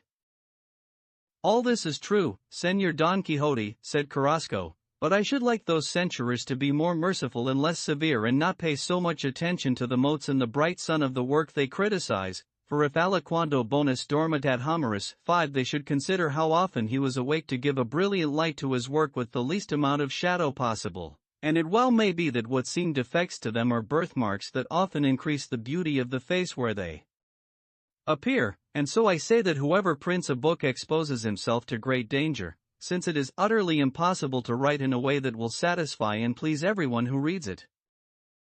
The one that tells about me, said Don Quixote, must have pleased very few. Just the opposite is true, since stultorum infinitus est numerus, 6 an infinite number of people have enjoyed the history, though some have found fault and failure in the author's memory, because he forgets to tell who the thief was who stole Sancho's donkey, for it is never stated and can only be inferred from the writing that it was stolen, and soon after that we see Sancho riding on that same donkey and don't know how it reappears. They also say that he forgot to put in what Sancho did with the 100 escudos he found in the traveling case in the Sierra Morena, for it is never mentioned again, and there are many who wish to know what he did with them, or how he spent them, for that is one of the substantive points of error in the work. Sancho responded, I, Señor Sanson, am in no condition now to give accounts or accountings. My stomach has begun to flag, and if I don't restore it with a couple of swallows of mellow wine, I'll be nothing but skin and bone. I keep some at home, my missus is waiting for me. When I finish eating I'll come back and satisfy your grace and anybody else who wants to ask questions about the loss of my donkey or the 100 escudos. And without waiting for a reply or saying another word, he left for his house. Don Quixote asked and invited the bachelor to stay and eat with him. The bachelor accepted, he stayed, a couple of squab were added to the ordinary meal, chivalry was discussed at the table, Carrasco humored the knight, the banquet ended, they took a siesta, Sancho returned, and their earlier conversation was resumed. Chapter 4, in which Sancho Panza satisfies bachelor Sanson Carrasco with regard to his doubts and questions, with other events worthy of being known and recounted. Sancho came back to Don Quixote's house, and returning to their earlier discussion, he said, As for what Señor Sanson said about people wanting to know who stole my donkey, and how, and when, I can answer by saying that on the same night we were running from the Holy Brotherhood, and entered the Sierra Morena after the misadventurous adventure of the galley slaves, and of the dead man being carried to Segovia, my master and I rode into a stand of trees where my master rested on his lance, and I on my donkey, and battered and tired from our recent skirmishes, we began to sleep as if we were lying on 4 feather beds. I was so sound asleep that whoever the thief was could come up to me, and put me on 4 stakes that he propped under the 4 sides of my pack saddle, and leave me mounted on them, and take my donkey out from under me without my even knowing it. That is an easy thing to do, and nothing new. The same thing happened to Sacripant when he was at the siege of Albraca. With that same trick the famous thief named Brunello took his horse from between his legs. 1.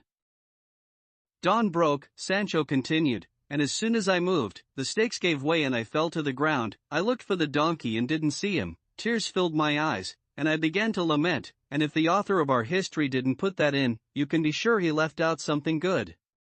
After I don't know how many days, when we were traveling with the Señora Princess Micomicona, I saw my donkey, and riding him, dressed like a gypsy, was Gines de Passamont, the lying crook that my master and I freed from the chain. The error doesn't lie there, replied Sanson, but in the fact that before the donkey appeared, the author says that Sancho was riding on that same animal. I don't know how to answer that, said Sancho, except to say that either the historian was wrong or the printer made a mistake. That must be the case, no doubt about it, said Sanson, but what happened to the 100 escudos? Are they gone? I spent them for myself, and my wife, and my children, and they are the reason my wife patiently puts up with my traveling highways and byways in the service of my master, Don Quixote. If after so much time I came back home without a Blanca and without my donkey, a black future would be waiting for me. If there's any more to know about me, here I am, and I'll answer the king himself in person, and nobody has any reason to worry about whether I kept them or didn't keep them, spent them or didn't spend them. If the beatings I got on these journeys were paid for in money, even if they didn't cost more than 4 maravedis apiece, another 100 escudos wouldn't pay for half of them. So let each man put his hand over his own heart and not start judging white as black and black as white. Each of us is as God made him, and often much worse. I'll be sure, said Carrasco, to tell the author of the history that if it has a second printing, he should not forget what our good Sancho has said, for that would elevate it a good half-span higher than it is now. Is there anything else that needs to be corrected in the book, Señor Bachelor? Asked Don Quixote. I'm sure there is, he responded, but nothing as important as the ones we've already mentioned. And by any chance, said Don Quixote, does the author promise a second part? Yes, he does, responded Sanson, but he says he hasn't found it and doesn't know who has it, and so we don't know if it will be published or not. For this reason, and because some people say second parts were never very good, and others say what's been written about Don Quixote is enough, there is some doubt there will be a second part. But certain people who are more jovial than Saturnine say, let's have more Quixotices. Let Don Quixote go charging and Sancho Panza keep talking, and whatever else happens, that will make us happy. And what does the author say to all of this? He says, responded Sanson, that as soon as he finds the history, which he is searching for with extraordinary diligence, he will immediately have it printed, for he is more interested in earning his profit than in winning any praise. Sancho responded to this by saying,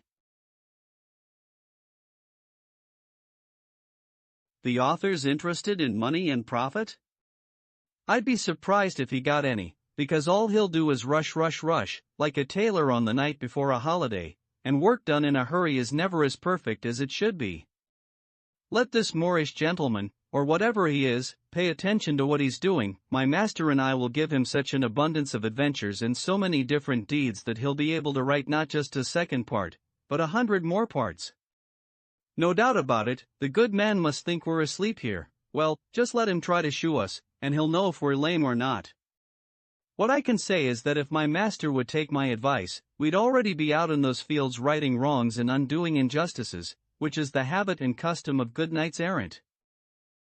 No sooner had Sancho said these words than the sound of Rocinante neighing reached their ears. Don Quixote took this as a very good omen and resolved that in 3 or 4 days he would undertake another sally, and after declaring his intention to the bachelor, he asked his advice as to the direction he should take on his journey. The bachelor responded that in his opinion, he ought to go to the kingdom of Aragon and the city of Zaragoza, where in a few days they would be holding solemn justs for the festival of San Jorge, and there he could win fame vanquishing all the Aragonese knights, which would be the same as vanquishing all the knights in the world.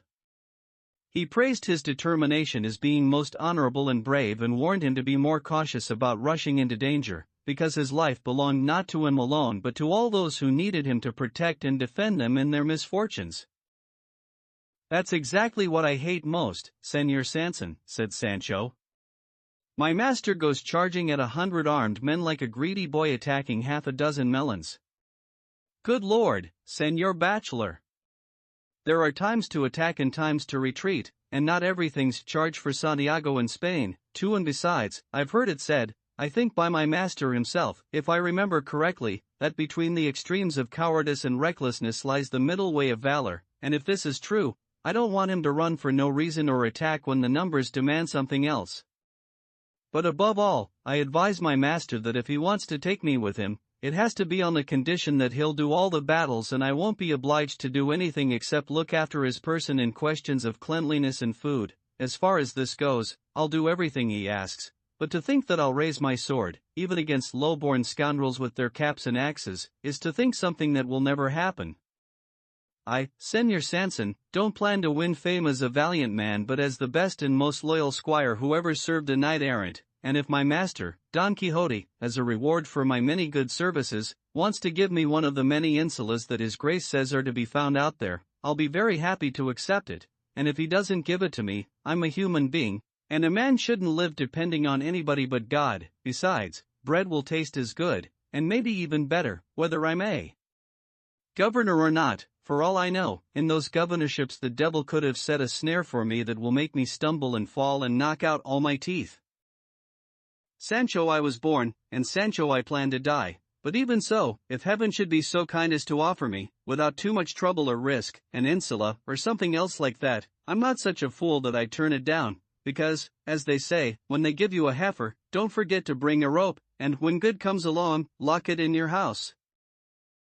You would, brother Sancho, said Carrasco, have spoken like a university professor, but still, trust in God and in Señor Don Quixote, who will give you a kingdom, not merely an insula.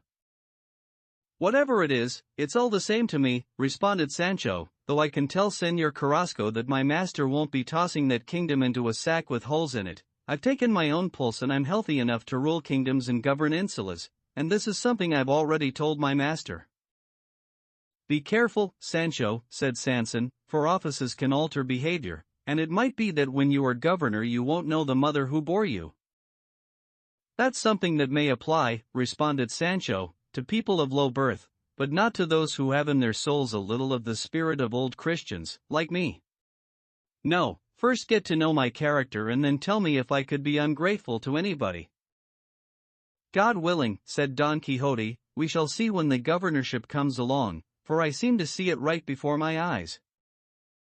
Having said this, he asked the bachelor, if he was a poet, to be so kind as to compose a few verses for him that would deal with the farewell he intended to make to his lady Dulcinea of Toboso, and he said that at the beginning of each line he was to place a letter of her name, so that when one reached the last verse and read all the first letters together, it would say, Dulcinea of Toboso.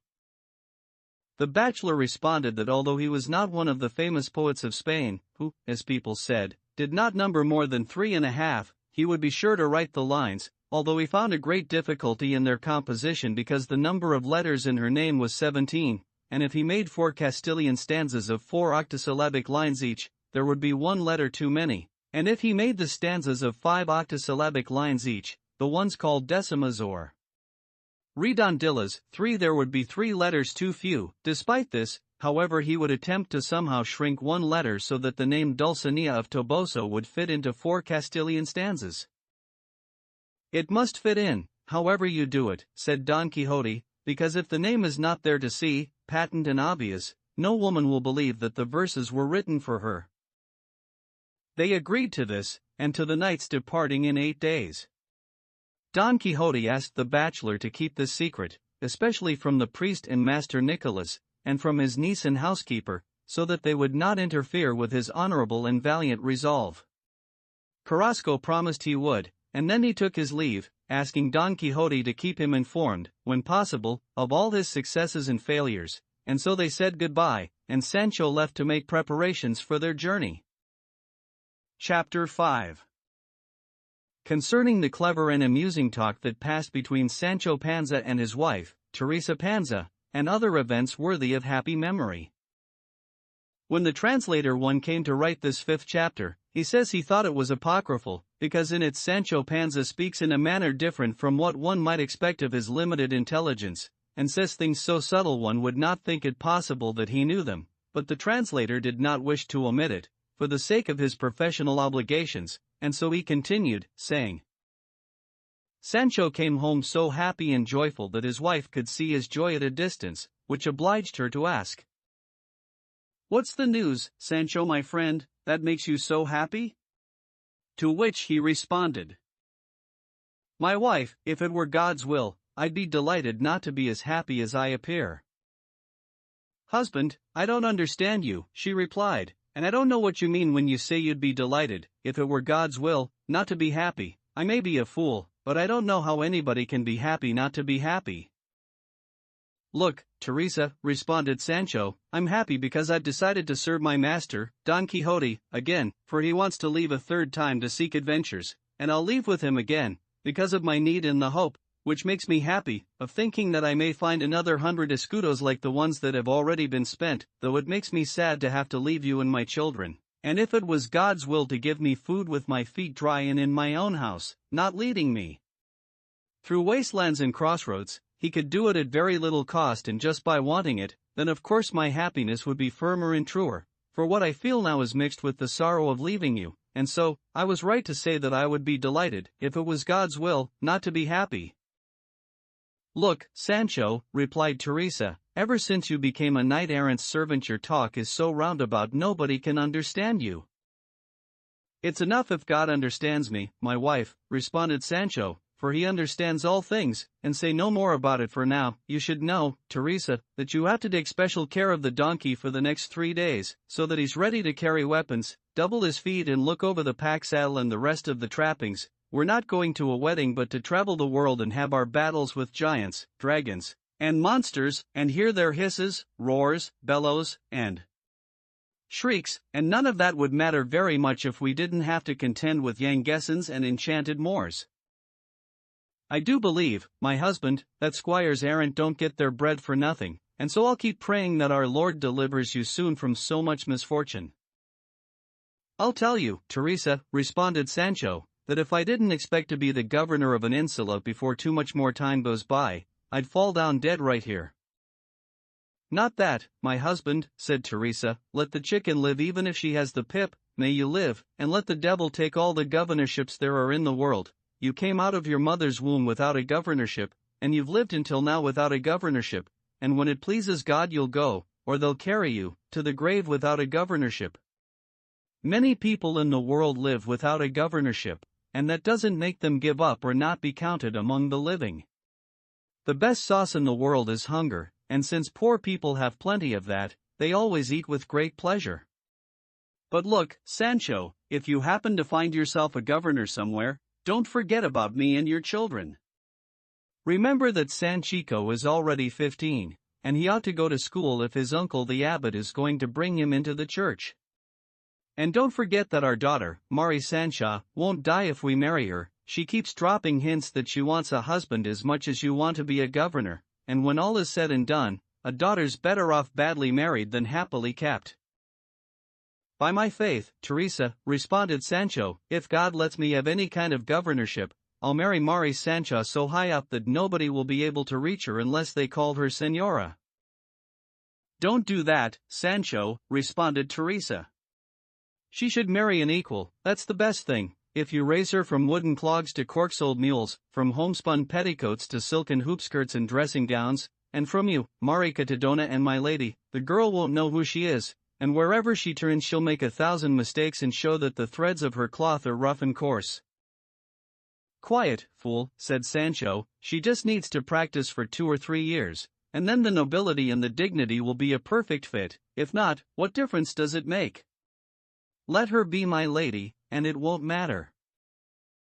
Be content with your station, responded Teresa, and don't try to go to a higher one. Remember the proverb that says, take your neighbor's son, wipe his nose, and bring him into your house.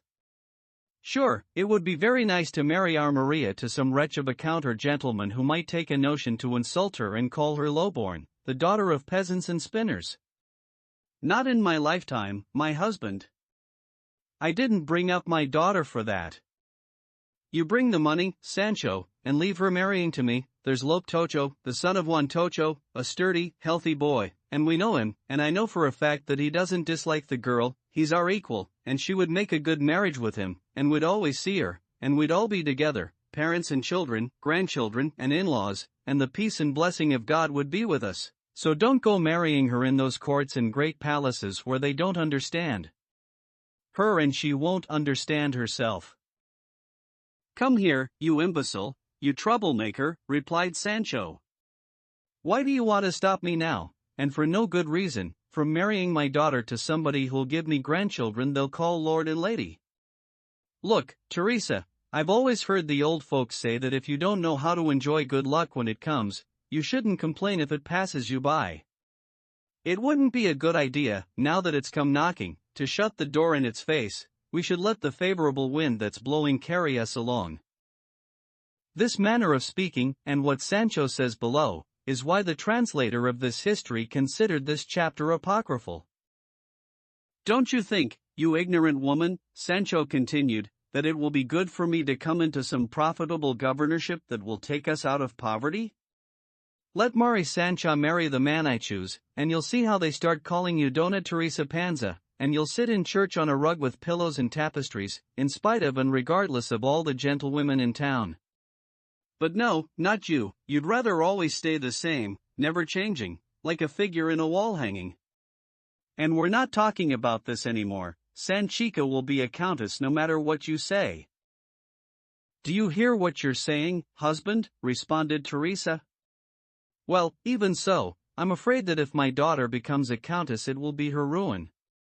You'll do whatever you want, whether you make her a duchess or a princess, but I can tell you it won't be with my agreement or consent. Sancho, I've always been in favor of equality, and I can't stand to see somebody putting on airs for no reason.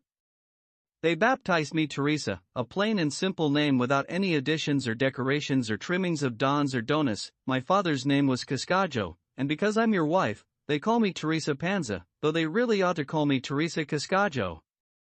But where laws go kings follow too, and I'm satisfied with this name without anybody adding on a dona that weighs so much I can't carry it, and I don't want to give people who see me walking around dressed in a countish or governorish way a chance to say, look at the airs that sow is putting on. Yesterday she was busy pulling on a tuft of flax for spinning, and she went to mass and covered her head with her skirts instead of a mantilla, and today she has a hoop skirt and brooches and airs, as if we didn't know who she was.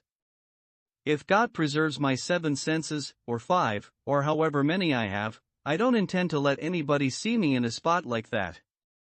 You, my husband, go and be a governor or an insular and put on all the airs you like. I swear on my mother's life that my daughter and I won't set foot out of our village, to keep her chaste, break her leg and keep her in the house. For a chaste girl, work is her fiesta. You go with your Don Quixote and have your adventures, and leave us with our misfortunes, for God will set them right if we're good. I certainly don't know who gave him a Don, because his parents and grandparents never had one. Now I'll say, replied Sancho, that you must have an evil spirit in that body of yours. God save you, woman, what a lot of things you've strung together willy-nilly. What do cascajo, brooches, proverbs, and putting on airs have to do with what I'm saying? Come here, you simple, ignorant woman, and I can call you that because you don't understand my words and try to run away from good luck. If I'd had said that my daughter ought to throw herself off a tower or go roaming around the way the Infanta Dona Urraca wanted to, you'd be right not to go along with me. But if in 2 shakes and in the wink of an eye I dress her in a dona and put a my lady on her back for you, and take her out of the dirt and put her under a canopy and up on a pedestal in a drawing room with more velvet cushions than Moors in the line of the Almohadas of Morocco, for why won't you consent and want what I want? Do you know why, Sancho? Responded Teresa. Because of the proverb that says, whoever tries to conceal you, reveals you. Nobody does more than glance at the poor, but they look closely at the rich. If a rich man was once poor, that's where the whispers and rumors begin, and the wicked murmurs of gossips who crowd the streets like swarms of bees. Look, Teresa, responded Sancho, and listen to what I want to tell you now. Maybe you haven't ever heard it in all the days of your life, and what I'm saying now isn't something I made up on my own. Everything I plan to say to you are the judgments of the priest who preached in this village during Lent last year, and if I remember correctly, he said that things which are present and before our eyes appear, are, and remain in our memory much more clearly and sharply than things that are past. All the words that Sancho says here are the second of his statements that caused the translator to consider this chapter apocryphal, for they far exceed the capacity of Sancho, who continued, saying, this accounts for the fact that when we see someone finely dressed and wearing rich clothes and with a train of servants, it seems that some force moves and induces us to respect him, although at that moment our memory recalls the lowliness in which we once saw that person, and that shame, whether of poverty or low birth, is in the past and no longer exists, and what is only what we see in front of us in the present. And if this man, whose earlier lowliness has been erased by the good fortune, these were the very words that the priest said, that has raised him to prosperity, is well-mannered, generous, and courteous with everyone, and does not compete with those who have been noble since ancient times, you can be sure, Teresa, that nobody will remember what he was but will revere him for what he is, unless they are envious, and no good fortune is safe from envy. I don't understand you, my husband, replied Teresa, so do what you want and don't give me any more headaches with your long speeches and fine words. And if you're resolved to do what you say. Resolved is what you should say, Teresa, said Sancho, not revolved. Don't start an argument with me, Sancho, responded Teresa. I talk as God wills, and let's stick to the subject. I say that if you're determined to have a governorship, you should take your son, Sanchico, along so you can teach him how to be a governor. It's a good thing for sons to inherit and learn the trades of their fathers. As soon as I have the governorship, said Sancho, I'll send for him post-haste, and I'll send you some money. I'll have plenty, because there are always plenty of people who lend money to governors when they don't have any, and be sure to dress him so that you hide what he is and he looks like what he'll become. You just send the money, said Teresa, and I'll dress him up as nice as you please. "So then we agree," said Sancho, "that our daughter will be a countess." "The day I see her a countess," responded Teresa, "will be the day I'll have to bury her. But again I say that you should do whatever you want. Women are born with the obligation to obey their husbands even if they're fools." And at this she began to cry as piteously as if she already saw Sanchica dead and buried. Sancho consoled her, saying that even if he had to make her a countess, he would delay it as long as he could. This ended their conversation, and Sancho returned to see Don Quixote and arrange for their departure. Chapter 6. Regarding what transpired between Don Quixote and his niece and housekeeper, which is one of the most important chapters in the entire history. While Sancho Panza and his wife, Teresa Cascajo, were having the incongruous talk that has just been related, Don Quixote's niece and housekeeper were not idle. 1,000 indications had led them to infer that their uncle and master wished to leave for the third time and return to the practice of what was, to their minds, his calamitous chivalry, and they attempted by all means possible to dissuade him from so wicked a thought, but it was all preaching in the desert and hammering on cold iron. Even so, in one of the many exchanges they had with him, the housekeeper said, "The truth is, Señor, that if your grace doesn't keep your feet firmly on the ground, and stay quietly in your house, and stop wandering around the mountains and the valleys like a soul in torment looking for things that are called adventures but that I call misfortunes, then I'll have to cry and complain to God and the king and ask them for a remedy." To which Don Quixote responded, "Housekeeper, I do not know how God will respond to your complaints, or His Majesty, either. I know only that if I were king, I should excuse myself from responding to the countless importunate requests presented to me each day. One of the greatest burdens borne by kings, among so many others, is the obligation to listen to all petitions and respond to all of them. Consequently, I should not want my affairs to trouble him in any way." To which the housekeeper said, "Tell us, Señor, aren't there knights in His Majesty's court?" "Yes," responded Don Quixote, "quite a few, and it is fitting that there should be, as an adornment to the greatness of princes and to display the stateliness of kings." "Well, then, couldn't your grace," she replied, "be one of those who stay put to serve their king and lord in court?" "Look, my friend," responded Don Quixote, "not all knights can be courtiers, and not all courtiers can or should be knights errant. There has to be some of each in the world, and although we are all knights, there is a vast difference between us. Courtiers, without leaving their chambers or passing beyond the threshold of the court, travel the entire world by looking at a map, not spending a blanca or suffering heat or cold, hunger or thirst. But we, the true knights errant, measure the earth with our own feet, exposed to the sun, the cold, the wind, and the inclemencies of heaven, both night and day, on foot and on horseback, and we know our enemies not only in portraits but in their actual persons, and no matter the danger and regardless of the occasion we do battle with them, not worrying about trifles or the laws governing duels, whether one combatant has or does not have a shorter lance or sword, or has on his person a relic, or some hidden deception, or if the sun is to be apportioned or slashed to bits, one and other ceremonies of this nature that are used in private duels between individuals, which you do not know about, but I do.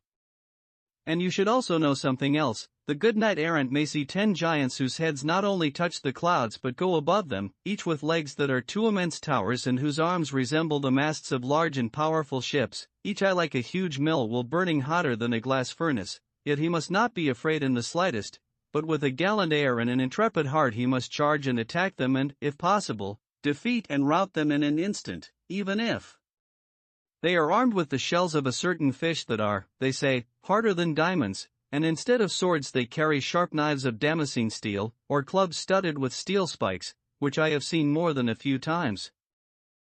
I have said all this, my dear housekeeper, so that you may see the difference between one kind of knight and another, and it would be right and proper for every prince to esteem more highly the second, or I should say the first kind of knights errant, for as we read in their histories, some among them have been the salvation of not only one kingdom, but many. Ah, Señor, said his niece, your grace should remember that everything you say about knights errant is invention and lies, and each of their histories, if it isn't burned, deserves to wear a San Benito II or some other sign that it has been recognized as the infamous ruination of virtuous customs. "By the God who sustains me," said Don Quixote, "if you were not my lawful niece, the daughter of my own sister, I should punish you so severely for the blasphemy you have uttered that it would be heard all over the world. How is it possible that a mere slip of a girl who barely knows how to manage 12 lace bobbins can dare to speak against and censure the histories of the knights errant? What would Señor Amadis have said if he had heard this?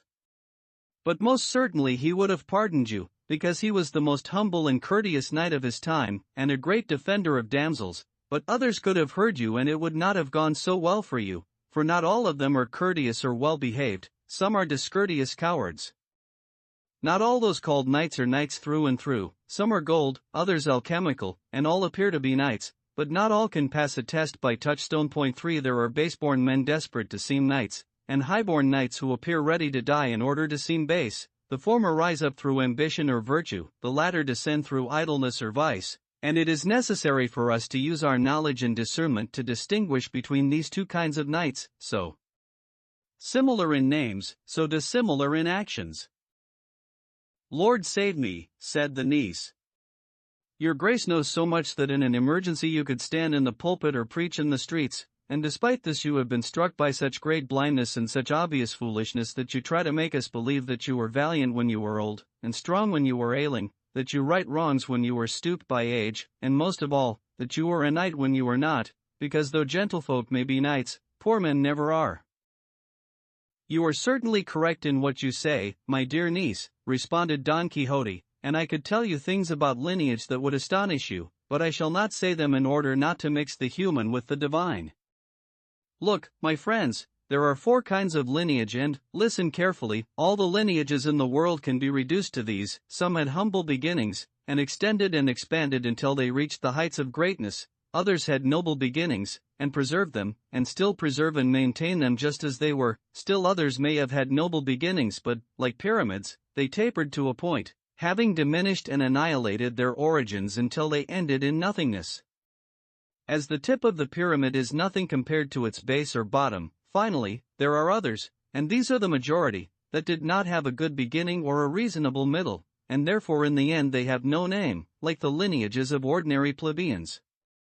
An example of the first, those who had a humble beginning and rose to the greatness they now possess, is the Ottoman dynasty, which began with a humble, low-born shepherd and rose to the pinnacle that we see today. Of the second kind of lineage, which began in greatness and preserved it without increasing it, an example would be the many princes by inheritance who maintain their greatness without increasing or decreasing it, and peacefully stay within the borders of their states. Of those who began great and ended in a point there are thousands of examples, all the pharaohs and Ptolemies of Egypt, the Caesars of Rome, and the entire horde, if that name can be given to them, of countless princes, monarchs, lords, Medes, Assyrians, Persians, Greeks, and barbarians. All these lineages and nobilities, and those who originated them, have ended in a point, in nothingness, for it would not be possible now to find any of their descendants, and if we did, they would be in a low and humble state. Regarding the plebeian lineages I have nothing to say, except that they serve only to increase the number of the living, and their greatness does not merit any other fame or praise. From all that I have said I want you to infer, you foolish women, that the confusion surrounding lineages is great, and the only ones that appear distinguished and illustrious are those that display those qualities in their virtue, and in the wealth and generosity of their nobles. I said virtue, wealth, and generosity, because the great man who is vicious will be extremely vicious, and the close-fisted rich man will be a miserly beggar, for the person who possesses wealth is not made happy by having it but by spending it, and not spending it haphazardly but in knowing how to spend it well.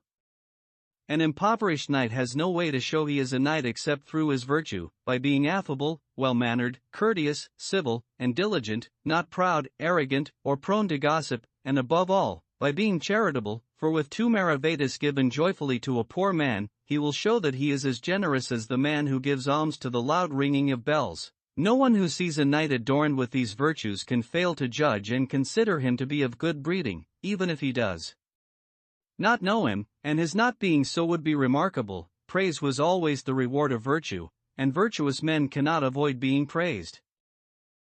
There are 2 roads, my dears, which men can take to become rich and honored. One is that of letters, the other that of arms.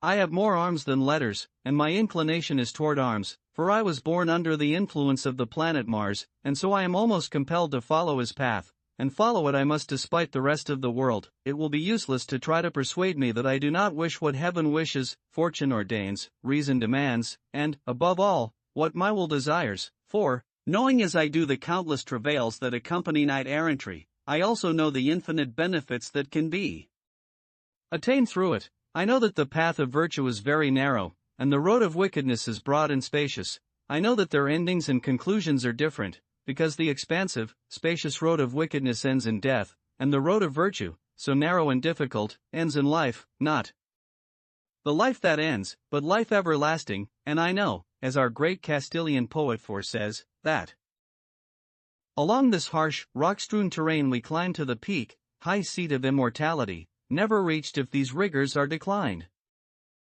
"Oh, woe is me," said the niece, "my uncle's a poet, too. He knows everything, he understands everything, and I'd wager that if he wanted to be a mason, he'd know how to build a house as well as a cage." "I promise you, my niece," responded Don Quixote, "that if these chivalric ideas did not carry with them all my thoughts, there would be nothing I should not make and no curiosity my hands would not create, especially cages and toothpicks."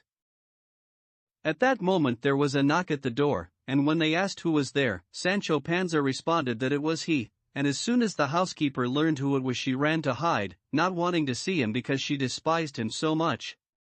The niece opened the door, and Sancho's master came to greet him with open arms, and the two men shut themselves away in Don Quixote's room, where they had another conversation just as good as the previous one. Chapter 7. Regarding the conversation that Don Quixote had with his squire, as well as other exceptionally famous events. When the housekeeper saw that Sancho Panza had shut himself away with her master, she knew what their business was, and imagining that this consultation would result in a determination to embark on a third sally, she put on her cloak and, filled with sorrow and grief, went to find bachelor Samson Carrasco, for it seemed to her that because he was well-spoken and a recent friend, he could persuade her master to abandon his mad intentions. She found him walking in the courtyard of his house, and when she saw him she fell at his feet, perspiring in her distress. When Carrasco saw this display of sorrow and alarm, he said to her, "What is it, Señora? What has happened? You look as if your heart would break." "It's nothing, Señor Samson, except that my master's pushing out. He's pushing out, no doubt about it." "And where is he pushing out, Señora?" asked Samson. "Has he broken any part of his body?" "He isn't pushing out anywhere," she responded, "except through the door of his madness. I mean, dear Señor Bachelor, that he wants to leave again, and this will be the third time, to search the wide world for what he calls ventures, and I don't understand how he can give them that name. One, the first time they brought him back to us lying across a donkey, beaten and battered. The second time he came home in an ox cart, locked in a cage and claiming he was enchanted, and the poor man was in such a state that his own mother wouldn't have recognized him, skinny, pale, his eyes sunk right into the top of his head. To bring him back to himself a little, I used more than 600 eggs, God knows that, and so does everybody else, and my hens, too, and they wouldn't let me lie." "I certainly can believe that," responded the bachelor, "for they are so good, so plump, and so well-bred that they would not tell a falsehood even if it killed them." "In fact, Señora, is there something else, some mishap other than the one you fear Señor Don Quixote plans to undertake?" "No, Señor," she responded. "Well then, don't worry," responded the bachelor, "but go home in peace and prepare a hot lunch for me, and on the way say Saint Apollonia's prayer, too, if you know it. I'll be there soon, and then you'll see wonders." "Lord save us," replied the housekeeper. "Did your grace say I should say Saint Apollonia's prayer?" "That would work if my master's trouble was in his teeth, but his is in his brain." "I know what I'm saying, Señora. Go now, and don't start arguing with me. You know I'm a bachelor from Salamanca, and there's no better babbler than that." responded Carrasco. And at this the housekeeper left, and the bachelor went immediately to find the priest, in order to communicate to him what will be related in due course. While Don Quixote and Sancho were shut away together, they had a conversation that is recounted in the history with a good deal of accuracy and attention to detail. Sancho said to his master, "Señor, I've already conveyanced my wife to let me go with your grace wherever you want to take me." "Convinced is what you mean, Sancho," said Don Quixote, "not conveyanced." "Once or twice," responded Sancho, "if I remember correctly, I've asked your grace not to correct my words if you understand what I mean by them, and when you don't understand, to say, 'Sancho, you devil, I don't understand you,' and if I can't explain, then you can correct me, I'm so plaint." "I do not understand you, Sancho," said Don Quixote, "because I do not know what I am so plaint means." "So plaint means," responded Sancho, "that's just the way I am." "Now I understand you even less," replied Don Quixote. "Well, if you can't understand me," responded Sancho, "I don't know any other way to say it, that's all I know, and may God protect me." "Oh, now I have it," responded Don Quixote. "You mean to say that you are so pliant, so docile and soft-hearted, that you will accept what I tell you and learn what I teach you." "I'll bet," said Sancho, "you knew what I was saying and understood me from the beginning, but wanted to mix me up so you could hear me make another 200 mistakes." "That may be," replied Don Quixote. "Tell me, then, what does Teresa say?" "Teresa says," said Sancho, "that I should keep a sharp eye on you, and there's no arguing against written proof, because if you cut the deck you don't deal, and a bird in hand is worth two in the bush. And I say that a woman's advice is no jewel, and the man who doesn't take it is a fool." "And I say that as well," responded Don Quixote. "Continue, Sancho my friend, go on, for today you are speaking pearls." "The fact is," responded Sancho, "that as your grace knows very well, we're all subject to death, here today and gone tomorrow, and the lamb goes as quickly as the sheep, and nobody can promise himself more hours of life in this world than the ones God wants to give him, because death is silent, and when she comes knocking at the door of our life, she's always in a hurry, and nothing will stop her, not prayers or struggles or scepters or mitres, and that's something that everybody hears. Something they tell us from the pulpit." "All of that is true," said Don Quixote, "but I do not know where it is taking you." "It's taking me to this," said Sancho. "Your grace should tell me exactly what salary you'll give me for each month I serve you, and this salary should be paid to me from your estate. I don't want to depend on anybody's favors, which come late, or badly, or never. May God help me to tend to my own business. The point is, I want to know what I'm earning, whether it's a lot or a little. A hen sits on her egg, and a lot of littles make a lot, and as long as you're earning you don't lose a thing. And if it should happen, and I don't believe or expect that it will, that your grace gives me the insula you promised, I'm not such an ingrate, and not such a penny pincher, that I won't want the rent from the insula to be added up and deducted from my salary pro rata." "Sancho my friend," responded Don Quixote, "sometimes a rat is as good as a rata." "I understand," said Sancho. "I'll bet I should have said rata and not rat, but it doesn't matter at all, because your grace understood me." "And understood you so well," responded Don Quixote, "that I have penetrated to your most hidden thoughts, and I know the target you are trying to hit with the countless arrows of your proverbs. Look, Sancho, I certainly should have specified a salary for you if I had found in any of the histories of the knights errant an example that would have revealed to me and shown me, by means of the smallest sign, what wages were for a month, or a year, but I have read all or most of their histories, and I do not recall reading that any knight errant ever specified a fixed salary for his squire. I know only that all of them served without pay, and when they least expected it, if things had gone well for their masters, they found themselves rewarded with an insula or something comparable. At the very least, they received a title and nobility. If, with these expectations and addenda, you, Sancho, would like to serve me again, then welcome, but if you think I am going to force the ancient usage of knight-errantry beyond its limits and boundaries, then you are sadly mistaken. Therefore, my dear Sancho, return to your house and tell your Teresa my intention, and if it pleases her and you to serve me without wages, bene cadem 5, and if not, we shall still be friends, for if the pigeon coop has plenty of feed, it will have plenty of pigeons." And remember, Sancho, that fine hopes are better than miserable possessions, and a good lawsuit better than a bad payment. I am speaking in this manner, Sancho, so you may understand that, like you, I too know how to pour down rainstorms of proverbs. And, finally, I want to tell you, and I do tell you, that if you do not wish to accompany me without pay, and take the same risks I do, then God be with you and turn you into a saint, for I shall have no lack of squires more obedient, more solicitous, less uncouth, and less talkative than you. When Sancho heard his master's firm resolve, the sky filled with clouds and his heart sank, because he had been certain that his master would not leave without him for all the world's riches, and so he was perplexed and thoughtful when Samson Carrasco came in, along with the niece, 6, who was eager to hear the arguments he would use to persuade their lord and master not to seek adventures again. Samson, famous for his sly humor, came up to him, embraced him as he had done the first time, and in a loud voice said to him,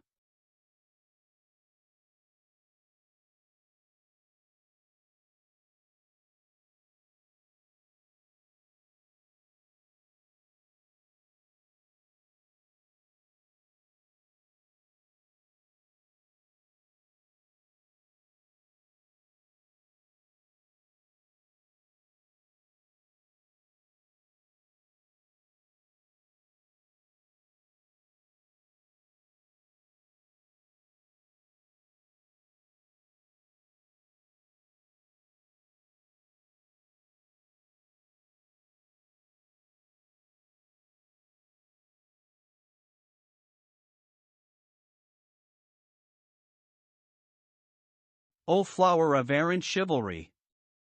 O resplendent light of arms! O honor and paragon of the Spanish nation! May it please Almighty God that the person or persons who impede or hinder your third sally never emerge from the labyrinth of their desires, and never be granted what they most wish for. And turning to the housekeeper, he said,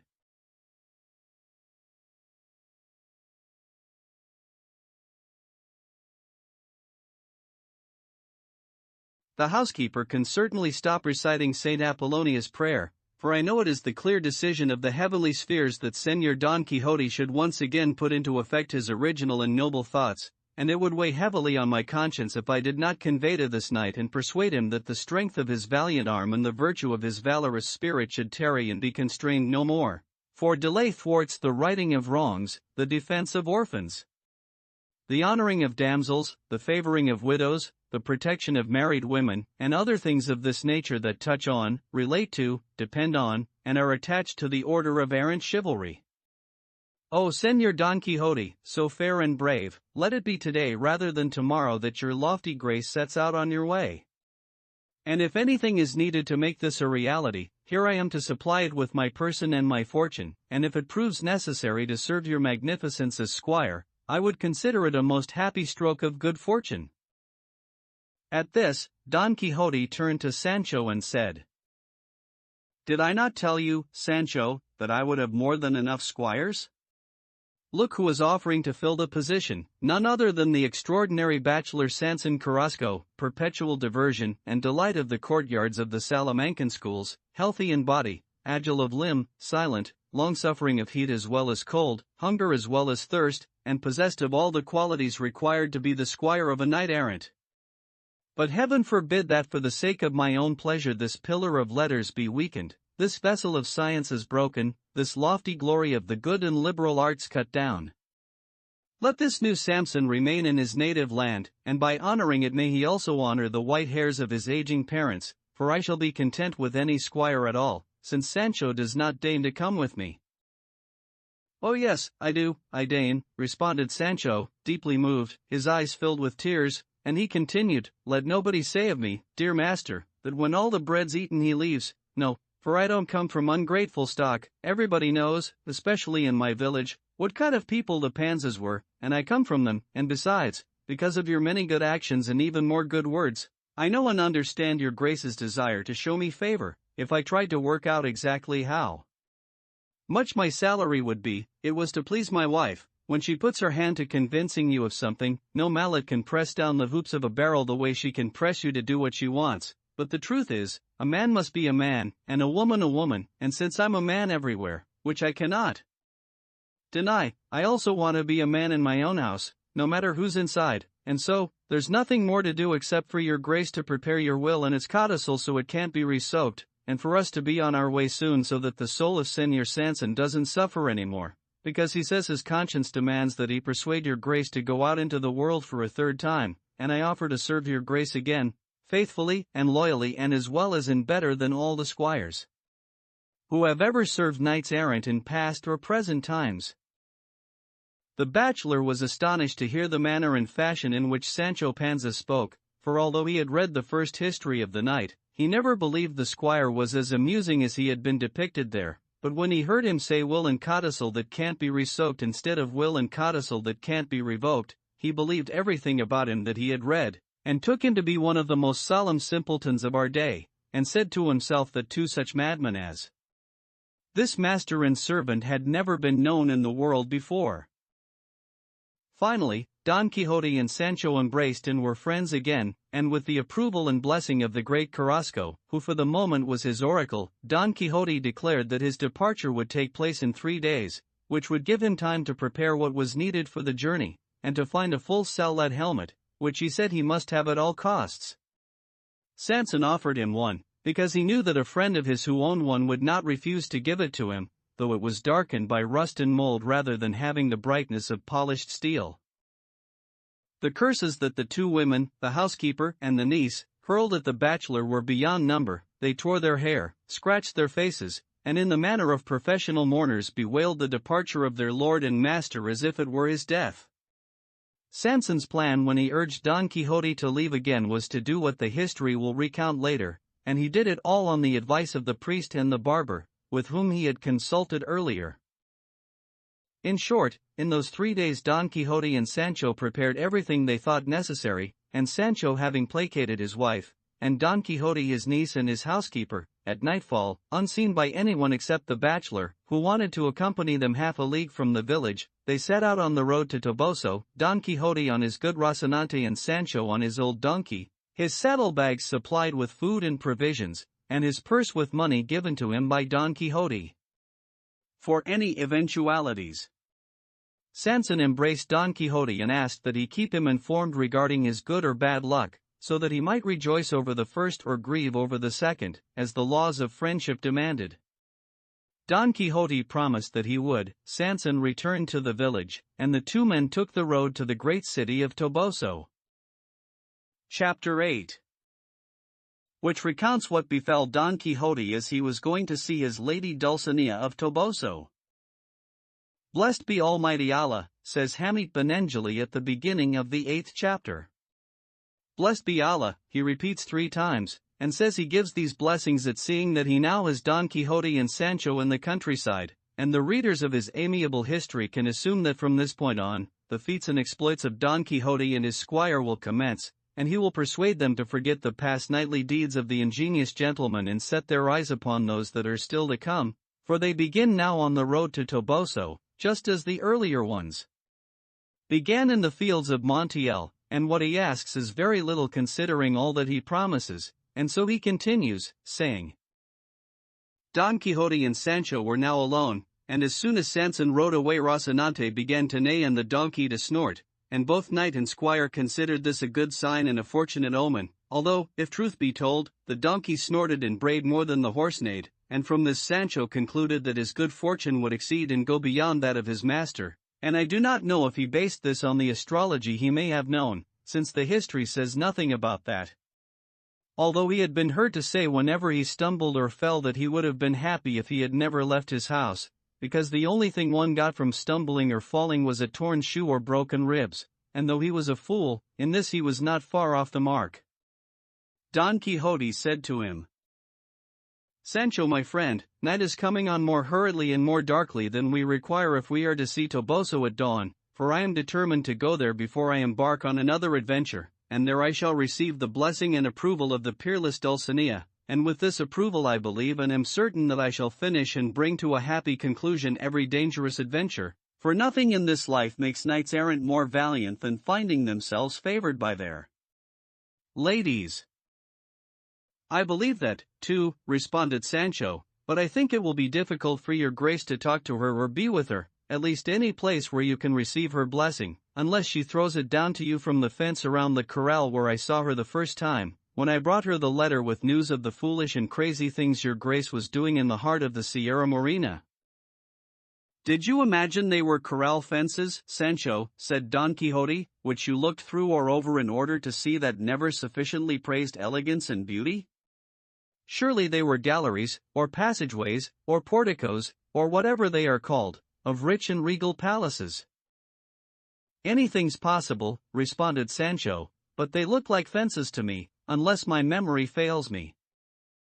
"Despite everything, Sancho, let us go there," replied Don Quixote.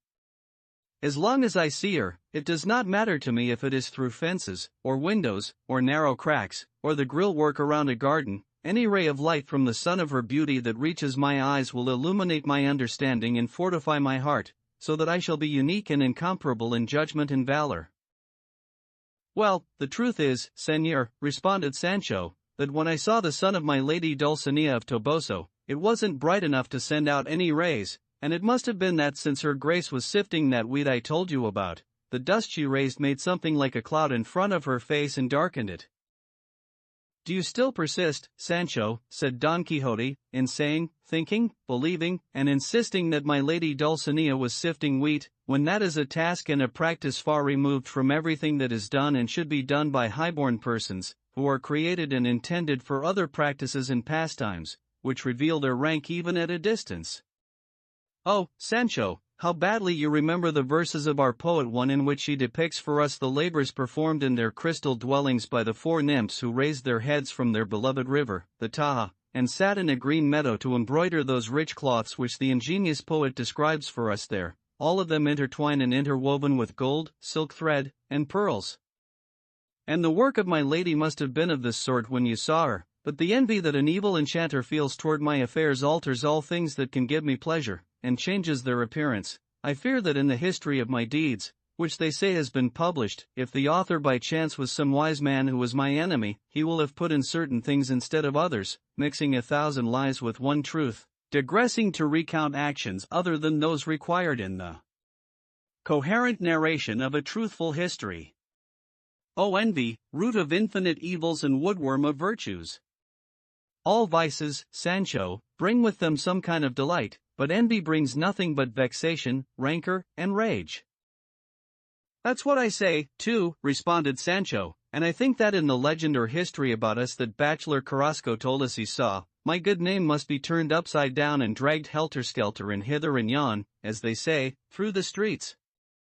But by my faith as an honest man, I've never said anything bad about any enchanter, and I don't own enough for anybody to envy me. True, I have some guile in me, and a touch of cunning, but all of it is covered and concealed by the great cloak of my simplicity, which is always natural and never sly. And even if I had nothing else, there is my belief, and I've always believed, firmly and truly, in God and in everything that is thought and believed by the Holy Roman Catholic Church, and there is my being, as I am, a mortal enemy of the Jews, and so the historians ought to take pity on me and treat me well in their writings. But let them say whatever they want, naked I was born, I'm naked now. I haven't lost or gained a thing. As long as I've been put in books and passed from hand to hand out in the world, I don't care what they say about me." "That reminds me, Sancho," said Don Quixote, "of what happened to a famous poet of our day who, having written a malicious satire against all the courtesans, did not include or mention a certain lady because he was not sure if she was one or not, and this lady, seeing that she was not on the list with the rest, complained to the poet, asking what he had seen in her to make him exclude her from their number, and saying that he ought to lengthen the satire and include her, and if he did not, he would wonder why he had ever been born. The poet did as she asked and said the most vicious things about her, and she was satisfied, for she had become famous, though her fame was infamous." And another tale that is relevant here is one they tell about the shepherd who set fire to and burned the famous temple of Diana, counted as one of the 7 wonders of the world, so that his name would live throughout the centuries, and though it was ordered that no one should name him or mention him in speech or in writing, so that his desire would not be accomplished, yet it was learned that his name was Erostratus. And also to the point is what happened to the great Emperor Charles V and a gentleman in Rome. The emperor wished to see the famous temple of the Rotunda, which in antiquity was called the Temple of all the Gods, and today is known by the holier name of All Saints, and is the most complete surviving building of all those erected by the Gentiles in Rome, and the one that best preserves the fame of its founders for grandeur and magnificence. Too, it has the shape of half an orange and is extremely large, and it is well lit, though the only light is from a window, or rather, a round skylight at the top, and it was there that the emperor looked down at the building, and at his side was a Roman gentleman who pointed out the beauties and subtleties of that great structure and its memorable architecture, and when they had come down, he said to the emperor, 1,000 times, most sacred majesty, I have felt the desire to embrace your majesty and then throw myself down from that skylight so my fame in the world will be eternal. The emperor responded, I thank you for not having put so wicked a thought into effect, and from now on I shall not give you occasion to test your loyalty. I command you never to speak to me again or to be anywhere I am. And with these words he performed a great service for him. I mean, Sancho, that the desire to achieve fame is extraordinarily active. What do you think made Horatius leap from the bridge, dressed in all his armor, into the depths of the Tiber? What burned the arm and hand of Mutius? What impelled Curtius to throw himself into the deep burning abyss that opened in the center of Rome? What, against all the unfavorable omens that had appeared, drove Caesar to cross the Rubicon? And, with more modern examples, what scuttled the ships and left the valiant Spaniards, led by the gallant Cortes, stranded and isolated in the New World? All these and many other great feats are, were, and will be the works of fame, which mortals desire as a reward and is part of the immortality which their famous deeds deserve, though we as Christians, Catholics, and knights-errant must care more for future glory, eternal in the ethereal and celestial spheres, than for the vanity of the fame achieved in this present and transitory world. This fame, no matter how long it may last, must finally come to an end with the world itself, whose end has been determined. And so, O Sancho, our actions must not go beyond the limits placed there by the Christian religion, which we profess. We must slay pride by slaying giants, slay envy with generosity and a good heart, anger with serene bearing and tranquility of spirit, gluttony and sleep by eating little and watching always, lust and lasciviousness by maintaining our fealty toward those whom we have made mistresses of our thoughts, sloth by wandering everywhere in the world, seeking those occasions when we may become famous knights as well as Christians. Here you see, Sancho, the means by which one attains the highest praise that comes with fame and a good name. Everything your grace has told me so far, said Sancho, I have understood very well, but even so, I would like your grace to absolve a doubt that has just come to mind. Resolve is what you mean, Sancho, said Don Quixote. Come, tell me, and I shall answer the best I can. Tell me, Señor, Sancho continued, all those Julys or Augusts, 3 and all those brave knights you mentioned, the ones who are dead, where are they now? The Gentiles, responded Don Quixote, are undoubtedly in hell. The Christians, if they were good Christians, are either in purgatory or in heaven. That's fine, said Sancho, but tell me now, the tombs where the bodies of those big important knights are buried, do they have silver lamps burning in front of them, and are the walls of their chapels hung with crutches, shrouds, wigs, and legs and eyes of wax? And if not, how are they decorated? To which Don Quixote responded, the tombs of the Gentiles were, for the most part, sumptuous temples. The ashes of Julius Caesar were placed at the top of an extraordinarily large stone pyramid, which in Rome they now call St. Peter's Needle. The Emperor Hadrian had for his tomb a castle as large as a good-sized village, which was called Moles Hadriani, and today is the Castel Sant'Angelo in Rome. Queen Artemisia buried her husband, Mausolus, in a tomb that was considered one of the 7 wonders of the world, but none of these tombs, or the many others that the Gentiles had, were adorned with shrouds or any of the offerings and signs indicating that those buried there were saints. I'm coming to that, replied Sancho. Now, tell me which is the greater deed, raising a dead man or killing a giant? The answer is self-evident, responded Don Quixote. It is greater to raise a dead man. Then I've got you, said Sancho. The fame of those who raise the dead, give sight to the blind, heal the lame, and cure the sick, and whose tombs have lamps burning in front of them, and whose chapels are filled with devout people who adore the relics on their knees, that would be a better fame, in this world and the next, than the fame left behind by all the Gentile emperors and knights-errant who ever lived." "I admit that this is true," responded Don Quixote. "Well, this fame, these favors, these prerogatives, or whatever they're called," responded Sancho, "is what the bodies and relics of the saints have, and with the approval and permission of our Holy Mother Church, they also have lamps, candles, shrouds, crutches, paintings, wigs, eyes, and legs, and with these they deepen devotion and increase their Christian fame. The bodies of saints or their relics are carried on their shoulders by kings, and they kiss the fragments of their bones, and use them to decorate and adorn their private chapels and their favorite altars." "What do you wish me to infer, Sancho, from all that you have said?" said Don Quixote. "I mean," said Sancho, "that we should begin to be saints, and then we'll win the fame we want in a much shorter time. And remember, Señor, that only yesterday or the day before it happened so recently, it's fair to say that they canonized or beatified 2 discalced friars, and the iron chains they used to bind and torture their bodies are now thought to bring great good luck if you kiss and touch them, and are venerated, as I said, more than the sword of Roland in the armory of His Majesty the King, God save him. And so, Señor, it's better to be a humble friar, in any order at all, than a valiant knight-errant. 24 lashings with a scourge have more effect on God than 2000 thrusts with a lance, whether they're aimed at giants, or monsters, or dragons." "All of that is true," responded Don Quixote, "but we cannot all be friars, and God brings His children to heaven by many paths. Chivalry is a religion, and there are sainted knights in glory." "Yes," responded Sancho, "but I've heard that there are more friars in heaven than knights-errant." "That is true," responded Don Quixote, "because the number of religious is greater than the number of knights." "There are many who are errant," said Sancho. "Many," responded Don Quixote, "but few who deserve to be called knights." They spent that night and the following day in this and other similar conversations, and nothing worth recounting happened to them, which caused no small sorrow to Don Quixote.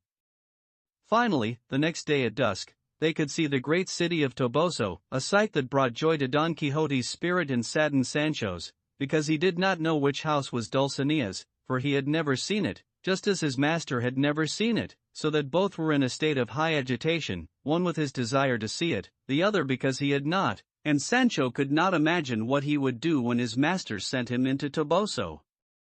In short, Don Quixote decided to enter the city when night had fallen, and they waited for the hour of darkness in a stand of oaks growing near Toboso, and when the time came they entered the city, where things befell them that certainly were memorable.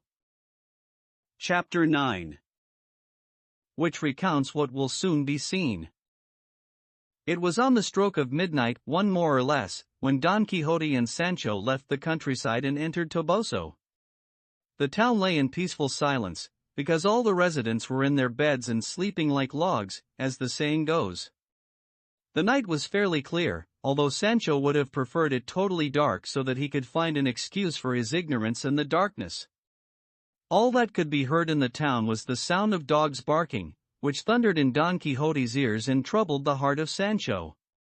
From time to time a donkey brayed, pigs grunted, cats meowed, and the different sounds of their voices seemed louder in the silence of the night, which the enamored knight took as an evil omen. Despite this, however, he said to Sancho, "Sancho, my friend, lead the way to the palace of Dulcinea, perhaps we may find her awake."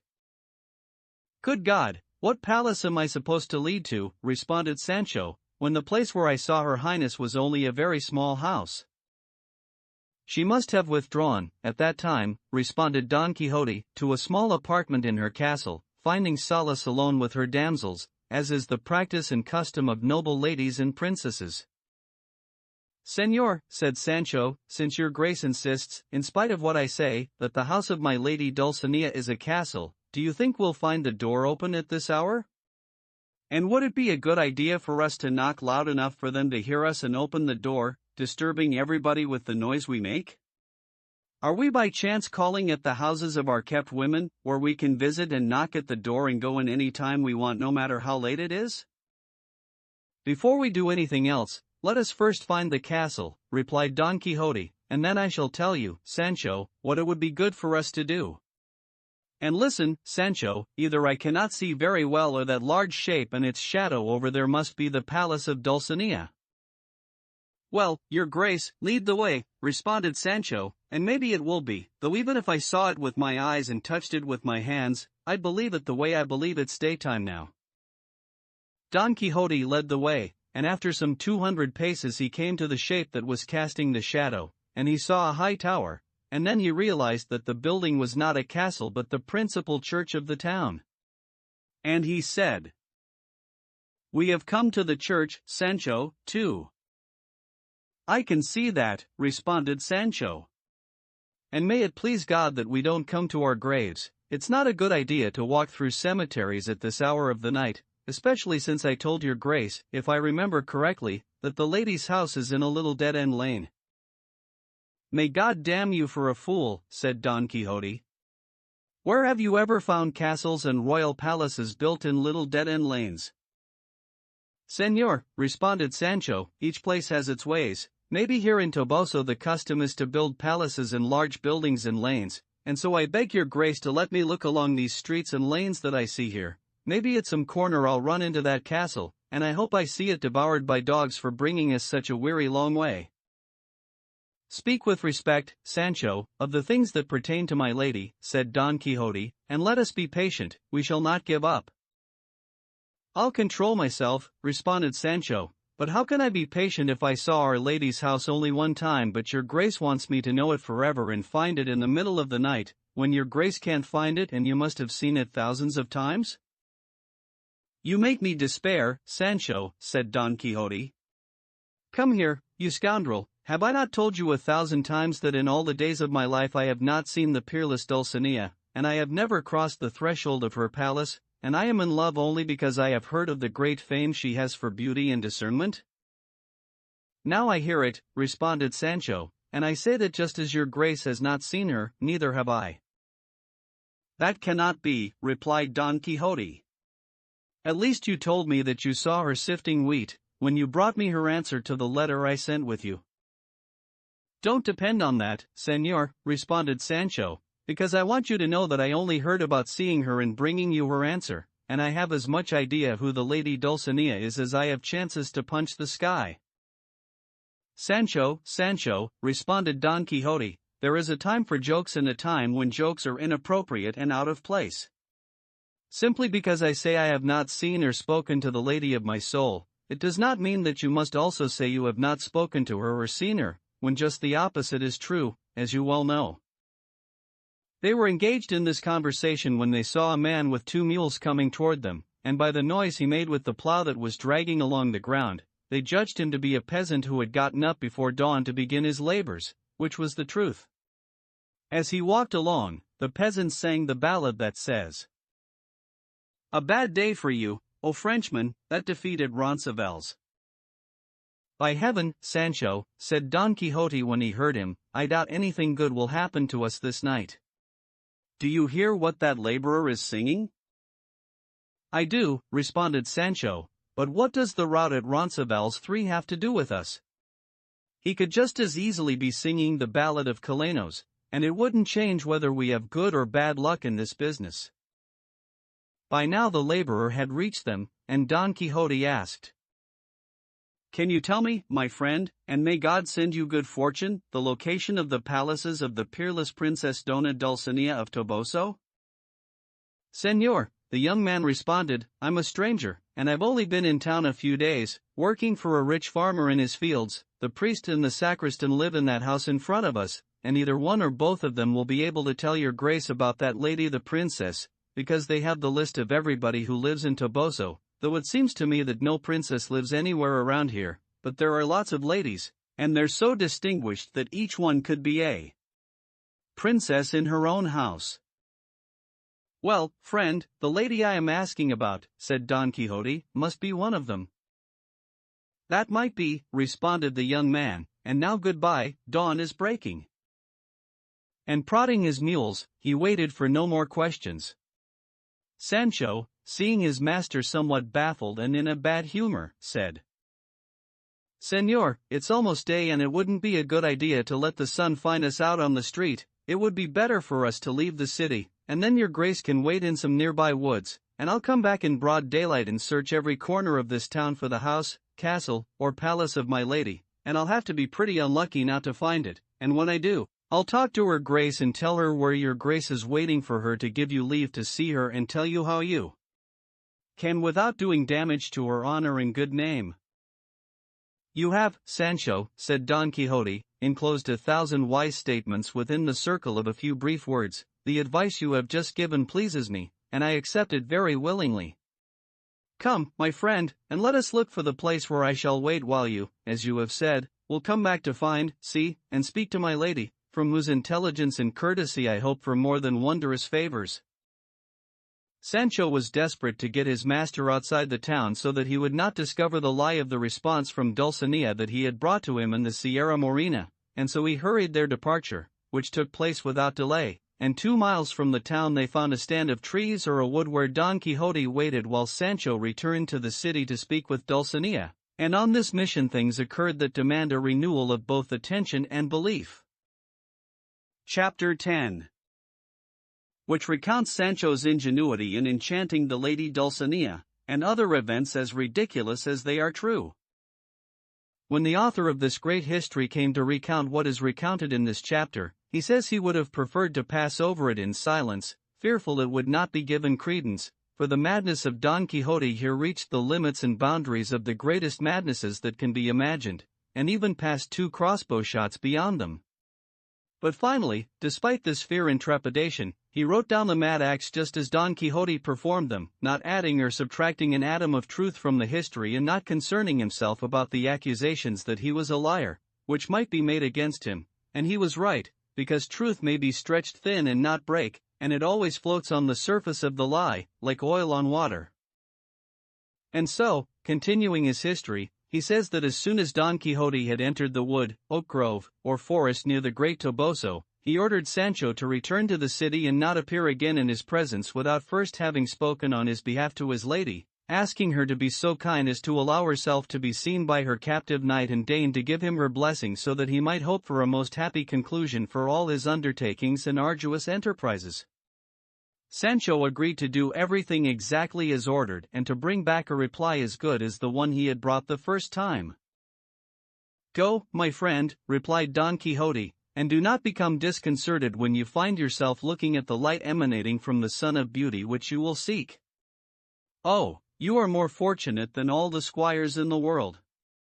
Remember everything and do not miss a detail of how she receives you, if her color changes as you give her my message, if she becomes agitated or troubled when she hears my name, if she moves about on her pillows, if you happen to find her in the richly furnished antechamber of her rank, if she is standing, look at her to see if she shifts from one foot to another, if she repeats her answer 2 or 3 times, if she changes from gentle to severe, from harsh to loving, if she raises her hand to her hair to smooth it, although it is not disarranged. Finally, my friend, observe all her actions and movements, because if you relate them to me just as they occurred, I shall interpret what she keeps hidden in the secret places of her heart in response to the fact of my love, for you must know, Sancho, if you do not know it already, that with lovers, the external actions and movements, revealed when the topic of their love arises, are reliable messengers bringing the news of what transpires deep in their souls.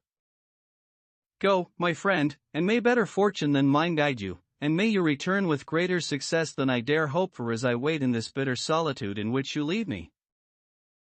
I'll go and come back very quickly, said Sancho, and swell that heart of yours, which can't be any bigger now than a hazelnut, and remember what they say, a good heart beats bad luck, and where there is no bacon, there are no steaks too, and they also say that a hare leaps out when you least expect it. I'm saying this because if we didn't find my lady's palaces or castles last night, now that it's day I think I'll find them when I least expect to, and once I've found them, just leave everything to me. Well, Sancho, said Don Quixote, you certainly bring in proverbs that suit our affairs perfectly, and I hope God gives me as much good fortune in my desires.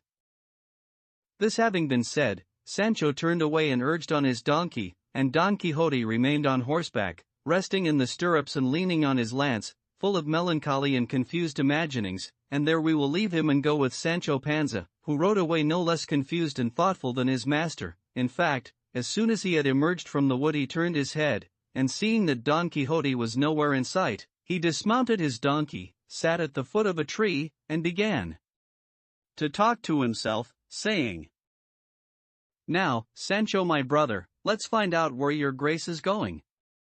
Are you going to look for some donkey that's been lost?" "No, of course not." "Well, what are you going to look for?" "I'm going to look for a princess, like that was an easy thing to do, who is the sun of beauty and the rest of heaven, too." "And where do you think you'll find all that, Sancho?" "Where?"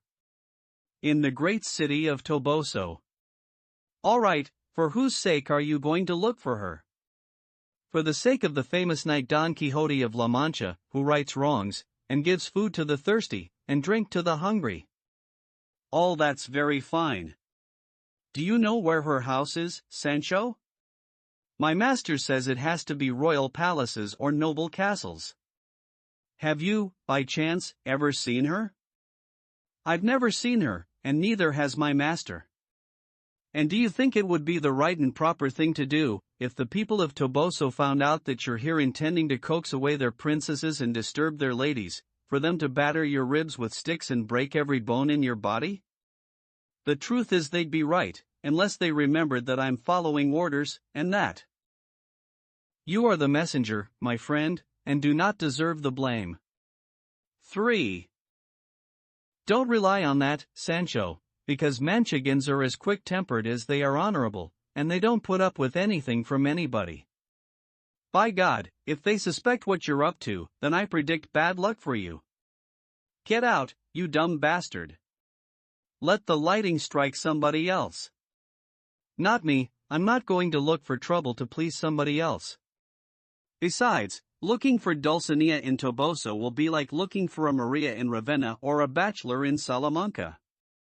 The devil, and nobody else has gotten me into this."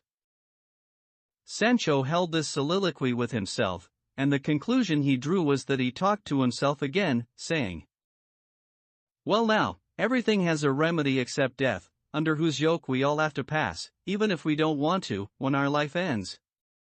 I've seen 1,000 signs in this master of mine that he's crazy enough to be tied up, and I'm not far behind. I'm as much a fool as he is because I follow and serve him. If that old saying is true, tell me who your friends are and I'll tell you who you are, and that other one that says, birds of a feather flock together." Then, being crazy, which is what he is, with the kind of craziness that most of the time takes one thing for another, and thinks white is black and black is white, like the time he said that the windmills were giants, and the friars' mules dromedaries, and the flocks of sheep enemy armies, and many other things of that nature, it won't be very hard to make him believe that a peasant girl, the first one I run into here, is the Lady Dulcinea, and if he doesn't believe it, I'll swear it's true. And if he swears it isn't, I'll swear again that it is, and if he insists, I'll insist more, and so I'll always have the last word, no matter what. Maybe I'll be so stubborn he won't send me out again carrying his messages, seeing the bad answers I bring back, or maybe he'll believe, which is what I think will happen, that one of those evil enchanters he says are his enemies changed her appearance to hurt him and do him harm."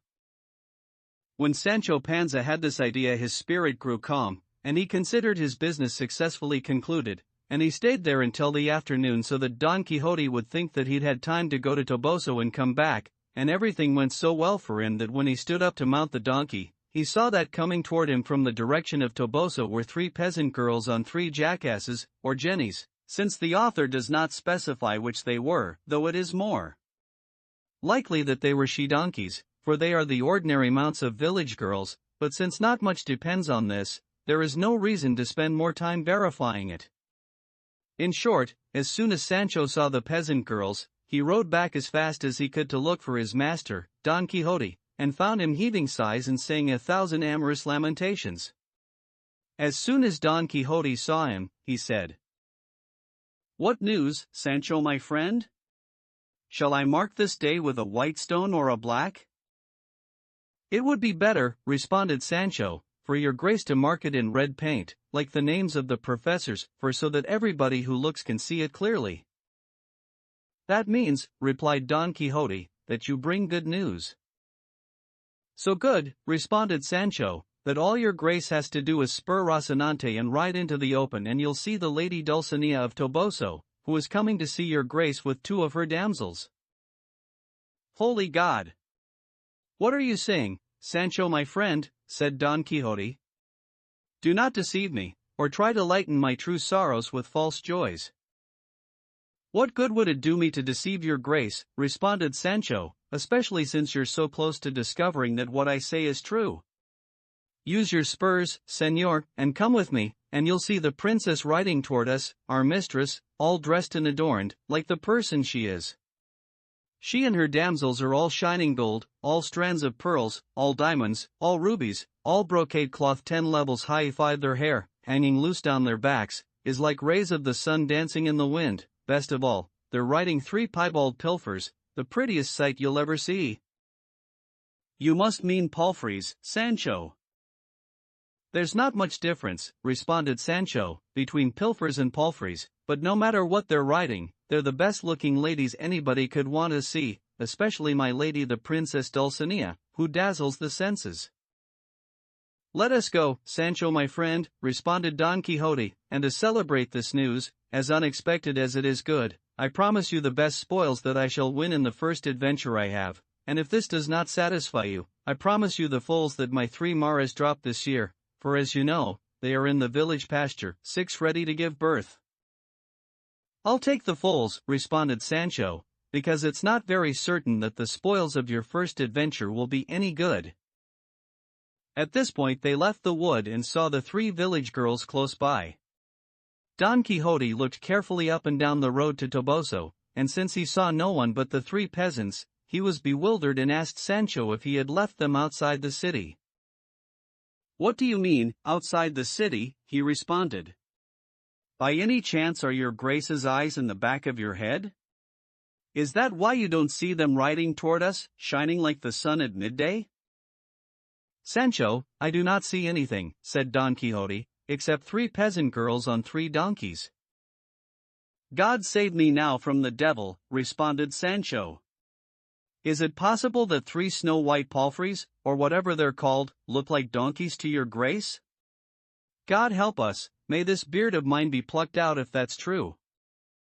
Well, I can tell you, friend Sancho, said Don Quixote, that it is as true that they are jackasses, or jennies, as it is that I am Don Quixote and you Sancho Panza, at least, that is what they seem to be.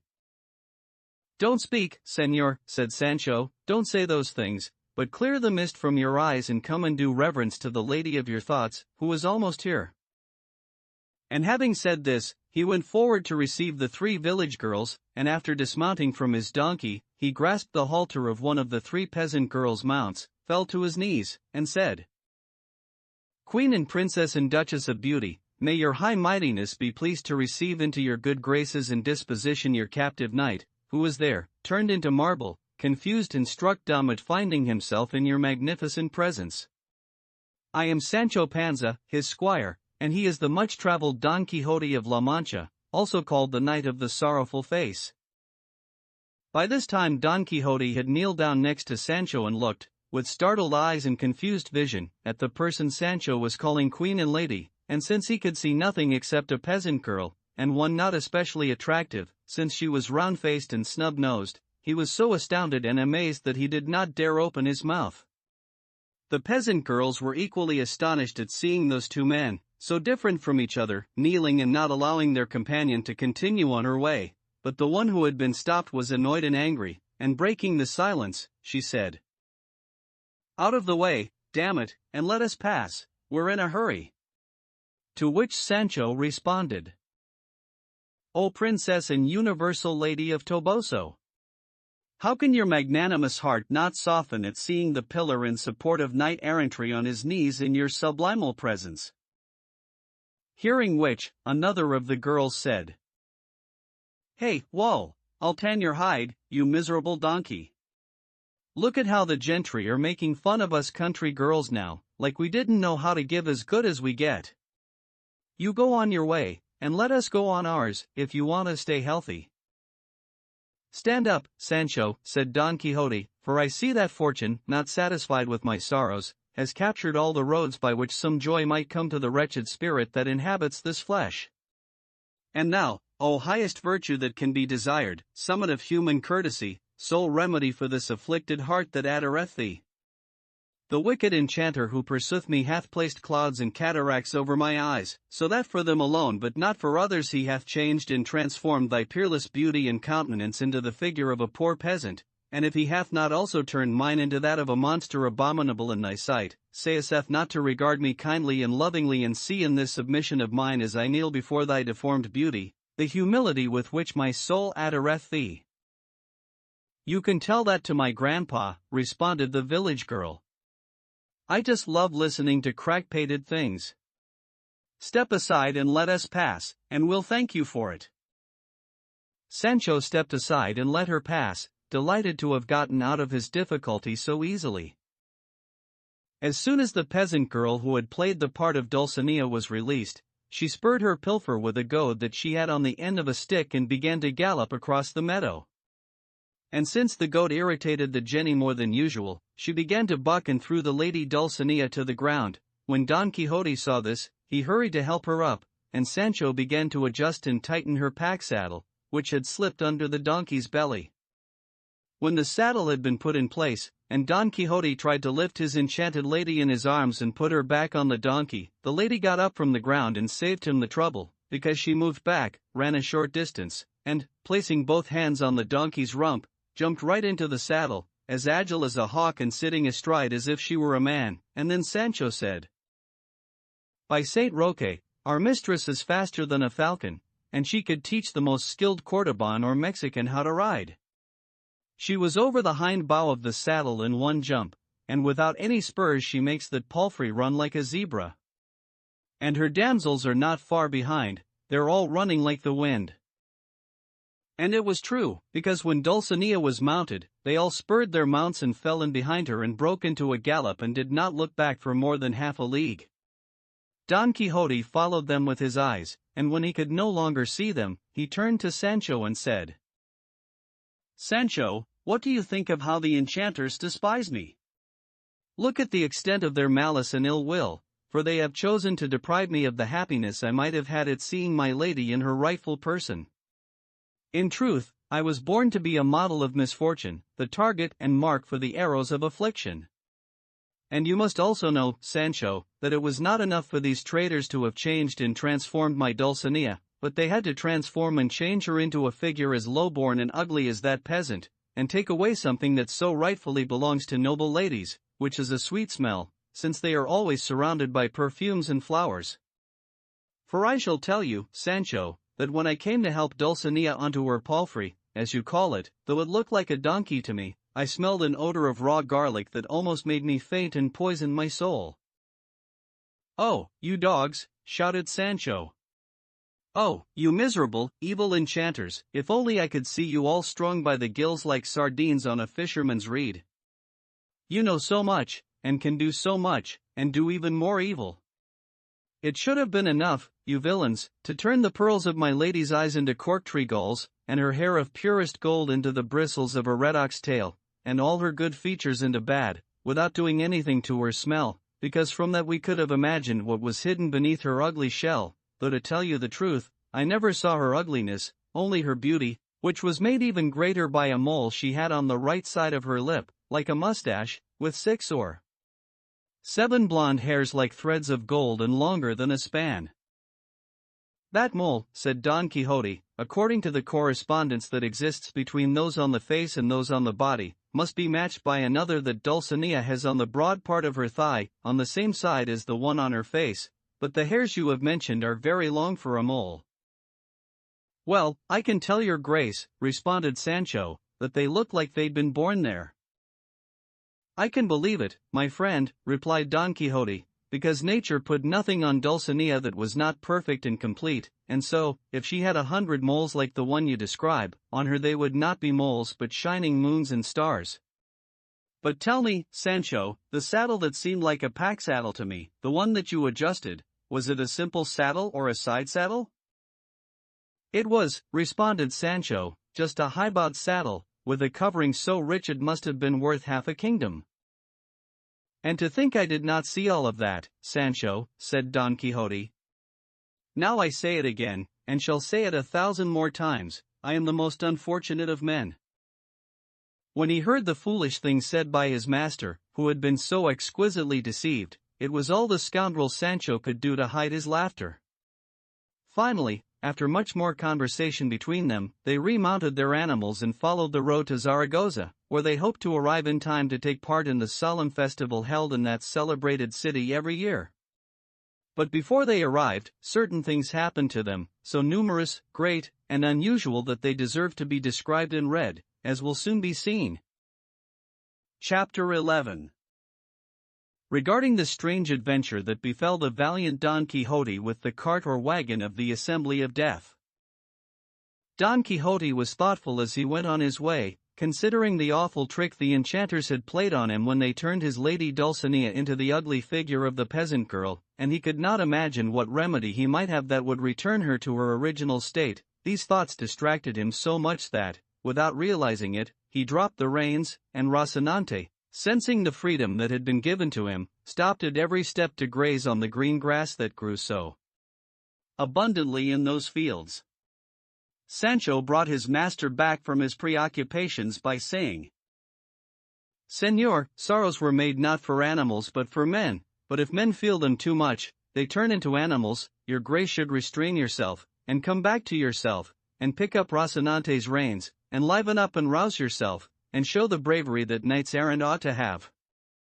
What the devil is this? What kind of mood is this? Are we here or in France? One let Satan carry off all the Dulcineas in the world, for the well-being of a single knight-errant is worth more than all the enchantments and transformations on earth. Be quiet, Sancho, responded Don Quixote in a voice that was not particularly faint. Be quiet, I say, and do not speak blasphemies against that enchanted lady, for I alone am to blame for her affliction and misfortune. Her tribulations were born of the envy those villains have for me. That's what I say, too, responded Sancho. If you saw her once and see her now, how could your heart not weep? That is something you can rightfully say, Sancho, replied Don Quixote, for you saw her in the fullness and completeness of her beauty. The enchantment did not go so far as to cloud your sight or hide her beauty from you. It directs the strength of its poison only against me and my eyes. But with it all, Sancho, I have realized something, which is that you described her beauty to me very badly, for if I remember correctly, you said that she had eyes like pearls, and eyes that seem to be of pearl are more appropriate to bream than to a lady. My belief is that Dulcinea's eyes must be like green emeralds and almond-shaped, with two celestial arcs as eyebrows. You should take those pearls from her eyes and move them down to her teeth, for you undoubtedly became confused, Sancho, and said eyes instead of teeth. Everything's possible, responded Sancho, because I was as upset by her beauty as your grace was by her ugliness. But let us leave everything to God, for he knows the things that will happen in this vale of tears, this evil world of ours, where hardly anything's untouched by wickedness, lies, and deception. One thing grieves me, Señor, more than any other, which is to think what should be done when your grace conquers a giant or another knight and orders him to appear before the beauty of the lady Dulcinea. Where will this poor giant or this poor wretch of a conquered knight find her? It seems to me I can see them wandering around Toboso like idiots, looking for my lady Dulcinea, and even if they find her in the middle of the street, they won't recognize her any more than they'd know my father. Perhaps, Sancho, responded Don Quixote, the enchantment does not go so far as to take knowledge of Dulcinea from the vanquished giants and knights who appear before her. With one or two of the first ones I vanquish and send to her, we shall determine if they see her or not by commanding them to return and recount to me what happened to them in this regard. I'll tell you, Señor, replied Sancho, that I think what your grace has said is fine, and with this plan we'll find out just what we want to know, and if she's hidden only from your grace, the misfortune is more your grace's than hers, but as long as the lady Dulcinea has health and happiness, we'll resign ourselves and do the best we can, looking for our adventures and letting time do its work, for it's the best doctor for these ailments and others that are even worse. Don Quixote wanted to respond to Sancho Panza, but he was prevented from doing so by a cart that came out across the road, filled with the most diverse and peculiar personages and figures that one could imagine. The one guiding the mules and serving as the driver of the cart was a hideous demon. The cart was open to the sky, without any covering of canvas or reeds. The first figure that appeared to Don Quixote's eyes was that of Death himself, with a human face. Next to him was an angel with large painted wings. To one side was an emperor wearing a crown, apparently of gold, on his head. At the feet of Death was the god called Cupid, without a blindfold but holding his bow, quiver, and arrows. There was a knight in full armor except that he had no helmet or sallet but wore a hat with many plumes of diverse colors. Accompanying these persons were others with various outfits and countenances. All of which, seen without warning, agitated Don Quixote somewhat, and put fear in Sancho's heart. But then Don Quixote was glad, believing that a new and dangerous adventure was upon him, and with this thought, and a spirit prepared to face any peril, he stopped in front of the cart, and in a loud, menacing voice he said, "Cartman, wagon driver, devil, or whatever you are, tell me immediately who you are, and where you are going, and who are the people you are carrying in your wagon, which looks more like Charon's boat than like any ordinary cart." To which the devil, stopping the cart, gently replied, "Señor, we are actors in Angulo el Malo's company, this morning, which is the 8th day of Corpus Christi, in a town located behind that hill. We performed the mystery play The Assembly of Death too, and we are to perform it this afternoon in the town you can see over there, and because it is so close, and to save ourselves the trouble of taking off our costumes and putting them on again, we are dressed in the same clothes we perform in. That young man plays Death, the other one, the angel, that woman, who was married to the manager, plays the queen, this one is the soldier, that one, the emperor, I play the demon, and I am one of the principal figures in the play, because in this company I play the leading roles. If your grace wishes to know anything else about us, ask me, and I will respond in every particular. Since I am a devil, all things are within my grasp." "By my faith as a knight-errant," responded Don Quixote, "as soon as I saw this wagon I imagined that a great adventure was awaiting me, and now I say that it is necessary to touch appearances with one's hand to avoid being deceived. Go with God, my good people, and have your festival, and consider if there is any way in which I can be of service to you, and I shall do it gladly and willingly, because ever since I was a boy I have enjoyed the theater, and in my youth I was a great lover of plays." As luck would have it, while they were having this conversation a member of the company came up to them, and he was dressed as a fool, wearing a good number of bells, and at the end of a stick he was carrying there were 3 inflated cow bladders. This buffoon approached Don Quixote and began to fence with the stick and hit the ground with the bladders and leap high into the air, shaking his bells. This terrible sight so alarmed Rocinante that, without Don Quixote being able to stop him, he took the bit between his teeth and began to run across the field with more speed than was ever promised by the bones of his anatomy. Sancho, who considered the danger that Don Quixote would be thrown, jumped off his donkey and ran as fast as he could to help him, but when he reached him Don Quixote was already on the ground, and next to him lay Rocinante, who had fallen along with his master, the usual finale and conclusion of Rocinante's exuberance and bold exploits. But as soon as Sancho had left his mount to assist Don Quixote, the demon dancer jumped on the donkey and began to hit him with the bladders, and fear in the noise, more than the pain of the blows, made the donkey fly across the countryside to the town where the festival was to be held. Sancho looked at his racing donkey and his fallen master and did not know which of the two problems he should take care of first, but, in fact, because he was a good squire and a good servant, love for his master won out over affection for his donkey. Although each time he saw the bladders go up in the air and come down on his donkey's rump, he suffered the torments and terrors of death and would rather have had those blows fall on his own eyes than touch a hair of his donkey's tail. In this perplexity and tribulation, he reached Don Quixote, who was much more bruised and battered than he would have wished, and helping him to mount Rocinante, he said, "Señor, the devil has made off with my donkey." "What devil?" asked Don Quixote. "The one with the bladders," responded Sancho.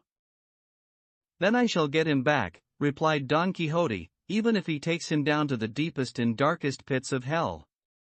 Follow me, Sancho, for the cart is traveling slowly, and I shall compensate for the loss of the donkey with the mules." "There's no need to go to all that trouble, Señor," responded Sancho. "Your grace should calm your anger, for it seems to me the devil has left the donkey and gone back to his lair." And this was true, because after the devil had fallen off the donkey in imitation of Don Quixote and Rocinante, the devil went on foot to the town, and the donkey returned to his master. "Even so," said Don Quixote, "it would be a good idea to punish the discourtesy of that demon by chastising someone in the cart, even the emperor himself." "Your grace should put that thought out of your mind," replied Sancho, "and take my advice, which is never to interfere with actors, for they are favored people. I have seen an actor arrested for 2 deaths and then be released, and no fines. Your grace should know that since they are good-natured and give pleasure to people, everyone favors them, everyone protects and helps and admires them, especially if they're in one of the royal companies with an official license, and all of them, or most of them, look like princes in their costumes and makeup." "Well, all the same," responded Don Quixote, "the actor demon is not going to exit to applause, even if the entire human race should favor him." And saying this, he returned to the cart, which by this time was very close to the town. He was shouting as he approached, saying, "Stop, wait, you happy and cheerful throng, for I want to make you understand how you are supposed to treat the donkeys and animals that serve as mounts to the squires of knights errant." Don Quixote's shouts were so loud that the people in the cart heard and understood them, and judging by his words the intention of the man who was saying them, in an instant Death jumped out of the cart, and behind him, the emperor, the demon cart driver, and the angel, and the queen and the god Cupid did not stay behind, and all of them picked up stones and stood in a line, waiting to receive Don Quixote with the sharp edges of their pebbles. Don Quixote, who saw them arranged in so gallant a squadron, their arms raised and ready to throw the stones with great force, pulled on Rocinante's reins and began to think about how he could attack them with less risk to his person. When he stopped, Sancho approached, and seeing him prepared to attack the orderly squadron, he said, "It would be crazy to attempt this adventure. Your grace should consider, señor, that for pebbles and stones, there's no defensive weapon in the world except to squeeze into a bronze bell and hide there. You should also consider that there is more rashness than courage in a single man attacking an army that has death in it, and emperors fighting in person, and the help of good and bad angels, and if this doesn't move you to stay put, then remember that among all those people, even though they seem to be kings, princes, and emperors, there's not one knight-errant." "Now, Sancho," said Don Quixote, "you have hit on the point that can and must move me from my determined intention. I cannot and must not draw my sword, as I have told you many times in the past, against anyone who has not been dubbed a knight. It falls to you, Sancho, if you wish to take revenge for the affront committed against your donkey. I shall assist you from here with helpful words and advice." "There's no need, señor," responded Sancho, "to take revenge against anyone, since it's not right for good Christians to take revenge for affronts. Besides, I'll convince my donkey to let me take care of the insult, and my desire is to live peaceably for all the days of life that heaven will grant me." "Well, if that is your decision," replied Don Quixote, "good Sancho, wise Sancho, Christian Sancho, sincere Sancho, let us leave these phantoms and again seek better and more appropriate adventures, for I see that this land is the kind that cannot fail to offer many that are quite miraculous." Then he pulled on the reins and turned Rocinante around. Sancho caught his donkey, Death, and all of his flying squadron returned to their cart and continued on their way, and this was the happy conclusion to the fearful adventure of the cart of Death, thanks to the salutary advice that Sancho Panza gave to his master, who the next day had another adventure, no less suspenseful than the previous one, with an enamored knight-errant. Chapter 12. Regarding the strange adventure that befell the valiant Don Quixote and the courageous Knight of the Mirrors.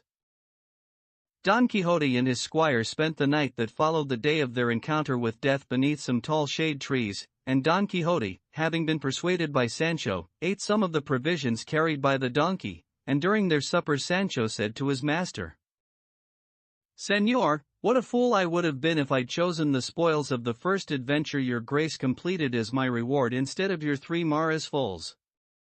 It's true, a bird in hand is worth 2 in the bush." Even so, responded Don Quixote, if you, Sancho, had allowed me to attack as I wished to, at the very least you would have had as spoils the gold crown of the Empress and the painted wings of Cupid, for I would have taken them by force and placed them in your hands. The scepters and crowns of actor emperors, responded Sancho Panza, are never pure gold but only tinsel or tinplate. That is true, replied Don Quixote, because it would not be proper if the finery in plays were really valuable instead of merely illusory and apparent, as the plays themselves are. I want you, Sancho, to think well and to have a good opinion of plays, and to be equally well disposed toward those who perform them and those who write them, because they are all the instruments whereby a great service is performed for the nation, holding up a mirror to every step we take and allowing us to see a vivid image of the actions of human life. There is no comparison that indicates what we are and what we should be more clearly than plays and players. If you do not agree, then tell me, have you ever seen a play that presents kings, emperors, and pontiffs, knights, ladies, and many other characters? One plays the scoundrel, another the liar, this one the merchant, that one the soldier, another the wise fool, yet another the foolish lover, but when the play is over and they have taken off their costumes, all the actors are equal. Yes, I have seen that, responded Sancho. Well, the same thing happens in the drama and business of this world, where some play emperors, others pontiffs, in short, all the figures that can be presented in a play, but at the end, which is when life is over, death removes all the clothing that differentiated them, and all are equal in the grave. That's a fine comparison, said Sancho, though not so new that I haven't heard it many times before, like the one about chess. As long as the game lasts, each piece has its particular rank and position, but when the game's over they're mixed and jumbled and thrown together in a bag, just the way life is tossed into the grave. 1. Every day, Sancho, said Don Quixote, you are becoming less simple and more intelligent. Yes, some of your grace's intelligence has to stick to me, responded Sancho, for lands that are barren and dry on their own can produce good fruits if you spread manure on them until them. I mean to say that your grace's conversation has been the manure that has fallen on the barren soil of my dry wits. The time I have served you and talked to you has been the tilling, and so I hope to produce fruits that are a blessing and do not go to seed or stray from the paths of good cultivation that your grace has made in my parched understanding. Don Quixote laughed at Sancho's pretentious words but thought that what he said about the change in him was true, because from time to time he spoke in a manner that amazed Don Quixote, although almost always, when Sancho wanted to speak in an erudite and courtly way, his words would plummet from the peaks of his simplicity into the depths of his ignorance. The area in which he displayed the most elegance and the best memory was in his use of proverbs, regardless of whether or not they had anything to do with the subject, as has been seen and noted in the course of this history. They spent a good part of the night in this and other exchanges like it, until Sancho felt the desire to drop the gates of his eyes, as he said when he wanted to sleep, and, after unharnessing the donkey, he allowed him to graze freely on the abundant grass. He did not remove Rocinante's saddle, for his master had expressly ordered that for the time they were out in the countryside or did not sleep under a roof, he should not unharness Rocinante. An ancient custom established and maintained by knights-errant was to remove the bit and hang it from the saddlebow, but taking the saddle off the horse? Never! And so this is what Sancho did, and he gave Rocinante the same freedom he had given the donkey, for their friendship was so unusual and so firm that it has been claimed, in a tradition handed down from fathers to sons, that the author of this true history devoted particular chapters to it, but for the sake of maintaining the decency and decorum so heroic a history deserves, he did not include them, although at times he is remiss in his purpose and writes that as soon as the two animals were together they would begin to scratch each other, and then, when they were tired and satisfied, Rocinante would lay his neck across the donkey's. It would extend almost half a meter on the other side, and, staring intently at the ground, the two of them could stand this way for 3 days or, at least, for as long as they were permitted to do so or were not compelled by hunger to look for food. I say, then, that it is said that the author wrote that he compared their friendship to that of Nisus and Euryalus, and Pylades and Orestes, too, and if this is true, we can infer, to widespread admiration, how deep the friendship of these two peaceable animals must have been, to the shame of human beings who do not know how to maintain their friendships. For this reason, it has been said, No man is friend to his friend, their canes are turned into lances, and this, that was sung. Bedbugs are passed from friend to friend. Point 3. No one should think that the author digressed by comparing the friendship of these animals to that of men, for men have learned a good deal from animals and have been taught many important things by them, for example, from storks, the enema; 4 from dogs, vomiting; 5 ingratitude, from cranes, vigilance; 6 from ants, foresight; from elephants, chastity, and loyalty; from the horse. Finally Sancho fell asleep at the foot of a cork tree, and Don Quixote dozed under a hardy oak. Not too much time had gone by when he was awakened by a noise at his back, and starting to his feet, he began to listen and to look in the direction of the sound, and he saw that there were 2 men on horseback, and that one, dropping to the ground, said to the other, "Get down, my friend, and unbridle the horses, for it seems to me that this spot has an abundance of grass for them, and the silence and solitude that I require for my amorous thoughts." Saying this and lying down on the ground were all one, and as he lay down, the armor he was wearing made a noise, a clear sign by which Don Quixote recognized that he must be a knight-errant, and going up to Sancho, who was asleep, he grasped his arm and with no small effort brought him back to consciousness, and in a quiet voice he said, "Brother Sancho, we have an adventure." "May God make it a good one," responded Sancho. "And where, Señor, is her grace this lady adventure?" "Where, Sancho," replied Don Quixote. "Turn around and look, and there you will see a knight-errant lying on the ground, and from what I can deduce he is not very happy, because I saw him get down from his horse and stretch out on the ground showing certain signs of discouragement, and when he lay down I could hear his armor clattering." "Well, what makes your grace think," said Sancho, "that this is an adventure?" "I do not mean to say," responded Don Quixote, "that this is a complete adventure, but rather the start of one. This is the way adventures begin. But listen, it seems as if he is tuning a lute or vihuela. 7 And considering how he is spitting and clearing his throat, he must be preparing to sing something." "By my faith, that's true," responded Sancho, "and so he must be a knight in love." "There is no knight-errant who is not," said Don Quixote. "Let us listen to him, and if he does sing, by following the thread we shall discover the skein of his thoughts, for the tongue speaks from the overflowing abundance of the heart." Sancho wanted to reply, but the voice of the Knight of the Wood, which was neither very bad nor very good, prevented him from doing so, and the 2 men listened in amazement as he sang this sonnet. "Set for me, lady, the line I must pursue, created by and matching your sweet will, and it shall be so reverenced by my own, that I'll ne'er contravene its slightest whim. If you wish my voice mute about my ills until I die, then here I've reached my end. If you desire my woes sung in a fashion rare and strange, then Love himself will chant them. A perfect proof of contraries I become, hard as diamond, soft as wax, and yet my soul reconciles them, obeying the laws of love. I bear my breast to you, whether soft or hard, incise there and impress there all you will. Your will, I swear, shall be my eternal rule." With an O.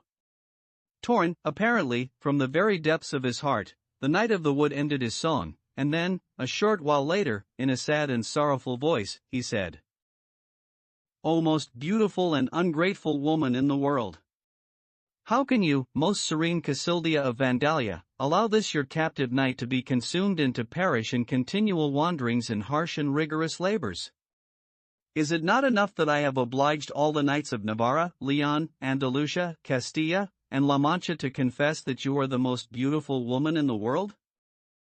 "Oh no," said Don Quixote, "for I am from La Mancha, and I have confessed no such thing, and I could not and ought not confess anything so prejudicial to the beauty of my lady. Now you can see, Sancho, that this knight is talking nonsense.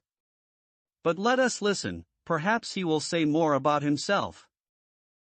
"He's bound to," replied Sancho, "because he seems ready to complain for a month without stopping." But that did not happen, because the Knight of the Wood, hearing voices speaking nearby, lamented no further but rose to his feet and said in a loud but courteous voice, "Who is it? Who are you? Do you count yourself among the contented or the afflicted?"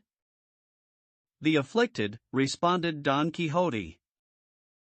"Then approach," responded the Knight of the Wood, and you shall realize that you are approaching sorrow and affliction personified. Don Quixote, seeing that his reply was gentle and courteous, approached him, and Sancho did the same.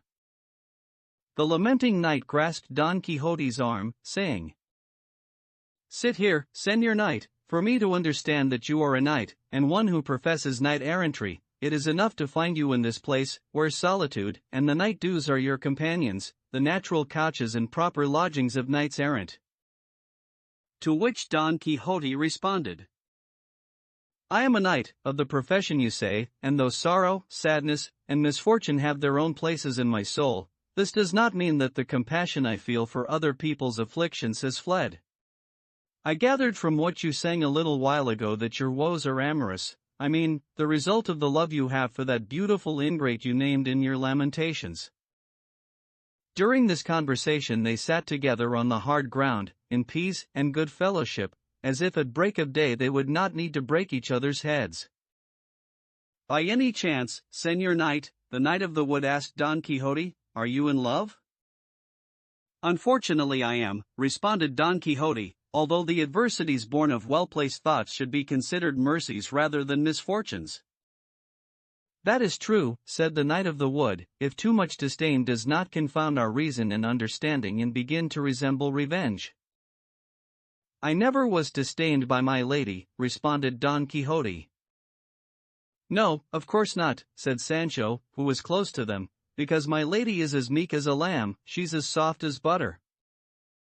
"Is this your squire?" asked the Knight of the Wood. "Yes, it is," responded Don Quixote. "I have never seen a squire," replied the Knight of the Wood, "who would dare speak when his master was speaking. At least, there stands mine, as big as his father, and no one can prove he has even moved his lips while I am speaking." "Well, by my faith," said Sancho, "I have spoken, and can speak, in front of any. Enough said, we'll let sleeping dogs lie."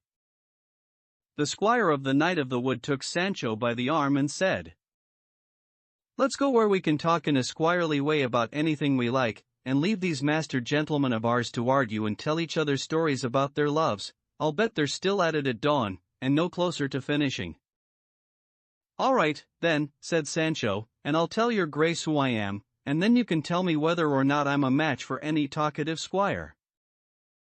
Saying this, the two squires moved away, and their conversation was as amusing as the one between their masters was solemn. Chapter 13, in which the adventure of the Knight of the Wood continues, along with perceptive, unprecedented, and amiable conversation between the two squires. Knights and squires were separated, the latter recounting their lives and the former their loves, but the history first relates the conversation of the servants and then goes on to that of their masters, and so it says that as they moved a short distance away, the squire of the wood said to Sancho, "We have a difficult life, Señor, those of us who are squires to knights-errant. The truth is we eat our bread by the sweat of our brow, which is one of God's curses on our first parents. You could also say," added Sancho, "that we eat it in the icy cold of our bodies, because who suffers more heat and cold than the wretched squires of knight-errantry? If we ate, it would be easier because sorrows fade with a little bread, but sometimes we can go a day or two with nothing for our breakfast but the wind that blows. All of this is made bearable and tolerable," said the squire of the wood, "by our hope of a reward, because if the knight-errant is not too unfortunate, in a little while the squire who serves him will be rewarded with an attractive governorship of an insula or a fine countship." "I," replied Sancho, "have already told my master that I'll be content with the governorship of an insula, and he's so noble and generous that he's promised it to me on many different occasions.